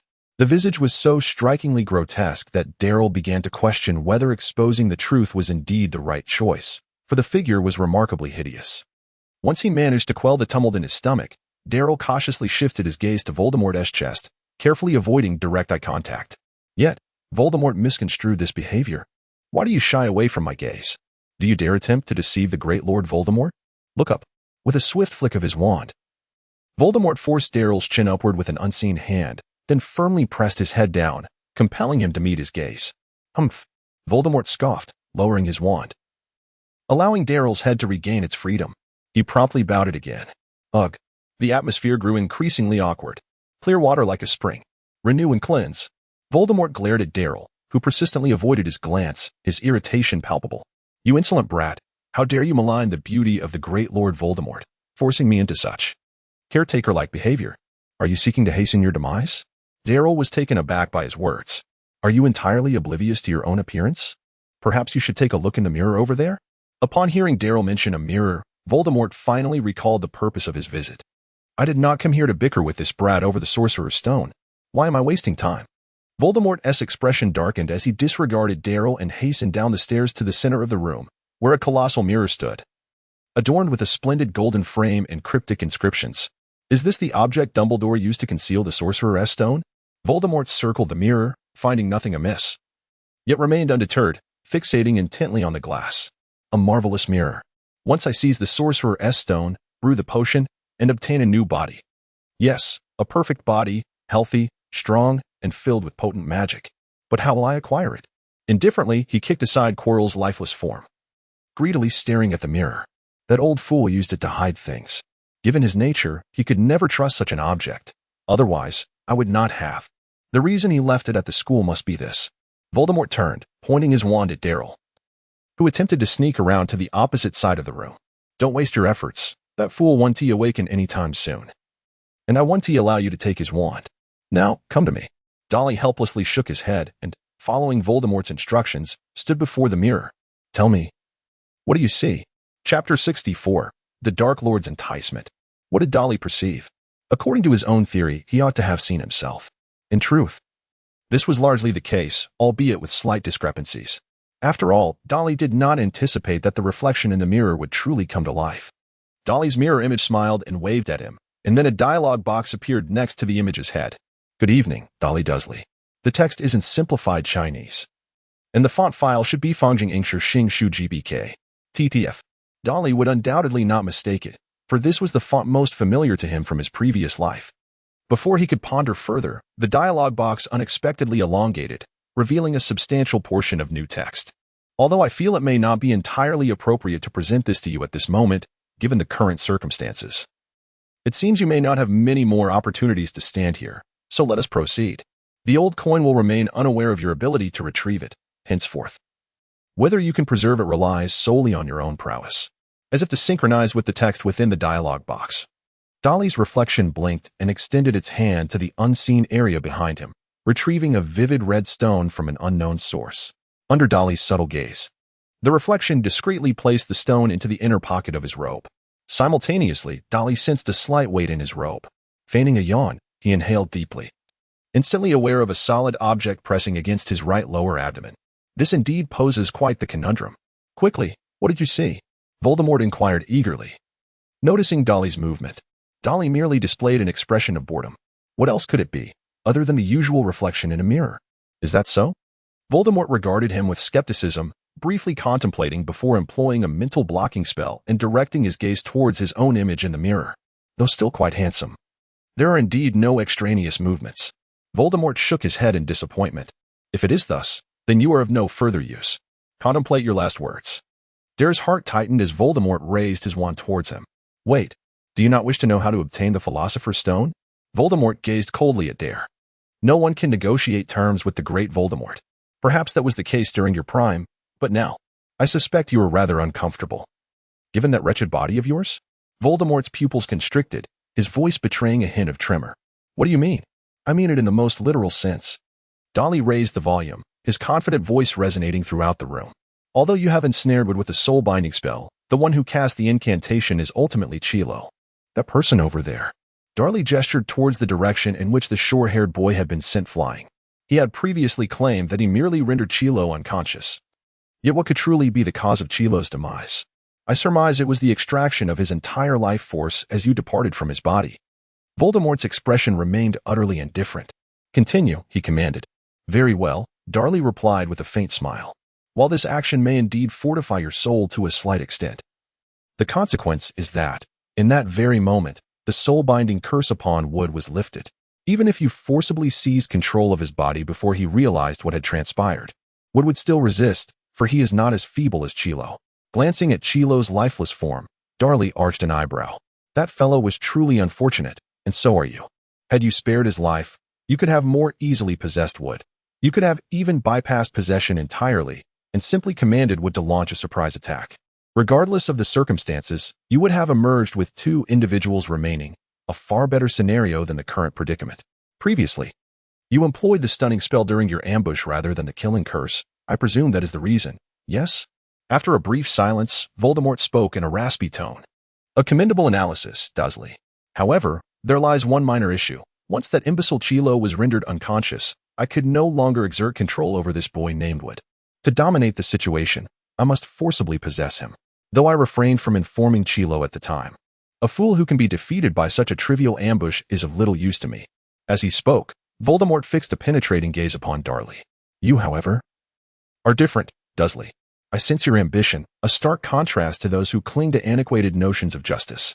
Moreover, he added, pausing momentarily, you possess intellect. Taking a deep breath, Voldemort locked his elongated pupils onto Darley's eyes. A wizard of your caliber, achieving such feats in your first year, is truly unparalleled. You are but a hair's breadth away from surpassing my own prowess in my youth. Should you choose to pledge your allegiance to me, it shall not be long before we dominate the entire world, and you shall possess all the wealth and glory you desire. Wealth and glory, indeed. Dare's eyes brightened slightly. It indeed sounded enticing, but a question lingered. If memory served, your rallying cry was restore the glory of pure blood. It is our duty? By your standards, I should be classified among the mudbloods, correct? Voldemort chuckled disdainfully. Are you truly so astute, yet unable to comprehend this matter? If you seek assurance, I can promise you that as long as you manage to prove your ancestor was a formidable wizard, you shall be an undisputed member of the Death Eaters. Upon hearing Voldemort emphasize manage an ancestor, Dare could not help but grasp his meaning.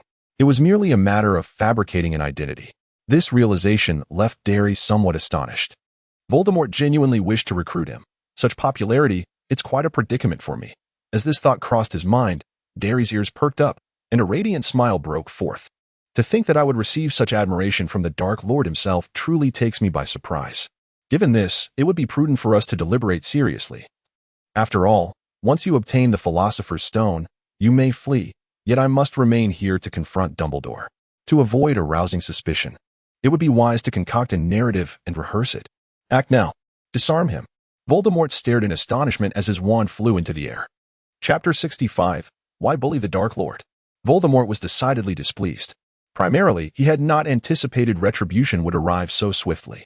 Mere minutes ago, He had mocked Quirrell for being ambushed, only to find himself in a similar predicament. Am I, the illustrious Lord Voldemort, to lose face? Of course. Such thoughts could only be entertained internally, for the situation had shifted dramatically, and without his wand, he found himself in an unequivocally disadvantageous position. Had he been controlling Quirrell, there might have been a chance to leverage silent spells or wandless magic to turn the tide. However, Wood was clearly not inclined to grant him such an opportunity. In fact, the moment Voldemort lost his wand, he distinctly felt Wood's resistance intensify.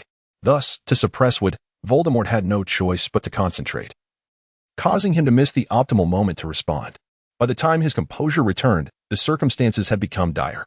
Voldemort harbored no doubt that any superfluous movement on his part would prompt the newly appeared wizard to dispose of him without hesitation. The other's gaze made this abundantly clear. Who would have believed that the legendary Dark Lord, Voldemort, could be so easily undone? Although the other's tone remained steady, Voldemort sensed the intense murderous intent emanating from the wizard with mid-length gray hair. Were he a mere rat, he might have already knelt in tears, pleading for mercy. But who was Voldemort? He was the only one since Grindelwald to claim an even footing with Dumbledore. His pride would not allow him to be subjected to ridicule. Humph. It was merely a despicable ambush. No one could defeat Voldemort in a fair confrontation. No one. Huffed. The man had not yet spoken when Derry could no longer contain his laughter. I have never seen anyone so scornful of themselves. You truly live up to your reputation. The man shot a glare at Derry. What are you laughing at? Go stand opposite me. Oh, and I almost forgot about this matter. The wand, fly to me. A wand soared from Voldemort's robes, deepening the scowl on his face. He had intended to seize the wand he snatched from Derry to orchestrate a dramatic comeback. But it was evident that the other party had no intention of leaving any openings. Bind swiftly. Silencing charm. Ropes materialized from thin air, binding Derry and Voldemort tightly. Derry let out an incomprehensible grunt of pain, earning a roll of the eyes from the man. What's with the grunting? It's just a little tight. Not like I'm hanging you from the ceiling and whipping you. If you have such interests, go seek out Filch later. He'll be more than happy to accommodate you. Ignoring the two, the man first picked up Quirrell's wand from the center of the room and then approached the previously struck man. Clear water like a spring. The man with platinum short hair coughed violently as he sat up, awkwardly wiping the water from his face. Are you trying to drown me? The gray-haired man scoffed. Drowning you would be too merciful. Look at the mess you've made of things. Had I not wisely stayed hidden from the outset, this mission would have been utterly doomed. The short-haired man sighed in resignation. Yes, you are absolutely right. You are the most formidable. The gray-haired man shot him an exasperated look. Stop with the banter and get to work. As the short-haired man stood up, he muttered under his breath. What work? You've done it all. What else is there for me? I suppose I should just find a cool spot and watch you perform. Ouch. Do you realize that you could knock someone senseless like this? The gray-haired man retracted his hand after striking the short-haired man's head. If your brain isn't functioning, speak less and learn more from that guy. Now, go hide Quirrell away. I will contemplate how to arrange the scene. Having dispatched the short-haired man, the gray-haired man turned once more to Voldemort and Derry. Let me consider how to deal with you two. To kill you outright might not be suitable at this moment, yet I cannot allow you to create disturbances. Speaking of which, he glanced at the short-haired man struggling to carry Quirrell. Are you still a wizard? Use the levitation charm.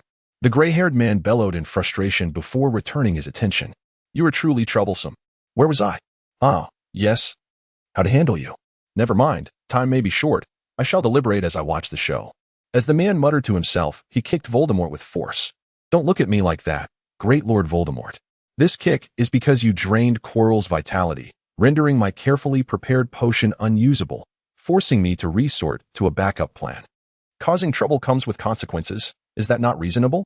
Without regard for whether the others understood, the man waved his wand casually, freeing Derry and Voldemort's legs. Get up. Stand beside Quirrell. Hurry up, Voldemort. Can you not even walk? With another kick, Voldemort seethed with rage. Were it not for Wood's renewed and vigorous resistance, he would not have been reduced to the point of barely standing. He wished to curse, but the spell's power rendered his tongue glued to the roof of his mouth, allowing only garbled sounds to escape. Who on earth invented this wretched spell? If I ever catch you, you shall rue the day. As he watched Voldemort being relentlessly beaten and driven away, Dudley couldn't help but feel a twinge of sympathy for him. Stealthily, he delivered a few kicks of his own. After all, the facade had already been shattered. Such a splendid opportunity should not be wasted. Voldemort was hardly a figure worthy of respect, was he? Moreover, Dudley bore a grudge. having not forgotten the agony inflicted by the Cruciatus curse. In truth, he had ample justification for his actions, which allowed him to kick with a clear conscience. However, the gray-haired man began to grow displeased. Were you not aware of your current predicament? You do not honestly believe that such actions would result in my leniency, do you? Do not entertain such fantasies. After propelling Dudley and Voldemort beside Chilo's lifeless body, the man meticulously bound their legs once more, then cast his gaze toward the center of the room. Are you prepared? We must wait a little longer, the short-haired man remarked while removing his clothing. But surely this garment needs a wash? The odor is simply too. No. Hurry. There is no time. Upon hearing his companion's furious shout, the man helplessly shook his head. Very well, who could argue with you? Chapter 66. Danger. Who could contest your authority as the leader? You have the final say. The short-haired man lamented as he donned Chilo's long robe. Dudley turned his head to glance at Chilo, who, after shedding his long robe, revealed a set of dazzling pink autumn wear adorned with lace. His expression was one of profound incredulity. I wonder if this ensemble is an ancestral heirloom. After the short-haired man donned his robe, he began to wind Chilo's headscarf around his head repeatedly, muttering remarks such as so ugly, truly odious, and how many years has it been since it was washed? Once he had completely wrapped the headscarf, a counterfeit Chilo appeared before the mirror. Of course, such a degree of disguise might suffice from a distance, but upon closer inspection, the ruse would undoubtedly be unveiled. Just as Dudley pondered this, the short-haired man tightly shut his eyes, seemingly striving to recall something. Gradually, his features began to morph one by one. When his eyes finally transformed, Dudley was astonished to find that the man's appearance had become indistinguishable from Chilo's. A disguise master? Noticing Dudley's scrutinizing gaze, the gray-haired man chuckled. I presume you have already discerned the truth. Indeed, he is a master of disguise. Thankfully, I brought him along today. Otherwise, we would have been in dire straits. With that, the man raised his wand and cast the disillusionment charm, rendering Dudley, Voldemort, Chilo, and himself translucent. Though faint outlines remained visible upon closer inspection, after examining himself with a furrowed brow, the man seemed less than satisfied with the spell's effect. Impenetrable fortress. Guardian of peace. Silence your ears and block your hearing. Well, for now, this will have to suffice. I must conserve some magic for later. Stowing away his wand, the man settled down beside Dudley. Now, we merely await the spectacle. What spectacle are we to observe? Dudley, perplexed, glanced around, suddenly feeling a tightness in his breath. At the entrance to the room, the long-forgotten black flames flickered ominously. A figure parted the flames and rushed into the room. Harry, hand over Dudley. Though someone was willing to risk their life to save him, which touched Dudley deeply, he truly did not wish to encounter Harry at that moment. Dudley had initially intended to confront the issue alone, which is why he had not awakened anyone when leaving the dormitory and had stealthily taken Harry's invisibility cloak. He believed this would allow his friends to quietly wait until the matter was resolved, yet now Harry had arrived, and upon witnessing the scene, Dudley could no longer maintain his composure. What did you say? The gray-haired man turned briefly towards Dudley. Oh, my apologies. I forgot you cannot speak. The man lifted the silencing spell from Dudley, prompting a barrage of questions from him. Why is Harry here? Who else is with him? What exactly is your purpose? The man chuckled and waved his hand dismissively, but Dudley only perceived a slight disturbance in the air. Don't rush to ask questions, even if you do. I want to provide answers. So, are you not planning to continue watching? Dudley's eyes blazed with fury, and his voice bore a sharp edge. If anything were to happen to my friends, I would not let you escape unscathed. Oh? The man replied, his tone laced with amusement. You can't possibly believe that you have any chance of returning alive today, can you? Dursley cast a long, penetrating glance at him, falling silent as he fixated intently on the center of the room. Quirrell, where have you taken Dursley? Harry glared at Quirrell with fiery intensity. Quirrell offered no response to his inquiry, but instead gazed fervently at the mirror of Erist. I see the Philosopher's Stone. I am presenting it to my master, but where is it hidden? Hurry and tell me. I truly do not understand. Is the Philosopher's Stone concealed within the mirror? Must I shatter it? Use that, boy.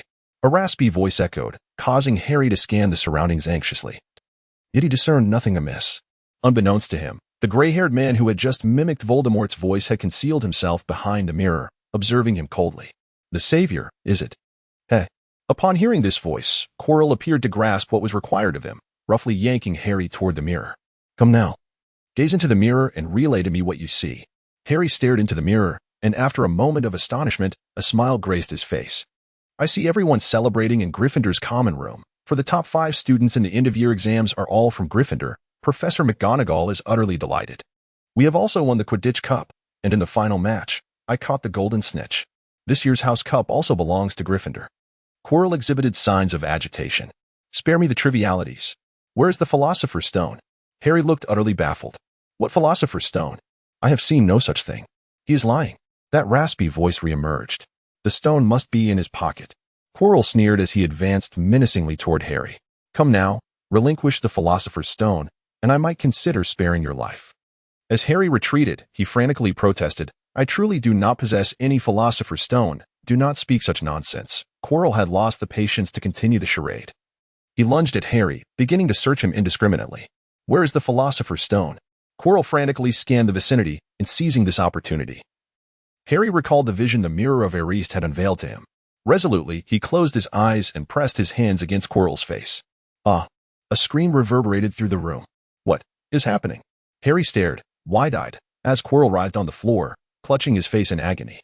Vivid crimson blood oozed from between his fingers, staining the ground and mingling with the dust to form a somber dark red. What else could it be? You struck too fiercely. I wager his nose is broken. A low voice remarked, and Harry recognized it as somewhat familiar. You were the one from earlier. The gray-haired man, having dispelled the disillusionment charm, emerged from behind the mirror, exasperatedly pointing his wand at Quirrell. Heal swiftly. Chapter 67. I know you, ouch, that hurts. Goodness. Was such ferocity truly necessary? Quirrell grumbled as he stood, rubbing the corners of his eyes. That blow nearly blinded me. Before Harry could respond, the gray-haired man inquired with confusion. Your eyes? Wasn't it your nose that was injured? Oh, that was because I fell and struck the ground. Observing the two interacting nonchalantly, Harry suddenly grasped a realization. You and Quirrell are in cahoots, so you are Voldemort. Harry sprang to his feet, trembling as he raised his wand. You murdered my parents. I will confront you. Wait, do not be so hasty. Armor charm. Harry's body was ensnared by an invisible barrier. Just as he intended to launch another attack, Quirrell finally understood that he should take action. Disarm him. Harry's wand flew from his grasp, landing in Quirrell's hand. Even so, I shall not yield. Just as Harry intended to switch from magical to physical confrontation, the gray-haired man interjected. Return the wand to him. Quirrell nodded and, with a smile, handed the wand back to Harry. The disarming charm is quite effective. You should take the time to learn it. Harry accepted the wand, still in a daze, his mind a whirlwind of confusion. The gray-haired man stepped forward, extending his hand. Are you now willing to converse with us? Darkness engulfed him. Harry opened his mouth. Yet only a muffled groan escaped. A torrent of questions lodged in his throat. He collapsed limply to the ground. The gray-haired man swiftly withdrew his hand, raising his wand warily, directing his gaze toward the source of the red glow, which revealed only a faint apparition. It's you? The gray-haired man flicked his wand forcefully, dispelling the disillusionment charm on Dursley, who slowly materialized. Dolly, having seemingly liberated himself from the effects of the confinement spell, now stands beside Harry, wand firmly in hand. The gray-haired man takes a deep breath. Why did you stun Harry Potter? Are you not good friends? Indeed, I am, and for that, I sincerely apologize. Dolly nodded slightly. However, allowing him to lie there for a while was certainly preferable to consuming a forgetfulness potion after hearing the tale. I harbor little trust towards you all. TSK. The gray-haired man curled his lip. Therefore, your wand. Dolly regarded him with a playful expression. The wand you obtained from Voldemort was one I discovered in the corridor on the 4th floor. By the way, did it not occur to you to inspect it before stowing it away, given that we have attended several classes together? I presumed you would have been able to discern that it was not my wand. Victor, my fellow student? The gray-haired man named Victor's countenance darkened. Why do you still remember? Well, let me put it this way. Magic pertaining to memory holds no sway over me. And fortuitously, I possess a rather remarkable memory. Dudley pointed at the bewildered Quirrell. For instance, he was someone I had recognized the moment he entered the room, despite our previous encounter being limited to a single occasion. To be frank, had it not been for him, I would never have surmised that there was anyone else besides Voldemort lurking in wait for an ambush. Victor fell silent for a moment, casting a fierce glare at Quirrell. I had warned you beforehand to change your appearance, yet you refused to heed my advice. Now, look where that has led us. Quirrell shrugged and adjusted his features back to their original state. Good evening, Donald. Dudley greeted him with a smile. If I recall correctly, you were the first among you to cross my path, were you not? Donald Platt pondered seriously. It indeed seemed so. I remember that morning when you went out for your jog. Let us put the reminiscing on hold, Victor interjected, interrupting Donald. Dursley, What exactly is your intention? Coincidentally, that is precisely what I wish to inquire. Dudley raised his wand. Why have you brought Harry here? Don't tell me he simply woke up in the middle of the night and decided he needed a stroll. What do you understand? Donald frowned slightly. If we don't bring him here, how else can we obtain Victor? Silence. On the surface, Dudley exhibited no reaction, yet a sense of unease gripped his heart. Do they intend to exploit Harry to obtain the Philosopher's Stone? But how could they possibly be aware of such matters? Could it be? Observing the expressions of the two, Dudley hesitated before speaking. Courtly royal liquor? Oh, it's nothing. You may continue. Dolly attempted to feign nonchalance. But Victor did not overlook this detail. What did you just say? Was it an incantation for summoning the magical stone? As Victor spoke, he scrutinized Dolly from head to toe, and suddenly his eyes sparkled with curiosity. What is that bulge in your right pocket? Oh, that? It's merely my makeup pouch. Well, it seems you do not believe me. Dudley revealed an awkward yet courteous smile. Very well, I shall lay my cards on the table. It is indeed the Philosopher's Stone. Victor and Donald exchanged glances, simultaneously raising their wands. Hand it over, Victor's tone tinged with a hint of menace. While we have no intention of taking action against Harry Potter, that does not imply you are afforded the same leniency. Indeed, I strongly advise you to heed his words. Donald chimed in supportively.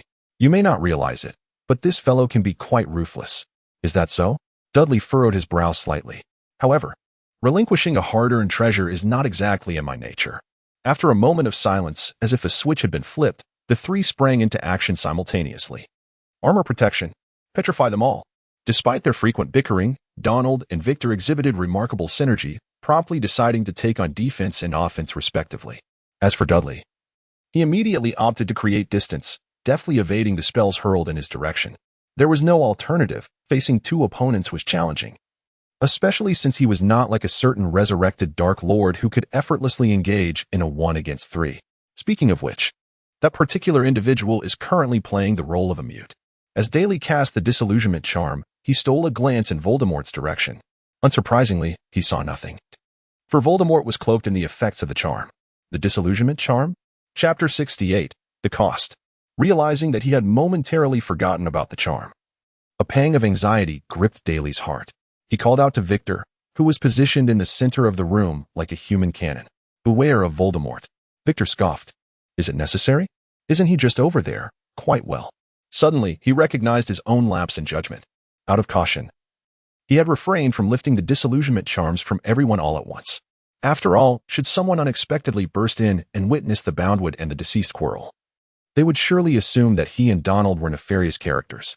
Yet, in most situations, the human brain functions akin to a single-threaded processor, able to focus on only one task at a time. For instance, during the tense and thrilling phase of mutual probing, Victor's attention was entirely fixated on Daly, thereby neglecting Voldemort's presence. The situation with Dursley is no different. As for Donald, he was utterly oblivious to the fact that Voldemort was under the disillusionment charm. At that moment, he was preoccupied with practicing expressions in front of a mirror, completely unaware of what Victor was doing. Thus, upon sensing Dursley's absence, Voldemort seized the opportunity to discreetly sever the ropes using the edge of the steps, slipping away under the cover of the charm.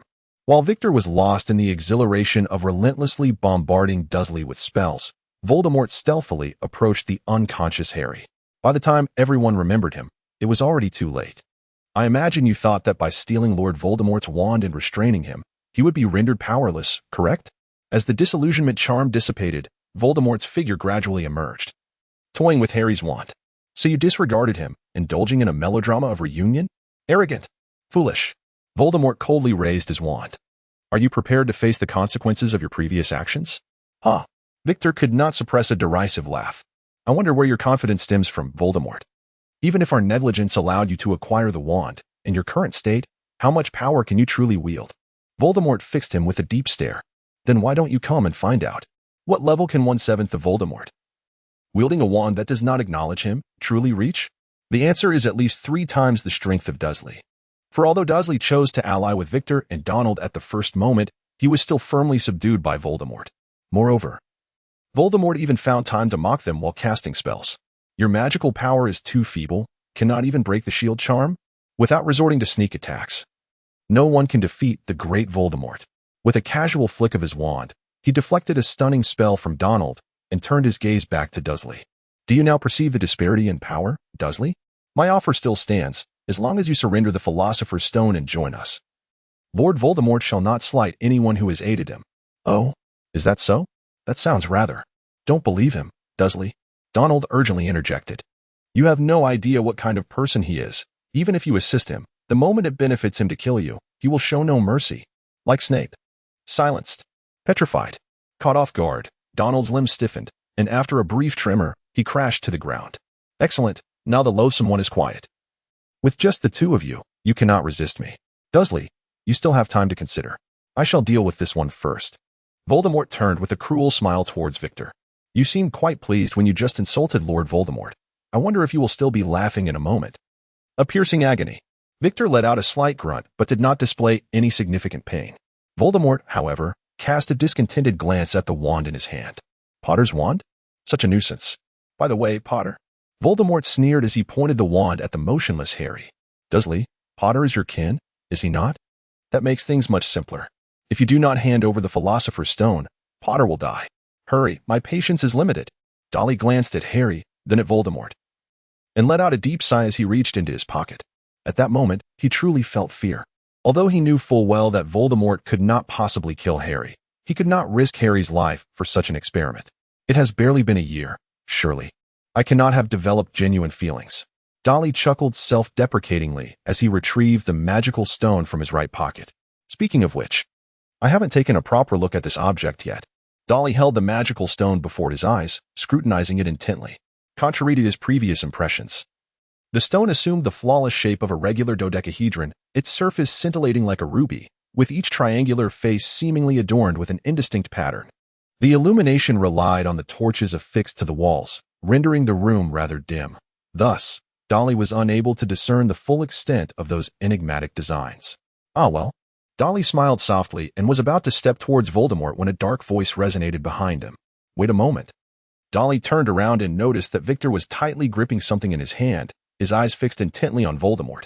Do you fear that Voldemort will kill him? Believing that I am incapable of intervening?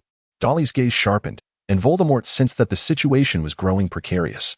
Dursley, do not be deceived by his treacherous words. Quickly hand over the Philosopher's Stone to me, and I shall allow you to depart. No, you have lost your chance. Victor bore a satisfied grin. Speaking of you, Voldemort, I contemplated this matter when I first heard tales of your exploits. Now, I wonder, will you truly meet your demise? Voldemort's eyes betrayed a flicker of panic. He disregarded any further threats towards Dolly and aimed his wand directly at Victor. Avada, he began. But the incantation faltered. Damn it. Witnessing the failure of his killing curse, Victor's smile twisted into something grotesque. Surprised, are you? No matter. I shall grant you your wish regardless. After all, we shall all perish. Victor raised his hand, casting a shimmering hourglass into the air. Dolly paused momentarily, suddenly recalling its significance. Stop, Victor exclaimed with glee. This shall serve as retribution for our esteemed master. Shatter. Chapter 69. The time traveler. The hourglass shattered with a resounding crash, its grains of sand swirling through the air. Dolly gazed sorrowfully at the completely ruined time converter. This device was incredibly precious. If you no longer desire it, why not donate it to someone in need? Victor remained silent, silently directing his gaze towards the ceiling. Dolly appeared somewhat perplexed. What was wrong with the ceiling? Suddenly, a familiar sensation of palpitation surged within him, one he had experienced twice before. The first time, Victor and his companions had seemingly materialized out of thin air into their world. The second time, they vanished as if their existence had been erased from the memories of everyone except Dolly. What have you done? Darryl fixated intently on Victor, seeking answers within his expression. Yet, Victor merely stared vacantly at the ceiling, murmuring to himself. It was fine this way, no longer burdened by unnecessary concerns, the end for all. Noticing the lack of response from Victor, Darryl anxiously turned to the silently observing Voldemort. What are you waiting for? Hurry and lift the curse on Donald. We must ascertain what has transpired. Though reluctant to take orders, Voldemort understood that this was not the moment for such trivialities, especially given the inexplicable actions that had left him somewhat unsettled. With a swift flick of his wand, Voldemort dispelled the curse on Donald, who immediately rose from the ground. However, Darryl noticed the pained smile upon his face. It's too late. I never anticipated this would occur. It seems the teacher's warning was indeed prescient. Who is the teacher? Darryl pressed urgently. What warning? Donald glanced at Victor, still lost in his own world, and shook his head in resignation. Let us find a place to sit. Before we truly begin, we have time to converse. Voldemort, somewhat skeptical, took a seat on the steps, gripping Harry's wand tightly. Spare no details. What scheme does that fellow harbor? Do not attempt to deceive Lord Voldemort. Stop hurrying me, I am indeed speaking. Donald sighed softly. First, you should know that Victor and I are not from this era. Indeed. What? Darley and Voldemort exchanged a glance. Voldemort, observing the composed Darley, was filled with confusion as reflected in his serpent-like eyes. However, Donald had no intention of elucidating the matter to Voldemort and continued speaking to himself. We traversed through time from August 7th, 2023, at precisely 14:59, 27:54. There is no need for such astonishment. The time converter we utilized was rather advanced. Donald's smile brimmed with pride. After all, our mentor was the most illustrious wizard of our era, though she was quite youthful. Her research achievements equaled the cumulative knowledge amassed by the entire magical community over centuries. As he chuckled, a hint of melancholy crept into Donald's expression. Regrettably, most of those accomplishments have been lost. In any case, our teacher brought us back to this era, which should be a matter of weeks ago for you. And we spent approximately 5 days mitigating the long-distance time travel's impact on time itself before we settled here temporarily. So what? How does this relate to the actions of that fellow earlier? Darley, eager to glean more information from Donald, cast a furtive glare at Voldemort, who remained oblivious to his gaze and continued to press for answers. What was that thing you shattered? What significance does it hold? Donald glanced at the remnants of the hourglass strewn on the ground and retrieved a slender golden chain from his collar. At the end of the chain dangled an identical hourglass. Observing Darley and Voldemort inching away in unison, Donald could not suppress a smile. No need to be so tense. I am not as easily provoked as Victor. Moreover, my intervention is no longer necessary. With that, Donald began to toy with the hourglass in his hand. This object serves as a rudimentary time converter, albeit currently inoperative. However, there exists an exception, as you witnessed moments ago. He tucked the hourglass back into his wizard's robe. The time contained within it was amassed from our era, rendering it ineffective in this time. Yet, should it be broken, allowing the time to flow forth, it could indeed exert influence over this epoch. The extent of that influence depends on how far it can spread before being curtailed. Look, it has begun. Dolly suddenly lifted his head and caught sight of a stone tile plummeting from the ceiling. Dolly suddenly rolled to the side, just as a stone landed precisely where he had been moments before. What transpired? The answer is quite simple. It was Victor who responded this time, his expression having reverted to the familiar brooding demeanor that Dolly recognized. Hogwarts Castle is constructed and sustained through magic. Therefore, one must ponder, what would happen if that magic were to vanish? Dudley swallowed hard, disbelief etched on his face. Could it be? Indeed, such is the might of time. No matter how formidable a curse may be, if time rewinds to a moment before its inception, it becomes utterly inconsequential. Victor regarded Voldemort with a chilling stare. Thus, my Lord Voldemort, you shall be entombed alongside the castle. Oh, and do not harbor any hopes that your Horcruxes will save you, for within this realm, your soul will also revert to the moment of your birth, vanishing along with your Horcruxes. Another stone brick plummeted, soon followed by a cascade of others. Dudley swiftly yanked the unconscious Harry aside, vociferously questioning Donald. If only you had mentioned this earlier, we could have escaped and devised a plan. What about your teacher? You portrayed her as exceptionally capable. Surely she can resolve this predicament.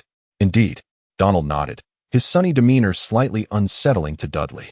Although my teacher advised me not to provoke Victor, since he has already crossed that line, it is only natural for me, as his companion, to ensure Voldemort remains here. Is it not? Now Voldemort was genuinely beginning to panic, his gaze darting between Donald and Victor. What is the meaning of this? Are you all mad? Indeed, we are. Donald smiled faintly. After enduring those experiences, how could one remain sane? Chapter 70. The Prophet in the Corridor of the Castle's 8th Floor. A magnificent Persian carpet cradled the slumbering forms of the bumbling Banaba and a giant, who had spent the day dancing ballet. Most inhabitants of the castle remained oblivious to the hidden chamber known as the Room of Requirement. Within this room, a woman awoke with a soft sigh. Here we go again. What should we do, teacher? Should we intervene? Yes, indeed, having promised to heed the teacher's words. It vexes me that such events have transpired. I long to drag them back and give them a good thrashing. The red-haired woman seethed with indignation. The one referred to as teacher shook her head, her expression distant. The fate of this era seemed shrouded in a veil, preventing even me from glimpsing further. I believe this is the very reason the moonlight guided me back here. As outsiders, we must refrain from excessively influencing the choices of fate, unless fate itself beckons our involvement. Clearing her throat, the woman leaned wearily against the chair's back, her gaze regaining its spark. Do not fret, Weasley. Once they return, I shall educate them properly. This matter will indeed resolve itself. But you, have you finished reading that book on the life and lies of Albus Dumbledore? The red-haired woman hesitated, a pained expression crossing her face. Well, I have a bit of a stomachache. No, teacher, I was wrong. I shall read it at once. Perhaps it would be best not to waste effort. Victor sat cross-legged on the ground, observing Voldemort laboriously maintaining a shield charm against the incessantly falling stones, and could not help but scoff. Once the influence of time spreads, the entire castle will collapse. No matter how powerful you are, you cannot withstand it. Oh, I nearly forgot. Before that, your charm will fail. So you might as well concede. It is merely a matter of a few minutes. Voldemort ignored him, turning instead to bellow at Dudley. Do you not know the origins of these individuals? Hurry up and take some action. Do not rush me. I am contemplating. Dudley pressed his fingers against his temple, his mind racing with thoughts. There must be a way to break this impasse. But incantations prove futile. If only a seer were to enlighten me on the course of action. A seer? A sudden spark of inspiration illuminated Dudley's mind as he recalled Professor Trelawney's words from a few weeks prior. Those who have no past are exceedingly lively. Indeed. At this juncture, those individuals ought not to have been born yet. The battle raged fiercely, and the castle was on the brink of annihilation, if no measures were taken. It would all come to pass within mere minutes. The boy, who had miraculously survived thus far, could not avert this calamity. He lay in a deep slumber, and awakening him would serve no purpose. The only glimmer of hope lay in confronting oneself. What could this imply? Darryl gazed at the arras mirror, which astonishingly remained steadfast amidst the cascade of falling stones. Voldemort, protect me. I must reach that mirror. At these words, Voldemort gritted his teeth, maintaining the ironclad charm while extending a hand, conjuring a silver shield above Darryl's head. Hurry, there is no time to lose. Dudley surged toward the arras mirror, while the shield diligently followed, faithfully deflecting every stone and brick hurled at him. Dudley stood breathlessly before the mirror, where the familiar dialogue box impatiently sprang to life. Insert the magic stone. Dudley pressed the magic stone firmly against the mirror. As though passing through a translucent membrane, the stone sank into the surface, subsequently appearing within the mirror's internal space. On one face of the perfect icosahedron, dim runes suddenly illuminated, and the magic stone began to rotate, accelerating rapidly, akin to a radiant orb. Simultaneously, Dudley observed the emergence of fine golden dust within the void, drawn inexorably into the mirror. The descent of the stone bricks gradually slowed, ultimately coming to a halt. Is this the conclusion? Voldemort exhaled a sigh of relief, lightly flicking his wand, causing the barrier conjured by the ironclad charm to expand suddenly, propelling the stones resting upon it away. Ah, what an inconvenience this brings. Dudley wearily leaned against the mirror, exhaling deeply. Then he heard the cold voice of Voldemort. I must concede, you possess considerable skill to inflict such devastation. However, now that Potter is in my grasp, your chances have dwindled. Surrender the Philosopher's Stone willingly. There is no need to change your demeanor so swiftly, and besides, this is not my doing. Clearly, Dudley's words remained unspoken, for Donald and Victor's figures had inexplicably vanished once more. Recalling the previous experience, Dudley's eye twitched. So, I inadvertently erased your influence on time this time, did I? And now you leave me to deal with the mess? As if in agreement with Dudley's sentiment, the black firewall at the room's entrance flickered slightly. Hurry. Discreetly discarding the last remaining wand, Victor retrieved a vial of potion from his pocket and, crossing through the firewall, hurriedly followed Donald outside. This is disastrous. Our teacher will surely be furious upon our return. It's my fault. I shouldn't have brought that up, or you wouldn't have reacted so strongly. Enough. Victor took a few deep breaths, gradually calming his demeanor. Let us return and await the teacher's judgment. The obstacles devised by the professors appeared to pose no hindrance to the two. It was as if they were invisible, allowing them to navigate effortlessly back to the 8th floor of the castle. The foolish Banaba and the troll were still sound asleep, but beneath the Persian rug, a smooth door had slightly ajar. The two exchanged a glance and, with trembling hands, opened the door and stepped inside. The wall reverted to its smooth state, as if nothing had transpired. Have you made your decision? I have waited long enough. The Dark Lord's patience is finite. Voldemort pointed his wand at Harry, his expression growing increasingly impatient. Where's the Philosopher's Stone? Hurry and give it to me. Dudley turned to gaze at the Eris mirror, yet the glass remained unresponsive, akin to a lifeless mobile screen, despite his frantic prodding. Just as Dudley contemplated dismantling the mirror to investigate for hidden compartments, a gentle, aged voice resonated. Dudley, you have performed admirably. As for you, Tom, your current state is quite deplorable. Chapter 71. The Retreat of the Dark Lord Dumbledore. Voldemort shrieked, his expression betraying a hint of panic. Did you not go to London? What brings you here? Indeed, Dumbledore replied, adjusting his crescent-shaped glasses, a joyful smile gracing his features. Upon my arrival in London, I discovered that it was a misunderstanding. The individual who invited me there informed me that he had not penned that letter. Hence, I hastened my return, and it appears I am not too late after all. Humph. Voldemort directed a scornful glance at Quirrell by the wall. What a waste. Unable to even conjure a plausible excuse. Of course, Voldemort had conveniently forgotten that Quirrell had sought his approval before taking such actions. After all, he was merely a corpse, incapable of speech. If he were not to bear the blame, who would? The Dark Lord could never be at fault. Dumbledore followed Voldemort's gaze and shook his head in regret. Such a pity. He was once a remarkably gifted young man, misguided down the wrong path. In saying this, Dumbledore cast an intentional glance at Dudley. Thus, in comparison to talent, a person's character is of greater significance. If one strays onto the erroneous path, the consequence may well be one's own life. You speak the truth, Professor. Dudley nodded indignantly. How could such a miser treat his subordinates so poorly, yet still harbor delusions of loyalty from others? It was utterly absurd. Voldemort's expression darkened. Is this brat insulting me? He silently noted Dudley's insolence and redirected his focus to Dumbledore. Even if you have returned, it matters not. If you do not hand over the Philosopher's Stone today, I shall kill Harry Potter. Tom, it has been quite some time, yet you have regressed. Dumbledore shook his head, disappointment evident in his demeanor. The former you would never have failed to perceive such an obvious situation. Or have you become so arrogant as to disregard me entirely?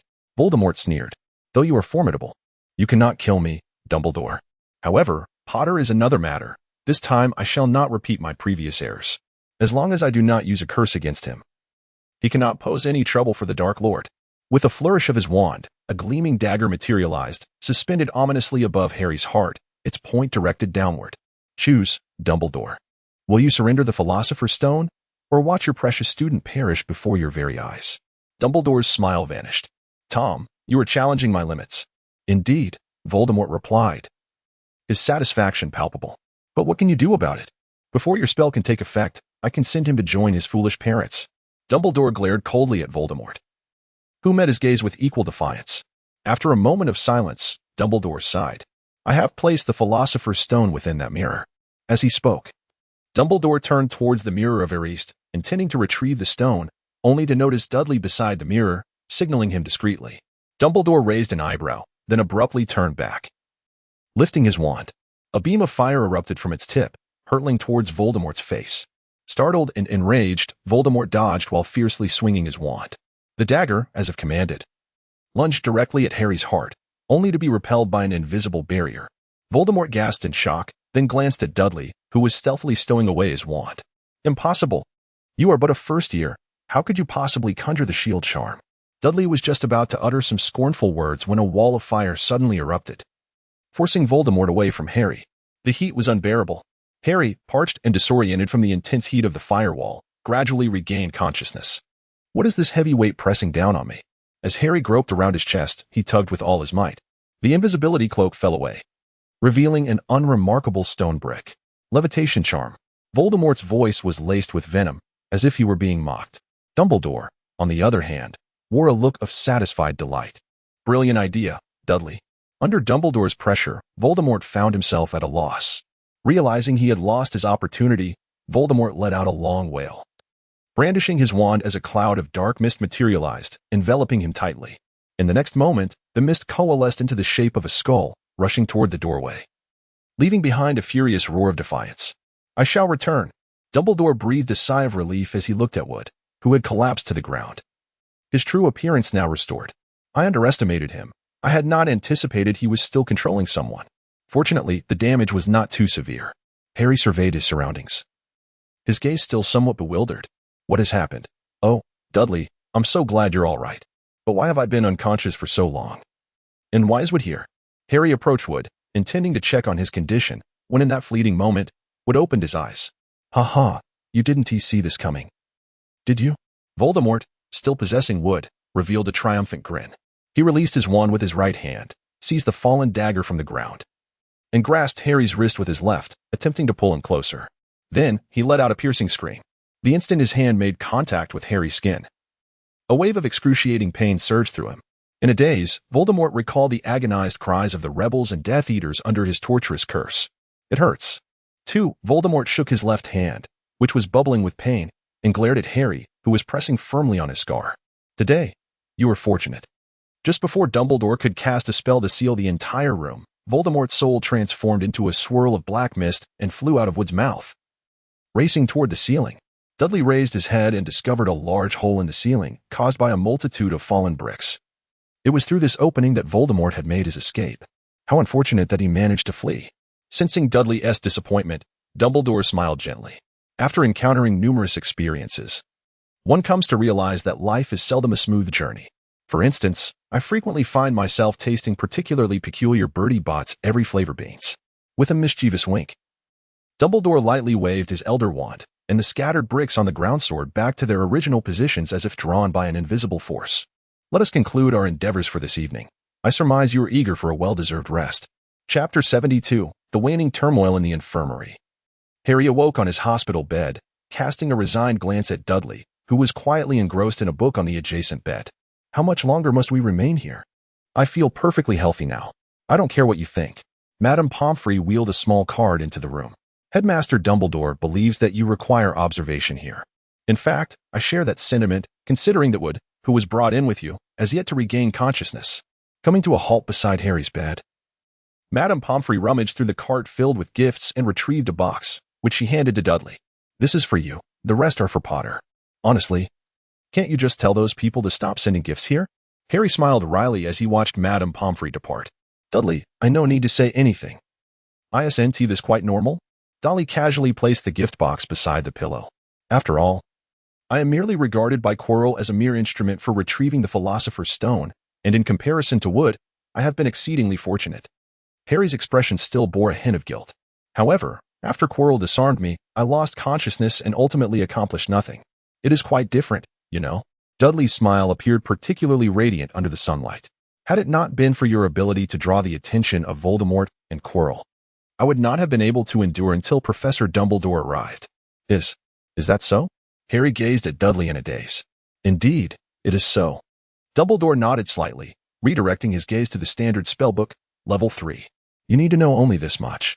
Under normal circumstances, the headmaster's office should be a spacious area, as it occasionally hosts important visitors, thus it cannot appear too shabby. However, the current headmaster's office seemed quite cramped, divided in two by a mirror that reached almost to the ceiling. When Severus Snape entered the room, his first sight was the back of the mirror screen. Headmaster, are you there? Yes, Severus, but you may need to take a detour. Snape maneuvered around the mirror and found Dumbledore seated at his desk, staring intently at the surface of the mirror. Oh, you're here, Severus. How's your recovery? Of course, it is no problem. Snape's complexion was still rather grim, though it was evidently not due to his physical condition. Had it not been for the fact that someone was lurking nearby to ambush me, how could I have possibly lost to that incompetent Quirrell? Oh, are you sure there was only one person ambushing you? Snape furrowed his brow, contemplating deeply. I did evade Quirrell's spell, but I was struck by a stunning spell. As for the others at least, I have no recollection of them. Dumbledore nodded, continuing to gaze thoughtfully at the mirror of Erist. Severus, do you think Dudley Dursley could be an accomplice of Voldemort? Snape's body tensed slightly. The Dark Lord should not be. You know, Dumbledore, his abilities are not merely confined to mind-blocking spells. Otherwise, his memories would not appear as a blank slate to us. If you cannot see his thoughts, then neither can the Dark Lord. And from what I understand of him, he would not tolerate someone he could not control under his command. Indeed, Dumbledore acknowledged with a nod. However, I still sense something amiss. Even if he claims he was kidnapped by Quirrell, why did he conveniently leave his room that night? I believe I have already mentioned this to you, Snape replied, somewhat impatiently.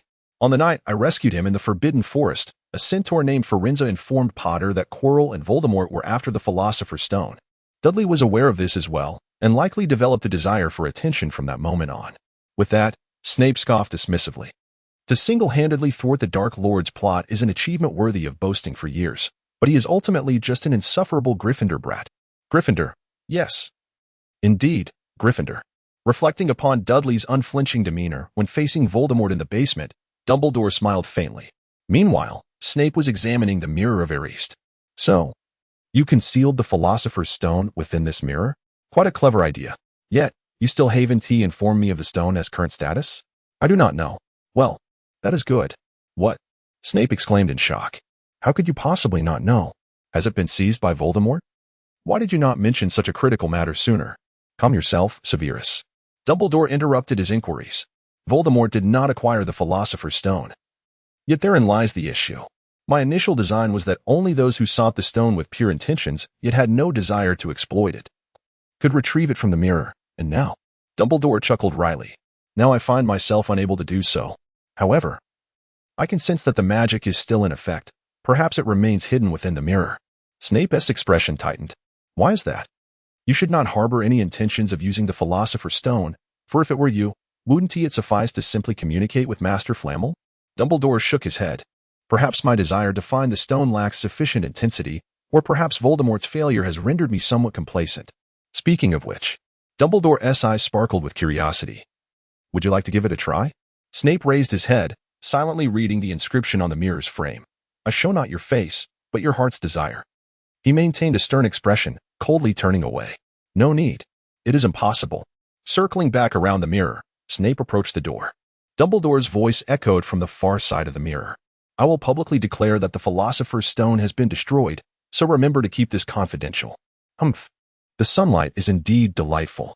Dudley languidly leaned against his pillow, his gaze fixed on Harry as he eagerly unwrapped his gifts, a wide grin spreading across his face. He won't be laughing for long, he thought to himself, casting a discreet glance at the professor's signatures adorning his own gift box before quietly concealing it beneath his bed. Suddenly, a wail from Harry pierced the air. Why is there so much homework? Chapter 73. Before the finals, is this it? Is this all?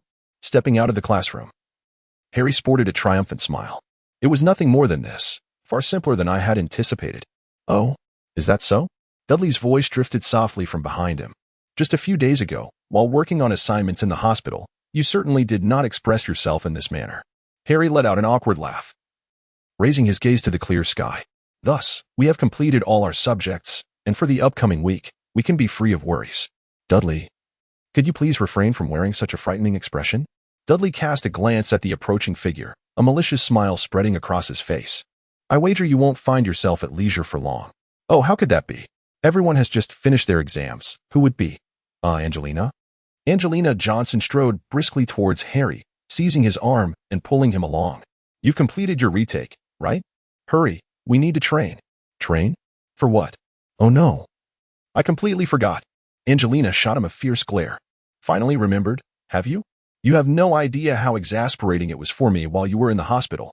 We suddenly lost 2 players, the most crucial seeker and goalkeeper. When Professor McGonagall appointed me as acting captain, I thought I would lose my mind. As he watched Angelina drag Harry towards the pitch, Dudley pondered for a moment and decided to follow at a distance. On the pitch, the Gryffindor players were sprawled across the ground, resembling fish out of water.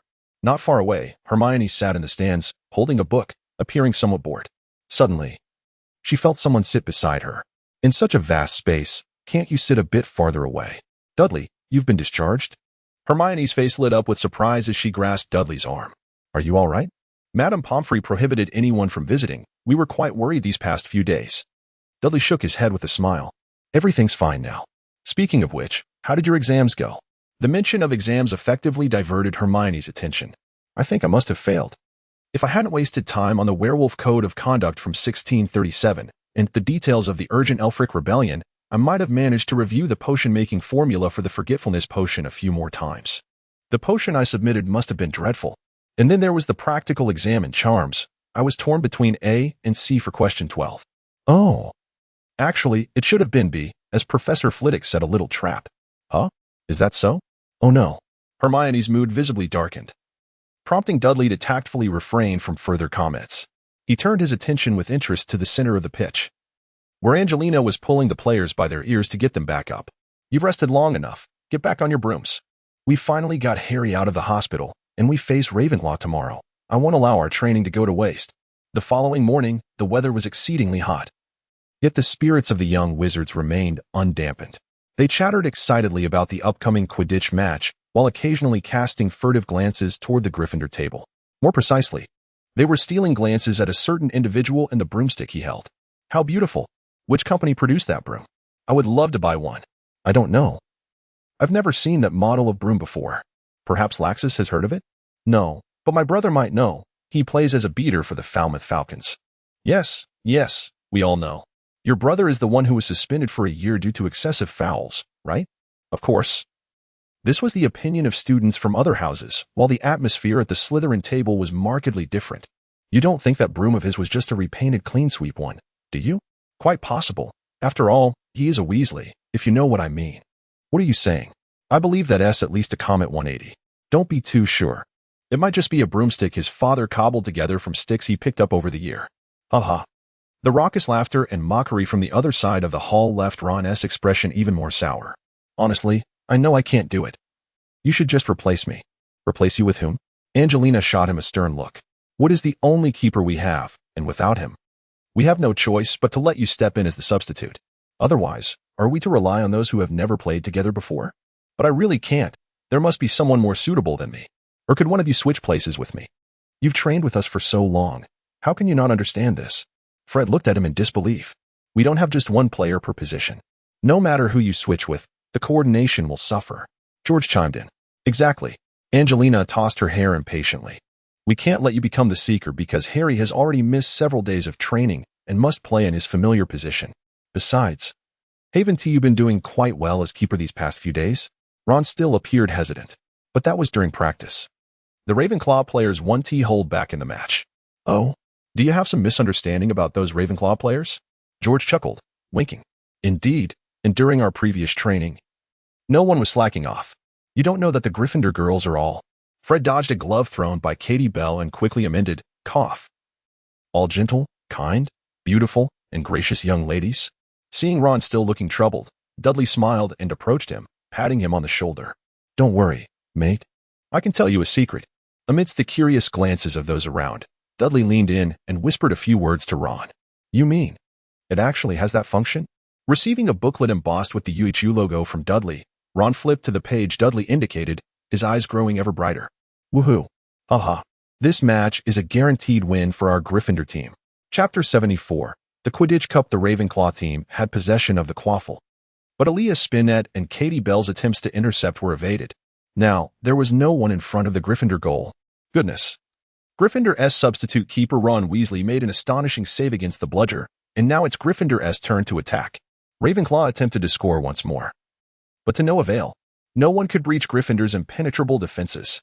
Ron Weasley made another phenomenal save. He was on fire. Lee Jordan's excited voice echoed across the pitch, accompanied by the jubilant cheers of the Little Lions. Once on the field, Ron transformed. Every movement exuded unparalleled confidence, matched only by his formidable prowess. Ravenclaw had launched 17 attacks, yet not a single one could penetrate Ron's defenses. The score reached 80-0, and that gap continued to widen with the passage of time.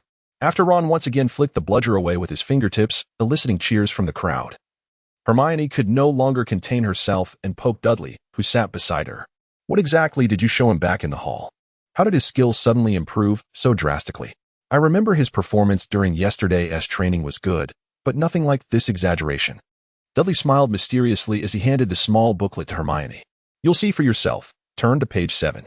Hesitantly, Hermione accepted the booklet and glanced at the title. EHU 2333 Flying Broomstick Technical Manual. Wait, this broom has a manual? She exclaimed. Why didn't you show it to me sooner? As she muttered, Hermione flipped to page 7 and began to read the content softly. Hidden features. Target locking. Automatic route optimization. Instant burst acceleration. Reaching speeds up to 10 times the standard. She pondered. These functionalities are outright cheating. Hermione cast a terrified glance at Ron, who was still wreaking havoc in the air. His performance was exceedingly peculiar. Surely, someone would notice after this match. If they requested an inspection of Ron's broom, Gryffindor would undoubtedly have their results nullified. Is it true? Well, why not take a look at the last page? Hermione hurriedly turned to the last page, meticulously reading each line until she finally spotted an exceedingly inconspicuous line near the bottom. The final interpretation rights of this book belong to Dudley Dursley. Hermione gazed at Dudley in disbelief. What a fraud. Yet, the outcome was favorable, was it not? Dudley smiled as he retrieved the booklet from Hermione's hands. As long as Ron believed, that was enough. As for whether others would complain, let us not forget that before Ron became a substitute player, this broom had already been thoroughly inspected multiple times by Professor McGonagall, Professor Flitwick, and Madam Hooch. Resorting to clever tricks to deceive. Well played. Hermione, blushing, shifted her gaze back to the field, contentedly watching Ron's personal showcase. Meanwhile, Dudley tucked the booklet into his pocket, revealing a mysterious smile. Do you truly believe these features are non-existent? Ravenclaw was attacking again, and once more, they failed. Ron Weasley's dominance continued. The Ravenclaw players on the field gradually lost confidence, their offensive efforts slowing down, with the chasers increasingly taking on defensive roles. In this situation, the scoring pace for Gryffindor also began to wane. Observing the unfolding scenario, Harry knew it was his turn to bring the match to a close. Continuously scanning the entire field, Harry searched for that captivating glimmer of gold. However, before he could locate the golden snitch, Ravenclaw's seeker, Cho Chang, suddenly accelerated. Has she already spotted it? Without hesitation, Harry maneuvered his broomstick in pursuit. Though the Nimbus 2000 had been overshadowed by Ron's enigmatic broom, it remained the best available on the market, far superior to the Comet 260.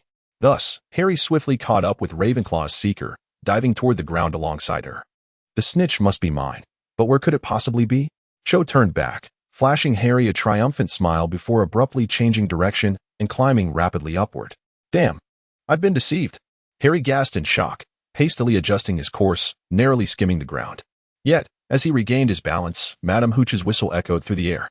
Accompanying it was Lee Jordan's excited yet slightly regretful voice. Cho Chang had caught the golden snitch, concluding the match. The final score was 180 to 150, with Gryffindor emerging victorious. As Harry slowly descended, he appeared somewhat dazed. I actually lost. No, your team clearly won. Harry blankly lifted his gaze to Cho, who had landed beside him. She smiled at him. Since we couldn't break through your goalkeeper, I thought it best to wrap up the match quickly to avoid an embarrassing defeat. But I couldn't fly as fast as you, so I had to resort to a little trick. Hey, you're not mad, are you? Huh? No. Harry stammered, quickly shaking his head. I was just thinking how lovely you look. I mean, how well you fly. It was truly marvelous. We finally reaped the rewards of our long-standing efforts. The Gryffindor players gathered around Wood's hospital bed, watching him hold the Quidditch cup, tears of joy streaming down his face. Now I can rest easy. Stop, don't say that. Indeed, some things should remain unspoken. Fred and George exchanged knowing glances, pushing Ron to the forefront. This is the biggest contributor to our victory. Do you have any words for him? Wood chuckled, patting Ron on the shoulder. Thus, my judgment remains sound. With you here, I can retire in peace. No thanks, I'd rather remain a substitute for now. Witnessing the stunned expressions of his friends, Ron smiled as he caressed his broom. This victory was all thanks to it. I still hope to one day earn a championship through my own merit. After a moment of silence, applause gradually filled the room. Chapter 75, Love at First Sight? Is this the burden of fame? Ron took the open notebook, deftly signing his name before returning it to the excited girl, gently declining her request for a photograph. Now I finally understand how difficult it is to be a celebrity. I really don't know how you've endured it for so long, Harry. Harry? Are you all right? Following Harry's gaze, Ron wore an expression of not again. Wake up. Professor Dumbledore is looking at you. Harry jolted in surprise, quickly turning to the staff table, only to find Dumbledore happily conversing with Professor McGonagall. Ron, you tricked me. Damn. Ron hastily stuffed toast and sausage into his mouth, his words muffled. Harry, bewildered, glanced at Dudley, who was stifling laughter. Oh. He meant to say that if I hadn't reminded you, you would have turned into a ghost and floated over to Ravenclaw. Ron nodded, continuing his breakfast battle, while Harry awkwardly diverted his gaze. I'm not. I didn't tea. Don't spread rumors. Even the Ravenclaw table noticed, and you still refuse to admit it? Hermione, sitting beside Dudley with her bag, appeared somewhat speechless. Just now, Parvati told me her sister noticed Harry always glancing at Senior Chang. Oh. It seems she has realized it too. Harry noticed Cho smiling and waving at him, and he quickly turned red, averting his gaze. Don't jump to conclusions. I just think she plays Quidditch exceptionally well, that feint was truly impressive. You have a point there. Ron swallowed his food, looking toward the Ravenclaw table. When I saw Harry rush over, I thought for sure he would catch the snitch, but it didn't turn out that way. Still, you don't need to keep staring at her, do you?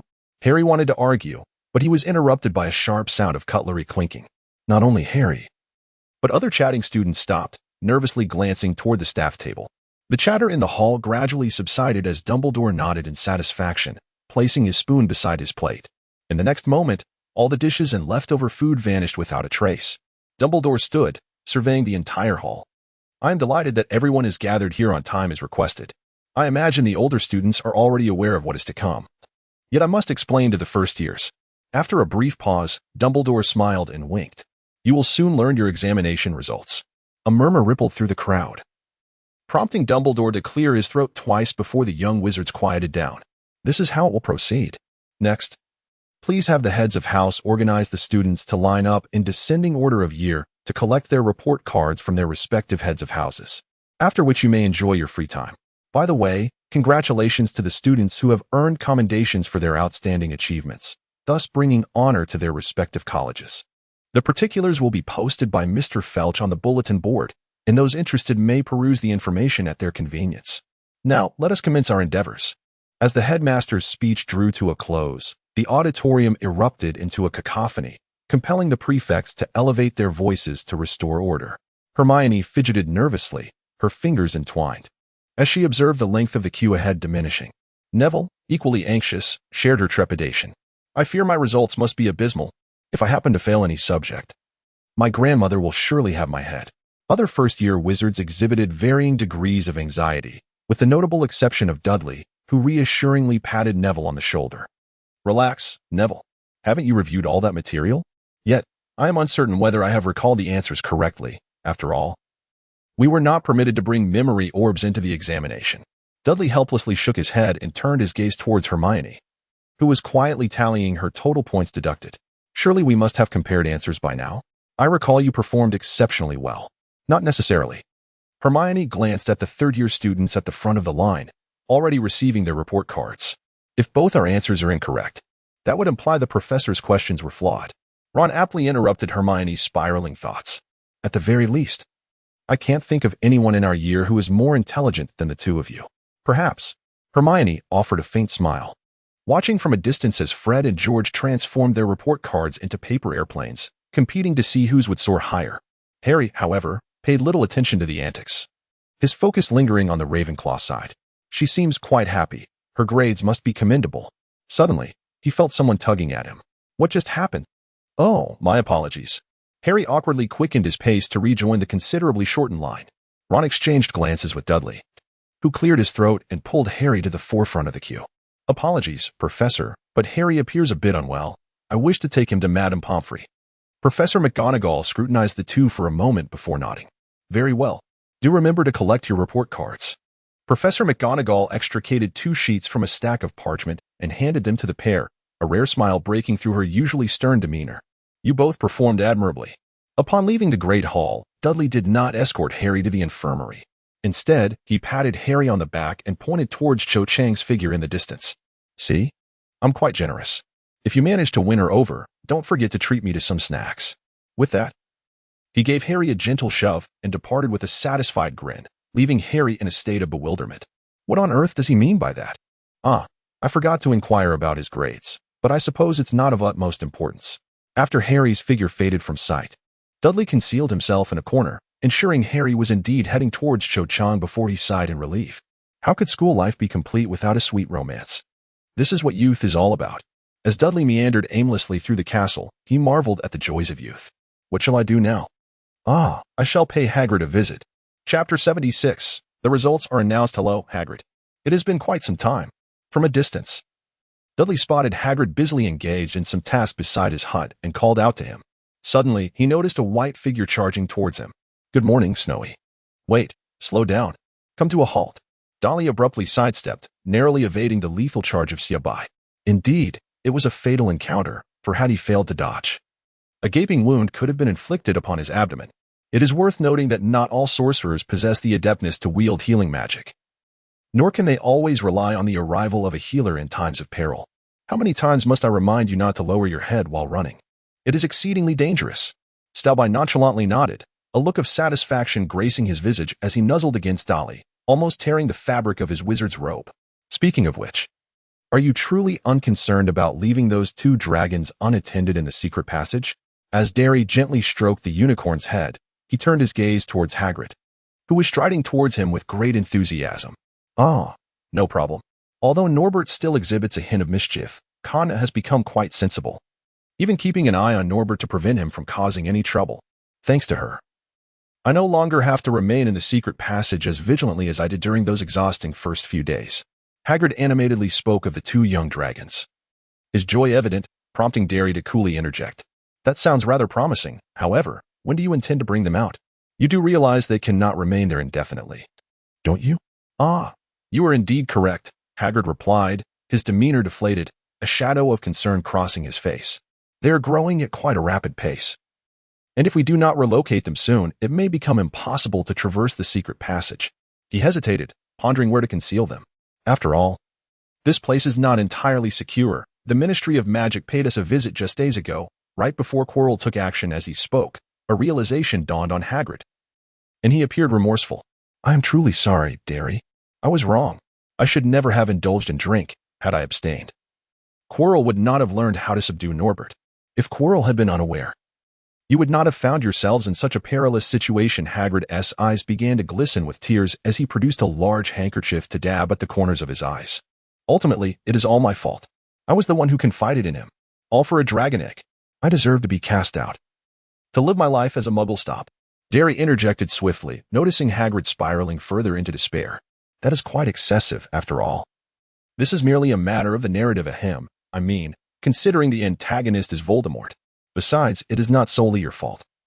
Many professors have also been ensnared in this predicament. Observing Hagrid's inclination to continue lamenting, Derry quickly shifted the conversation. By the way, how's Norbert doing? Now that the Philosopher's Stone no longer requires guarding, where do you plan to raise him? The Forbidden Forest, Hagrid replied, blowing his nose vigorously. At least for the time being, I shall let him stay there. What happens next will require consultation with Dumbledore, as he is the headmaster. Dolly rolled his eyes in exasperation. Now you remember he is the principal? Why didn't you consider seeking his counsel while raising the dragon?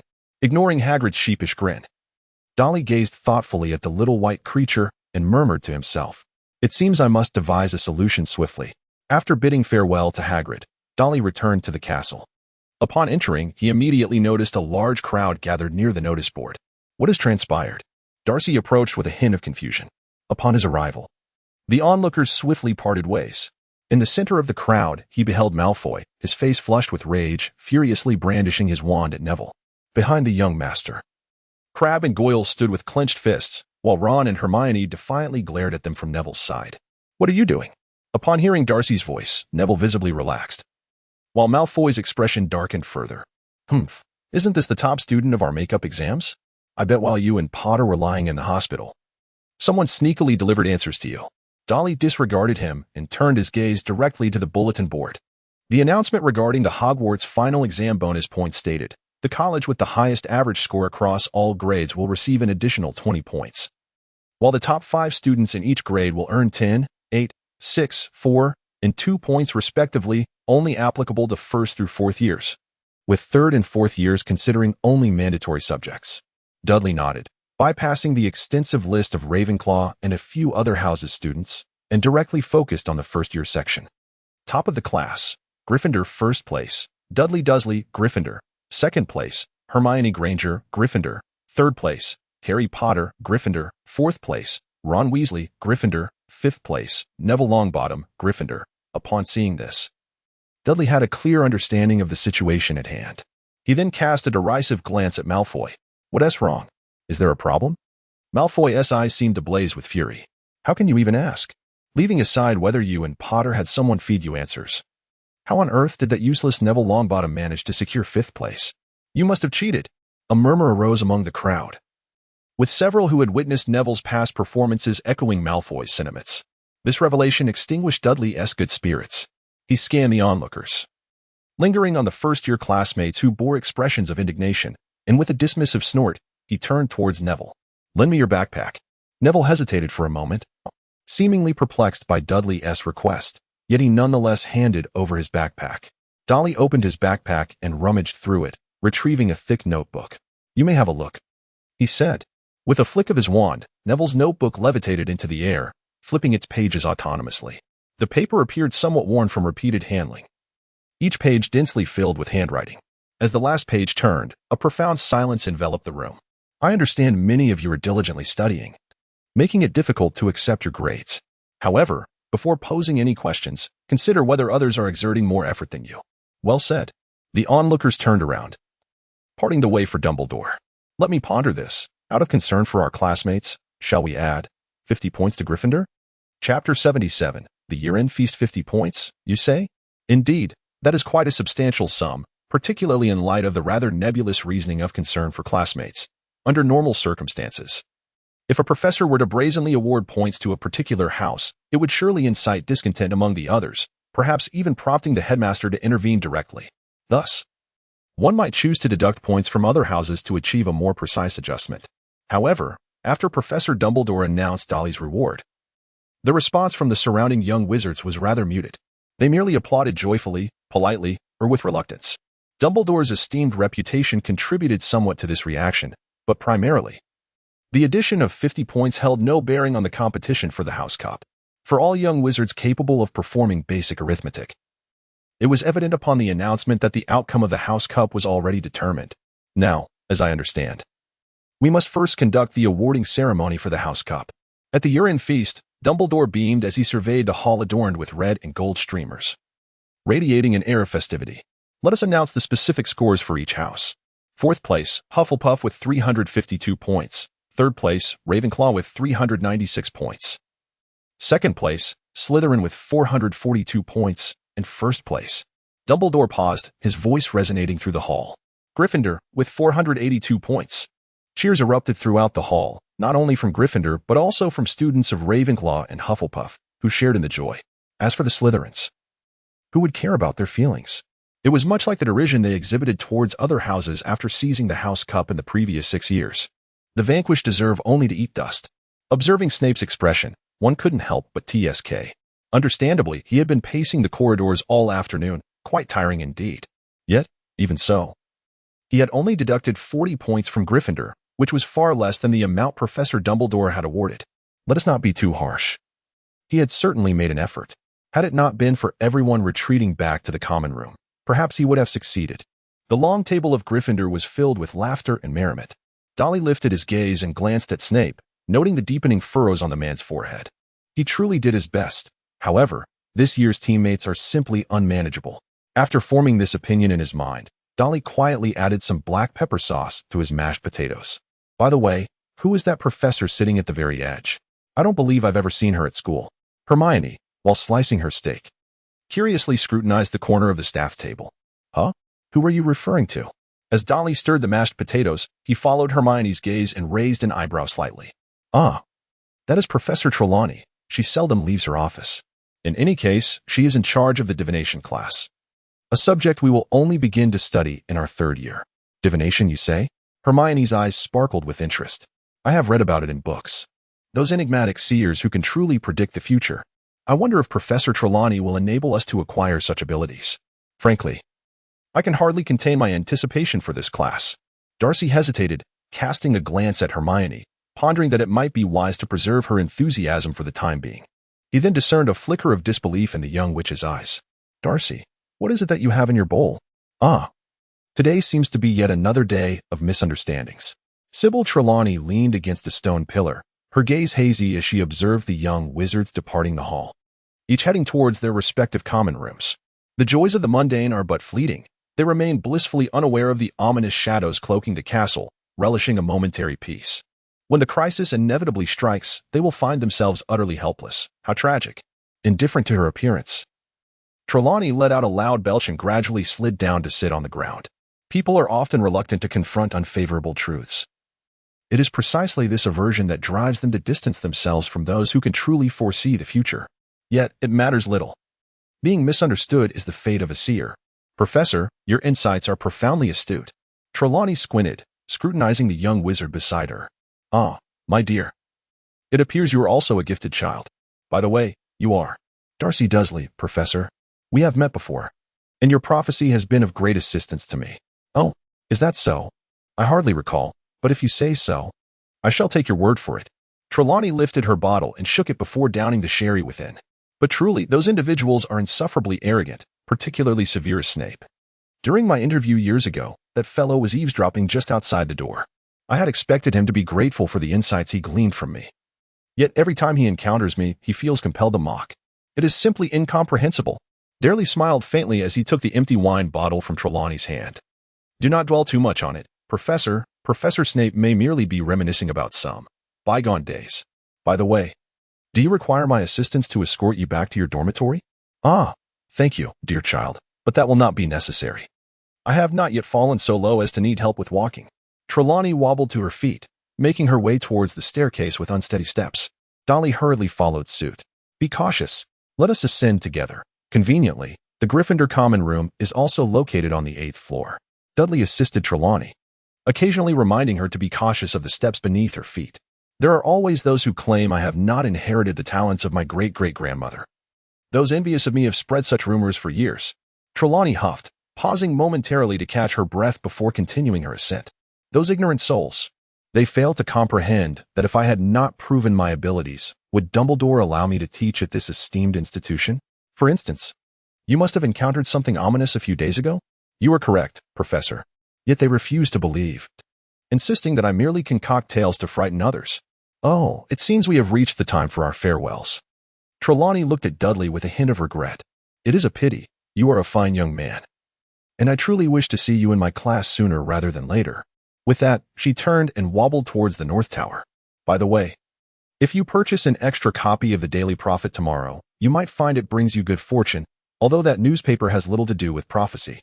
Chapter 78. The return journey. The Crimson train slowly departed from the platform, and Dudley sat by the window, idly observing the scenery. It was not that he lacked the desire to study. Rather, the compartment was far too noisy. Another individual shared his plight. Fred, George, could you please be quiet for a moment? Hermione snapped, suppressing her irritation as she slammed her book shut, glaring at the twins who had reduced Harry and Ron to fits of laughter. Don't be like that, Hermione, Ron chuckled, wiping tears of mirth from his eyes. Summer vacation is just around the corner. Surely a brief respite from studying is permissible?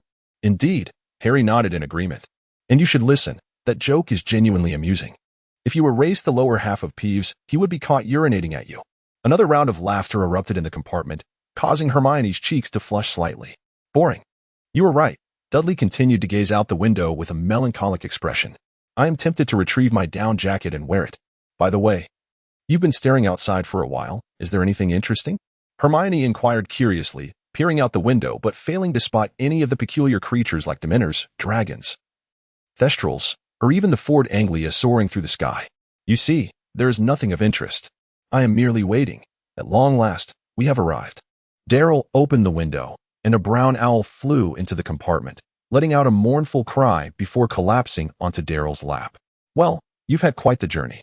Consider this a tip for your efforts. Go buy yourself some fish treats. Upon hearing the mention of fish treats, the owl immediately sprang to life, calling out energetically before soaring back out the window. So owls do enjoy fish treats as well. Hermione pondered, her brow furrowed with concern as she watched the owl's form vanish into the train's airflow. Surely it will be fine. It appeared quite robust, didn't it? Hermione nodded hesitantly, her gaze shifting to the letter in Daryl's hand. So, who is the author of this letter? Why was it imperative to send it to you at this particular time? Dolly opened the envelope and extracted 3 pages filled with writing, reading intently for a moment before a pleased smile appeared on his face. A secret makes a woman whole. Noticing the subtle expression on the little witch's face, Dolly chuckled awkwardly. Ahem, that's roughly the gist of it. In any case, you will know soon. As he spoke, Dolly seemed to recall something, turning his serious gaze towards Hermione. Promise me, once you reach your 3rd year, never to give up on divination, all right? If only the train could go a little slower, some might think, yet the Hogwarts Express ultimately came to a stop at platform 9 3/4. You must come to my house to play this holiday. While waiting in line at the ticket checkpoint, Ron looked expectantly at his friends. I will be waiting for you at home. Observing Ron's expression, Dolly pondered and swallowed back the words, I will probably be quite busy this summer. Don't worry. I will visit along with Harry. He turned to the little witch, who was blushing and lost in thought. What about you, Hermione? Huh? What did you say? Oh, no problem. Hermione quickly snapped back to reality, nodding eagerly. Naturally, the shy phrase, where you go, I go, remained unspoken. Then it settled.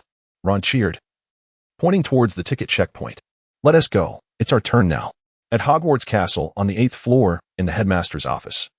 The room regained its spaciousness after the removal of the Mirror of Erist. Dumbledore rose, stretched his limbs, and opened the office door. He strolled through the corridor, surveying his beloved campus. It lacks vitality after the holidays. With the departure of the students, the castle had grown rather desolate. For some individuals of a certain age, this could indeed evoke a melancholic sentiment. Dumbledore wiped a tear from the corner of his eye and returned to his office. No time for sorrow. There is so much work to be done. When will I be able to relinquish the duties of headmaster and embrace the tranquility of retirement? I suppose holding the title of castle caretaker would be too bad. Upon reaching the entrance of the headmaster's office, Dumbledore greeted the gargoyle on duty with a warm smile. Good day to you. I appreciate your efforts today. It is no trouble. Serving the headmaster is my duty. The gargoyle hesitated for a moment. There is something I have been meaning to discuss with you, if you have a moment. Oh, Dumbledore's interest piqued. With students gone for the break, he could afford to delay his work a little. I realize I seldom hear you speak of matters. The gargoyle nodded. You see, generally, no one besides the professors visits your office. However, last night, that first-year lad who previously came to your office hid something nearby and asked me to keep it a secret until he had departed. Dumbledore blinked. First year. You mean Dudley Dursley, correct? Now, I am quite curious. Dumbledore looked around and soon spotted the target. With a casual wave of his hand, a small suitcase drifted gently to the ground. Is this a gift for me? Such a thoughtful child. Dumbledore smiled as he opened the box. But his expression quickly froze. He unfolded the letter placed on top. Dear Professor Dumbledore, thank you for your continued care and assistance. In fact, ever since I discovered your interest in this area during Christmas, I have wanted to present you with this gift, but only recently found the time. I imagine you are eager to try it on, correct? If you could send me a picture of your purchase using an owl, that would be splendid. I eagerly await your reply. With utmost respect, your student. Dumbledore chuckled wryly, shaking his head as he gazed at the meticulously arranged array of women's garments that filled the suitcase to its brim. What an amusing little fellow indeed. Chapter 79. A return to Diagon Alley. I truly do not have a girlfriend. Dudley sat at the dining table with an expression of exasperation. He had lost count of how many times he had explained this matter to Vernon and Petunia, yet it was evident that they remained unwavering in their disbelief. Don't be shy, darling. Your mother has been through it all before. This letter must have come from that girl, Granger, right? The moment I saw her at the station, I could tell she had a crush on you. Honestly, there's nothing wrong with admitting it. Your father wouldn't oppose it. Vernon chuckled merrily as he flipped through a magazine. Back in my days at Smelting, I was quite the heartthrob. Every girl blushed and fluttered upon seeing me. There was this little girl in our class who brought me cookies every day, insisting that if I didn't become her boyfriend, she would keep bringing them until graduation, even delivering them to my doorstep. Such a clingy one. Oh, and what happened next? Well, I reluctantly agreed in the end. You wouldn't believe it. She was so sentimental that just a couple of days ago, she called my office. Wait a moment, dear. No, don't bring out the knife, Let us discuss this calmly.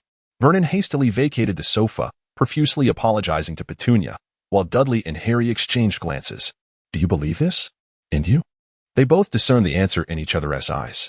Dudley shook his head with a smile and opened the 11th letter Hermione had sent him. Dear Dudley, yesterday, I went shopping with my parents. To be honest, it was quite a pleasant experience.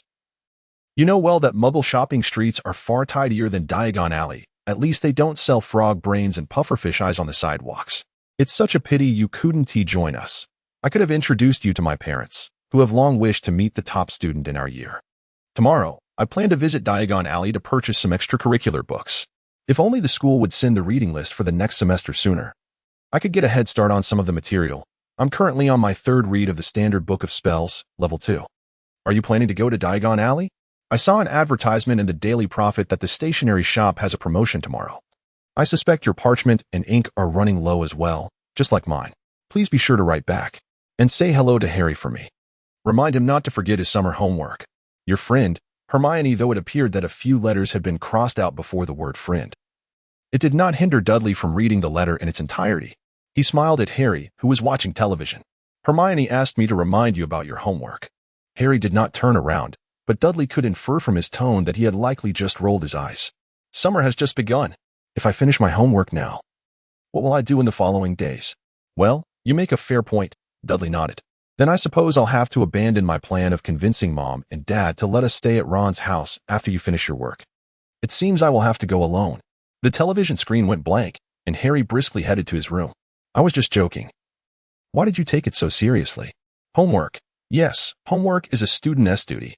Harry's voice faded as he ascended the stairs. Dudley shook his head in disbelief, glancing at the now quiet Dursley couple, who were engrossed in their affectionate banter. Mom and Dad, I will be stepping out tomorrow. Compared to his last visit, Diagon Alley appeared unchanged, at least in Dudley's eyes. Navigating through the throngs of people while consulting the map, Dudley finally located his destination, the offices of the Daily Prophet. Straightening his slightly wrinkled attire, he took a deep breath and approached the receptionist at the front desk. Greetings. I am Dudley Dursley, and I made an appointment to visit a week ago. Approximately 30 minutes later, Dudley emerged from the building in high spirits, a heavy leather bag in hand. Rejoining the bustling crowd, he arrived at the leaky cauldron at the entrance of Diagon Alley, greeting Mr. Bagman, who had been waiting with growing impatience. Good morning, Mr. Bagman. Ludovic Bagman nodded towards the pub owner. So, about the private room we requested. Of course. This way, please. Upon entering the private room, Bagman cautiously glanced around before securely shutting the door. Why did it take you so long to contact me? You have no idea how anxious I've been. They keep pressing, saying if the payment isn't made within 3 days, they'll negotiate with someone else. Apologies, Mr. Bagman. However, you must understand that I live in a Muggle neighborhood without an owl, making it quite difficult to send you a letter. Bagman nodded dismissively, his gaze fixed on the leather bag Dudley had placed on the table. So this is, indeed. Darryl smiled faintly as he untied the rope securing the opening of the leather pouch, tilting it slightly. Instantly, the entire room was illuminated by the gleaming contents he poured out. Bagman gazed greedily at the pile of gold galleons on the table, his breath growing noticeably heavier. So, you were indeed telling the truth. How much is here? 700 galleons, just as before. 700 galleons. The offer over there is only 500, and with the cost of renovations and supplies, so this matter is settled? Bagman murmured softly, his eyes growing brighter. Indeed. The initial investment has already been secured. As long as the early operations are managed well, no further investment will be necessary, and recouping cost will take little time. With that, Darryl displayed a joyful smile and patted Bagman on the shoulder. Mr. Bagman, our venture is on the verge of success from here on. It all depends on your performance. Declining Bagman's invitation for lunch with a smile, Darryl made his way back through the rear wall of the broken cauldron to Diagon Alley.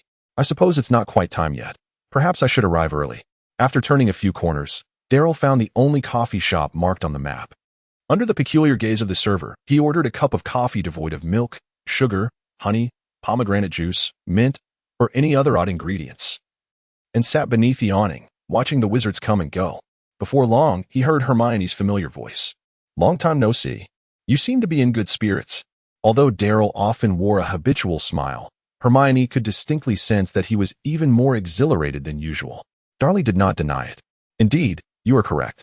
After all, something that has been long yearned for has finally come to fruition today. How could one not feel exhilarated? Oh, is that so? The little witch's face suddenly flushed crimson, and she fidgeted with the hem of her garment. Honestly, if you had such intentions, you ought to have invited her out sooner. She would hardly have declined. Dolly gazed at the suddenly bashful little witch. Confusion etched upon his face as he recalled his previous words. This.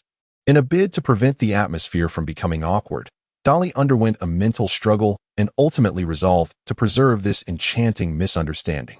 By the way, I seem to remember you mentioning that the stationery store would have a discount yesterday?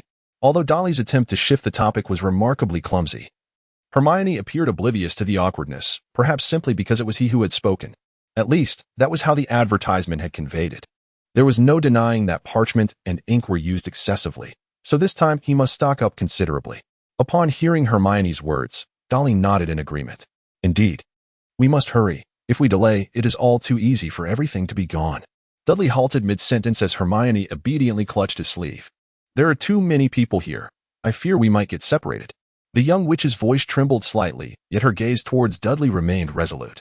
After contemplating seriously, Dudley ultimately grasped Hermione's hand in return. In that case, let us not lose each other.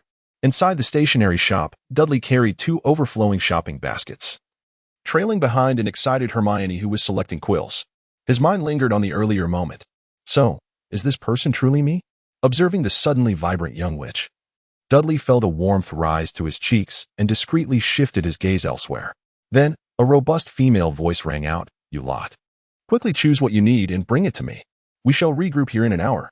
Watching as the twins dashed out of the store without selecting anything, Mrs. Weasley gave a resigned smile and patted Percy's shoulder. "Thank you for your efforts. Do make sure to bring back the items for those 2 as well. Ron, what are you standing there for? Hurry up." "Oh, it's you lot." Dudley gently nudged Hermione, who was engrossed in a notebook capable of automatically correcting typos, leading her before Mrs. Weasley. "Good day, Mrs. Weasley. We are Dudley Dursley and Hermione Granger, correct? I've heard quite a bit about you from Ron lately." "Ron, aren't you going to greet your friends?" urged Mrs. Weasley in a firm tone. Under her insistence, Ron finally returned to reality. Hello. By the way, are you 2 on a date?" The atmosphere grew exceedingly awkward. Just as Dudley intended to say something to alleviate the tension, a robust male voice intervened, providing them with a timely rescue. "Molly, I've finished my matters. Is there anything I can assist with?" Hello?" Dudley gazed appreciatively at the suddenly appearing Mr. Weasley. "Hello, you must be Mr. Weasley. We are friends of Ron." After a brief introduction, Mrs. Weasley joined the bustling crowd with fervor, while Mr. Weasley, filled with curiosity, inquired of Hermione about the nature of a dentist as profession. Seizing this opportunity, Ron discreetly pulled Dudley aside. "By the way, why are only the 2 of you here? Didn't Harry come along with you? You are indeed on a date, aren't you?" In response to Ron's barrage of questions, Dudley unflinchingly unleashed a trio of denials. "I'm not. I didn't. Don't say such things." Ron regarded the 2 shopping baskets in Dudley's possession with a skeptical smile, revealing a knowing expression. "No need to hide it. We all understand." He then merrily hummed a tune as he walked away. How perplexing. In his heart, Dudley muttered to himself and then stole a glance at Hermione, who was earnestly attempting to elucidate the distinction between a doctor and a murderer. Does it appear so obvious? An hour swiftly elapsed, and as most returned to the assembly point, Mrs. Weasley furiously settled the bill, then seized the twins by their ears and dragged them away from the bouncing and giggling magical joke shop. "Mother, be gentle. What if you pull them off and they never grow back?" Mrs. Weasley widened her eyes in disbelief. "How dare you speak? Were you planning to leave Dudley to wait with Hermione for another hour if I hadn't come to find you?" "Who? Did I hear correctly? Dudley and Hermione? Surely not." The twins finally noticed the identical, speechless expressions on the faces of the 2. Fred and George exchanged knowing smiles. "So, you wouldn't be." "Shut up." 2. As the twins managed to evade Mrs. Weasley's scolding, Dudley seized an opportunity to discreetly signal to the 2 while others were distracted. The twins immediately understood, prompting Fred to initiate lively conversation to cover for them, while George stealthily edged closer to Dudley. "What's up, mate? Is there something we can assist you with?" Dolly's lips quivered slightly. "Do you recall the business we discussed previously?" "Of course, I remember. You mean?" A glimmer of surprise illuminated George's eyes. "Just as you envisioned, I have resolved a portion of the funding issues, thus you may commence your preparations." George excitedly patted Fred. Through their exchanged glances, they swiftly reached a consensus. "Frankly, my friend, you are our first significant patron.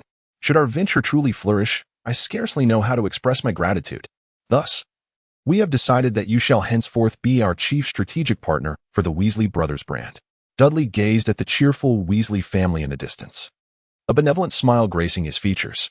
Why express gratitude? Since a long-term collaboration had been agreed upon, it was only natural for everyone to lend a helping hand. Speaking of which, should we deliberate on our subsequent plans? Chapter 81. The interview. Ever since Dudley returned from Diagon Alley, he had immersed himself in a whirlwind of activity. Of course, this did not imply that prior to this, he had been idly lounging about, save for indulging in his feline companion. In truth, during those few days, Dudley had diligently completed his summer assignments. What? Surely no one genuinely believed that the top student in his grade was devoid of effort? At the very least, Harry, having witnessed everything, would never entertain such a notion. Harry indeed held a deep admiration for his cousin, but he initially thought Dudley's achievements were remarkable enough. He was unprepared for the continual surprises Dudley would bestow upon him. For instance, once Dudley officially transitioned into work mode, Harry profoundly realized how naive his previous thoughts had been. He could never comprehend why some individuals felt the need to bring their waterproof notebooks even into the bathroom. Just as he struggled to understand why Muggle celebrities, after bidding goodnight to their girlfriends at 3 or 4 in the morning, would still arrange for group activities. Did they not tire? If Dudley were to catch wind of Harry's musings, he would undoubtedly smile faintly and assign him a plethora of additional tasks to fully appreciate the value of time management. However, it was evident that Dudley currently lacked the bandwidth to ponder whether others were excessively idle, as he had a multitude of responsibilities clamoring for his attention. Hello. I would like to contact our technical personnel. Indeed, the poster requires special pigments for printing. Yes, it has been prepared and will be delivered to your company tomorrow morning. Please remain calm. Tomorrow, you may discuss it with our salesperson, who will persuade you. Very well, goodbye. As he set down the phone, Dudley let out a weary sigh, extracted a blank parchment from a nearby bundle, and swiftly scribbled a note with a quill. You may need to employ the Confundus charm when you visit the printing house tomorrow. He placed the note into a small pouch on the leg of the waiting owl and retrieved a piece of dried fish from a plate. This letter was also intended for Mr. Bagman. Remember to return promptly.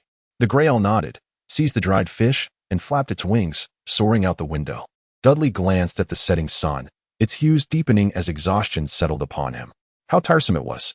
Why was there no one capable to assist him?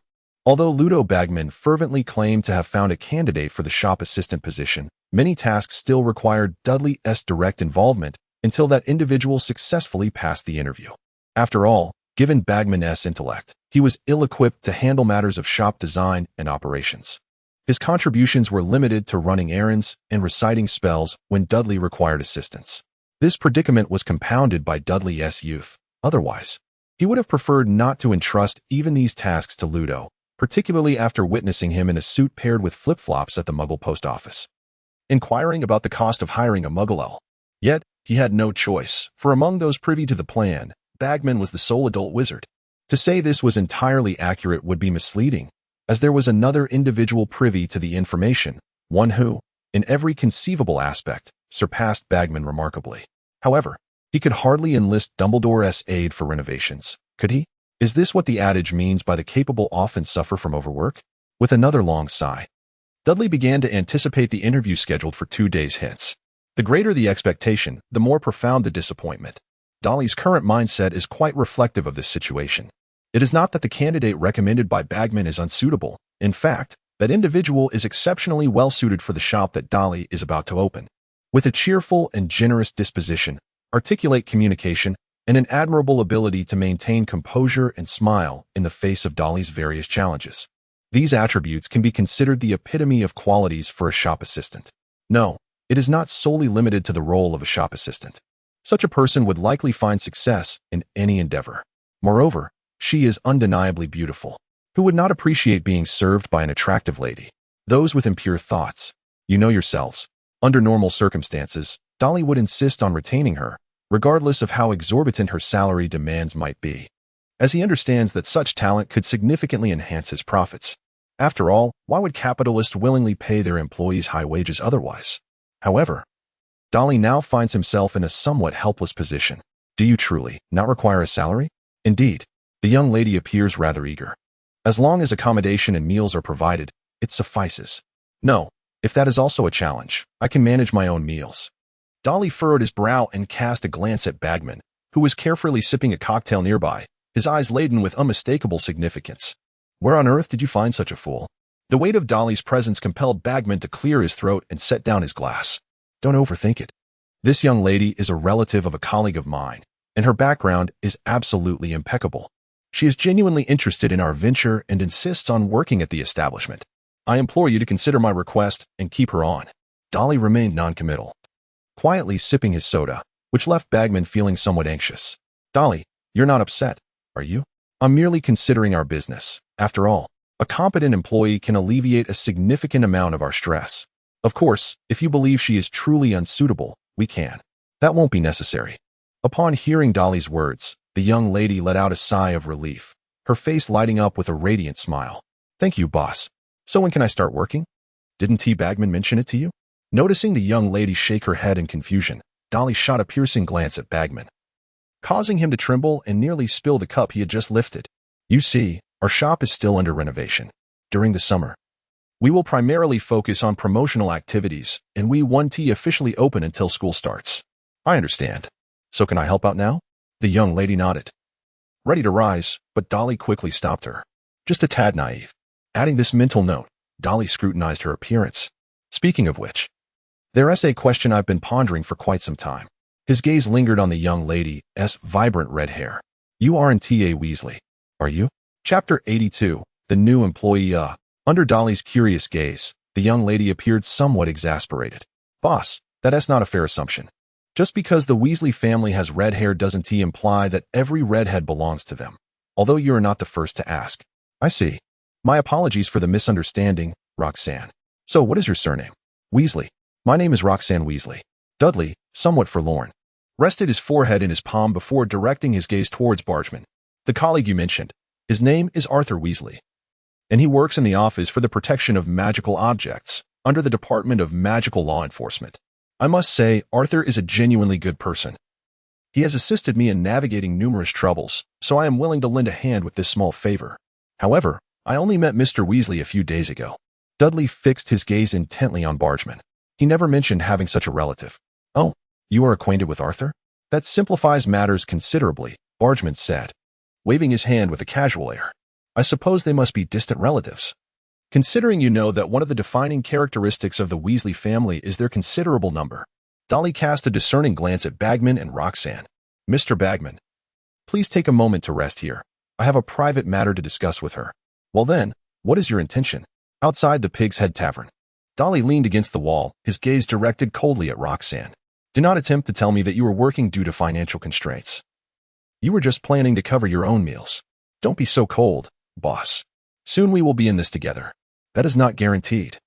I will not employ you unless you clarify your intentions. Roxanne displayed a pitiable expression. Please, boss, if I am sent back, the teacher will surely kill me. Oh, that does not concern me in the slightest.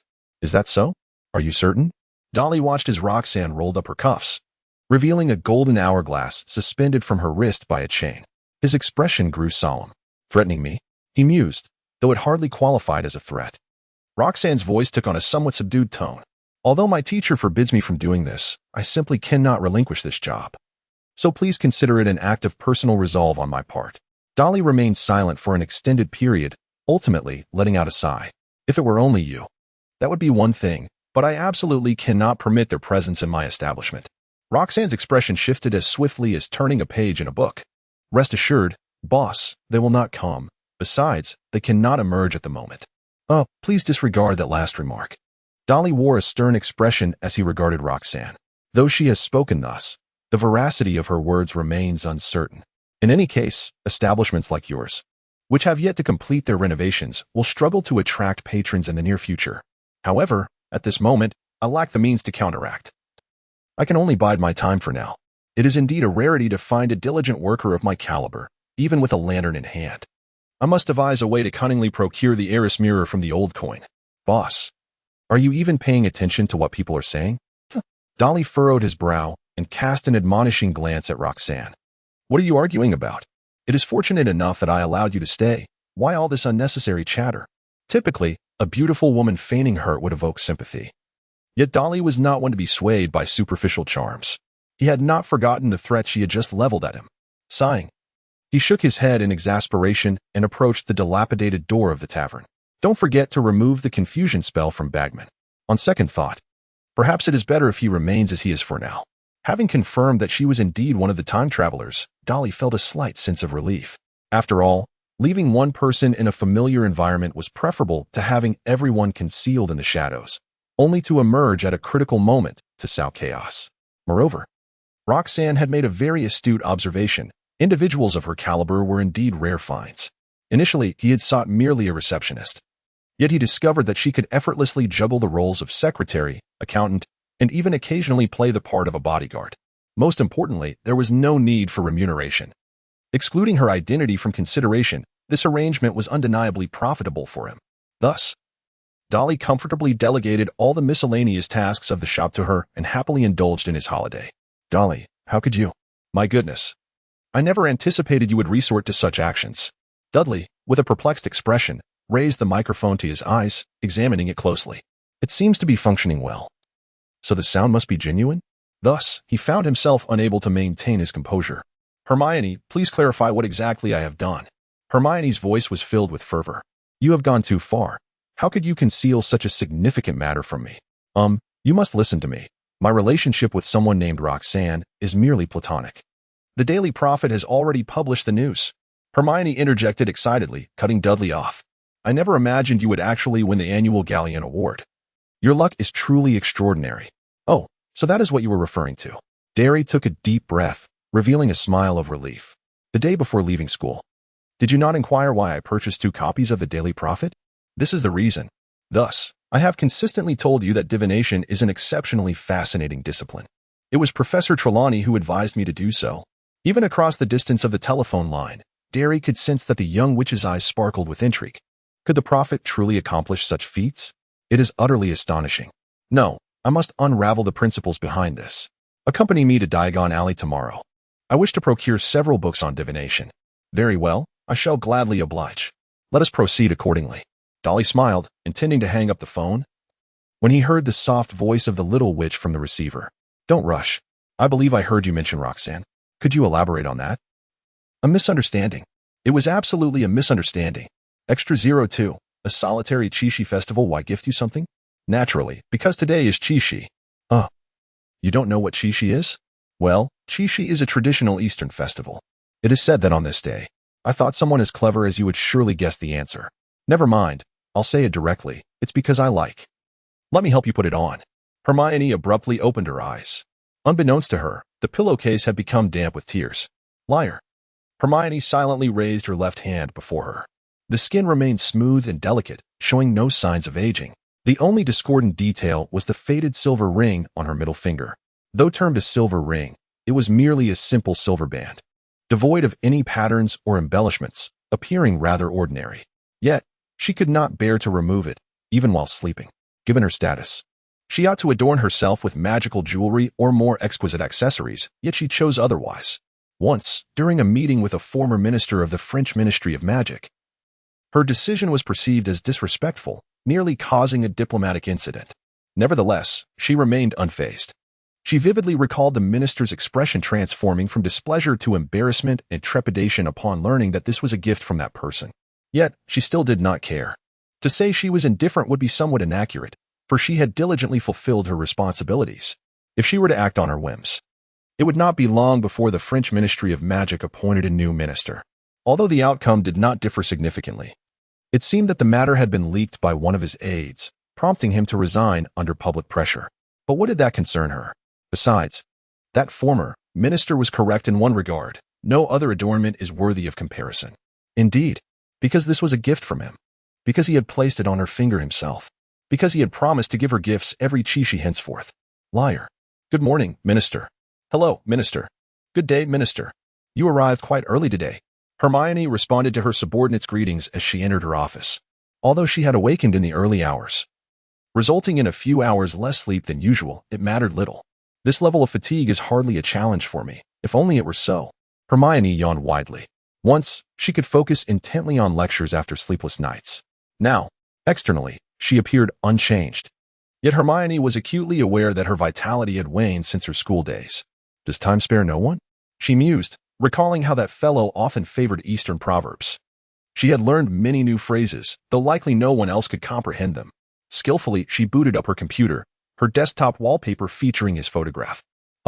Still as handsome as ever. The image was an old photograph, over 20 years old, its resolution evidently lacking. Yet, Hermione was unbothered. At least this way. She could see him every day, rounding down to him still being by her side. Yes, just like that. Deceiving herself in this manner rendered life less arduous. Good morning. Minister, here's today's agenda. Hermione's assistant entered the office, handing her a document. As Hermione read attentively, the assistant discreetly glanced at the screen.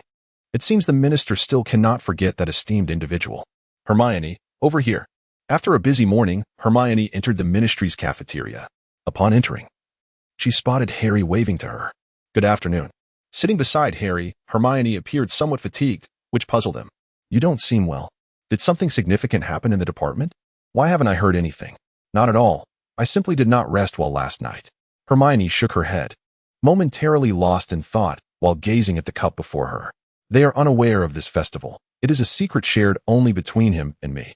Silently observing others as they collected their meals, conversed, and departed, she noted that even on a Saturday, the ministry was bustling with activity.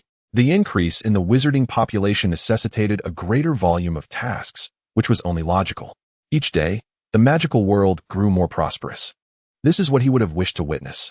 Destiny had not descended into the dark abyss as some proclaimed, but had instead carved a new trajectory, forging a future where everyone could find happiness, a future devoid of suffering. It ought to be this way. Hermione lifted her left hand once more, scrutinizing the ring.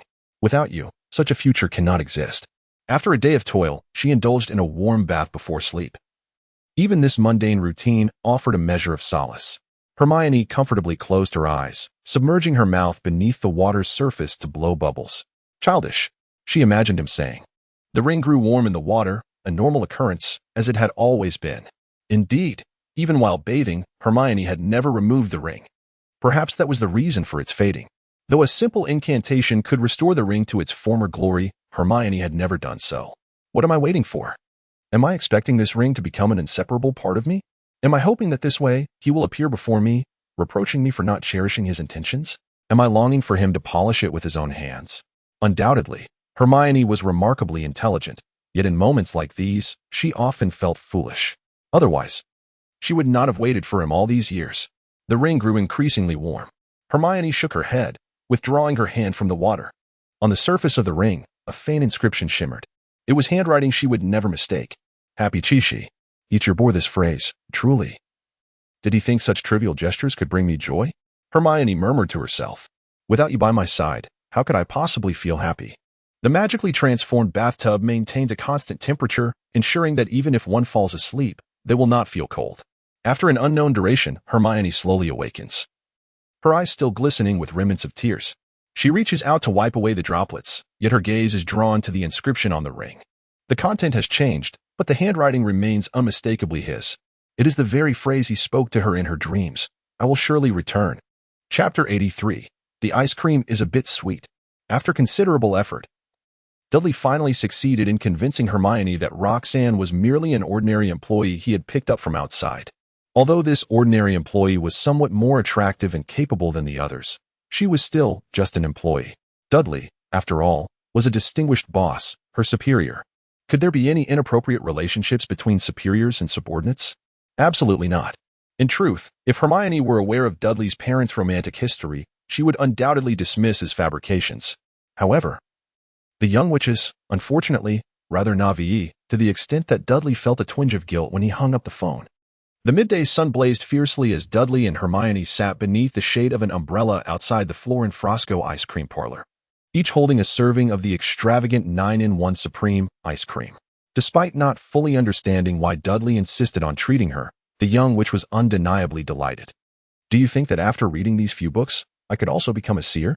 Dudley hesitated for a moment, casting his gaze upon the towering stack of books before Hermione, peering through the mist to glimpse the future, the art of prophecy, capturing the favor of Lady Luck. Nebulous predictions, how seers safeguard themselves, the 36 divination methods of the love guru. He sensed that something peculiar had infiltrated this collection. Hermione. That book by the love guru, it is indeed a divination book. No, that can't be right. It should be. It is a divination book, indeed. No, we cannot speak falsehoods with our eyes wide open. Who are you calling a liar? The young witch slammed the ice cream box down onto the table, her eyes glinting with an unmistakable threat. I myself, is that not permissible? Dudley helplessly scooped a spoonful of ice cream into his mouth, and then his face lit up with surprise. The flavor of this ice cream was truly delightful, far surpassing that sold by the Muggles. Indeed, Dudley turned around to find Flor and Fosco, the owner of the ice cream shop, leaning against the door with a beaming smile. What you hold in your hands is a delightful fusion of Ghanaian black gold, strawberry white chocolate, Irish aged cheddar, Old Tree North matcha, velvety cocoa, hand-cooked jasmine, boiled reed leaves, Chon-U-Si salt, and semi-chocolate. Each of these exquisite flavors surpasses the offerings of others by unfathomable degrees, he proclaimed, pride radiating from his round face. Can such an extraordinary gustatory experience be found elsewhere? At merely 2 galleons per serving, is that truly expensive? Round it off, it's practically a gift. Before Dudley could respond, Hermione furrowed her brow. 2 galleons for a single serving of ice cream? Goodness, my book on clairvoyance cost only 2 galleons. I could use that money to purchase another book.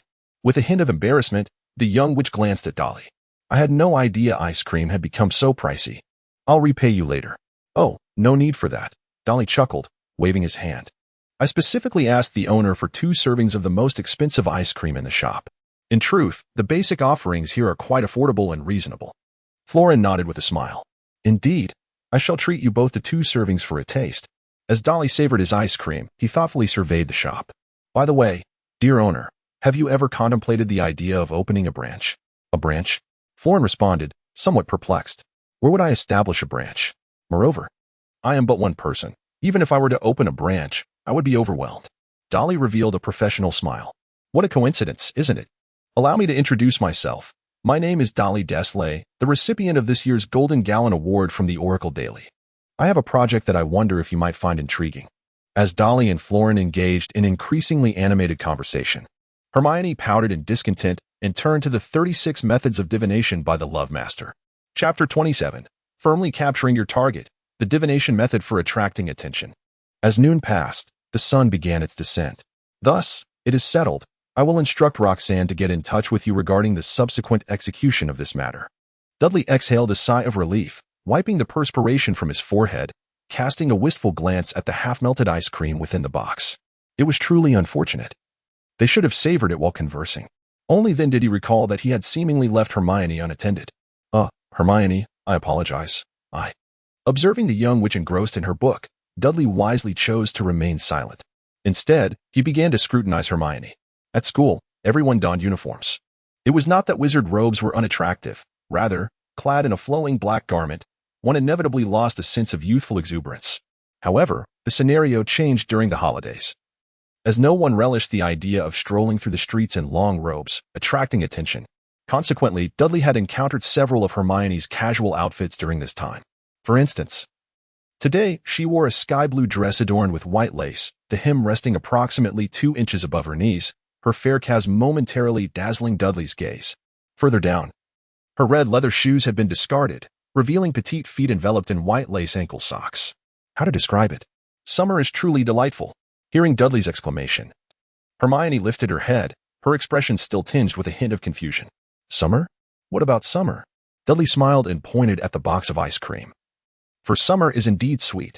Unlike Hermione, Dudley had to take a train, squeeze onto the subway, and walk a considerable distance to reach Diagon Alley.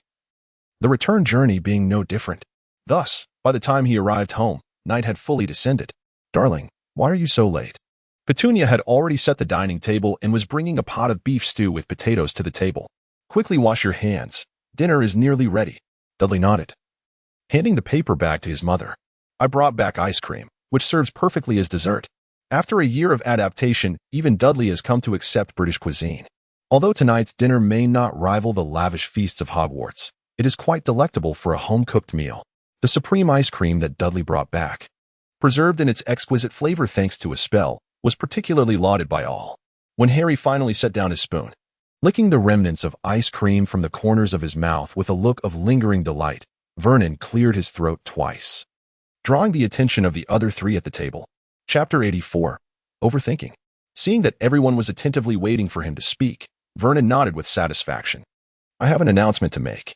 Dudley feigned curiosity quite convincingly. What is it, Dad? In 2 weeks, our family is set to host a tremendously significant dinner, and I hope everyone is adequately prepared. 2 weeks? Harry silently calculated in his mind. Today is July 17th, 14 days later. July 31st? No way.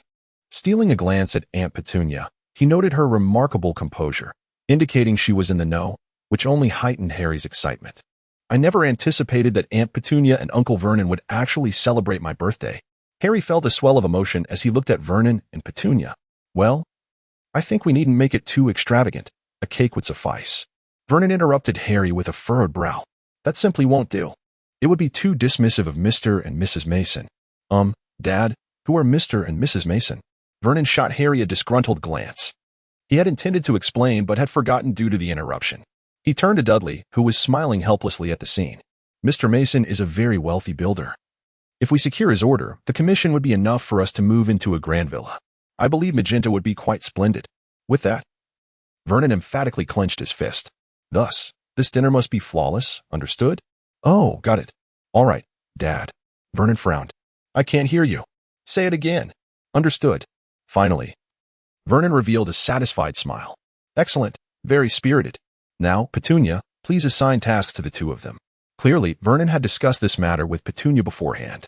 From cleaning the house to planning the menu, Petunia elaborated extensively until even Vernon seemed unable to keep up. Ahem, dear, we still have 2 weeks. We can gradually inform them. For now, let them go to bed. After exiting the living room and returning to the bedroom that had once been Dudley's storage room, Harry closed the door and let out a long sigh. I shouldn't expect them to remember my birthday. Feeling dejected, Harry lay on his bed and picked up a book titled See Through the Mist to the Future. Why on earth would Dudley purchase such a book? It contained a jumble of nonsense that was utterly incomprehensible. It was absurd that Dudley managed to read it cover to cover. Flipping to a random page, Harry read in the dim light, When your pet begins to disdain you, be wary, for it signifies that others are indifferent to your feelings and thoughts. I told you this book is nonsensical. These two matters are entirely unrelated. Besides, Hedwig would never disdain me. Right, Hedwig? Harry casually tossed the book aside, placing the owl cage on his lap, and took out a small piece of jerky to tease his beautiful snowy owl. Hedwig, come, open up. Hedwig looked at Harry with her bright, expressive eyes and silently turned her head away. Honestly, why is the criterion for the reasonable constraints on underage wizards based on physical age rather than mental age? Harry held up the water pipe, looking bewilderedly at Dudley, who was muttering complaints. Sorry, I didn't quite catch what you just said. So Dudley elongated his tone. If every adult wizard adhered to the law, the Ministry of Magic could significantly reduce its workload, rather than expending energy on restricting those young wizards who can manage themselves. It would be more prudent to send those inadequate adults back to Hogwarts for reformation. Harry struggled to comprehend Dudley's words. So, you intend to use magic as a shortcut? Is that right? One cannot express it in such a manner. Dudley displayed no semblance of embarrassment. Every wizard is a valuable asset. We should facilitate their rapid development into useful members of society, rather than squander time watering hedges in Muggle fashion. Although Harry did not fully grasp the underlying rationale, he felt profoundly impacted. Thus, he cast aside the hose. You are absolutely right, Dudley. My task is complete, so you may continue at your own pace. Hey, you can't be so heartless. We've been good friends for a year. Don't go, stay, and chat with me for a while. Watching Harry enter the house without a backward glance, Dudley dejectedly picked up the hose. So love can indeed fade away, can it? I understand now. Harry soon realized he had underestimated Dudley's capacity for resentment. Dudley, you cannot act this way. Must I apologize once more? Dudley feigned confusion, blinking his eyes. What are you talking about? I don't quite understand. It's about going to the Weasleys' house. Didn't we agree to visit Ron's family? Oh, that matter. Dudley replied, raising his hands in exasperation. There is simply too much I must accomplish this holiday. I promise, next time. Definitely. Harry displayed a look of earnest pleading. Dudley, please reconsider. I'm counting on you to persuade Aunt Petunia and Uncle Vernon. Darryl smiled with great delight. No, that won't do. If I go to Ron's place, my learning efficiency will be adversely affected. You see, inspiration is essential for studying, and it is highly contingent on one's environment. Much like how novelists often find themselves unable to conjure stories when they change their surroundings. After examining the potted plant's shape with care, Darryl contentedly set down the scissors. Besides, you can always give it a try. Perhaps your parents will agree. I have great faith in you, so keep pushing forward. Let me think. Upon hearing Harry's request, Vernon fixated his small eyes intently upon him. The friend you mentioned must resemble you and Darryl, that type of person, correct? When Harry heard Vernon reference Darryl, a wave of reassurance washed over him, and he nodded eagerly. Vernon let out a long sigh of relief and, in response to Harry's hopeful gaze, revealed a smile. If that is the case, then it becomes much easier. No, I cannot allow it. Chapter 85, The Mysterious Magic of Muggles? No. Vernon's refusal struck Harry like a thunderbolt. Why not? Harry's heart felt shattered, and his tone was tinged with impatience. Isn't it obvious? Vernon wore a pleased smile, and Harry could have sworn he had just seen that very expression on Darryl's face. While I remain skeptical about whether you truly have friends at school, that is not the primary concern. You must understand that we are, for all intents and purposes, your guardians. If you venture over there and stir up a heap of trouble, it will put both Petunia and me in a difficult position when others come looking for answers. This statement seemed quite reasonable, leaving Harry momentarily at a loss for a counterargument. and he could only repeatedly assure that he would behave properly. Even so, I cannot easily place my trust in you. After all, you are not as well behaved as Daryl. Vernon shifted his tone, a gleam of triumph appearing in his small eyes. However, I am not unreasonable. Here's the deal. As long as you do not cause any trouble before the dinner concludes on the 31st, I will allow you to accompany Daryl to the Weasley household. You liar. Harry furiously pushed open the door to Daryl's bedroom. Have you already conspired with Uncle Vernon to gang up on me? Oh, from where does that accusation arise? Daly cast his gaze away from the monitor. How could he possibly know that Ron's surname was Weasley when I never mentioned it to Uncle? Have you forgotten what transpired on the day of our holiday? Did they not encounter each other at the station? It was I who introduced him to my father at that time. Ah, it seems so. Wait, hold on. That doesn't add up. Why would Uncle suggest that I accompany you? Were you not planning to go at all? Dolly nodded. Indeed. I had promised you I would assist in persuading my parents. Did you think that persuasion merely entailed informing them at the last moment before our departure? In truth, I had even contemplated accompanying you initially, only to feign a sudden change of plans and return home alone. Ah, Harry's expression was one of deep remorse. I had not anticipated that you had gone to such lengths for my sake. I misjudged you, and I am truly sorry. Daryl fell silent for a few seconds, shook his head, and resumed tapping on the keyboard. This child is still too naive. Speaking of which, what exactly are you doing? Harry remained oblivious to the fact that he had once again been deceived by Daryl. He eagerly glanced at Daryl's computer monitor. Programming. Dolly replied without raising his head. What is programming? What purpose does it serve? Harry curiously gazed at the chaotic array of characters on the screen, perceiving it from a novice's perspective. Sigh. Dolly felt a slight headache. Why must every novice pose such inquiries? Dolly furrowed his brow, recalling how he once explained to the novices. Programming is the process of instructing a computer through code to resolve a specific problem, defining a particular computational methodology within a system, allowing that system to operate according to the prescribed method, ultimately yielding the desired outcome. Harry. Ah, that familiar expression, just like back then. As Dolly exclaimed, Xiaobai is indeed Xiaobai. He casually clicked on run. It was precisely this sensation. A striking cartoon figure composed of characters appeared on the screen, performing a dance that Harry had never witnessed before. How impressive! Harry's eyes widened in astonishment, his pupils seemingly transforming into star shapes. Could this also be magic? How did you achieve this? Dudley wore a mysterious smile. Although programming is not magic, it possesses the power to transform the world. Under ordinary circumstances, the ensuing narrative would depict Harry persistently beseeching Dudley to teach him programming, with Dudley reluctantly acquiescing, culminating in the two programmers embarking on a grand endeavor together. However, that is far from the truth. In reality, Harry began to feel perplexed the moment Dudley handed him those mathematics textbooks. Dudley, I recall that our discussion was supposed to revolve around programming. Was it not? Indeed, it was. Dudley nodded slightly. Yet, even so, if you do not grasp the concepts of conjunctions, disjunctions, integers, and floating point numbers, it would indeed be quite challenging for me to assist you. Harry pondered seriously for a moment and then turned to leave the room. I have some matters to attend to, so I'll take my leave. Enjoy your time. Upon hearing the sound of the door closing, Dudley, slightly exasperated, redirected his gaze to the monitor. On the screen, Ezreal was performing a dance from the melancholy of Haruai Suzumiya. Children nowadays exhibit such a lack of patience, truly. Shortly thereafter, the sound of keystrokes filled the room once more. Although Dudley could not steer Harry onto the irreversible path of programming, he distinctly felt that. From that moment on, Harry's gaze towards him was imbued with a newfound reverence. It was a reflection of admiration for someone who has achieved remarkable feats in an unfamiliar domain. Consequently, Dudley thoughtfully refrained from explaining that his previous work had been merely rudimentary coding tasks. After all, one must maintain a semblance of dignity. Sated by Harry's admiring glances, Dudley's vanity was thoroughly indulged, and his mood over the past few days noticeably improved, even prompting him to be a bit more diligent in tidying the room. In this harmonious atmosphere, the 2 weeks passed rather swiftly. Beep, beep, beep. The alarm clock rang, and Harry, bleary-eyed, opened his eyes to glance at the clock face. Is it already 6 o'clock? Today marked the day the Masons were to visit, and Harry and his companions bore the heaviest responsibilities. They needed to clean the house thoroughly from top to bottom and even rehearse before their guests arrived. If I sleep in too late, Uncle Vernon and Aunt Petunia might get upset. Harry donned his glasses, ruffled his messy hair, and yawned as he pushed open his bedroom door. What is that? Although it was already light outside, due to the structure of the house, it remained dim in the corridor, and he could only vaguely make out a shadow blocking the staircase. Surely Aunt Petunia didn't he forget to put away the bucket and cloth from yesterday? Muttering softly to himself, Harry turned on the bedroom light.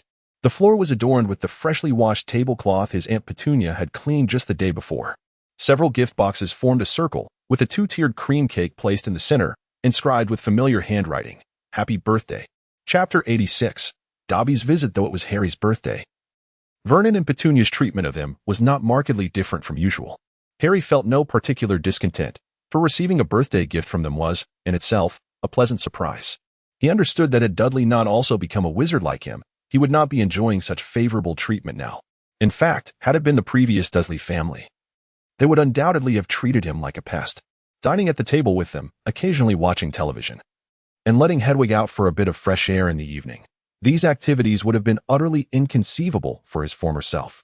The more he compared, the more he felt a chill of fear, and Harry could not help but cast a grateful glance at Dudley, who was yawning on the sofa.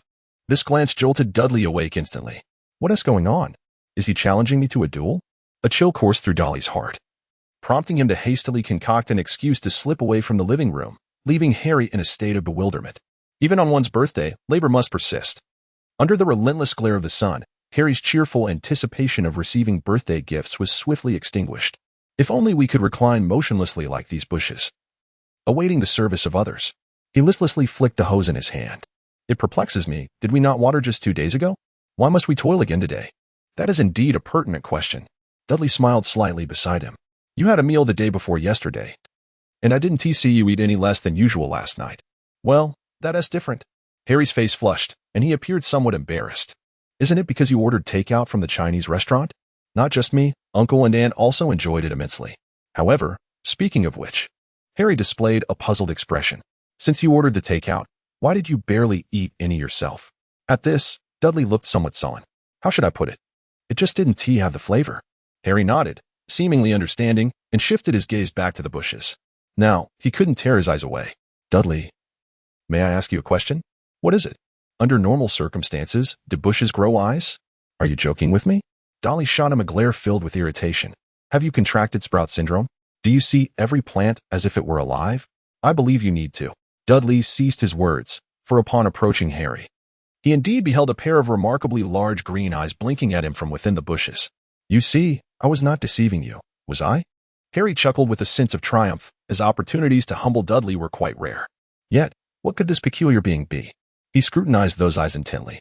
Could it possibly be a magical creature previously undiscovered, concealed within the Muggle community, camouflaging itself as a bush to seek its prey, revealing its true form at night to attack the homeless?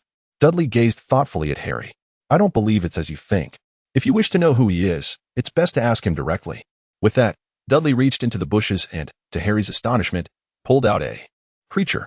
Just look at those tennis ball-sized eyes. They could use a filter even less when taking selfies. Over time, Harry had developed a certain immunity to Dudley's occasionally perplexing remarks. In contrast, the creature with bat-like ears piqued Harry's interest far more. Sir, may I ask who you are? The mysterious being suddenly burst into tears without warning. Oh dear, I have never. Its cries were so loud that even Petunia inside the house heard. Dudley, are you chatting with someone outside? Yes, Mom, Mrs. Fig just happened to pass by and complimented our garden. Having temporarily placated Petunia, Dudley turned incredulously to the mysterious creature. I think it would be wise for you to keep your voice down. If trouble arises, I cannot guarantee that your affairs won't be disclosed, and your master would surely be furious. The creature shivered, seemingly recalling something dreadful. No, please don't tell my master about Dobby. Harry furrowed his brows and regarded him. So your name is Dobby, is it? Then, Mr. Dobby, what exactly? Wait, don't cry. Seeing Dobby on the verge of another breakdown, Dudley glared at him menacingly. I'm sorry. Dobby is just so overwhelmed. Never before has a wizard called Dobby sir. Realizing that their conversation could spiral into endless prolongation, Dudley resignedly shook his head. Never mind. I shall explain. If my memory serves me correctly, Dobby is a house elf. Harry? A house elf, by definition, is a being bound by a contract to serve its master for life. In simpler terms, a slave to wizards. Is that so? Harry looked at Dobby with sympathy. Then your existence must be quite difficult. Dobby nodded pitifully, then unexpectedly seized the hose from Harry's hands, wrapping it tightly around his neck. Harry was startled and quickly reclaimed the hose before Dobby could harm himself. "What are you doing?" Dobby nearly spoke ill of his master, sir. The house elf gasped, his expression alarmed. "Dobby must punish himself, sir." Harry cast a pleading look toward Dudley. "Ahem. Well, let's not discuss your master for now. What brings you here to see Harry today?" Upon addressing the matter at hand, Dobby's demeanor grew serious. "Indeed, yes. Harry Potter is a great and kind person. Dobby must protect such a Harry Potter, even if it means punishing himself by locking his ears in the oven upon returning. Dobby must warn Harry Potter. Harry Potter cannot return to Hogwarts." The atmosphere fell abruptly silent, the hose in Harry's hand falling silently to the ground. Chapter 87, The Blabbermouth Family. Dobby. "I wager you must be joking, correct?" Harry did not notice the hose, for compared to such trivialities, Dobby's words evidently held a far greater impact. "You know, on September 1st, I must return to Hogwarts. Otherwise, I will be expelled." Dobby shook his head vigorously, his large ears flapping like helicopter blades. "No, it cannot be. Harry Potter must remain in a safe place. If he returns to Hogwarts, he will undoubtedly face peril." "Peril?" Harry couldn't help but sigh in relief. "If that's the case, then it's manageable. Hogwarts is the safest place in the world. After all, the greatest wizard, Dumbledore, is there." Yet Harry Potter had encountered that dark wizard whose name could not be spoken the previous year, although he had defeated him once again. It indicated that Hogwarts was not as secure as one might think. Moreover, something particularly dreadful was set to transpire at the school this year. A plot that had been in the works for months. Dobby could not allow Harry Potter to take such a risk. "May I interject?" Dobby stood to the side, displaying a benevolent smile. "In other words, as long as Harry did not attend school, it mattered little to the rest of us, correct?" Dobby was suddenly taken aback. "No, sir." Dobby certainly harbored no such thoughts. Dobby merely did not consider it, right? Dobby breathed a sigh of relief and promptly nodded. "Indeed, sir. Thank you for your understanding. You are a compassionate individual, which explains why you can befriend Harry Potter." "Compassionate?" Dobby's expression was somewhat peculiar. "If that is indeed your belief, then so be it. Harry has friends, and I too have friends. Our friends also have their own friends and siblings, all of whom are set to return to Hogwarts for their studies. What do you intend to do next? Will you have them all remain at home, transforming the teaching model into correspondence or online courses?" Dobby stood there for a moment, tormented, clutching his head. Dobby does not understand. Dobby cannot comprehend. Therefore, it is said. Dudley sighed and turned to Harry. "The issue concerning house elves transcends the superficial constraints imposed upon their personal freedom by contracts. The insidious indoctrination they endure, compounded by the resultant deterioration of their cognitive abilities, constitutes the true and invisible shackles. Do you comprehend?" "No. In truth, my current state is quite similar to that of Dobby." After a period of contemplation, Dobby finally regained his senses. He gazed at Dudley with a sense of reverence. Harry Potter's companion is not only a benevolent individual but also a wise one. And even his pet possesses greater sagacity. Dobby had often attempted to intercept Harry Potter's letters, only to be thwarted by his friend Espet. "Wait, Dobby. What did you just say?" Harry furrowed his brow deeply. "If I heard correctly, you intend to." "Indeed, sir." Dobby lowered his head in a fit of shame, shuffling his feet on the ground. Harry Potter mustn't be angry with Dobby. He merely wishes to assist him. Dobby had originally hoped that if Harry Potter believed his friends had forgotten him, he might choose not to return to school. "Sir, how could you do that?" "Dobby, those are my private letters." Harry glared at Dobby in fury before turning his attention back to Dudley. "Thank goodness you are here." Dudley shrugged. "Don't look at me. This wasn't my arrangement. I just figured out why Leolie has been in such a good mood lately, probably because someone was willing to play with her. Anyway, thank you. Otherwise, I might not have received Ron and the others' gifts." Harry sighed and stared earnestly into Dobby's eyes. "So, Dobby, Dudley and I are wizards. We must return to the magical world. In the Muggle world, we have no idea what we could even do in the future." "That's you, not me," Dudley thought. Of course, he wouldn't voice such a remark that might complicate things. Right now, he just wanted to coax Dobby into going home. After all, the patch of grass beneath his feet had already been worn into a small pit from his fidgeting. Who knew what Aunt Petunia might do if she saw this mess? "Yes, Dobby, since we can't guarantee everyone's safety, wouldn't it be better if we all worked together to solve the problem?" "Sir." Dobby opened his mouth as if wanting to say something but didn't know where to begin. "I know. You want to say that the plan is extremely sinister. Far beyond what lower-year students like us can handle, right?" Yes, exactly. Dobby, unaware that the conversation had already fallen entirely under Dudley's control, believed he had found a sufficiently compelling argument. Too naive. Dudley smiled with ease. Even so, can we truly afford to remain stagnant? If we lose the courage to confront challenges, how can we claim the greatness you speak of? What right do we have to call ourselves brave Gryffindors? Sir, your words are simply magnificent. In Dobby's eyes shone a look of admiration. It is astonishing that even Harry Potter's friends are such remarkable individuals. No, we are still merely children. We must endure more trials and tribulations to continue our growth. So, Dobby, would you grant us the opportunity to hone our willpower? Of course. Sir, Dobby exclaimed with a high-pitched voice. I shall patiently await the news of your and Harry Potter's victory at my master's home. With a soft sound, Dobby's figure vanished into thin air. Harry helplessly glanced at Dudley. All of that was just an act, wasn't it? I don't recall you being such a passionate person. Dudley smiled mysteriously. It's hard to say. What if one day I suddenly feel inspired and solve the problem in an instant? Harry clearly did not intend to believe him, but before he could continue, a somber voice echoed from behind them. Is anyone going to explain why this lawn is turned into this state? A rush of panic surged through Harry as he quickly turned around, inadvertently stepping on a fallen piece of pipe. With a dull thud, Petunia Dursley gazed in despair at her meticulously designed garden, which had taken 2 weeks to perfect, now reduced to chaos. Chapter 88. We've come to get you, Aunt. I truly didn't mean to. Harry clumsily picked himself up from the ground, neglecting to brush off the dirt and grass clinging to his clothes, and hurriedly attempted to explain to Petunia. She took a deep breath. I suppose you'll be able to restore the garden soon, right? If you still wish to have lunch. It turned out that there were certain things even wizards couldn't accomplish without the use of magic. Ultimately, it was Petunia who insisted that Vernon drive to the market to purchase turf, allowing Dudley and Harry to repair the lawn just in time before the mason's arrival. I'm exhausted. In his bedroom, Harry discarded his dirty jacket carelessly and collapsed onto his bed, staring at the ceiling. I truly hope that once we reach Ron's house, I won't have to help tidy the garden anymore. Just thinking about it gives me a headache. Forgetting that he had lunch. He quickly fell into a deep slumber under Hedwig's sympathetic gaze. A shadowy figure extended a hand towards Harry. Care to have a chat with us? Harry eyed him warily. I will not be swayed by you. The man shook his head. If that is the case, then there's no helping it. Avada Kedavra.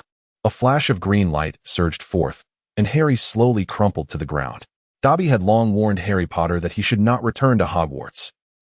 Harry jolted awake, the echoes of Dobby's screams and Voldemort's triumphant laughter lingering in his ears. No, this was not merely an illusion. Harry indeed heard laughter. Ha ha. Brilliant, my dear. Your performance today was flawless. It must be that Uncle Vernon successfully closed the deal. It seems this was just a nightmare after all. Harry sighed in relief, sitting up and glancing at the sheets drenched in his cold sweat. For no apparent reason. He recalled a phrase he had read while peering through the fog of the future. When you have a nightmare, be cautious. It may be an ominous sign. In truth, the ominous events arrived far more swiftly than Harry had anticipated.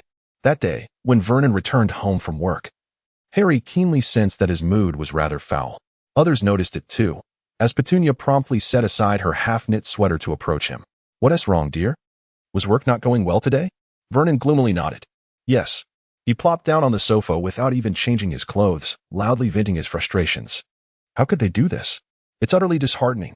I have been a dedicated employee for so many years, and I just landed a significant deal. Yet they dismiss me with a mere the company is not doing well? This is simply outrageous. So, your commission is gone. They said it would be compensated later. But who knows when later is? It must have been that York fellow who instigated this. He has been envious of my talent ever since I joined the firm. Vernon indignantly tossed his briefcase aside. My long-cherished mansion. Harry and Dudley exchanged glances, silently agreeing to sneak out of the living room. Then they heard Vernon's dark voice. I remember you two mentioning that you were going to stay at that Weasley kid's house for a while, right? Oh no. Suppressing the ominous premonition rising within him, Dudley cautiously nodded. Yes, Dad, Ron has indeed invited us several times. But if you disagree. Disagree? Why would I disagree? Ignoring their astonished expressions, Vernon firmly waved his hand. Go on, you should leave tonight if possible. Tomorrow morning, I'll request a month off from work. Petunia, where would you like to travel? In the midst of everyone's excitement, Vernon scoffed dismissively. Not doing well? To hell with that. I'm not playing along. I think Uncle Vernon is just speaking out of anger. He probably doesn't mean for us to leave tonight. But since they were already here, Surely they couldn't return empty-handed? Ron Weasley leaned out of the back window, cheerfully greeting Harry, while his twin brothers, Fred and George, sat in the front seat, curiously surveying number 4, Privet Drive South Garden. Your garden is really nice. Yes, it's much tidier than ours. I must say, these muggles are quite impressive. You're overthinking it, Harry sighed. This is the result of Dudley and my labor. By the way, we still need to wake Dudley. No need.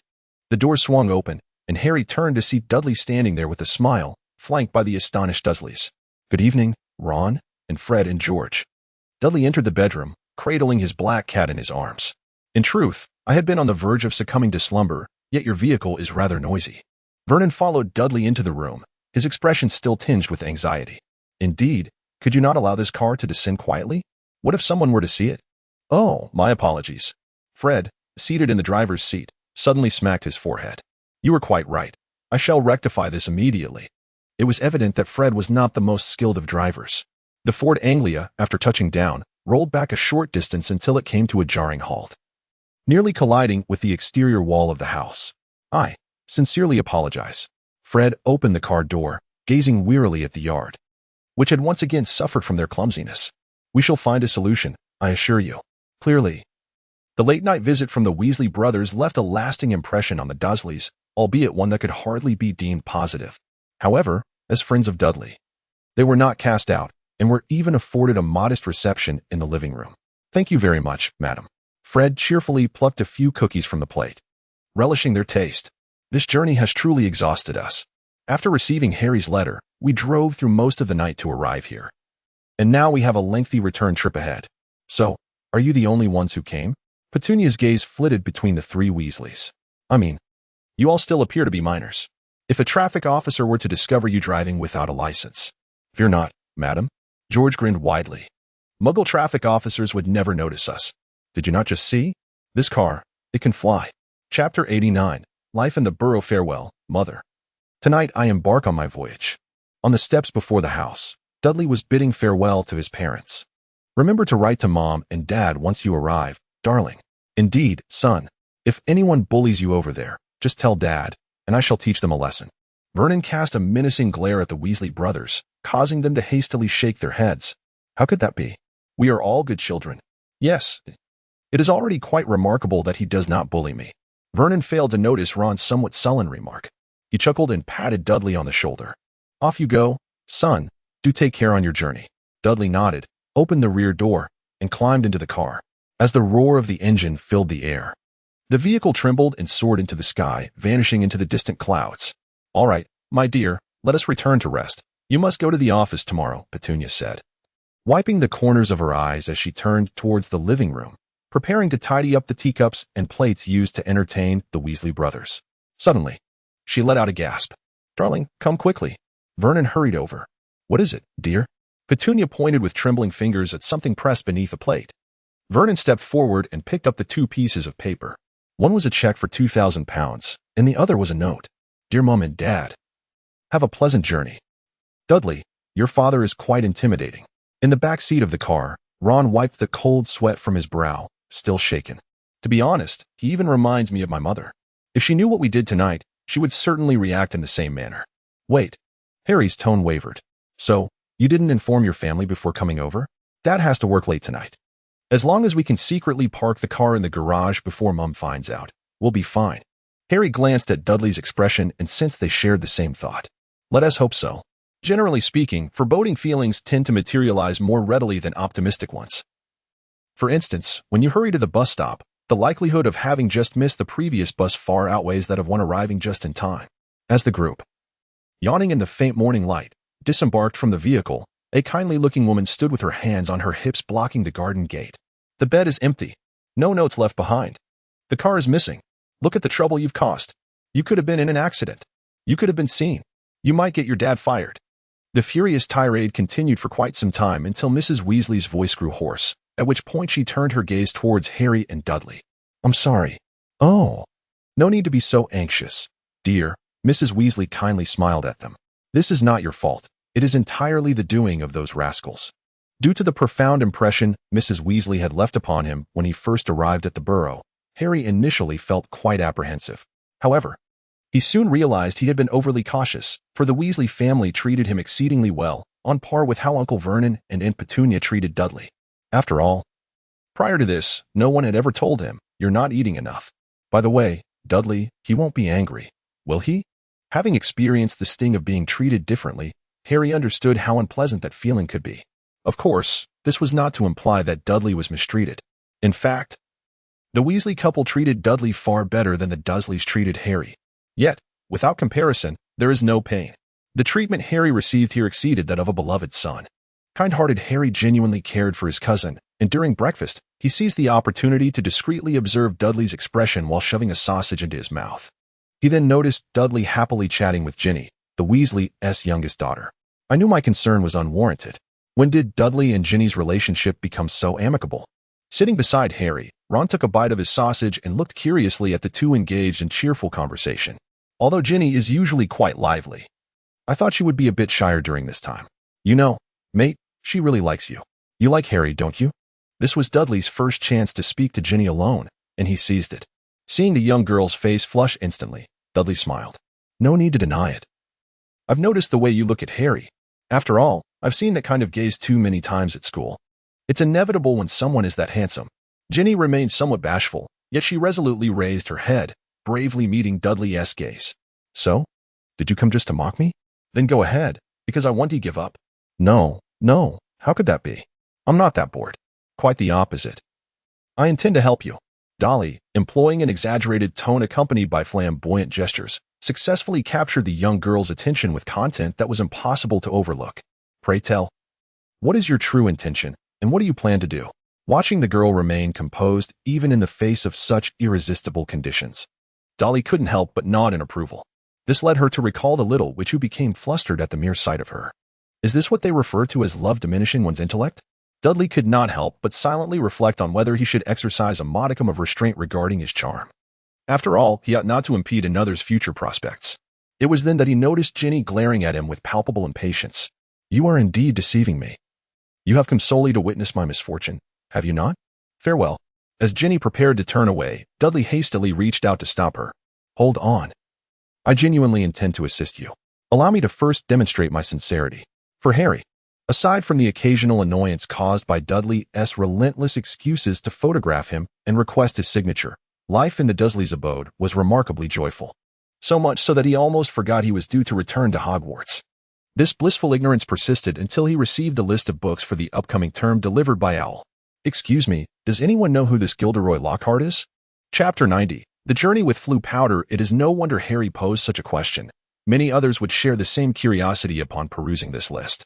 After all, second-year students were required to read Standard Spells by Miranda Goshawk, Break with the Banshee by Gilderoy Lockhart, Gaddying with Ghouls by Gilderoy Lockhart, Holidays with Hags by Gilderoy Lockhart, Traveling with Trolls by Gilderoy Lockhart, Vampires, A Guide by Gilderoy Lockhart, Wandering with Werewolves by Gilderoy Lockhart, and A Year with the Yeti by Gilderoy Lockhart.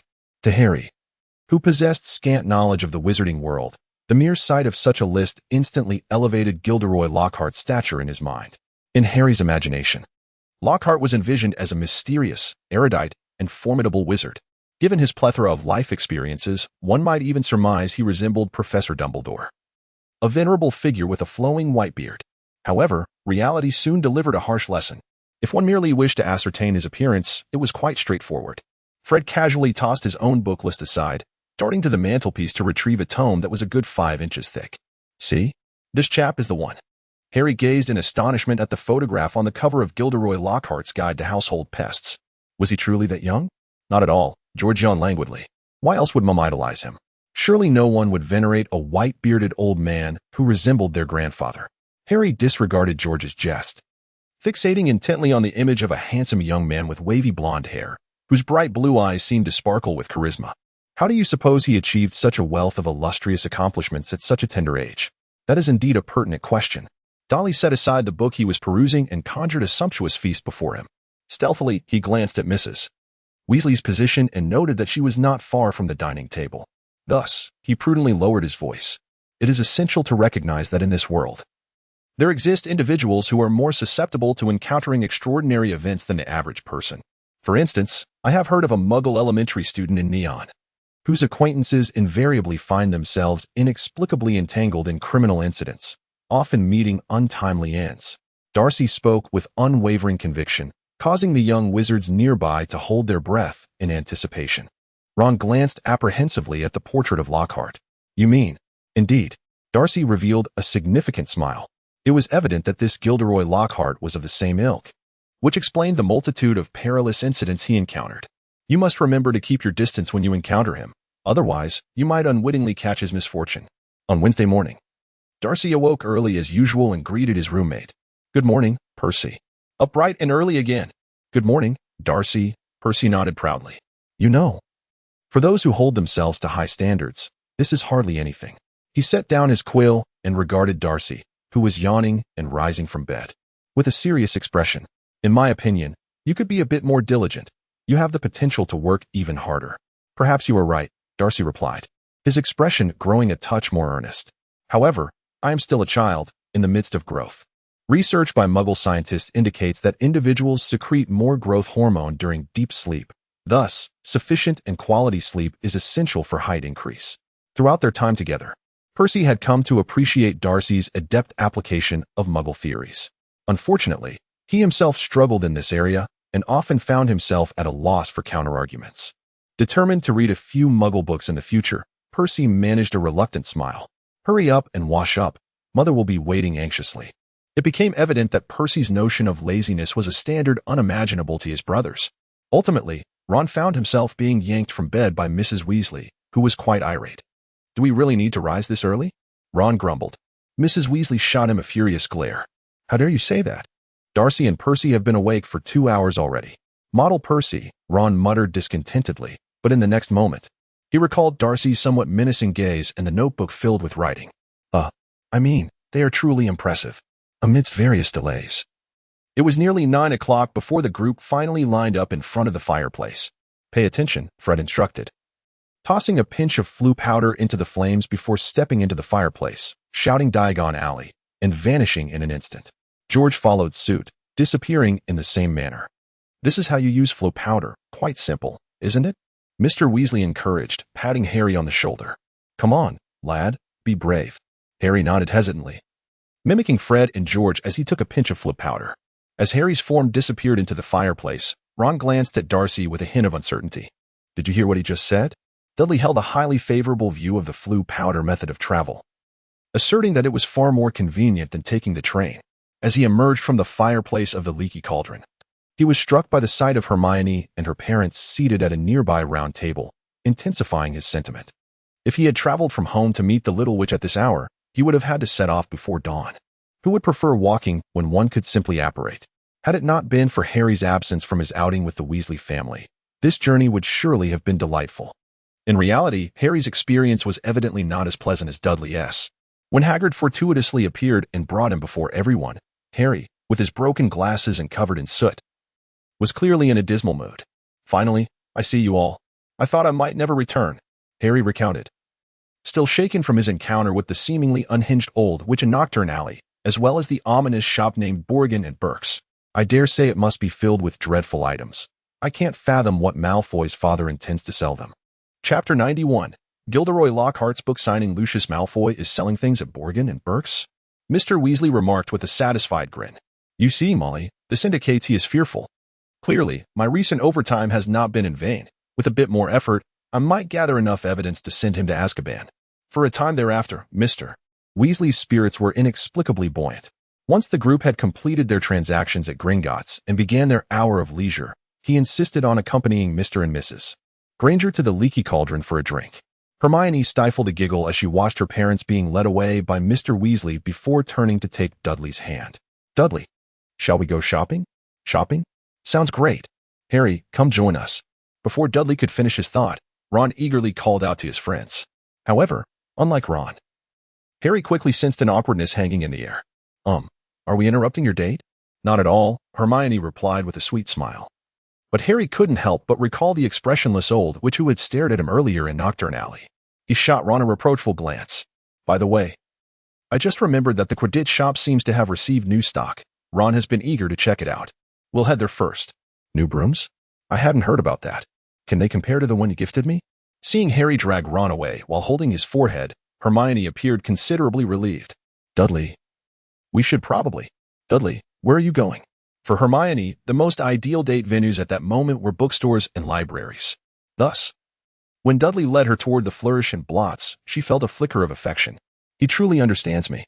However, upon encountering the throngs gathered outside the bookstore, her romantic feelings were swiftly extinguished. Why are there so many people here? Did you not know? Dudley pointed to the banner hanging above. I had thought you had arranged this time with us specifically because you heard about the signing event today. Hermione raised her head, gazing in the direction Dudley indicated. Slightly bewildered. Gilderoy Lockhart, author of Magical Me, signing his autobiography today from 12:30 to 4:30? The young witch's eyes widened in astonishment. Does this mean we can meet him in person? Nearly every book on this year's reading list is authored by him. Dolly chuckled softly to himself. Indeed. He must be an extraordinary genius. I can hardly wait to meet him. The queue was quite lengthy. So Dolly requested Hermione to fetch a book on magic for him while he studied the wizards standing in line with him. Aside from a few, like Dolly, who were evidently there to purchase textbooks, the rest were predominantly middle-aged witches resembling Mrs. Weasley. Is this truly the legendary friend of women? Reflecting on the celebrities who were popular among middle-aged women in his past life and comparing them to Gilderoy Lockhart's appearance, Dolly realized that history often bore striking similarities. He took a small mirror from his pocket and admired his handsome face. It must be said that the sorrows and joys of individuals do not resonate with one another. Those of his type could only attract the attention of junior and senior students. And let us not forget the storyless female classmates. As time passed, more people gradually gathered inside the bookstore. Notably, Mr. Weasley appeared to be somewhat inebriated. Mr. Granger supported his daughter's shoulder, continuously apologizing to Mrs. Weasley. I'm sorry, madam, my wife and I are dentists and cannot drink, but we simply could not restrain your husband. Mrs. Weasley shook her head, casting a disdainful glare at Mr. Weasley. This is not your fault, sir. Arthur, if you cannot control yourself, step outside to sober up. Heaven knows what Gilderoy Lockhart will think of you in this state. In truth, Mrs. Weasley underestimated the extent of a celebrity's influence. My goodness, sir. You seem to be in poor condition. Coincidentally, I know a sobering spell. Would you like my assistance? Although Mr. Weasley walked away in displeasure, the public demonstration or public shaming did not succeed, yet the gazes of the surrounding middle-aged witches towards Lockhart were undeniably filled with admiration. However, this was merely the beginning. When Lockhart adeptly drew Harry from the crowd to his side, the atmosphere of the signing event finally reached its zenith. Ladies and gentlemen, what a splendid moment this is. The young Harry Potter has entered Flourish and Blots today merely to obtain a copy of my autobiography. How could someone as considerate as I deny him such a modest wish? Applause erupted from the crowd as Lockhart smiled, his pearly white teeth gleaming under the spotlight. In fact, I have an even more valuable gift to present to him and all his classmates. Indeed, starting this September, I shall be teaching defense against the dark arts at Hogwarts School of Witchcraft and Wizardry. The crowd erupted in excitement. Dolly, feeling a headache coming on, covered his ears. Yet he could still hear the shrill cries of some witches. Oh my! The children of Hogwarts are so fortunate to have such a master teaching them. Indeed. I long to return to Hogwarts and learn anew. I must ensure my son studies defense against the dark arts diligently.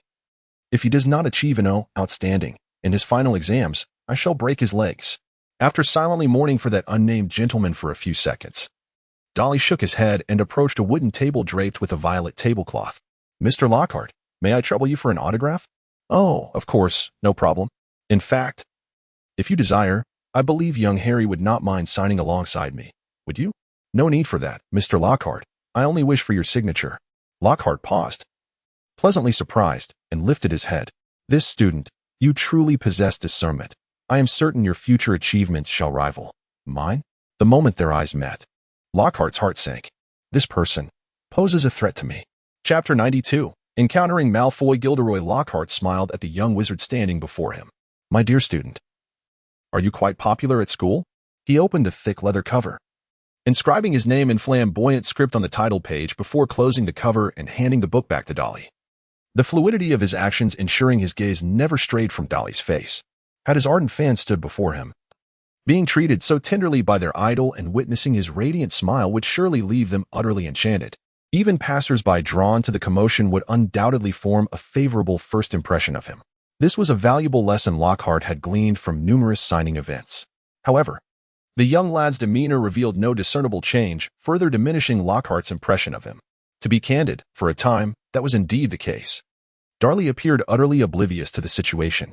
He cheerfully stowed the book into his backpack, casually smoothing his silky golden locks. Quite frankly, I too find myself somewhat perplexed. Those female classmates are overwhelmingly enthusiastic. This person is merely showing off, isn't he? Lockhart inhaled deeply, striving to stabilize his emotions. Though the professional smile plastered on his face noticeably waned. My dear child, while your striking appearance may grant you a fleeting taste of attention, you must understand that without sufficient ability to support it, all this will amount to nothing more than a castle in the air. At your age, I was just an ordinary lad, and it was only through enduring perilous adventures that I gradually ascended to my current stature. You are absolutely right, Professor Lockhart. Dudley nodded in agreement, his expression reflecting understanding. Although I was the top student in my grade last year, in comparison to your remarkable achievements, I feel I still have a long journey ahead of me. It is truly wonderful that you recognize this. Next, during the subsequent book signing event, Lockhart maintained his signature smile, having won the Most Charming Smile award from the Wizarding Weekly 5 times. However, it was evident that his recent conversation with Dudley had significantly affected his mood. Under normal circumstances, he would not forget that he had a free laborer brought along behind him.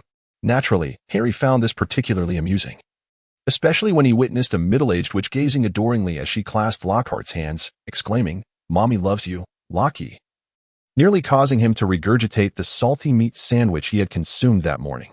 One must admit, Professor Lockhart truly possesses talent in certain aspects.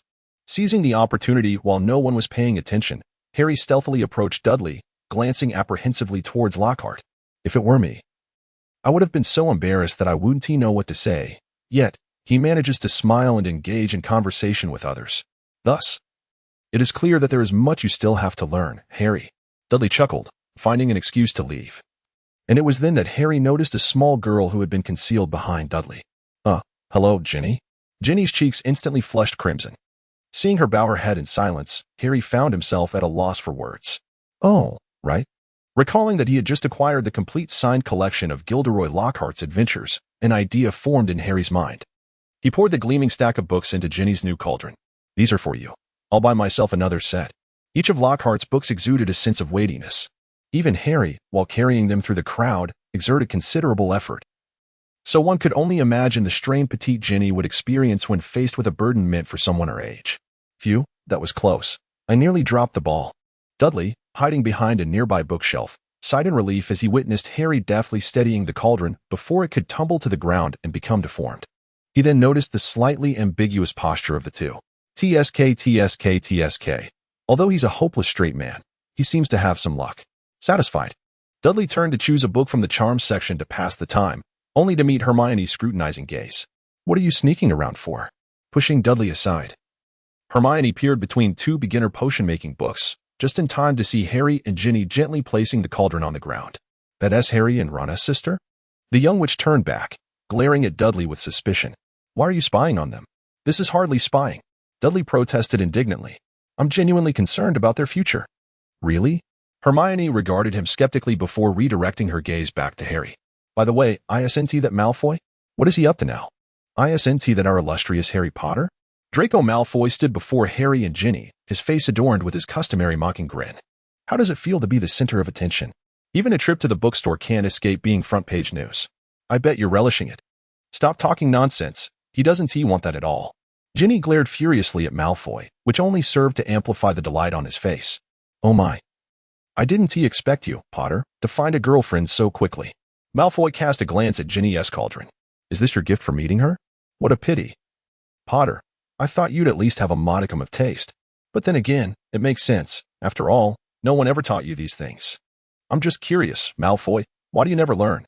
Dudley pushed through the crowd to Harry's side, followed closely by Hermione and Ron, who had also come over upon realizing something was amiss. "Let me think. When was the last time you received a beating?" "Ah, yes, nearly a year ago, if I recall correctly. Thus, I truly owe you an apology. I initially presumed it was your intellect that was lacking. But it now appears that I have simply been too preoccupied to ensure your father properly disciplined you. However, fret not, it is still not too late." Malfoy's face turned crimson as he clenched his fists, intending to deliver a vicious punch to Dudley's face, which he had long despised. Yet, he was unable to follow through. As a hand adorned with an exquisite leather glove pressed firmly on his shoulder. Chapter 93, The Bookstore Fracas. I believe I just heard someone express an intention to discipline my son. Lucius Malfoy retracted his hand and leaned down, casting a cold glare at Dudley. Little brat, do you have anything you wish to explain? Oh, so you must be Mr. Malfoy, am I correct? Darley nodded in sudden realization, his expression particularly sincere. Perhaps you have just heard, your son indeed struggles with conversation. Rather than allowing him to face harsh realities in society later, it would be prudent to help him shed this detrimental habit now, which is precisely what we, as parents, ought to do, wouldn't you agree? Lucius felt the veins on his forehead begin to throb. After several deep breaths, he barely managed to suppress his emotions. Young lad, your eloquence must surely be attributed to your parents' teachings. So, who are your parents? Father, this is Dudley Dursley, the one I mentioned to you. Draco had quietly positioned himself behind Lucius, tugging at his father's sleeve. So, you are the one from a non-magical family? Lucius shot Draco a discontented glare, then scrutinized Darley with his pale gray eyes. How absurd. Who granted you the audacity to speak so boldly in front of a member of an ancient wizarding family? Did your parents neglect to teach you the importance of respect? That depends on whether certain individuals are worthy of respect, came the retort from Mr. Weasley, who squeezed through the door, followed awkwardly by the Granger couple. Arthur Weasley, Lucius Malfoy acknowledged, his tone devoid of any friendliness. Lucius, visibly displeased, tapped his wand against the floor. I've heard you've been quite busy with your duties. Surely, you don't need to concern yourself with overtime inspections? He sneered as he reached into Ginny's cauldron, rifling through the new Gilderoy Lockhart books, and extracted a nearly falling apart volume titled 1,000 Magical Herbs and Fungi. I see. It seems they Haven Tea compensated you for your extra hours. I'm curious, what do you gain from being a pawn for others? Surely, it can't be for love and justice, or for world peace. Mr. Weasley frowned deeply. What are you implying, Lucius? Mr. Malfoy's pupils widened slightly before he erupted into a harsh laugh. Good heavens, you've acted without understanding anything? My apologies for overestimating your intellect. It's no wonder you struggled to ascend the ranks for so long. Witnessing Lucius Malfoy grow increasingly arrogant, Darley could not suppress a sigh. Mr. Weasley, what Mr. Malfoy means is that the Ministry's recent series of raids on contraband is an effort to suppress the old wizarding families. As one of the executors, you will attract a significant amount of ire on behalf of the department, and he wishes to know what benefits you hope to gain from this. I need to elaborate further, Mr. Malfoy, right? Lucius's smile was laced with derision. You see, Arthur, even a child from a non-magical family can comprehend what you fail to grasp. I truly feel that considering you a rival diminishes my stature. He cast a disdainful glance at the Granger couple. You would do well to accept your place as a disgrace among wizards, alongside your noble new friends. His words were cut short as Mr. Weasley lunged at him. The two grappled, knocking over nearby bookshelves, a cascade of hefty spell books tumbling onto them. Those caught in the fray scrambled back, colliding with more shelves, triggering a chain reaction that left the already cramped bookstore strewn with scattered books and panicked shouts. As chaos erupted, Darley handed his backpack to Hermione, signaling her to look after Ginny, before he slipped into the crowd alongside Ron and Harry. If not for Hagrid's timely arrival, this brawl might have indeed yielded a victor. Unfortunately, Hagrid's imposing stature and strength were quite persuasive, compelling both men to cease their struggle, despite their mutual desire to throttle each other. Mind your books, young lady. Lucius Malfoy shoved the now slightly thicker herbology textbook back into Ginny's cauldron, his eyes glinting with malice. This is the finest gift your father can provide. You must cherish it.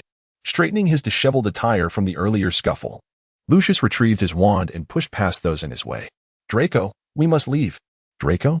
Not receiving a response, Lucius felt a flicker of panic. Draco. Where are you? Come home at once.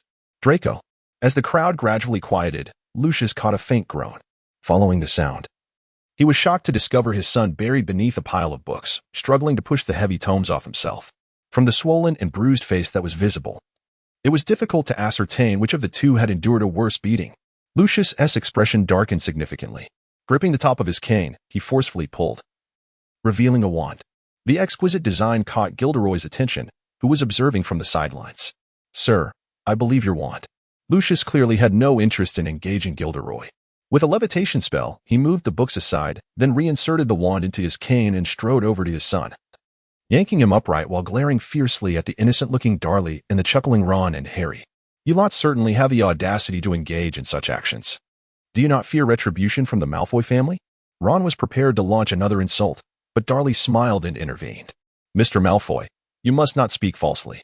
Draco was merely unfortunate enough to be struck by the books. As his classmates, we intended to assist him. But the chaos made it impossible to notice him amidst the flying volumes. Darley raised his hands in a gesture of resignation. As you can see, this was merely an accident. Chapter 94. The cautious Lucius within the confines of Gringotts, the Malfoy father and son, having narrowly escaped the recent tumult, were being guided by a goblin towards their private vault. They appeared largely unchanged since their entry into the bookstore, yet the healing spells could only alleviate physical pain, leaving the unpleasant memories intact. Father, they have gone too far, Draco exclaimed, closely trailing behind Lucius, his face still etched with resentment. Had it not been for their underhanded ambush amidst the chaos, I would never have lost. Is that so? Lucius replied, casting a disappointed glance at his son.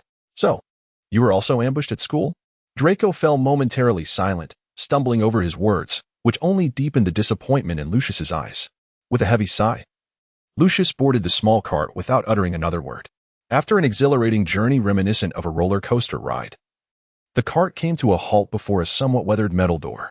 Lucius struck several points on the door with the handle of his wand in a specific sequence, causing the grand entrance to creak open. A staggering pile of gold coins rose from the floor to the ceiling, starkly contrasting the empty vault of the Weasley family. Clearly, the wealth of the Malfoy family extended far beyond this. At the far end of a deliberately cleared path stood a few tightly shut wooden doors, evidently concealing treasures of even greater value. For a moment, Draco forgot his earlier displeasure, gazing curiously at the wooden doors. Father, you must tell me what lies beyond those doors, he urged. Lucius cast a wary glance at the goblin waiting outside the main vault. Do not ask so many questions. Hurry and begin filling the bags with gold. Draco nodded sullenly, accepting an empty dragonhide wallet from his father. With a hint of boredom, he sat on the ground, pouring handfuls of coins into the bag while Lucius meticulously inspected each of the wooden doors for any signs of tampering. Once he had verified the integrity of all the doors, Lucius returned to the main vault, only to find Draco had discreetly tossed the bag aside. Lost in thought as he stared at the ceiling, Lucius could not suppress his annoyance. Can you not manage even this minor task? Do you think I came here today for what purpose? If you had the skill to make the house team, would I need to expend such effort? You should understand that purchasing 7 Nimbus 2000s is a considerable expense, yes? Draco snapped back to reality, his expression brightening. Father, do you mean to say? Lucius inhaled deeply. The musty air of the vault weighing heavily upon him, and he appeared fatigued. He settled beside Draco, gesturing for him to continue filling the wallet. This time, Draco moved with greater efficiency. Son, your mother and I cannot accompany you forever. You must learn to think for yourself. Remember, it is our family's exceptional wisdom that has secured the enduring legacy of the Malfoys. Draco could not help but scoff. I fail to see how your recent altercation with Arthur Weasley exemplified wisdom. Lucius cast a cautious glance at the entrance, then shot a disapproving glare at his son. What do you know? Lower your voice. If there were no ulterior motive, who would engage in a pointless fight with that man? It is a fool's errand. Winning brings no benefit, and losing is simply shameful. Just like when you provoked that muggle-born at school, only to be ridiculed afterwards. Draco was clearly taken aback that his father was aware of such matters, staring at Lucius in astonishment. Do not look at me like that. Do you believe the students at Hogwarts do not write home, or that their parents do not mention these incidents to me in an attempt to gain leverage during negotiations? Lucius sighed, casually picking up a galleon and rolling it between his fingers. Son, this is why I have always advised you to act with caution. Though the Malfoy family is vast and prosperous, a single misstep could lead to our downfall. Do not forget your aunt. She was imprisoned in Azkaban along with the rest of the family, and now she alone languishes there. Draco opened his mouth as if to retort, but Lucius's weariness was palpable. Enough of this for now. What you need to do is gather enough gold. We shall purchase the brooms and return home. Lucius lifted his gaze, lost in thought as he stared at the ceiling, his mind drifting to some distant place. Alas, when will my son mature? If he possessed even half the talent of that boy, I would not be so weary. Achoo! Suddenly, Derry sneezed, nearly spilling the soda in his cup all over Mr. Granger. I sincerely apologize, Mr. Granger.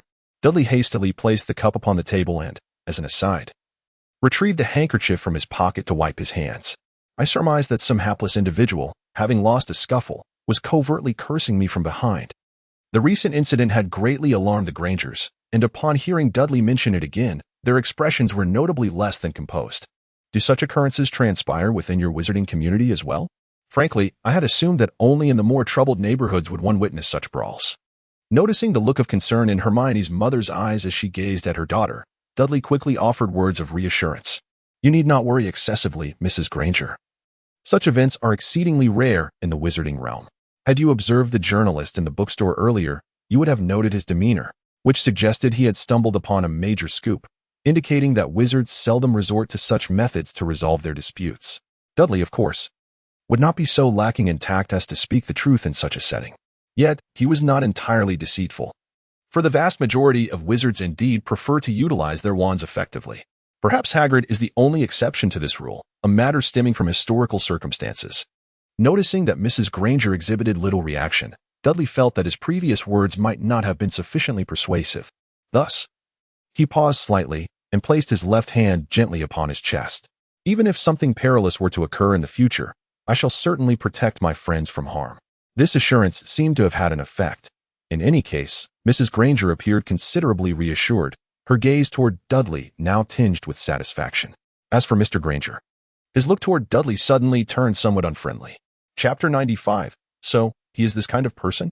Though puzzled by the Granger's abrupt shift in demeanor toward him, it was evident from Hermione's content expression before their farewell that, at the very least, she had successfully navigated her parents' scrutiny. But why should I care so much about her parents' opinions? After all, we are merely friends at this point. Dolly would never admit to harboring inappropriate feelings for the young witch, as he had always been bound by the stringent strings of legality in his heart. The consequences could lead to a minimum sentence of 3 years, with no upper limit. They were merely slightly closer than ordinary friends. However, the onlookers seemed to hold an entirely different perspective. Ah, Dolly, you possess quite the prowess. Have you been indulging in literature of that nature? Upon returning to their humble abode, Fred and George immediately discarded their belongings and, as soon as Dolly emerged from the fireplace, they seized his arm and pulled him outside. Dolly gazed at the twins with a mischievous glint in their eyes and let out a resigned sigh. Please clarify your words. What do you mean by that aspect? I do not wish to be ensnared in any inexplicable misunderstandings. Oh, that aspect refers to that aspect, one of them replied. Indeed, it is something only we boys can truly comprehend. Hey, Dolly. Don't leave. As Dolly began to show signs of impatience, the twins swiftly obstructed his path. To be candid, Dolly, we have discovered a new business opportunity. Upon hearing the mention of business, Dolly's interest peaked slightly. Oh, do tell. Fred glanced through the window, noticing Mrs. Weasley engrossed and expressing her discontent over Mr. Weasley's recent impulsive actions, prompting him to discreetly retreat towards the corner of the room. Well, Dolly, after a period of research, we have realized that many boys are utterly clueless about how to engage in conversation with girls. Indeed, you are correct, George interjected with a slight smile. Taking up Fred's narrative. As fellow male companions, how could we bear to watch them fumble for words in front of the girls they admire? If we could establish a training course to equip them with some communication skills for interacting with girls, the world might witness an abundance of sweet romances. We merely wish to charge a nominal fee for this invaluable knowledge. Surely, everyone would be willing to invest in such precious insights, wouldn't they? Dudley's face stiffened, rendering his emotions unreadable. So then, why have you sought my counsel on this matter? The twins' grins turned positively roguish. Well, naturally, because you possess far more persuasive influence than we do. Indeed, who could fail to notice that you and Hermione are practically an item now? Meanwhile, here we are, 2 years your senior, still tragically unattached. Dolly raised an eyebrow slightly. However, I simply do not have the time to teach. Are you not aware of how busy I was during my school days? Fred smiled mysteriously. Of course, my friend. That is precisely why we have devised a plan for you. If you can distill your experiences during the holidays, we can manage everything that follows. George glanced furtively at the doorway and slipped a book into Dolly's arms. This is a splendid find from the thrift shop today. Take it home and peruse it. It may provide you with some inspiration. Noting the twins' feigned nonchalance as they departed, Dolly looked at the title of the book George had handed him, 12 Winning Strategies to Enchant a Witch. Honestly, one should not hastily assign tasks to others. Darryl silently grumbled to himself, but nonetheless stuffed the book into his bag, intending to find some time to peruse it. However, upon entering the room, he quickly relegated the matter to the back of his mind. Darryl, do you have any mobile books? I would like to borrow a couple for research. Although Darryl had already completed his evening routine and was prepared to retire for the night, his roommate Percy clearly had no intention of resting just yet. Of course, After some time spent adjusting to each other's habits, Daryl had long since grown accustomed to this. I believe I have 2 math books that I intended to recommend to Hermione, but I forgot amidst today's events. You may take them to read, he replied lazily, stifling a yawn while gesturing towards the bag resting beside his bed. They should be inside. Feel free to look for yourself. I'm off to sleep now. Percy nodded and quietly approached Daryl's bedside, retrieving the bag and returning to his desk. Let us see. These are all Gilderoy Lockhart's books. Oh, I found one, and the other is. Wait, what is this? Percy, with a look of suspicion, extracted an old-looking book from Daryl's bag. The very tome the twins had given him today, 12 fail-safe ways to charm witches. Why on earth would Daryl be reading this? Percy's expression reflected shock.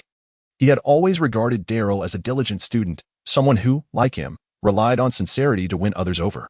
He never imagined that he secretly indulged in such material. Percy turned back to see that Daryl had already succumbed to sleep. Unable to resist, he glanced once more at the book's title, a hint of longing in his gaze. If I could fully grasp this book, might I? An image of a girl surged into Percy's mind, that of his recently acquired girlfriend, Penelope Clearwater, the head girl of Ravenclaw. Though they had not seen each other during this holiday, they had maintained correspondence through letters, which had put his owl Hermes to considerable strain.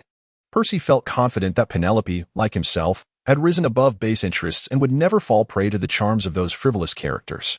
Yet, what if? He deemed it essential to understand the tactics employed by those individuals, so he could expose them at critical moments and safeguard his affections. Moreover, a faint, unspoken desire stirred within Percy. If he could also, would not their lives be even happier? With that thought, Percy swallowed hard and, with trembling hands, opened the cover. Dolly took a deep breath, stretched leisurely, and slowly opened his eyes.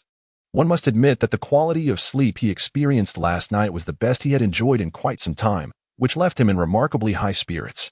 Consequently, when he noticed Percy sleeping soundly at the table, he kindly fetched a blanket to drape over him. However, he soon discovered that the book resting beneath Percy's head, opened halfway, looked somewhat familiar. So, it turns out he is one of those people too? Chapter 96. The Impassable Wall. Considering Percy is a prefect, perhaps I should afford him a modicum of dignity. After much contemplation, Dolly ultimately resolved to feign ignorance regarding the matter. Upon waking, Percy seized the opportunity, while Dolly was out for his morning exercise, to stealthily return the book to Dolly's backpack, pretending as if nothing had transpired. Yet, during breakfast, Dolly, these fried eggs are for you. You've been burning the midnight oil lately. You ought to take better care of your health. And you, Dolly? Exercising every morning must be exhausting, right? Here, have some of these sausages to replenish your energy. Clearly, not everyone shared Mrs. Weasley's perception of the increasingly peculiar interactions between the two roommates as mere ordinary exchanges, especially the twins, who were privy to certain insights unknown to others. Thus, after breakfast, the two hurriedly pulled Dolly aside. Dolly, although we lent you that book, to be frank, I believe you need not rush to verify its contents. Moreover, that book is titled 12 Winning Strategies to Enchant Witches. Witches. One cannot deny that Dolly and Harry had indeed enjoyed their time at the Burrow, as the Weasley family consistently found bizarre ways to bring them joy. However, we know that joyous moments are always fleeting. As long as school remains in session, the day of reckoning will inevitably arrive. I have long warned you to prepare your belongings in advance. Why can't you break the habit of being so forgetful? Look at Dolly, Harry, and Percy. They seem to have no such issues. As the modified automobile carrying the group, which had set out over an hour prior, returned to the yard for the third time, Mrs. Weasley's frustration could no longer be contained. Dudley stood nearby, frustrated, rubbing his forehead. He yearned to remind them that if anything had been left at home, it could simply be sent via owl after school commenced, rather than making repeated trips back. However, upon observing the expressions of those around him, he discerned that it would be wiser to remain silent, lest he induce further awkwardness. Ginny, her face contorted in a near tearful expression, climbed into the car, cradling an exquisite black leather notebook. Very well, if this object holds such significance. Mrs. Weasley shot a disapproving glare at Ginny, urging Mr. Weasley to hasten his driving. With the advantage of Mr. Weasley's seasoned experience, they ultimately arrived at King's Cross Station with just 15 minutes to spare before 11 o'clock. We must quicken our pace. Arthur, you and Percy go ahead, followed by Fred and George. I will take Ginny. The three of you can decide your order amongst yourselves. Is that understood? Now, let us proceed. Once Mrs. Weasley and Ginny disappeared beyond the partition, Dudley, Harry, and Ron exchanged glances. "You two go ahead." Dolly smiled and stepped back a couple of paces. Time was of the essence. They were about to embark on their journey. Noticing the urgency, Harry and Ron ceased their chatter and hurriedly pushed the luggage cart towards the barrier. This time, no unforeseen incidents occurred, and the two successfully passed through the barrier. Dolly nodded in satisfaction and glanced back at the large clock in the station. "Less than a minute to go. It seems I must hasten as well." Dolly pushed the luggage cart against the partition with all his might, but it remained utterly immovable. This. Dolly's expression was one of exasperation. "Dobby, are you around? I miss you terribly. Come out so we can have a proper chat." Although Dolly's voice was not particularly loud, it nonetheless captured the attention of many nearby. He could distinctly sense a peculiar glimmer in the eyes of several female travelers. "Oh dear." Dudley was suddenly startled and hurriedly pushed the luggage cart away from the station, eliciting expressions of regret from the ladies who had intended to console the lost child with their generous hearts. Why had performing a good deed become such a daunting task in this day and age? Outside the station, Dudley leaned against the old car belonging to the Weasley family, one hand resting on his suitcase. It was then that he felt a tug on his trouser leg. "Is that you, Dobby? This time, we must have a serious conversation." Dobby did not wish to converse with the wicked wizard. There was nothing of consequence to discuss, though he still could not see the figure. Moments later, Dudley heard Dobby's voice beside him. Simultaneously, he felt a sharp kick to his left shin. Dolly gasped in pain, glancing down at the side of the suitcase where a vague silhouette appeared to be gesturing a universally recognized sign. "Are you perhaps misunderstanding something? Me? A wicked sorcerer? How could that be possible?" Dudley's current sentiment is utterly perplexing. Dobby is incapable of misjudgment. You are indeed a malevolent wizard. Dobby will not allow you to approach Harry Potter any longer. As it became evident that the adversary harbored intentions of advancing, Dudley's mood soured. He subtly shook his right arm, causing a resplendent golden wand to slide from his sleeve into his grasp. "I warn you, Dobby. If you intend to strike at me again without cause, I have no qualms about imparting a lesson. After all, I possess ample evidence to exonerate myself from any accusations. As for whether your master will impose punishment upon you, that is a matter for you to ponder." The wicked wizard resorts to threatening Dobby with his master. Dobby shall not yield. "I ask, is there no end to your incessant refrain of malevolent wizard and malevolent wizard?" Dudley's mood darkened considerably as he glowered at Dobby's silhouette. "If you possess evidence, present it. Otherwise, silence yourself." Humph. Dobby undoubtedly had proof. The house elf had clearly witnessed. However, he was unable to finish his sentence, for with a resounding explosion, Dudley vanished from sight. Meanwhile, the anxious Weasley couple hurried across the street. "Oh, I sincerely apologize, Dudley. Had my children not squandered so much time, you would not have missed the school bus. I shall pen a letter chastising them upon our return home.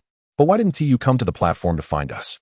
I recall that Harry and Ron had over a minute to spare when they entered. Had you hurried, you might have caught the bus. Dudley tucked away his wand, helplessly shrugging his shoulders. It was evident that this time he had become the target of someone's schemes. Chapter 97. Returned to school at the enthusiastic invitation of the Weasley couple, Dudley ultimately decided to accompany them back to the burrow. Although he could not seize the opportunity to experience the thrill of a flying car due to the watchful eyes nearby, he felt no regret. After all, who would have imagined that Fred and George had sneaked out with him and Harry on several occasions in the dead of night? Perhaps only the kind-hearted Mrs. Weasley remained unaware that they dared to continue such escapades even after being caught once.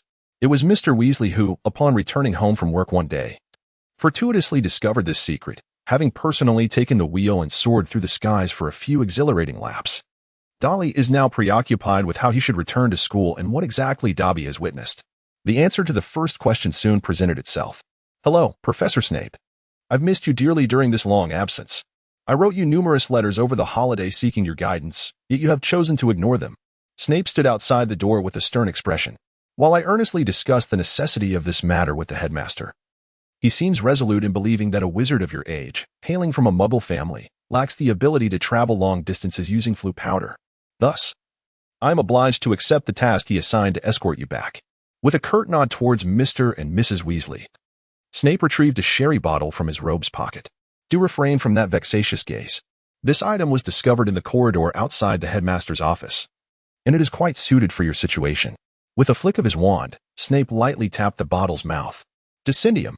The empty bottle began to vibrate, emitting a bluish light, yet a few moments later, it lay quietly in Snape's hand once more. "Come here quickly." "What? Has no one taught you the proper use of a door key?" Grasp the bottle firmly and hold onto your own trunk. I shall not be held responsible for anything lost along the way. The moment Dolly's fingers made contact with the mouth of the bottle, he felt as though someone had forcefully propelled him from behind, lifting him off the ground. The empty wine bottle's opening seemed to be coated in glue, firmly adhering his fingers to it and dragging him swiftly in a certain direction. Eventually, he sensed a heavy impact as he crashed to the ground. The resounding thud of the box striking the floor echoed around him, accompanied by the discontented cries of Leolie, the crisp sound of Snape's shoes on the floor, and a voice, slightly aged yet tinged with a hint of pleasure, greeting him. "Good evening, Mr. Dursley. Congratulations on your safe return to school." Darryl slowly rose from the ground, supporting himself with his waist. "Good evening, Professor Dumbledore, though I harbor doubts about whether my current condition can truly be deemed safe." Dumbledore smiled, peering over his crescent-shaped spectacles at Darryl. "I believe there should be no cause for concern. This assessment stems from my experience as an elder. Of course, if you insist. I am certain that Pomfrey would be more than willing to offer assistance." "No, really, I am fine," Darryl replied, though he held no doubts regarding Madame Pomfrey's skills. He did not wish to spend his first night back at school in the infirmary. Dumbledore appeared to share this sentiment. "That is splendid to hear, as I happen to have some matters I would like to discuss with you." "Oh, and Severus, I nearly forgot you were here. I am truly grateful for your presence this evening." Severus Snape clearly detected the underlying dismissal in Dumbledore's words. He let out a cold scoff and turned to exit the headmaster's office. Young people can be so impatient at times, Dumbledore remarked with a wry smile as he heard the heavy door slam shut. He then waved his wand gently, and the atmosphere within the room shifted dramatically. "Mr. Dursley, when you and Severus returned just now, I sensed a fleeting presence, a malevolence that I am all too familiar with. Severus had departed from my company prior to fetching you, and there was no indication of such a presence then, leading me to suspect it may be connected to you." Dumbledore's expression transformed from one of warmth to stern resolve. His gaze lost its customary benevolence, replaced by a sharp, icy stare that made Darryl feel as if he were being scrutinized. "Furthermore, the excuse for your tardiness you mentioned in your letter, being unable to access platform 9 3/4 due to an impassable wall, remains unverified. Therefore, I believe it is essential for you to elucidate your recent experiences. Do you have any objections?" Though the hidden implication of this statement was "you may refuse if you wish," the wand in Dumbledore's hand and his commanding aura seemed to convey a different message to Darryl. Honesty will be rewarded, while resistance will be met with severity. However, Darryl was not one to be easily intimidated. In fact, his former employer had been far more ferocious, thundering at staff meetings. No slacking off at work, compared to the current Dumbledore. Headmaster, I have been staying with the Weasley family during this time. And aside from occasionally sneaking glimpses of a few letters Percy wrote, I have committed no wrongdoing. Moreover, it was his own carelessness that led him to doze off while writing. I believe that is not my fault. Dumbledore fixed his intense gaze upon Darryl's eyes. I will investigate this matter further. If you have nothing to add, I would like to proceed with an inspection of your luggage. Do you agree? That, deep down, Dudley harbored some dissent, yet upon witnessing Dumbledore's expression, he hastily altered his tone. Please, feel free to investigate. Do not hesitate. Several minutes elapsed, and Dudley's trunk had been securely closed once more. Judging by his triumphant demeanor, it was evident that this inspection yielded no issues. This, concurrently, was a source of perplexity for Dumbledore. Could it truly be that I am becoming forgetful? After a brief, awkward glance at the time, Dumbledore gently waved his hand. I apologize, Dudley, for taking up so much of your time. I understand you seek compensation, thus, I shall grant you the opportunity to borrow a book from the restricted section of the library. Now you may return to your slumber with peace of mind. Receiving the note from Dumbledore, Dudley beamed with delight. Thank you, Headmaster. If such fortuitous events arise again, do remember to include me. However, once he exited the headmaster's office and ventured beyond the side of the gargoyle, his expression immediately darkened. That was close. Chapter 98. Ginny's new friend. Though the hour had deepened into night, the Gryffindor common room remained alive with the presence of Hermione, Harry, and Ron, who were still gathered around the hearth. Ron, Dudley. Ron shook his head, his countenance tinged with gloom. I've explained it to you numerous times. Harry and I truly have no idea what transpired. In any case, Professor McGonagall mentioned that Headmaster Dumbledore has dispatched someone to retrieve him. You might as well inquire directly with him later. Hermione appeared to have more to say, yet ultimately she merely nodded hesitantly. Moments later, she abruptly rose, startling the others. Oh no. Hermione paced anxiously.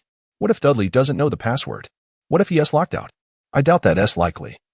Professor Dumbledore wouldn't make such a fundamental error unless he's truly lost his wits, Harry calmly observed. Besides, he could have returned using flu powder. Ron glanced at the lively fire. So, we can simply wait here, right? Yet, Hermione seemed to disregard their reassurances. The young witch hastily made her way to the common room entrance. Fat lady, please open the door. The fat lady's portrait swung open, and Hermione's gaze met Dudley's just outside. Thank you.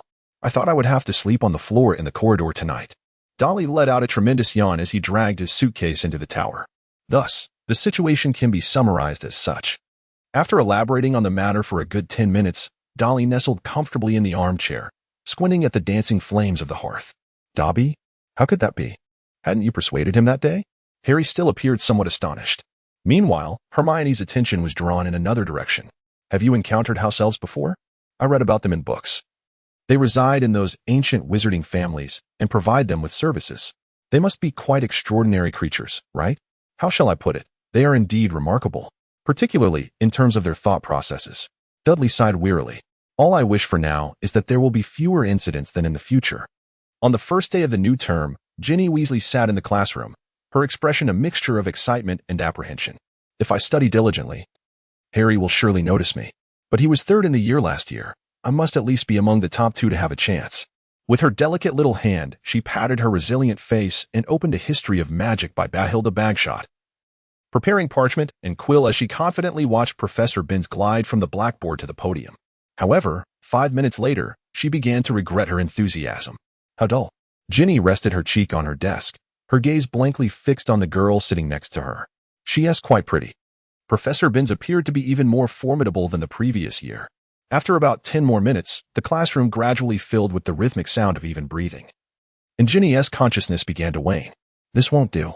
Oh, yes. Ginny perked up, glancing around to ensure no one was watching, and discreetly retrieved a delicate black-covered notebook from her bag. Opening the cover, she beamed at the signature on the first page, chuckling softly. Then, she heard an ethereal voice whisper in her ear. Do you also admire Harry Potter? Ginny stiffened, quickly closing the notebook and clutching it tightly to her chest, casting a wary glance at her deskmate. So what? Does it concern you? The girl looked at the notebook with interest. Of course. Who wouldn't adore Harry Potter? He is the hero who thwarted the Ministry of Magic's wicked plans. Ginny's expression began to reveal doubt.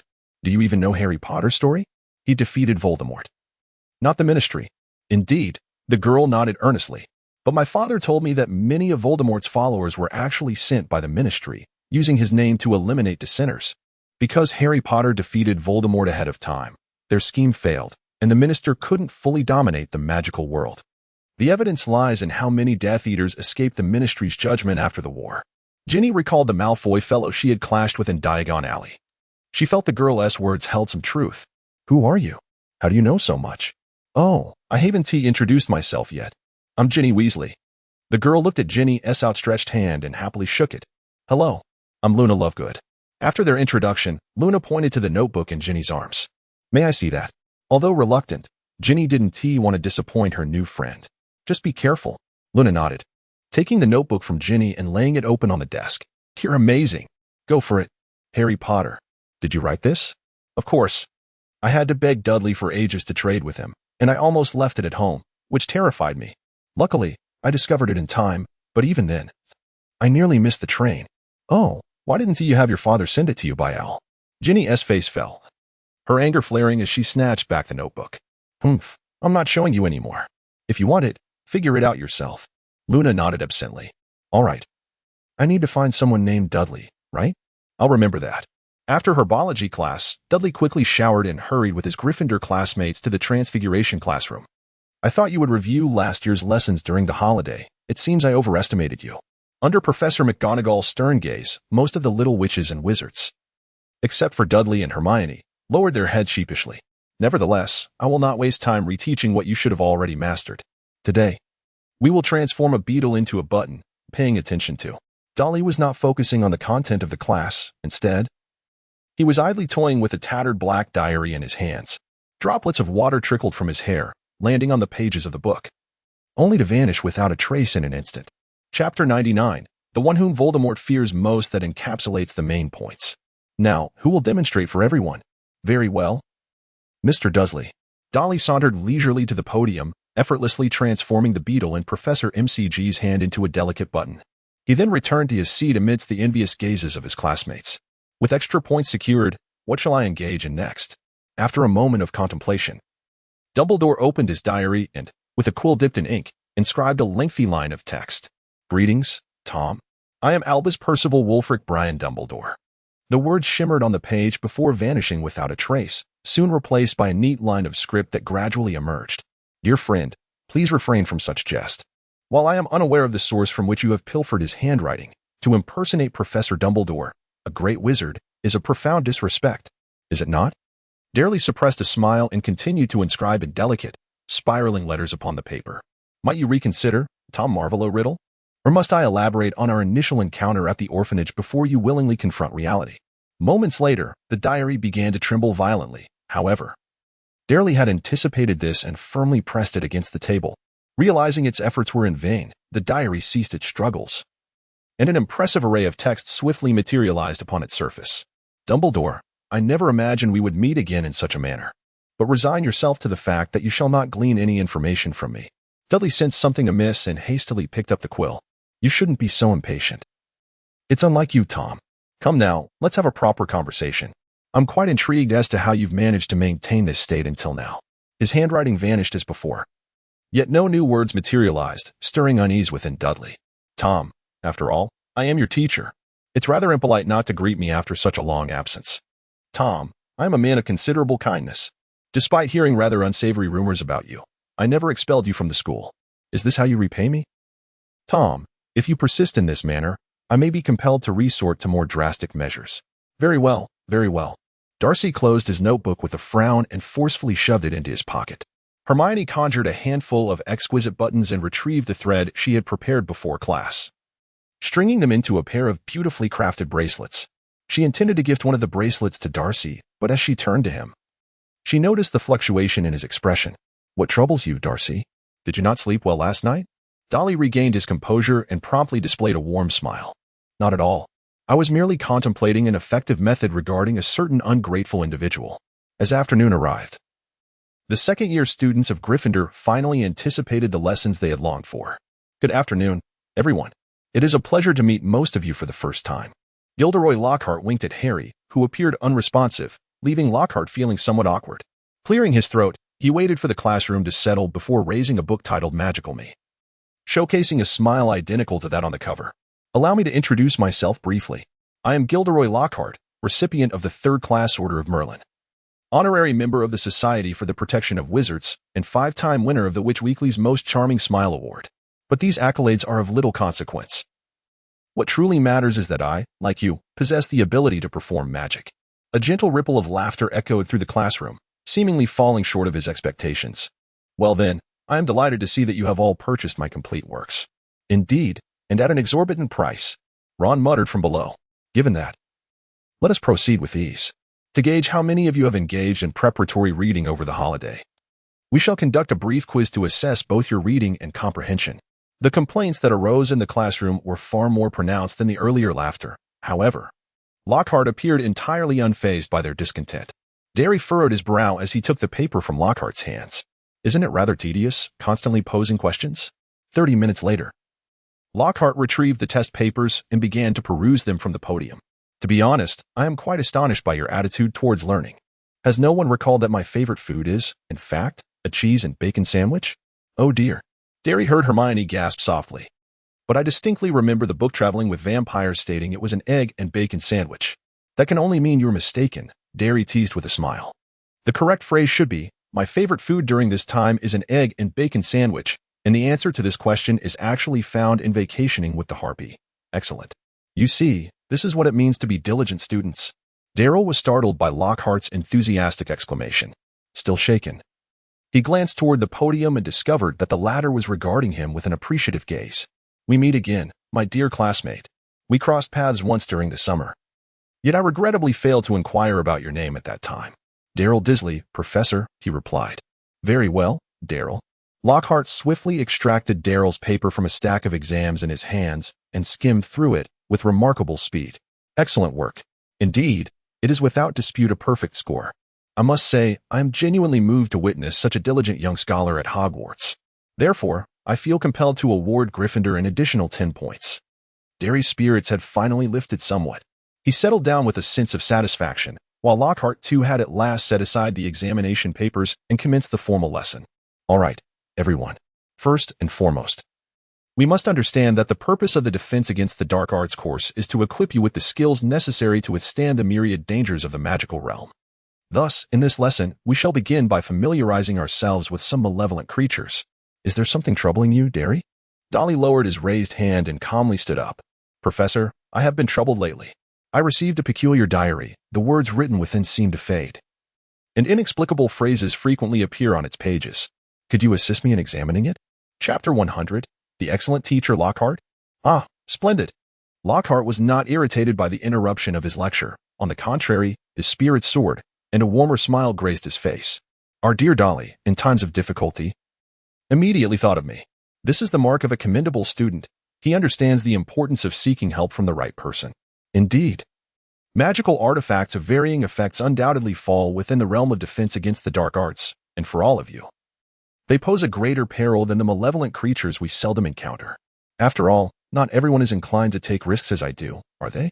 Though no one responded. Lockhart remained unfazed. Come now, child, bring forth that diary. I shall demonstrate how to address such a situation. Lockhart took the diary from Dolly and perused it before the entire class. It was evident, as Dolly had stated, that apart from a signature belonging to Tom Riddle, there was no other information contained within. Thus, our first step is to attempt writing something in it. Lockhart returned to the podium, seized his flamboyant quill, and elegantly inscribed a line, I am Gilderoy Lockhart, recipient of the 3rd Class Order of Merlin. After a brief pause, words gradually materialized upon the diary's pages. Stop the act. It's tedious. Don't you possess a first-class one? Surely that surpasses this trifling 3rd-class medal, doesn't it? Darryl keenly sensed the profound sarcasm in Tom Riddle's tone, yet Lockhart evidently held a different interpretation. Do you see, classmates? Even a mere diary that Darryl fortuitously acquired is deemed worthy of a first-class medal for my contributions to the magical world. However, that is not my pursuit. I did not embark on this journey for such trivial ends. My true secret aspiration is to eradicate all evil from the world, and, of course, to promote my own line of shampoos. Catching a glimpse of several girls hurriedly taking notes, Lockhart's satisfaction with the diary deepened. He picked up the pen once more. Hello, Tom. Do you have any difficulties that require my assistance? He declared emphatically, believing that initiating conversation in this manner would foster mutual trust. Although he was addressing a mere diary, he had previously asserted in his escapades with ghouls that he would never refuse anyone in need of help. Then he observed the diary responding, simply discarding me would be the greatest assistance you could offer. It seemed a few individuals hastily covered their mouths, attempting to stifle their laughter, yet the atmosphere in the classroom grew awkward. Subsequently, the diary penned a lengthy retort. Of course, I am aware that you would never do such a thing, for you are a hypocritical individual. You have long envied my talents and are reluctant to provide me with an opportunity to showcase my abilities. However, fear not. One day you shall recognize your errors. And I am indeed the most suitable candidate to teach the defense against the dark arts. Well, at least we have discerned that Mr. Riddle is displeased due to feeling that I have usurped his position, Lockhart remarked with a wistful expression. There is little to be done. I suppose being misunderstood is merely my fate, just as I began to garner a modicum of fame from recounting my exploits. Some individuals wrote to me with the most disparaging remarks. On several occasions, I even received unadulterated Babbity root juice, an entire box of dead cockroaches, and a substantial packet of sharp blades.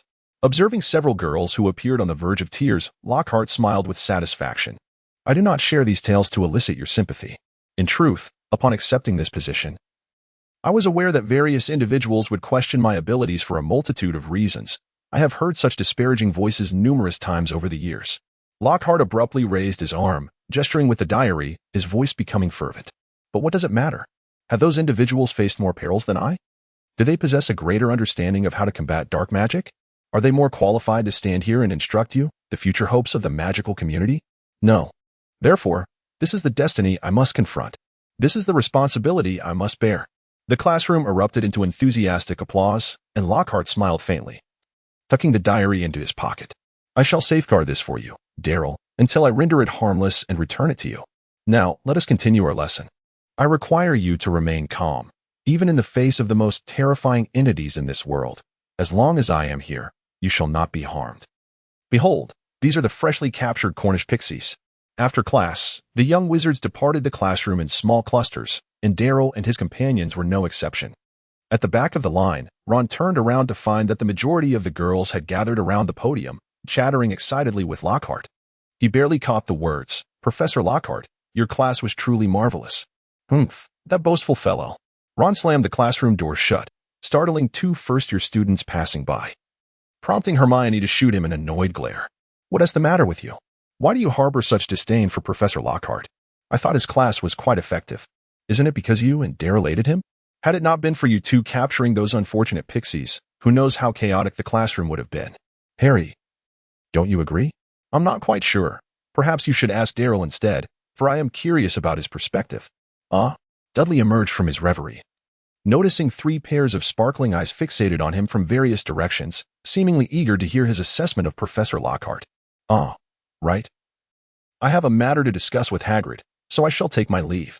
This time, Dudley's attempt to extricate himself proved futile, as the trio appeared resolutely determined to follow him. Ultimately, all they gleaned from Dudley was a rather unsatisfactory remark. "It's too early to draw conclusions. Perhaps we should observe for a while longer." However, their attention soon shifted to something far more astonishing. Chapter 101. Hagrid's New Home. Hagrid. Harry gazed at the expanse where a wooden house once stood, swallowing hard. "Where is your home?" How should I put this?" Hagrid's face flushed slightly, though his thick beard concealed most of it. "As you all know, Norbert and Kana have never been particularly well behaved. The day they were shouting in the secret passage, Filch overheard them, and fearing they would be discovered, I brought them out. However, they grew far too quickly. I could only transport them one at a time. When I finally settled Norbert and returned for Kana." "Your home was demolished?" Dudley stared at Hagrid in disbelief. "Did I not warn you? Kana is far more obedient than Norbert. You should have retrieved her first." "You are right, yet in my haste, I completely forgot," Hagrid said, nodding glumly. Ron appeared on the verge of laughter, but stifled it upon receiving a sharp glance from Hermione. "So where do you reside now?" Hermione inquired, her gaze darting anxiously around. "Oh, Professor Dumbledore helped me construct a new house, just beside the Forbidden Forest. A few steps in that direction and you will see it." Hagrid gestured casually, gratitude evident on his face. "Professor Dumbledore is truly a good man. Not only did he assist me in building a new home, but he also found accommodations for Norbert, Kana, and Livy in the Forbidden Forest. I hardly know how to express my gratitude." "Wait a moment." Dudley regarded Hagrid with confusion. "If I understand correctly, that means the school is currently housing a three-headed dog and two dragons?" "Indeed," Hagrid replied, looking somewhat puzzled. "Hasn't it been that way since last semester? You should be well aware of it." "You are correct, but this time it was personally sanctioned by Professor Dumbledore, correct? This implies it can be considered an official action by Hogwarts. Yet, isn't the housing of such dangerous creatures within the school grounds subject to approval by the Board of Governors?" "Oh, so that is what you meant," Hagrid chuckled. His demeanor noticeably lightened. "Actually, this matter has had its twists and turns. Initially, the board was opposed, and Professor Dumbledore intended to send Livy and the others away. However, about a week before the term began, he suddenly came to me and said that the board had changed its mind, stating that the school's security needed enhancement. If we could domesticate some powerful magical creatures, it would make the school safer." Harry and Ron exchanged glances, refraining from sharing their belief that the three-headed dog and dragons themselves posed the greatest threat to the school's safety. Hagrid seemed to read their thoughts from their expressions and huffed dismissively. "Norbert and Kana are merely a bit mischievous, while Livy has always been quite well behaved. Besides, they reside in the Forbidden Forest, a place where students are not permitted to enter." "Oh, and do remember to tell Fred and George to refrain from running into the Forbidden Forest. If anything were to happen, I wouldn't be able to save them." Hagrid's new home appeared far more splendid than the wooden house he had previously built. Hermione particularly admired the intricate floral patterns adorning the eaves. However, upon entering the room, the group quickly rediscovered a familiar ambience. "Hagrid." Harry hesitated, casting a glance at his bed. "I think it would be prudent for you to wash your bed linens. I believe I just saw Fong leap down from there." "Not to worry. Fong is my dear companion." Hagrid affectionately patted his dog-ass head. "Yet he is covered in dirt." "Never mind, thank you. But I'm not particularly hungry right now." Declining the rock cake Hagrid offered, Harry sipped his tea while observing Dudley, who had been lost in thought since earlier. "Dudley, what are you contemplating? Why so silent?" "Oh, I'm still pondering the matter concerning the Board of Governors." Darryl gazed thoughtfully at the deer head mounted on the wall. Why do you suppose the school board suddenly changed their minds? And in favor of Hagrid, no less? This is utterly baffling. Let us not forget that Lucius Malfoy is one of the board members. Oh, that reminds me, Hagrid exclaimed, slapping his forehead in realization. Professor Dumbledore mentioned this to me. Lucius Malfoy exerted considerable influence in this matter. Lucius Malfoy? Contributing? Ron stared at Hagrid in disbelief. Are you implying that this fellow lent a hand? At least that's what Professor Dumbledore indicated, Hagrid replied seriously. He told me that several board members initially considered Norbert and his kind to be quite dangerous. The other 3 young wizards nodded in agreement, their misunderstanding of those creatures evident. Hagrid, oblivious to their expressions, continued. Professor Dumbledore said that Lucius visited each of those board members individually, investing significant time to persuade them to reconsider. I must admit, Lucius is quite impressive in that regard. Though, of course, I mean in terms of his interests. His character, however, is deplorable, truly abominable. Seeing Ron's expression of anger, Hagrid hastily added this clarification, lightening the atmosphere in the room. Yet it was clear that further discussion would only lead to greater discomfort, prompting the group to take their leave shortly thereafter. I swear. Hagrid must have overindulged that day and misremembered Professor Dumbledore's words. Ron fumed as they made their way back to the castle. You all know what Draco Malfoy is like. Does his father truly have an affinity for the beast Hagrid tends? How is that even possible? Indeed, how could that be? Darryl turned his gaze towards the forbidden forest, where a great flock of birds, startled, erupted from the trees, resembling a vast black cloud from a distance. It was evident that his actions concealed a sinister plot. We must devise a means to inquire further. Perhaps this time we shall once again trouble our dear friend Draco. Meanwhile, in the Slytherin common room, Draco Malfoy was animatedly addressing his 2 companions, Crabbe and Goyle. Did you know? My father told me he's orchestrating a grand scheme. Chapter 102. Formatting. Having concluded the first day of classes, Gilderoy Lockhart strode through the corridor with his head held high, greeting every student he encountered with warmth. However, upon returning to his office and firmly closing the door behind him, the customary smile vanished from his face, replaced by an expression of fatigue. A bunch of imbeciles. How can they be in 6th year and yet incapable of handling even the Cornish pixies? It is utterly absurd that they are allowed in the advanced defense against the dark arts class. Lockhart flopped down onto his bed, his meticulously styled hair falling listlessly. If only all students could be as endearing as those little second years. Particularly that delightful boy, Dudley Dursley. Why can't there be more like him? Contemplating the only class he had managed to conduct successfully that day, Lockhart's spirits lifted somewhat. He swung his legs off the bed and seated himself at his desk. Opening a drawer to reveal the diary he had previously acquired from Dudley, lying quietly within. Regrettably, too many were aware of this matter. Otherwise, transforming the origin of this incident into I found this diary while staying in a haunted house during my travels would surely render it more intriguing. As Lockhart devised the outline for his next bestseller, he spread the diary open on the desk. First, we must address the issues with this diary, so that those fools may comprehend just how remarkable I truly am. Don't you agree?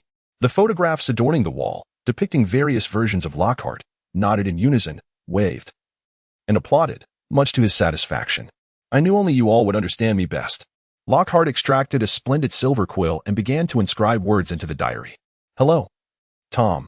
It seems you may have some misunderstandings regarding me this afternoon. Of course, I do not blame you. It is not entirely your fault for being unaware of my exploits.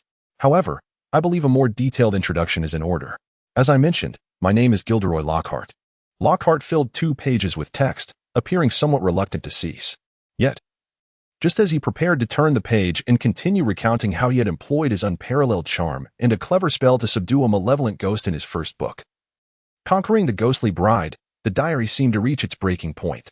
Are you delusional? Are you truly so idle? If you have nothing better to do, why not return to teaching your class instead of spinning tales here? Lockhart's face betrayed his first sign of anxiety. For a secret he had long concealed was now laid bare. He glanced helplessly at the photographs on the wall, only to find their expressions mirrored his own turmoil. Tom, what are you saying? I must inform you that your claims require evidence. Otherwise, I shall have no choice but to sue you for defamation. You? Sue me? Surely. You haven't lost your mind. To have the Wisingamot adjudicate a diary and then throw me into Azkaban? Lockhart let out a pained groan. Indeed. Suing a diary is a futile endeavor. It would only suggest I have something to hide. However, I cannot allow it to spout nonsense here. It would be disastrous if someone were to see it. What can be done to silence it? He pondered whether the Obliviate charm would even work on a diary. Lockhart drew his wand, filled with hope, and tapped it against the diary. Forget all. Not sensing the prior sensation of memory being at his command. Lockhart felt a twinge of apprehension. He picked up the quill and cautiously penned, "Hello, may I ask if you are Tom Riddle?" After a few moments, Tom's handwriting appeared in the diary. "Yes, and who might you be? Where are we now?" "Success," Lockhart exclaimed, pumping his fist in triumph, while the photographs of himself on the wall erupted in applause.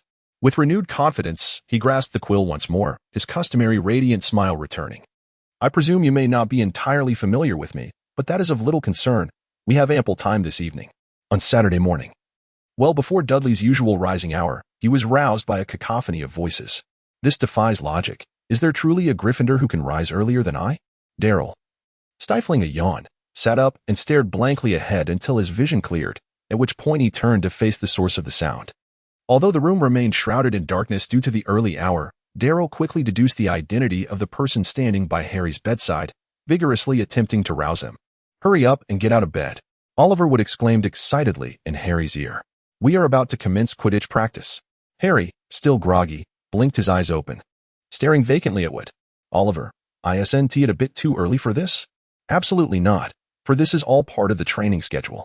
Now, go wake Ron, and I shall notify the others. We shall convene on the pitch in a quarter of an hour."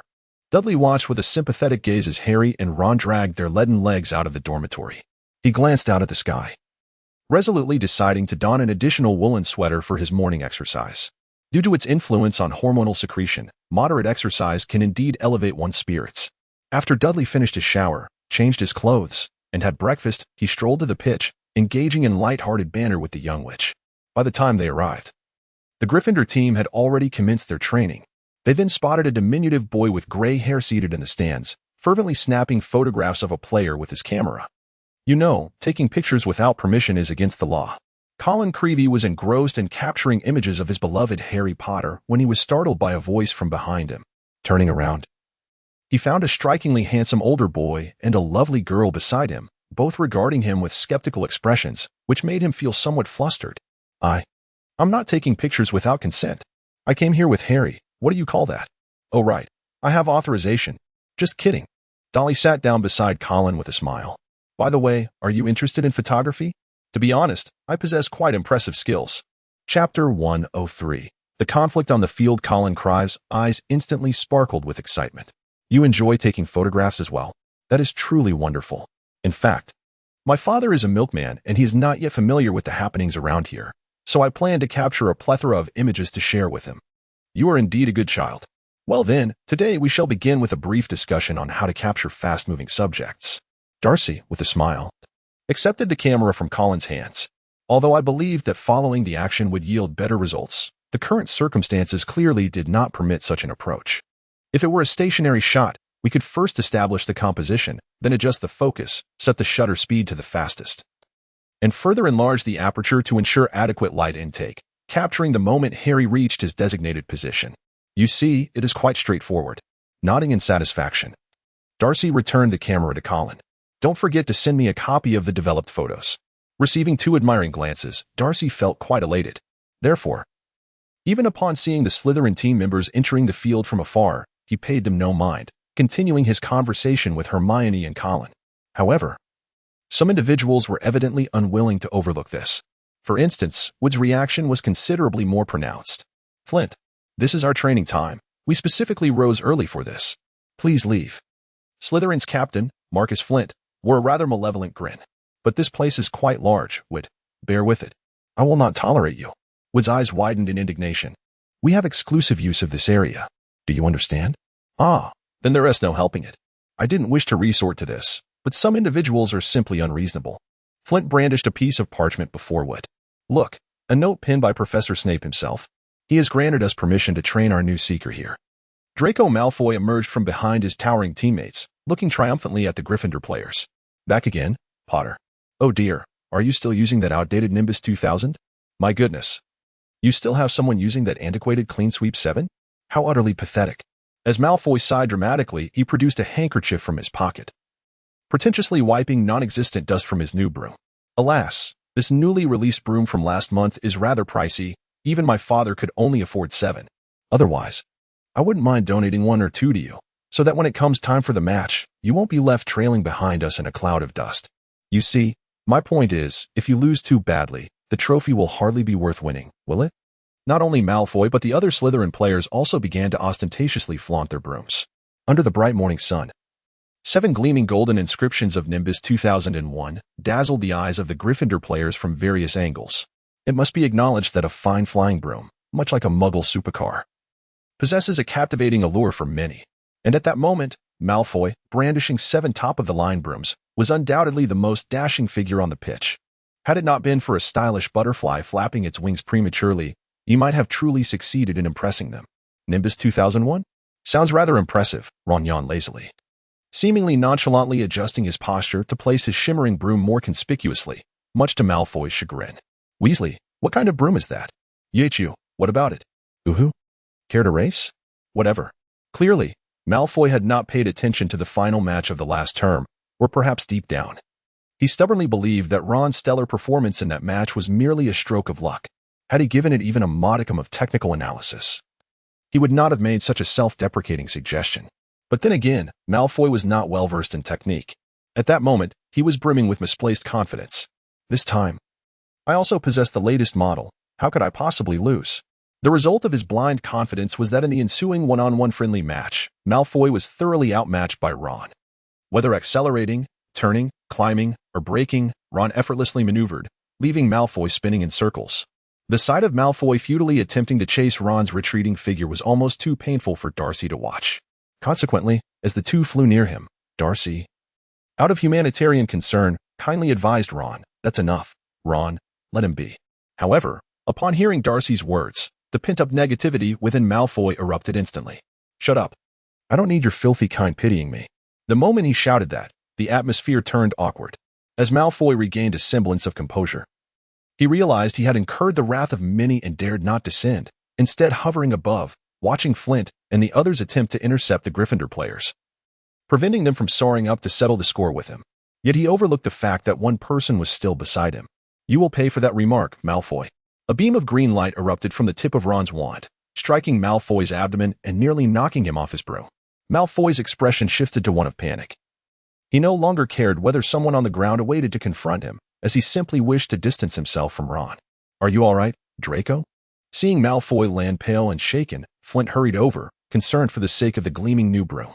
Malfoy opened his mouth to respond, but could only manage a few belches, causing a string of mucus to fall onto the grass.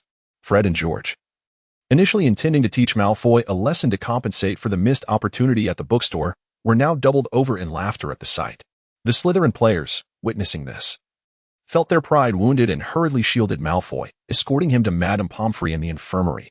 As they departed, Flint couldn't help but leave Malfoy with a menacing remark. "You will regret this." With the Slytherin team no longer causing disruption, the morning's training proceeded splendidly. However, as the group ascended the castle steps while speculating about the lunch menu, they spotted Professor McGonagall awaiting them in the entrance hall with a stern expression. "You're back, Weasley." "Very well, then remember to serve detention tonight." Chapter 104, The Distressed Lucius Headmaster. "I've heard that my son has been subjected to a vile curse at school. You must provide me with an explanation. I strongly demand the expulsion of the individual who unjustly attacked my son." Within the headmaster's office, Lucius Malfoy incessantly prodded the stone floor with his wand, producing a series of thudding sounds. Coupled with his furious outbursts, this spectacle left the elderly Dumbledore with a throbbing headache. "I wish for some peace." Seemingly sharing Dumbledore's sentiments, Fawkes let out a disgruntled chirp, glaring at Lucius with a distinctly human-like expression, as if contemplating whether to unleash a plume of fire upon his face. Of course, had Fawkes been a dragon, he might have indeed done so. But he was merely a phoenix. According to the description provided by Mr. Newt Scamander in Fantastic Beasts and Where to Find Them, the phoenix possesses a unique magical song and healing tears, which are only effective when they emit their melodious cries. Consequently, the only recourse for Fawkes now is to seek solace in Dumbledore's embrace. "Please, take a seat, Lucius." As Dumbledore gently preened Fawkes' feathers, he casually conjured a comfortable armchair. However, the seething board member appeared resolute in his indignation. "Do not attempt to placate me, Dumbledore. If you do not provide me with a satisfactory explanation, I shall not leave. Does your decision to depart relate to whether or not you sit down?" Dumbledore sighed in resignation. "Lucius, I have already informed you that Minerva has imposed a detention on Weasley, and I personally find this decision to be rather unjust. Lucius Malfoy stepped forward, slamming the hand that was not grasping his cane onto Dumbledore's desk. My son is still lying in the infirmary. Why should he merely serve a detention? Dumbledore met Lucius' fierce gaze unwaveringly. In fact, according to Madame Pomfrey, she took less than 5 minutes to treat your son. Nevertheless, Mr. Draco seems to maintain that he has not received adequate care, which is the primary reason he continues to reside in the infirmary. I must say, in this regard, I find you all quite consistent. Noticing a flicker of uncertainty in Lucius' expression, Dumbledore delivered a decisive blow. According to other witnesses, your son seemingly employed derogatory language towards a student from a Muggle family. Before casting blame on others, perhaps you should reflect on your own parenting? Meanwhile, in the infirmary, Draco quickly concealed his smile upon seeing his father enter with a dark expression. However, the pile of snacks and half-read storybooks at his bedside betrayed him. It seems you are quite comfortable here, Lucius remarked coldly, taking a seat beside the bed, prompting Draco to adopt a look of feigned innocence. Father, you must advocate for me. Advocate for what? Do you believe I have not embarrassed myself enough with Dumbledore? Lucius felt a surge of frustration at Draco's words. How many times must I tell you that some things should not be said lightly, lest they lead to enmity or provide others with leverage against you? Why do you never learn? But that blood enough. Lucius glared at his son in exasperation. Did I not inform you that a significant event would transpire at school this year? Can you refrain from causing trouble at such a critical juncture? Isn't it what you referred to as a grand game? Draco muttered in defiance. You refuse to disclose the specifics, so how am I to know if you speak the truth? Lucius nearly laughed in disbelief. Am I to share the details with you, only for you to turn around and inform Crabbe and Goyle, allowing the entire Slytherin house to know by morning? Draco's face flushed, yet he maintained his obstinacy. How could that be? I am quite discreet. Oh. Then why did old Crabbe inquire about my plans at Hogwarts yesterday? Do not tell me he simply guessed. I know him better than you do. Seeing Draco rendered speechless, Lucius let out a derisive grunt. Remember, Draco, your task is to remain quiet and not cause disturbances during this period. Others will take care of the rest. Very well. Yes, father. Lucius nodded and rose, preparing to return home to refine his plans. However, upon noticing his son's discontent, he softened. Draco, exercise a bit of patience. Your loathed adversaries will not remain jubilant for long. I must say, such punishment is far too lenient. Those of you who have only begun to grasp the most trivial aspects of magic should experience the sting of a proper reprimand. Argus Filch menacingly ushered Ron into the trophy room, handing him a bucket, several cloths, and a large bottle of polish. What are you waiting for? Get to work. Do not even think of slacking off. If your efforts do not meet my standards, you will need to start over. Honestly, why do these insufferable individuals need so many awards? Would it not be preferable to simply lead a peaceful existence? Ron grumbled as he polished the trophies and medals, mentally cursing the recipients of those accolades. Hills Knightley, never heard of him. Insufferable fellow.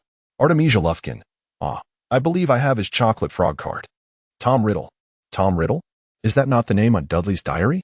Ron examined the golden plaque for special contribution to the school.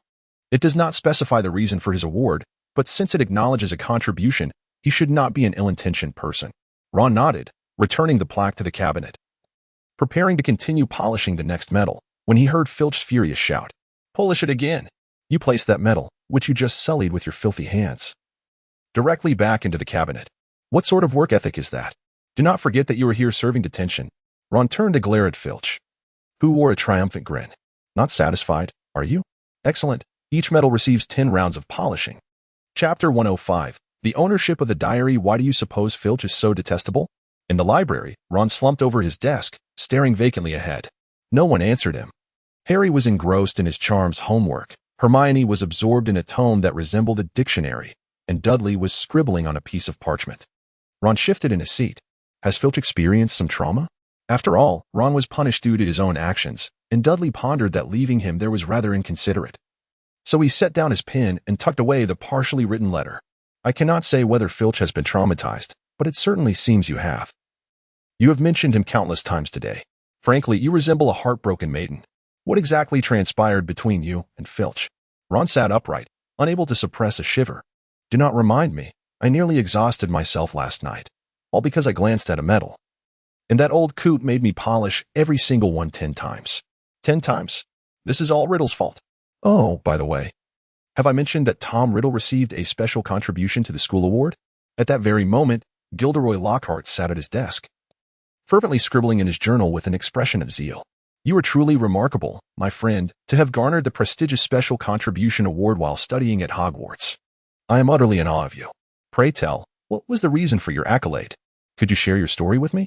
Ah, this is a lengthy tale indeed.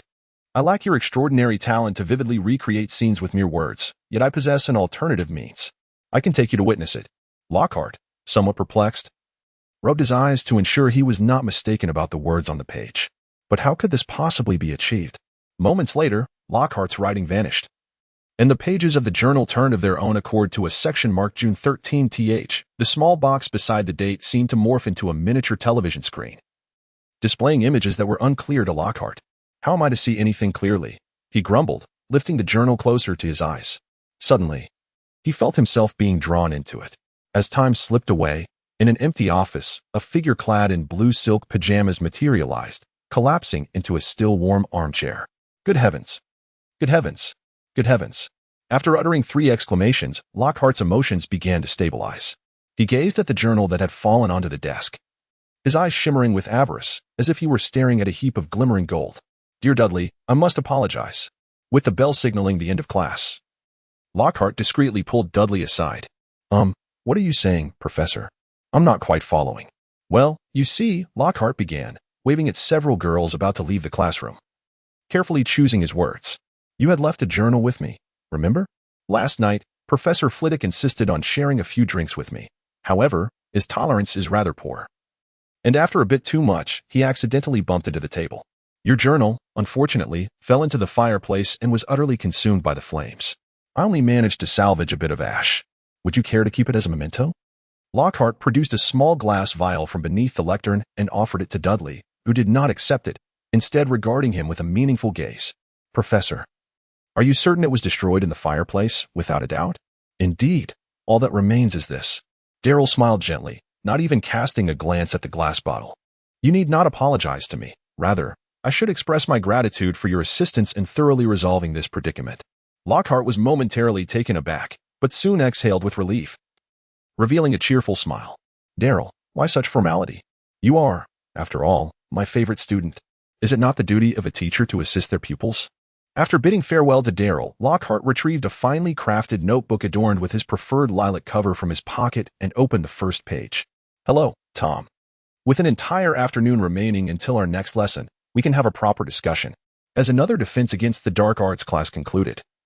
Lockhart lethargically announced the end of the lesson and promptly turned to leave the classroom, completely disregarding the disappointed expressions of the girls who intended to approach him with questions. Do you not think Professor Lockhart seems to have changed recently? Harry inquired, casting a skeptical glance in the direction Lockhart had departed.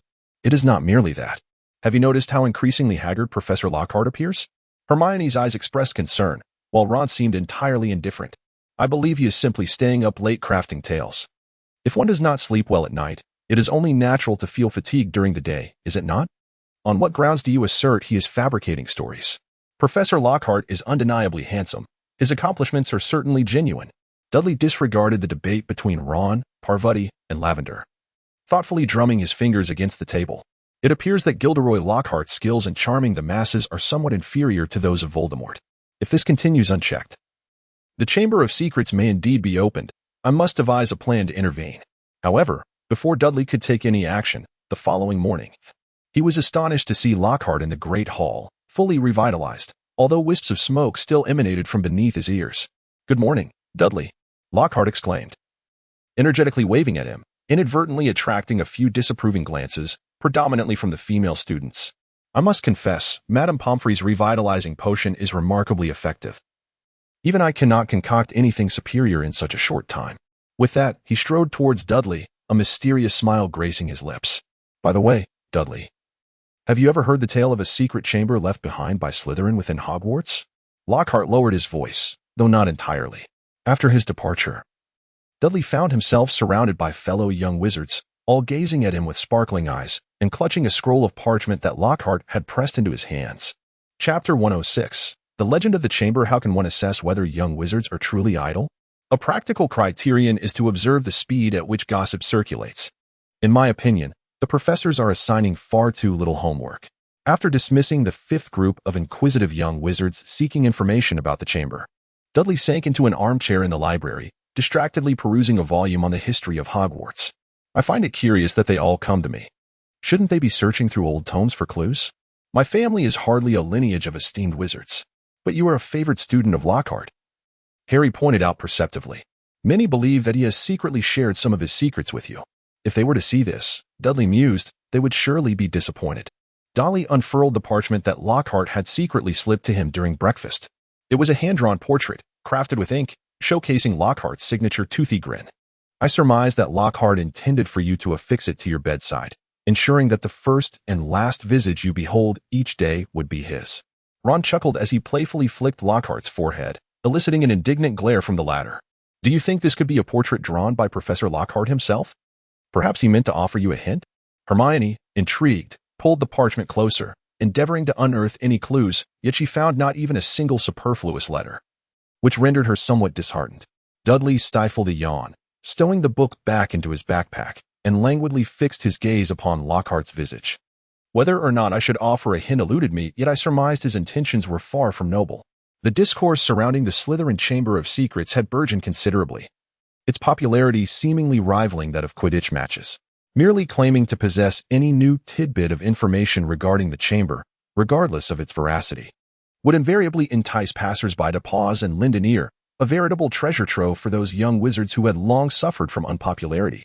Amidst this backdrop, the nature of the circulating rumors began to grow increasingly bizarre. Have you heard? During lunchtime, Ron conspiratorially gestured towards the Hufflepuff table. Ernie Macmillan had recounted that his grandfather once told him a particularly terrifying beast was concealed within the Slytherin chamber, measuring 50 feet in length, and would unleash fire upon anyone who dared to pass by or swat them away with its tail. Isn't that just a dragon? Dudley remarked while slicing his bread. If one wishes to see it, there's no need to seek out the chamber. Two reside in the Forbidden Forest. Indeed, I relayed that to him as well. Yet he seemed rather skeptical, suggesting I was merely desperate for fame. Ron shrugged. Furthermore, Seamus insisted that the chamber housed a legion of trolls, poised to invade the school upon its unsealing. Malfoy, on the other hand, boasted to anyone who would listen that a massive serpent lurked within, ready to devour any student of Muggle heritage. That seemed somewhat credible, Harry nodded, for everyone was aware that a serpent adorned the Slytherin crest. By the way, Hermione, what are you reading? Oh, I was pondering whether the imagination of boys is truly so limited, Hermione replied, shaking her head in exasperation as she cast aside the daily divination. You are utterly naïve. You cannot fathom the outlandish tales some girls can concoct.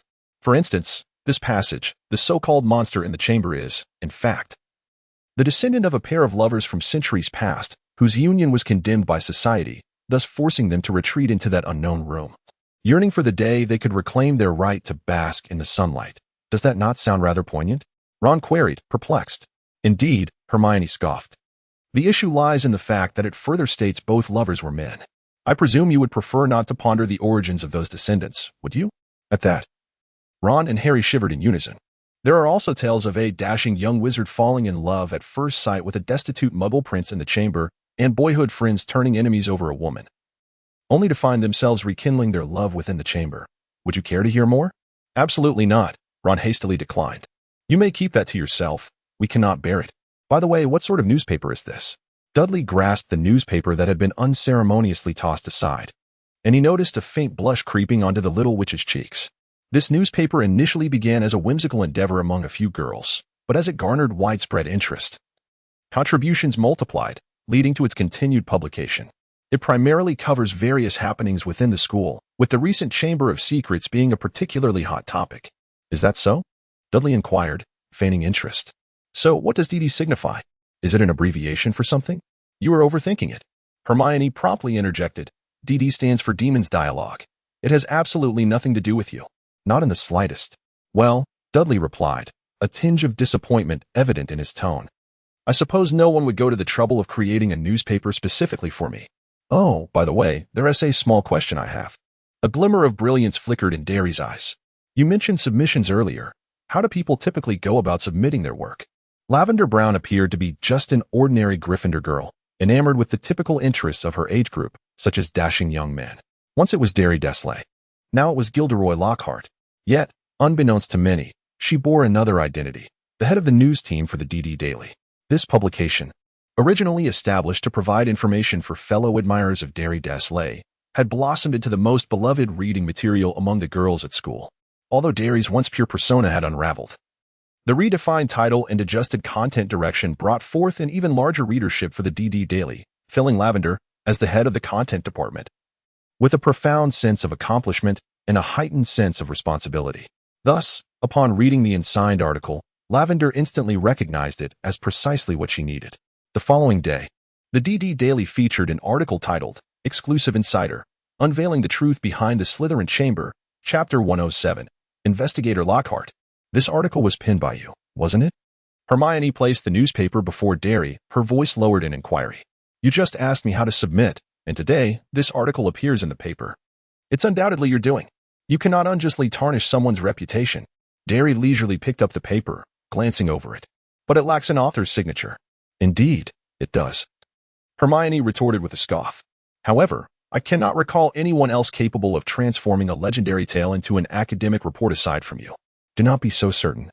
Derry replied with a mysterious smile. How do you know it wasn't a professor who, upon hearing of this matter, succumbed to the urge to showcase an unknown side of themselves? He subtly gestured toward Professor McGonagall, who was speaking animatedly at the podium, earning a roll of Hermione's eyes in response. Regardless of how persistently Hermione pressed, Derry steadfastly refused to acknowledge authorship of the article, much to the vexation of the young witch. Nonetheless, whatever her thoughts, the so-called exclusive insider article undeniably achieved the desired effect of its author. As classes concluded for the day, Lockhart, neglecting even to eat, hurried back to his office. Tom, today numerous individuals inquired about the basilisk. What exactly is this creature? Is it truly the basilisk hidden within the chamber? Typically, the diary responded promptly to Lockhart's inquiries. However, after a prolonged silence, no words appeared on the pages, causing Lockhart to grow increasingly anxious. Tom, why do you not respond? Have you run out of ink? Just a moment, I shall replenish you. He retrieved a new ink bottle from his drawer, twisting off the cap and inverting the bottle over the pages, watching the ink steadily darken the paper, only to vanish moments later. It was not until the bottle was entirely emptied that Lockhart discarded it into the wastebasket. Is it ready now, Tom?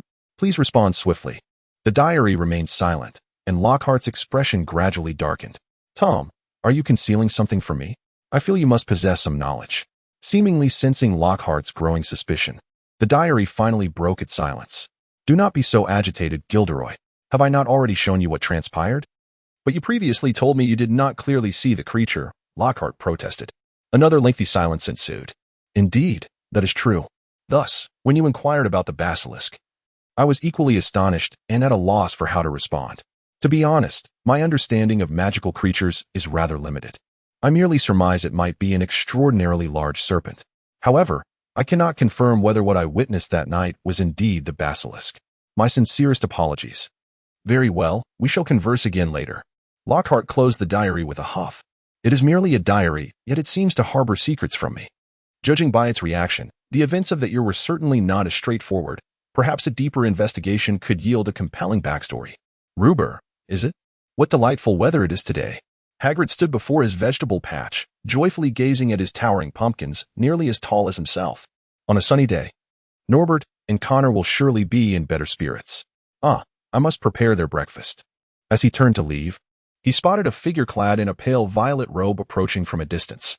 Greetings. You must be the keeper of keys and grounds at Hogwarts? I am the new professor of defense against the dark arts, Gilderoy Lockhart. Merlin. Ahem, in any case, it is my first visit today, and I am delighted to meet you. Hello. Hagrid scrutinized Lockhart up and down. Defense against the dark arts. Well, commendable courage. Lockhart appeared oblivious to the underlying implications in Hagrid's words, his eyes sparkling with excitement as he admired the pumpkins. Your pumpkins are truly magnificent. Of course, while I possess a modicum of knowledge regarding herbology, my understanding of ordinary crop cultivation is rather scarce. You see, one who frequently travels does not have many opportunities to ponder the intricacies of farming. Lockhart seemed unaware that Hagrid's demeanor was growing increasingly displeased. He gestured toward the door of the hut. Having chatted for so long, would you not invite me in for a seat? What a charming room. Upon observing the disarray within, Lockhart professionally refrained from expressing distaste, which improved Hagrid's impression of him somewhat. After brewing tea, Hagrid even brought forth a plate of rock cakes, which Lockhart refrained from touching. Noticing that Hagrid's mood appeared to be lifting, Lockhart feigned casualness as he engaged him in conversation. Children truly are delightful. Watching them grow reminds me of my own time spent studying here. Indeed, youth is wonderful, Hagrid agreed with a nod. That must have been nearly 50 years ago.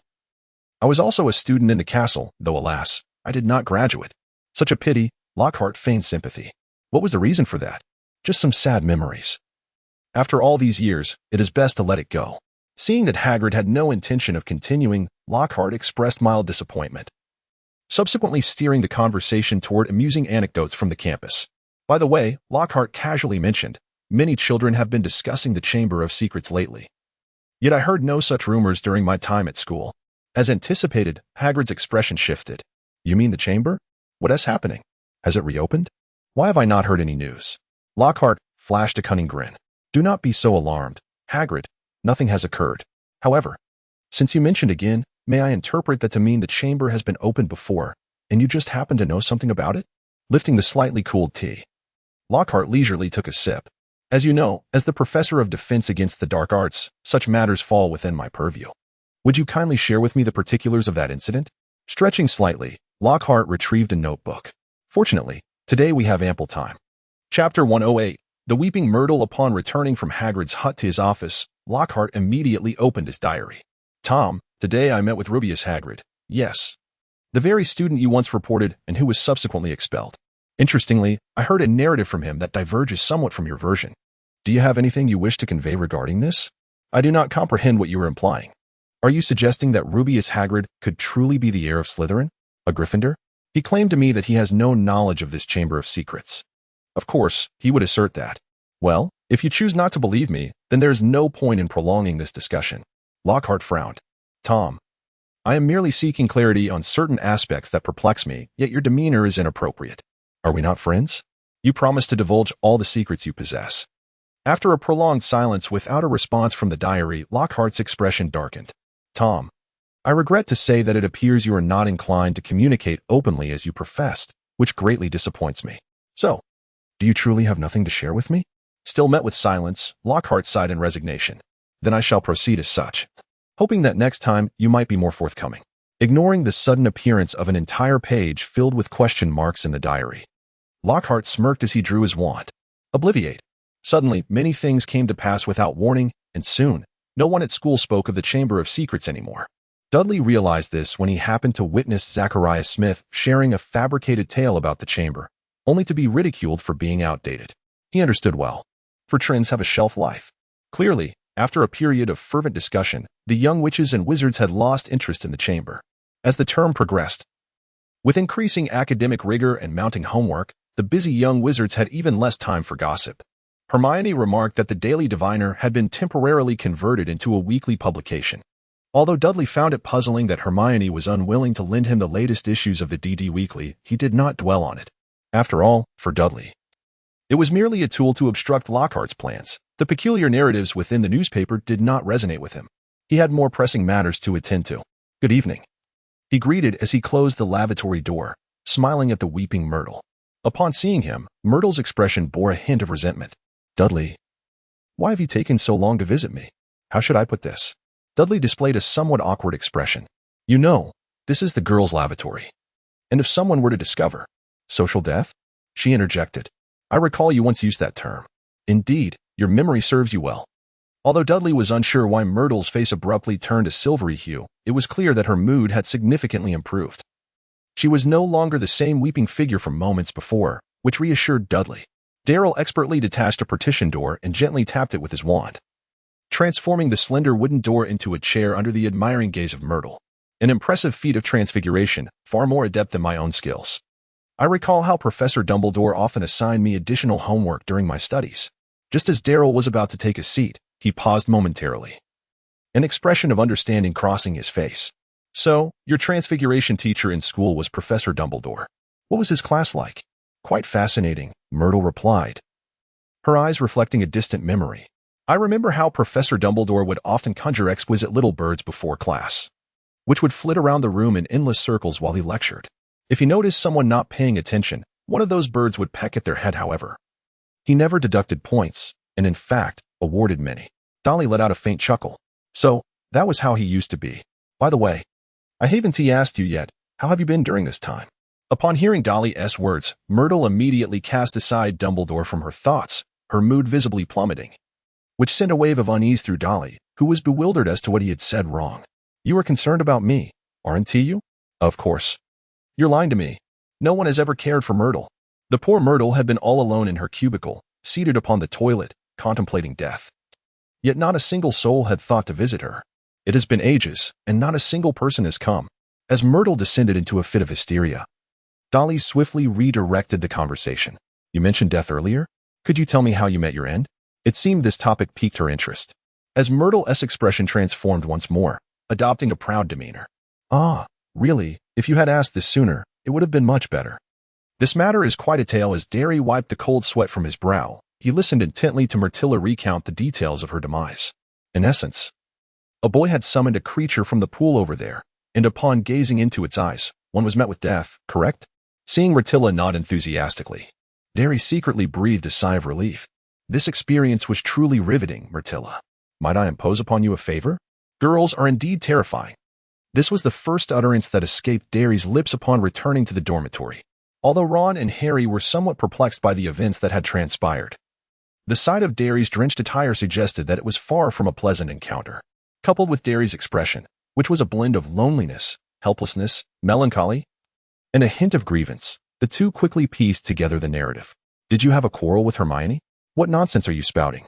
Darryl, in silent exasperation, stripped off his dripping shirt and tossed it into the basket, only to be startled by the sound of the dormitory door being flung open. Darryl, I have made a significant discovery. Perhaps the Myrtle is indeed the victim from the last time the chamber was opened. The little witch's gaze lingered on Darryl's chiseled abs, momentarily entranced. Chapter 109, Morning Exercise. So, you already knew, did you? Myrtle is the victim from the last chamber incident. Hermione frowned as she watched Darryl don his shirt, concealing his sculpted physique. Have you also deduced the reason behind Tom Riddle receiving the special contribution to the school award? It must be because he reported the person he claimed to have seen opening the chamber, correct? Noticing Darryl's peculiar choice of words, the little witch yearned to inquire further, but was interrupted by Ron. Why are you still discussing the chamber? Isn't that old news? The trending topic now is Quidditch. Hermione looked at him incredulously. Why is it always this? Is Quidditch the only thing that occupies your minds? Of course. What's interesting about the chamber? It has been sealed for 50 years. Who knows if it will ever be opened again? Unlike Quidditch, where each match's strategy varies depending on the opposing team's lineup. For instance, when we play against Slytherin. As the two fans began to passionately dissect Wood's newly devised strategies, the little witch shook her head in resignation. Suddenly, a thought seemed to strike her. And with a glimmer in her eyes, she bid farewell to Darryl and rushed out of the room. The following morning, when Darryl entered the common room fully equipped, he was pleasantly surprised to find someone awaiting him. Good morning, Darryl, Hermione said, setting her book aside. Are you going for morning practice? Take me with you. Dudley cast a subtle glance at the little witch clad in sports attire. Are you also planning to join the Quidditch team? The young witch was momentarily taken aback. What are you talking about? What does this have to do with Quidditch? Noticing Hermione's perplexed expression, Dudley could not help but chuckle. You see, the last time someone joined me for morning exercises was several months ago, when Wood asked Harry and Ron to increase their training regimen. So when I saw you today, I thought it might be a tryout for the team. Hermione's reaction was quite amusing. It was merely a jest, Dudley remarked, his interest piqued. So, what prompted you to start morning exercises all of a sudden? The little witch's cheeks flushed, stealing a glance at Dudley, who appeared eager for gossip. She felt a surge of embarrassment and irritation. Why are you asking so many questions? Let's get going. As October arrived, the weather began to shift unpredictably, just like today. When the two stepped outside to what seemed a sunny day, only to be met with rain moments later. Do you often encounter such occurrences? You seem quite adept at handling them. They took refuge in a corridor, and Hermione gazed speechlessly at Dudley, who effortlessly began doing push-ups on the tiled floor. Well, of course, one inevitably encounters various unforeseen circumstances. After completing 50 push-ups in one go, Dudley decided to take a brief respite, rising to dust off his hands. Would you like to give it a try? After all, anaerobic exercise is equally important. Fitness is not solely about running. Me? I can't do that. Hermione vehemently shook her head. I lack strength. We can start with simpler movements, Dudley suggested. Dudley guided the little witch to the wall. Beginners may start with wall push-ups, merely needing to support themselves with their hands against the wall and then perform the push-up motion. Quite simple, wouldn't you agree? While Hermione practiced, Dudley diligently corrected her posture. We must adjust the distance between our bodies and the wall, and remember to engage our core muscles, otherwise, injury may ensue. As is the case with your current form, Dolly gently pressed against the little witch's abdomen, discovering its soft and yielding texture, and could not help but shake his head in disbelief. Clearly, she had not exerted herself. Then, he noticed the little witch glaring at him, her cheeks puffed in indignation. Reflecting on his previous actions, even Dolly felt a twinge of embarrassment. Do not overthink it. This is merely a normal physical interaction during practice, indeed. The next exercise was a crunch. Do not touch my legs. I am merely helping you stabilize your position. Otherwise, if you continue, your head will collide with the railing. Following this was the squat. Ensure your knees do not extend beyond your toes. Sit back. With a shriek, Hermione toppled backward into Dolly's embrace. As he helped her up, her face flushed crimson, akin to a fever. Dolly sighed in resignation. Do not be disheartened. This is merely the first attempt. You will grow accustomed to it. After concluding their painfully joyous morning workout, Dolly and Hermione strolled side by side, leisurely making their way back to the Gryffindor Tower. It was not that they wished to dawdle. Rather, the little witch, having just undergone a brand new experience, was utterly exhausted and relied on Dolly's support to avoid stumbling down the stairs. Of course, there were merits to their slow pace, such as not missing the enchanting sights along the way. For instance, the moving portraits, exquisite suits of armor, the mysterious patterns on window frames, and the waterlogged corridor. The third floor, is it? Dudley was beset by a foreboding sense of unease. He cast a glance towards the wall not far off. Hermione, remain still here, close your eyes, and do not open them until you hear me call you. After receiving a resolute reply from the young witch, Dudley drew forth his wand and cautiously advanced through the water, steadying himself against the wall to maintain his balance and avoid slipping. Upon the wall between the two windows, a shimmering paint had been applied, forming a series of words. The Chamber of Secrets of Slytherin had finally been reopened once more. Oh! Those ignorant souls who stand against his heir, cherish every fleeting moment, for it shall be your final hour. Derry furrowed his brow as he scrutinized the handwriting, feeling a sense of dissonance. Why is this person so verbose? After standing silently for a moment and confirming that he heard nothing but his own breathing, Derry made his way to the adjacent girls' restroom. Myrtle, are you in there? Receiving no response, Derry took a deep breath,